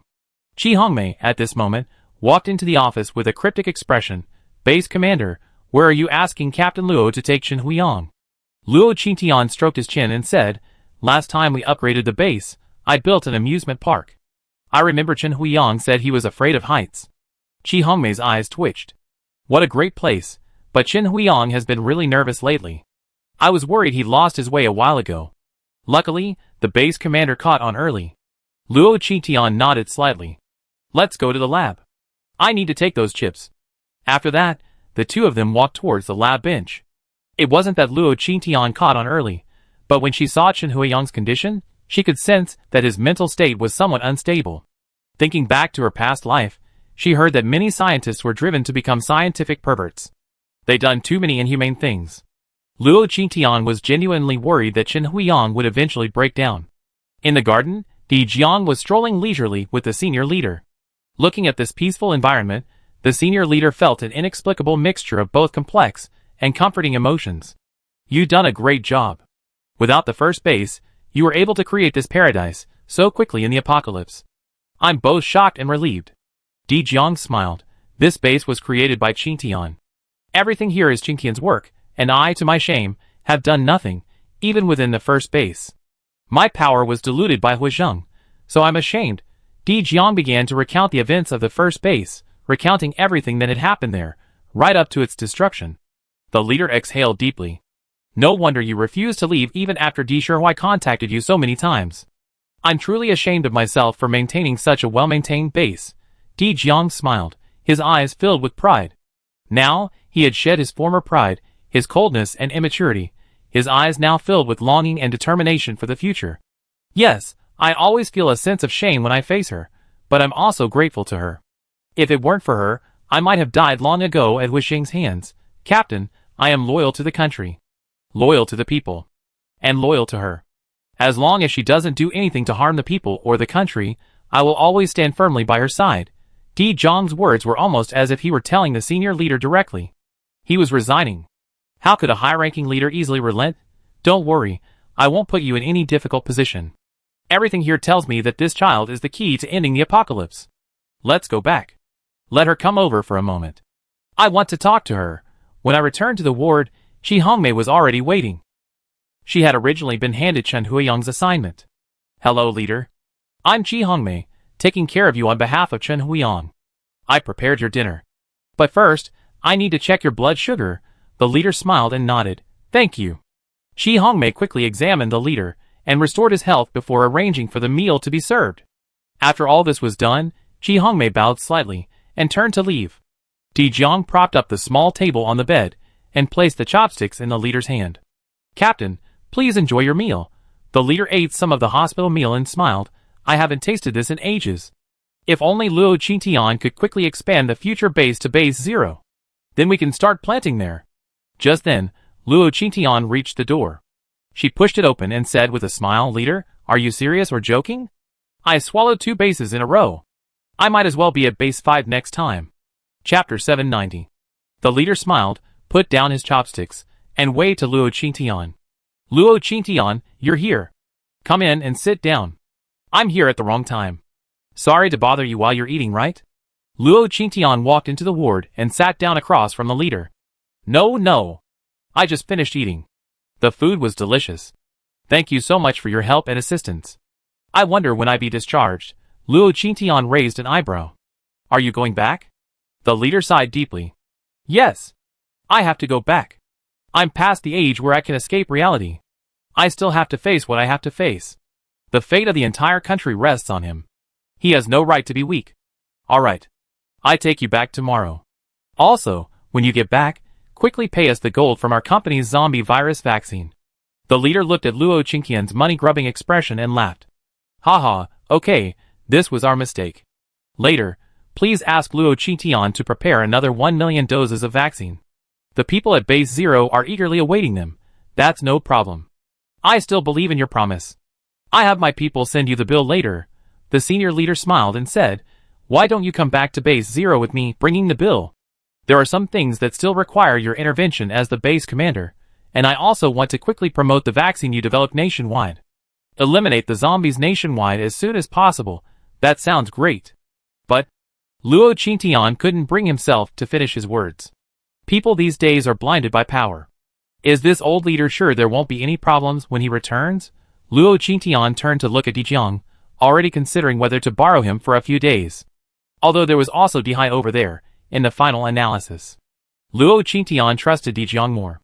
Dihai was more cunning than a lotus root and unreliable. I know what you're worried about, which is why I invited you to return to Base 0 with me. The task of completely strengthening the Blue Star people is urgent, and we don't have time to continue fighting. Luo Qingtian, for the future of humanity, please help. Okay, I'm willing to go back with you and help you, but I hope the government will treat my base well after the apocalypse. Luo Qingtian never intended to use her base and abilities to become a regional hegemon. Nor did she ever consider opposing the government. After the apocalypse, she wanted nothing more than to return to her family, to school, and to graduate with all her heart. It would be even better if her parents, who had been hiding from her, could return to human life. Then she could become a simple, unpretentious rich second generation, living a carefree life. However, she hoped that her companions, such as Shen Yiran, He Xiao, Chen Huiyang, Qin Lang, and Luo Xiaowu, could live according to her expectations. The senior leader understood Luo Qingtian's intentions, and could discern her thoughts. While the young woman possessed world-shaking power, she lacked ambition. But he couldn't bear to let such a promising young talent slip away. Having been in this position for so long, he had completely come to terms with many things over the past 2 days. If possible, he truly wished for someone who could deter all threats. Give the country time to recuperate and allow for rapid development. And Luo Qingtian's presence fulfilled all his expectations. Don't worry, I never intended to interfere with the affairs of the future base. Your base now covers most of the country. If possible, I hope it can cover the entire country, although I don't know the principle. If the future base can cover the entire Earth, perhaps everything can be restored to normal. Luo Qingtian's mouth twitched twice. Are you kidding me? Covering the entire country, wouldn't that mean this land has become a blueprint in your own space? That's a bit dangerous. But the base upgrade has reached a critical point. The few pieces of Earth fragments absorbed from the laboratory have already caused a reaction in space. The leader smiled, patted Luo Qingtian on the shoulder, and said, this country will ultimately belong to you young people. He believed that the arrival and end of the apocalypse was definitely not the degeneration of human civilization. The birth of superpowers and Luo Qingtian's existence. That is definitely a sign of civilization's evolution. It is also the inevitable process of evolution to a higher level. This world is a process of survival of the fittest. In the amusement park, Chen Huiyang had already lost count of how many times he had ridden the roller coaster. When his feet touched the ground, Chen Huiyang felt as if he were treading on clouds. With every step, the world shook. This top-heavy feeling hit him so many times that Chen Huiyang finally couldn't help but throw up in the trash can beside the flower bed. Luo Xiaowu, ugh. I was wrong, ugh. Luo Xiaowu looked at Chen Huiyang with amusement. You're wrong. Go tell Qingtian what you're talking about. Chen Huiyang held his waist and stood up. Let's just say, let's call it a day of relaxation, okay? Luo Xiaowu shook his head. We haven't even tried the life or death bungee jumping machine yet? Qin Tian told me several times. Chen Huiyan looked at Luo Xiaowu with despair. No, it's already night. Please let me go.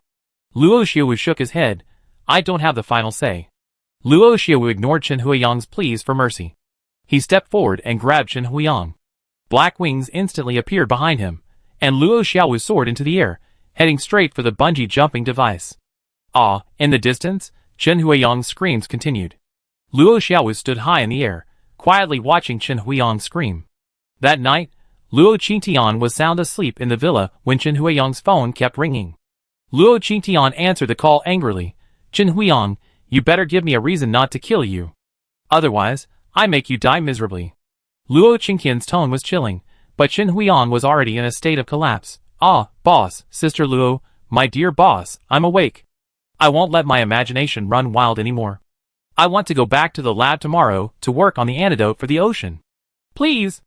Luo Qingtian glanced at the time on the virtual screen and yawned. Okay, tell Xiaowu to come back and get some sleep. The base upgrade will start at 12 o'clock. Chen Huiyang immediately looked at Luo Xiaowu standing nearby. Luo Xiaowu leaned his head against the screen.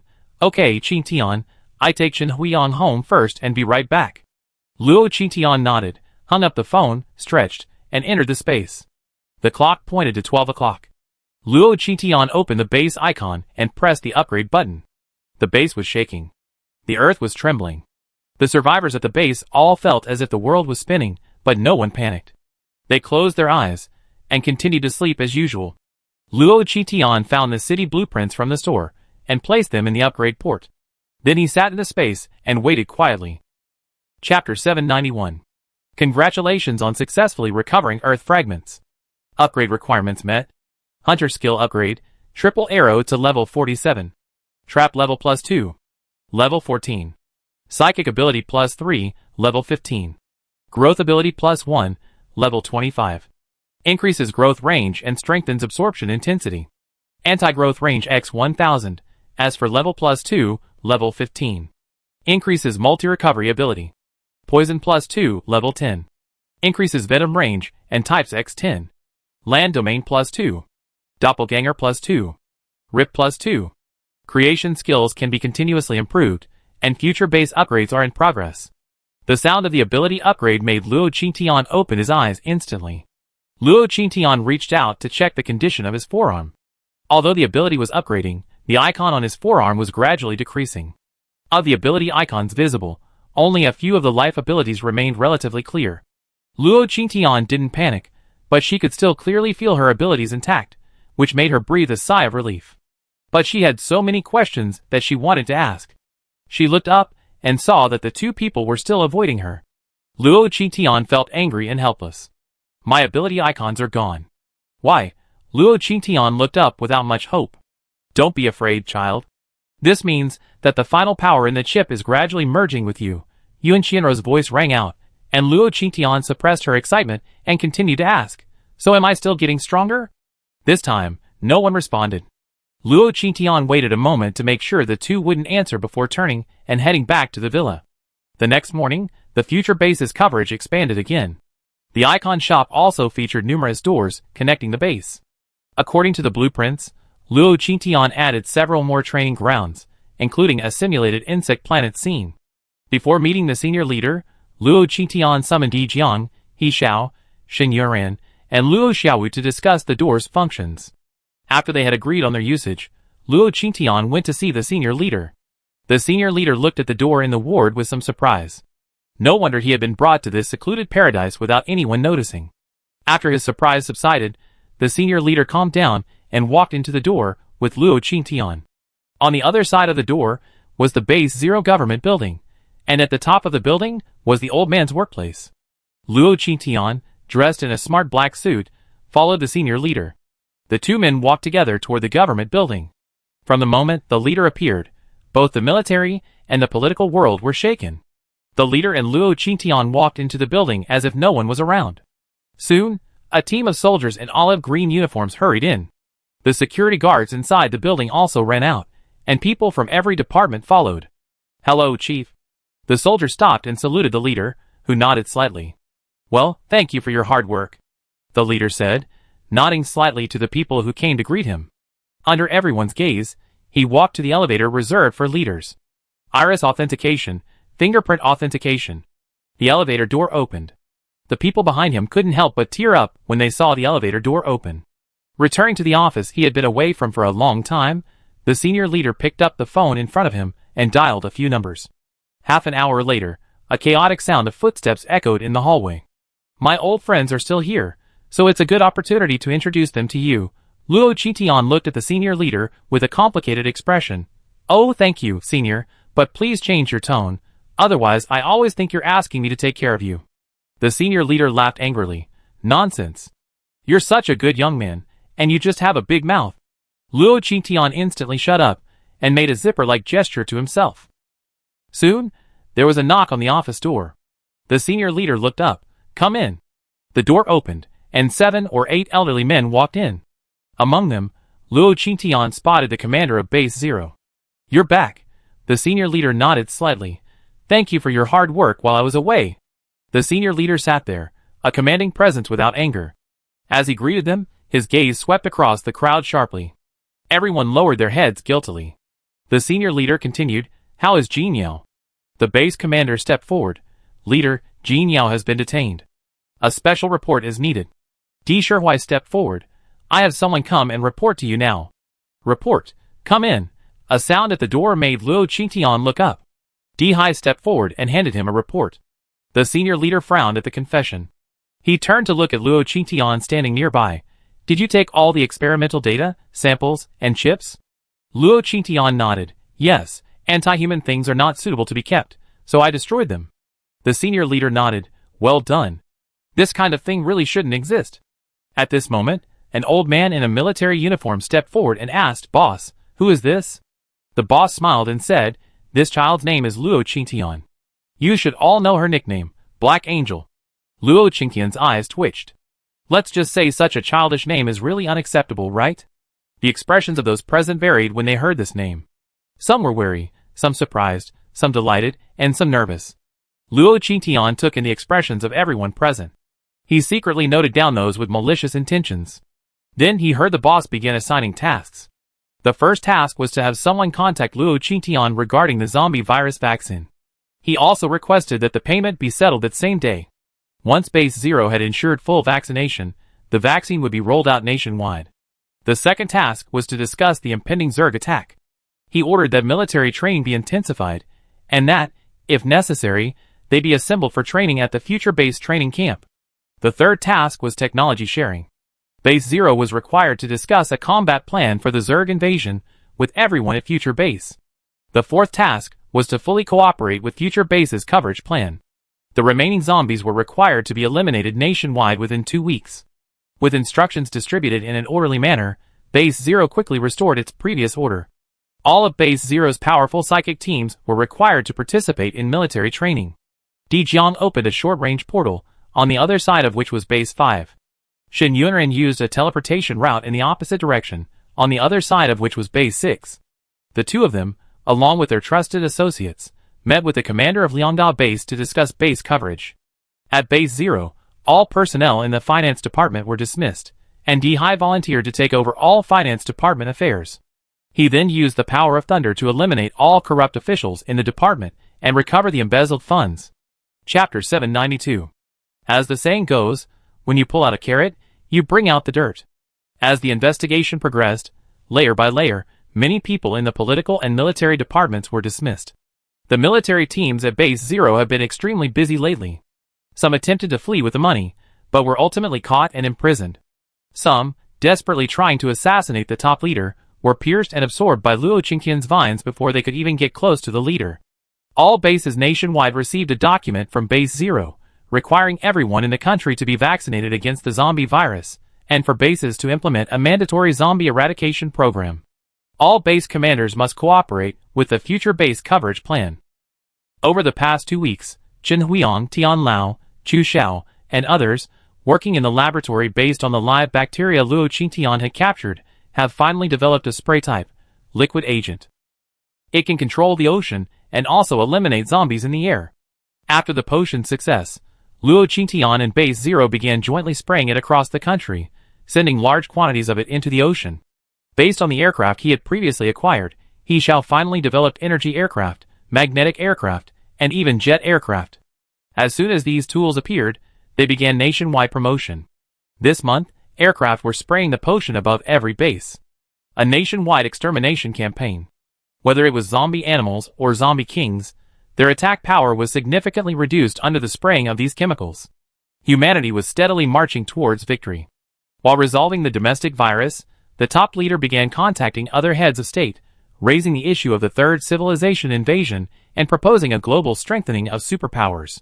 3 months after the proposal was passed, the last zombie king was completely eliminated at the border. The remaining humans worldwide began a new wave of supernatural training. On the execution ground outside Base Zero, Jean Yao's hood was removed. After accustoming himself to the sunlight, he looked into the distance in despair. I refuse to accept this. This is the most crucial moment. I'm a genius. Do you really want to kill me? Yes, I refuse to accept this either. Everyone on the grounds wailed, but no one sympathized. Those captured were all criminals from various bases. There were also embezzlers, who had embezzled the survivors' rations. There were also bandits, who bullied men and women. There were even cannibals. After these people shouting, a soldier in the distance shouted, "Shoot!" The next moment, these people fell silently to the ground. Another 6 months passed, and everyone continued to grow stronger through intense training. During this 6 months, Luo Qingtian began searching for fragments of the Earth. After the fragments were absorbed, the future base finally reached the vicinity of Base Zero. The land across the country was gradually recovering, but Luo Qingtian was mired in anxiety. While she was delighted at the country's recovery, they now faced a global crisis. A survey had been conducted throughout Blue Planet, revealing that the population was now less than 1/3, and no one could be sure how many would remain after the Zerg arrived. That evening, Luo Qingtian sat on the rooftop, drinking a can of beer. Di Jiang had come to sit beside Luo Qingtian at some point. You've been very anxious lately. Can you tell me? There's no point telling me. You just worry about it too once you know. Forget it. Di Jiang also pulled out a can of beer from his side, opened it, and drank with Luo Qingtian. Aren't soldiers forbidden to drink? Di Jiang glared. Don't be such a dampener, okay? I'm here to keep you company. Well, drink it then. Di Jiang set his beer aside, and held up 5 fingers in front of Luo Qingtian. Over the past 6 months, our base has developed very well. The land throughout the country is recovering. The ocean is also beginning to return to normal. The zombies and the zombie king have been eliminated. The psychics team's strength has generally increased by 2,000 plus. Many have even increased to 10,000 plus. These are all good things. Why are you still anxious? Di Jiang bent a finger as he spoke, finally joining all 5 together. He looked at Luo Qingtian. Are you worried we don't have enough strength to fight them? Luo Qingtian turned to look at Di Jiang. Yes. No, trust me. There's a saying that a strong dragon can't overpower a local snake. We are indigenous people after all. After the war begins, we can resupply and heal our wounds. All they have are the spaceships, and the Zerg they brought with them. Once we eliminate them, we be victorious. I know. It's just pre-war anxiety. Di Jiang raised his hand, and rubbed Luo Qingtian's head. Don't worry. I believe in you, and I believe in our allies. We can definitely overcome everything. Time passed. One day, Luo Qingtian came downstairs to find a man and a woman sitting nervously in the living room. As Luo Qingtian came downstairs, his eyes met theirs. When they saw Luo Qingtian, they both stood up nervously. Qingtian. Luo Qingtian raised an eyebrow. Aren't you hiding anymore? Luo Yubai chuckled dryly. I calculated the time. They arrive in less than 2 months. There's no point in hiding now. Besides, their bodies are now fully developed, allowing them to completely escape the dimension. Luo Qingtian's emotional fluctuations couldn't reach the 4th barrier. Luo Qingtian stared at the 2 men expressionlessly.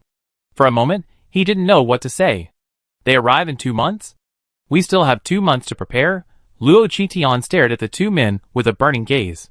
Luo Yubai sighed. Yes, child. I know you have many questions, and now you almost fused your core energy. Over the next 2 days, your mother and I will intensify the training camp's training methods. I hope your overall stats can improve a bit before they arrive. A little stronger, a little more hope for life. Luo Qingtian looked at the 2 men with disdain. Thank you, professors. After saying that, Luo Qingtian called Shen Yuran and Di Jiang, then turned and left. He had previously denied me in the space, but now he came to recognize me. Luo Qingtian wouldn't give in so easily. Luo Yubai and Yun Qianru watched Luo Qingtian leave, their faces grimacing. Yun Qianru wanted to chase after him and apologize, but Luo Yubai held her back. Don't go. That kid is pissing us off. We can't influence her now. Wait until the battle is over, until our family of 3 can be reunited. We go and talk. The two's arrival instantly stirred excitement at the future base. The group from the interstellar laboratory surrounded them. Xin Lang even hugged Yun Qianru and burst into tears. Now that everyone's time had expired, after a brief reminiscing, everyone fell back into a frenzy of activity. Luo Yubai's presence had improved the training simulation field. This had further increased the overall stats of all the humans who came to train. Chapter 793. For the past 2 months, Luo Qingtian has been avoiding Luo Yubai and his wife. She used to look forward to family reunions, but after everything she'd been through, she found herself unable to face them. 2 months flew by in a flash. One day, Luo Qingtian was discussing matters with Di Hai and Di Jiang in the military camp when a voice suddenly appeared in her head. Children, we're meeting. Luo Qingtian instantly stood up and looked outside. Notify everyone. The Zerg are attacking. Prepare for battle. Upon hearing this, Di Jiang and Di Hai rushed out with stern faces. Soon, various fighter jets and psychics assembled. Slowly ascending, a gaping hole appeared in the sky. A massive aircraft carrier emerged from the hole, followed by a dense swarm of smaller fighters. There were even various Zerg mechas. The entire sky was filled with fighters of all kinds, and Luo Qingtian's hair stood out like flames. Behind him were 2 pairs of crimson flaming wings. On the Zerg side, a tall man stood in front of them. Finally, they met. The man's expression was stern, his pale green armor and green eyes making him appear incredibly alluring. In his hand was a green spear gleaming with a faint halo. Even standing in the air, one could sense the man's powerful, captivating aura. So this is what you look like. I wonder if that color is intentional. Luo Qingtian, due to his supernatural powers, was clad in red, while the other side was green, which easily reminded him of the saying, red and green together, a dog's play. What do you mean? The man didn't understand the meaning of Luo Qingtian's words. Luo Qingtian waved his hand and smiled, saying, that's exactly what I mean. As soon as he finished speaking, the flying fire bow instantly appeared in Luo Qingtian's hand. Luo Qingtian drew his bow and released his arrow. Meteor shower. Then, a vast shower of fire, like a meteorite, rained down upon the opposing Zerg. The rain of fire continued to fall, instantly destroying numerous Zerg mechas and fighters. As the fighters landed, a swarm of humanoid Zerg flew out from within. At this moment, the battle had fully begun. Luo Qingtian raised his hand. Rip! A massive black hole appeared, sucking in all the Zerg that flew up and strangling them. Dussel watched Luo Qingtian's actions expressionlessly. Just as Luo Qingtian was about to fly over and continue strangling him, Dussel suddenly appeared before Luo Qingtian. Your enemy is me. Luo Qingtian looked up at Dussel. Are you really a Zerg? You're too tall. Luo Qingtian chuckled, but suddenly his expression froze, and he punched Dussel in the face. Dussel raised his hand to catch Luo Qingtian's incoming fist. Luo Qingtian retreated quickly, putting distance between him and Dussel, who followed closely behind. 2 figures, one large and one small, engaged in a mid-air battle. Di Jiang, Di Hai, and the leaders of the major military regions led their troops to battle the Zerg. Little Green enlarged himself infinitely, like an island, carrying those unable to fly into the sky to fight the Zerg. Little Bird and Furball did not fight, but were instructed by Luo Qingtian to stay by Luo Yubai and Yun Qianru's side. Big White stayed by Di Jiang's side, assisting him in his flight. Luo Xiao remained close to Luo Qingtian, fighting, fearing that Luo Qingtian would be no match. This global battle dyed the entire sky red. With the help of the wind-type psychic, the healing psychic soared into the sky, continuously releasing healing light, hoping this would reduce human casualties. Luo Qingtian fought, while observing his surroundings, fearing their clash would affect his teammates. Earth Ape Man, staying focused in battle is the greatest respect for your opponent. Zerg Fossil Man, paying attention to your comrades during battle is my responsibility to them. Luo Qingtian watched the two engage in battle once again. Dussel's punches were powerful, and after being struck several times, Luo Qingtian finally regained all his strength. The two fought in the air for an unknown amount of time, and Luo Qingtian switched from his initial tang sword to a spear. Finally, they both stabbed each other in the chest and fell to the ground. There was almost no light on the ground. As they landed, human psychics and Zerg attacked both sides.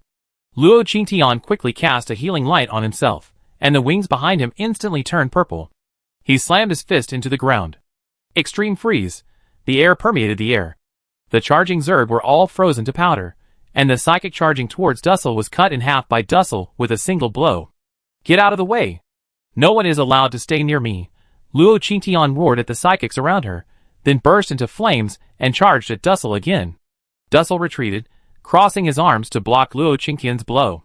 Then, thousands of poisonous needles condensed around Dussel and shot towards the surrounding psychics. Luo Qingtian quickly jumped up, and thousands of bright gray threads shot out, intercepting and destroying all of Dussel's poisonous stingers. Dussel suddenly smiled at Luo Qingtian. I think I found your weakness. Then Dussel was enveloped in a black aura, his body growing larger.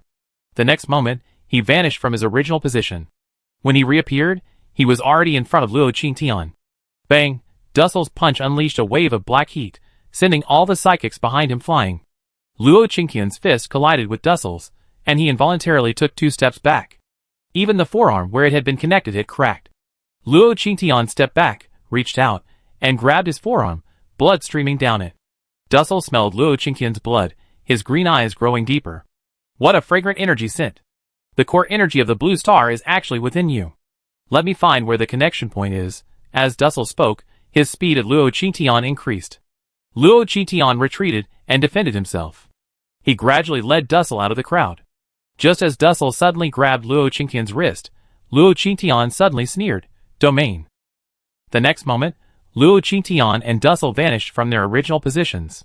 The moment they vanished, a crack appeared beneath a massive aircraft carrier in the sky.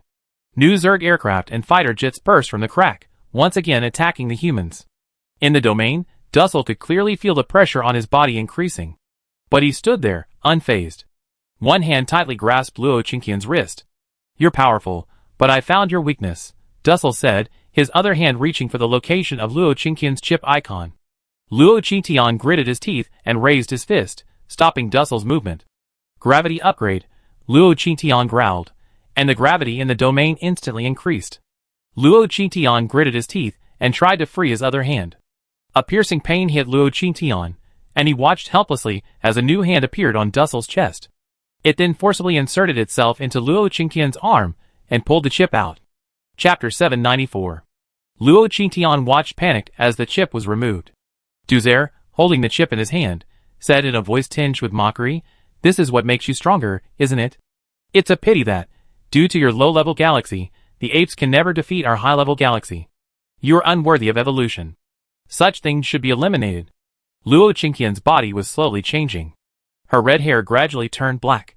She pulled her hand away and knelt helplessly on the ground. Duzer looked down at the desperate Luo Qingtian. "You are strong, but that's all. I will give a powerful opponent the utmost respect." Luo Qingtian looked at Duzer with red eyes. He then raised his great sword and slashed at Luo Qingtian's head. Luo Qingtian closed his eyes, awaiting death. Duzer, seeing Luo Qingtian's resigned expression, felt a surge of joy. He laughed and raised his sword. Puff, puff, puff. The sound of a blade piercing flesh. Dussel lowered his head and looked at his body. It had been pierced with bright gray light and 3 tang swords without him noticing. Luo Qingtian, sitting on the ground, suddenly laughed. Her hair gradually turned white. The entire area was covered in snow, dyeing the earth white. "How could you?"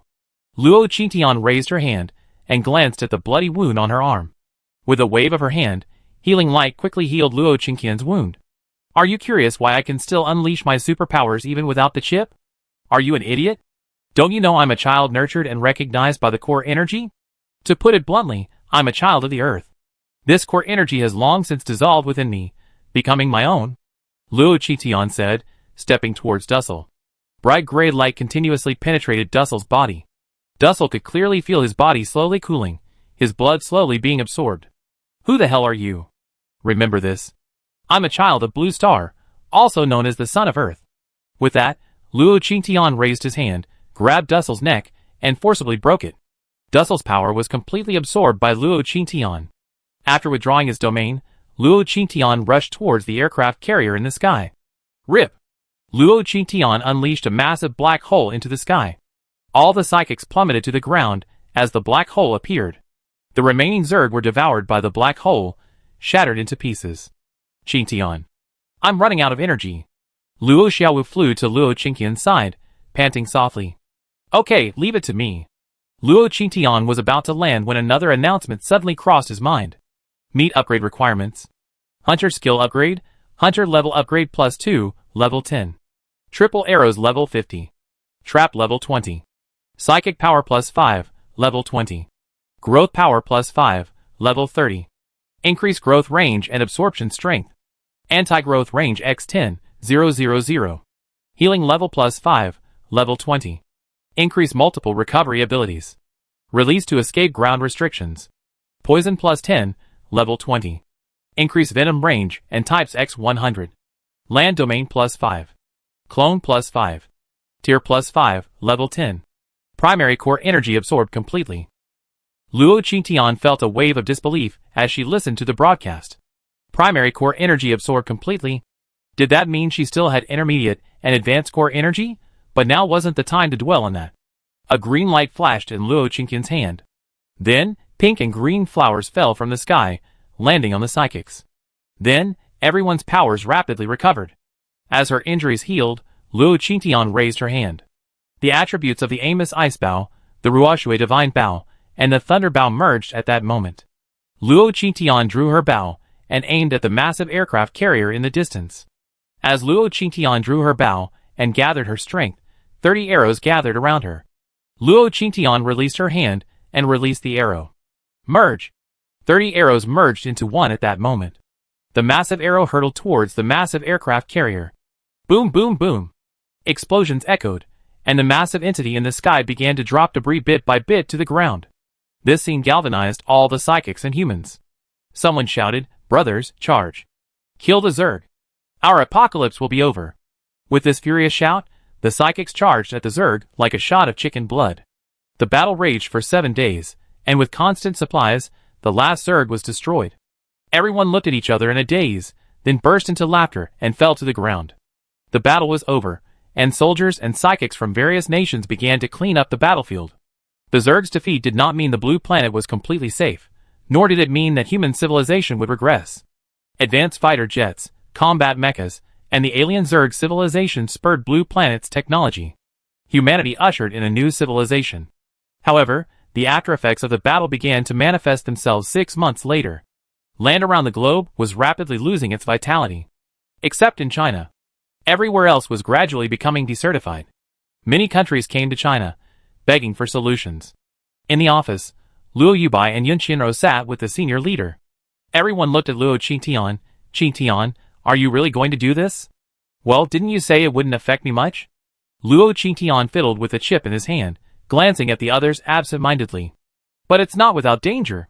Yun Qianrou looked at Luo Qingtian with heartache. Luo Qingtian sighed, "You know, if we don't do this, we be on the defensive the next time the Zerg attack, right?" Luo Qingtian stood up and was about to leave.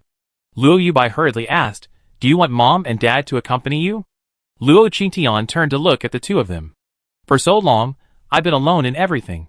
I'm used to it, so this time I want to go alone. But if I really fail, I want to be a simple, unpretentious rich kid. That's okay, right?"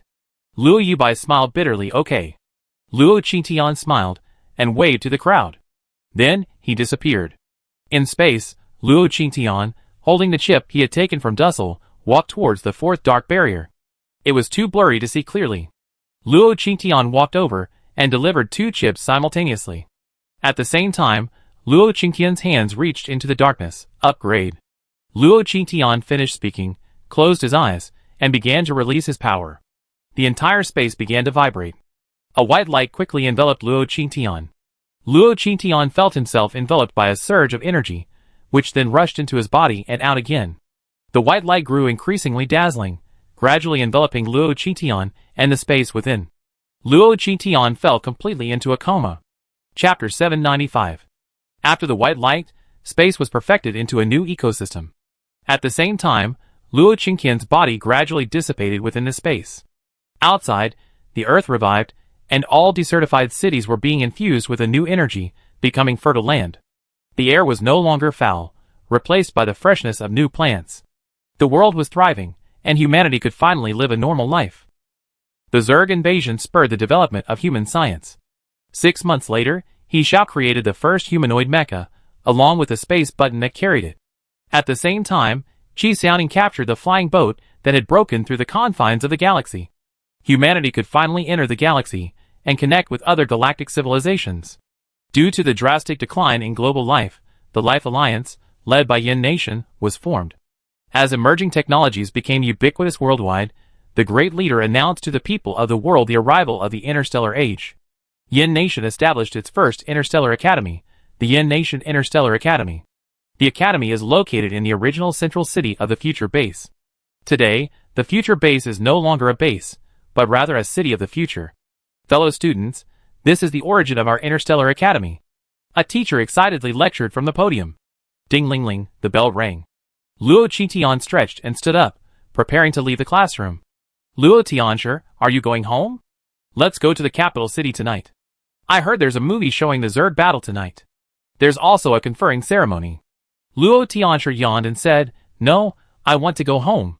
Can you please stop being so lazy all day? I heard that Hero has woken up, and everyone's waiting for her return. Rumor has it there are several properties belonging to that hero near the Hero Tower. Let's go check it out. Maybe we run into him hanging out.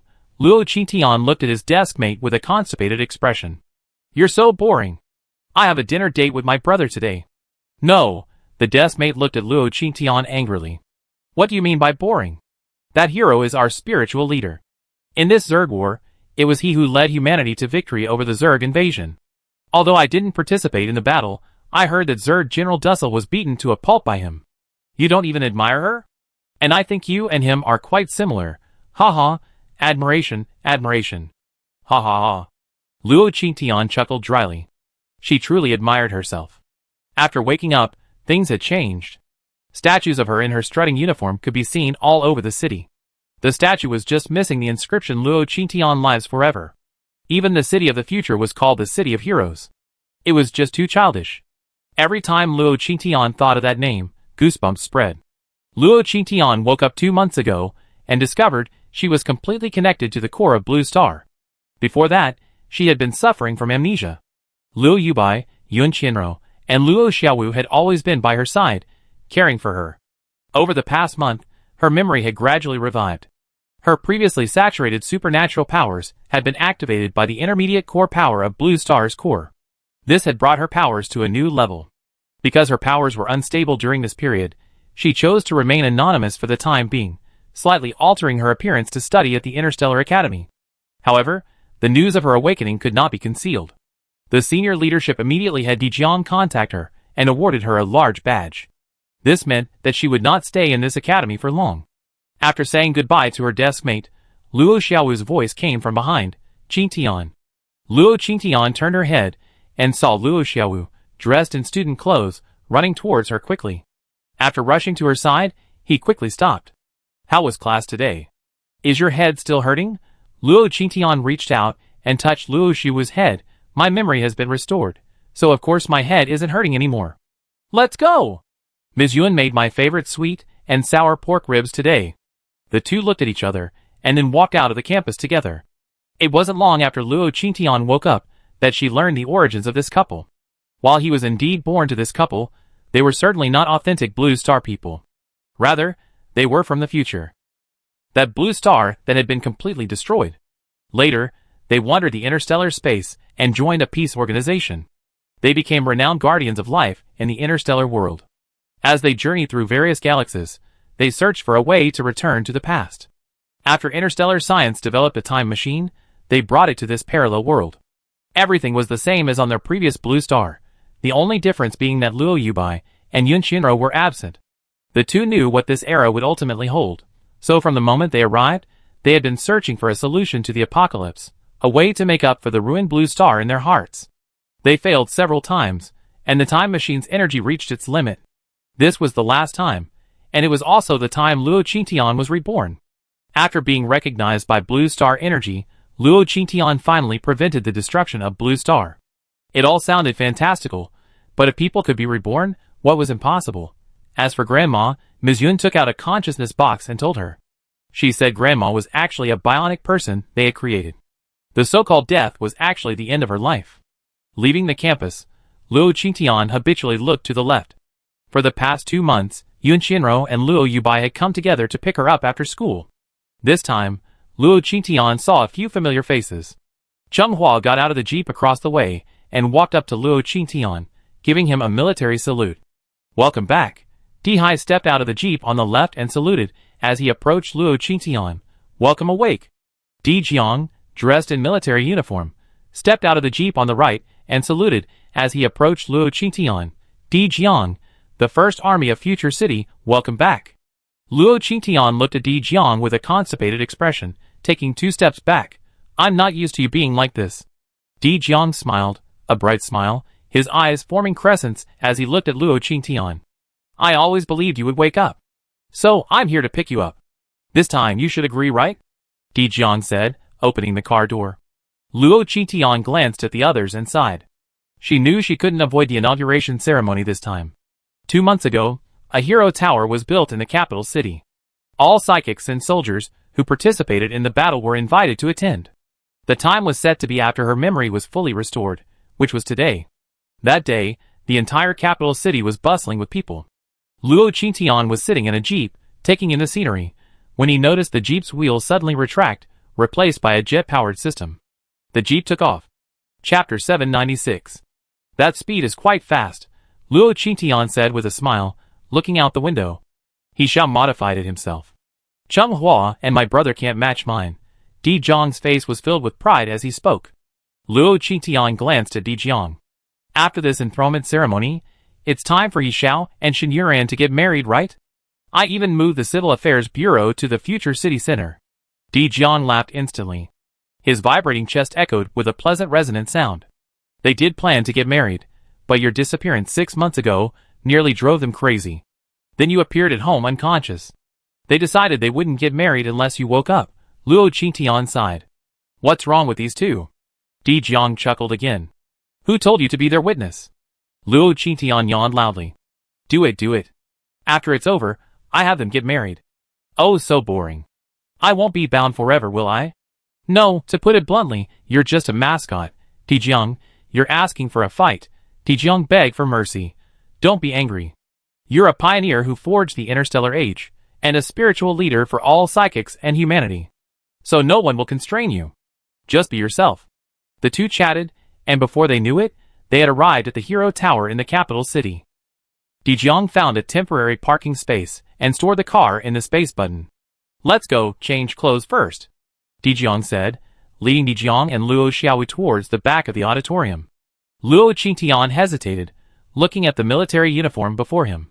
This uniform symbolized status, shackles, and even more so, responsibility.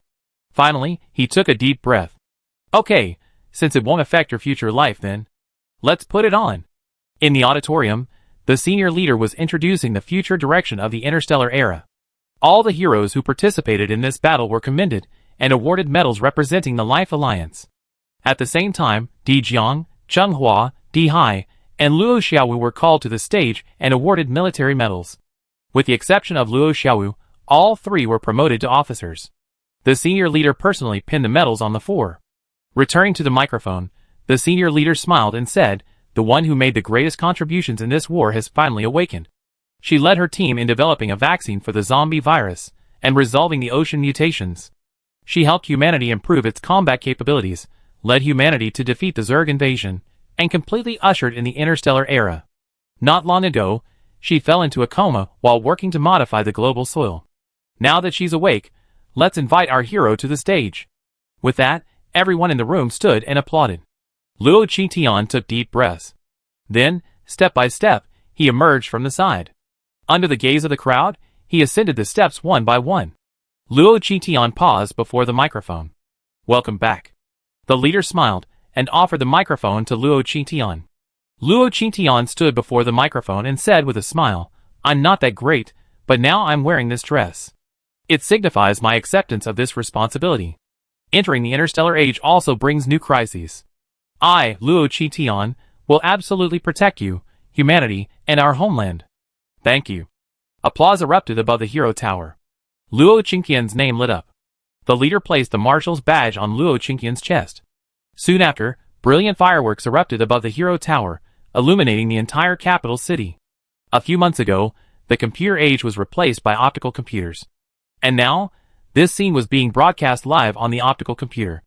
The Alliance, the various nations, and even the Yen nation were all watching the awarding ceremony. Everyone who saw Luo Qingtian receive the medal couldn't help but applaud. As Luo Qingtian's good deskmate. At this moment, he kept zooming in on Luo Qingtian's face. How strange. Our hero looked so similar to Luo Tianshi. And they both have the surname Luo? Could they be related? On the way back to the car, Luo Qingtian stared at his medal in a daze. Am I a marshal? Isn't that a bit too high a title? Dijiang glanced at Luo Qingtian with amusement. If it were lower, no one would dare to control you. But I don't know anything, right? With this title, I have to take care of a lot of things, right? Why worry so much? My brother, Cheng Hua, and Xiao will help you with what you don't understand. Just be yourself. Luo Qingtian turned to look at Dijiang. You mean you be there to help me? Dijiang nodded. Yes. Didn't you hear the conferment ceremony today? We're all your deputies, taking orders from you. Luo Qingtian laughed dryly. No. It's too exciting. As a simple, unpretentious rich kid, I prefer campus life. Dijiang's tone grew serious. We applied for this ourselves. I told you before, just be yourself. We got you covered. Luo Qingtian felt a little guilty at Dijiang's tone, and glanced evasively out the window. Dijiang sighed softly, and continued driving quietly without saying anything else. The car stopped in front of the villa gate. Luo Qingtian got out, and waved goodbye to Dijiang.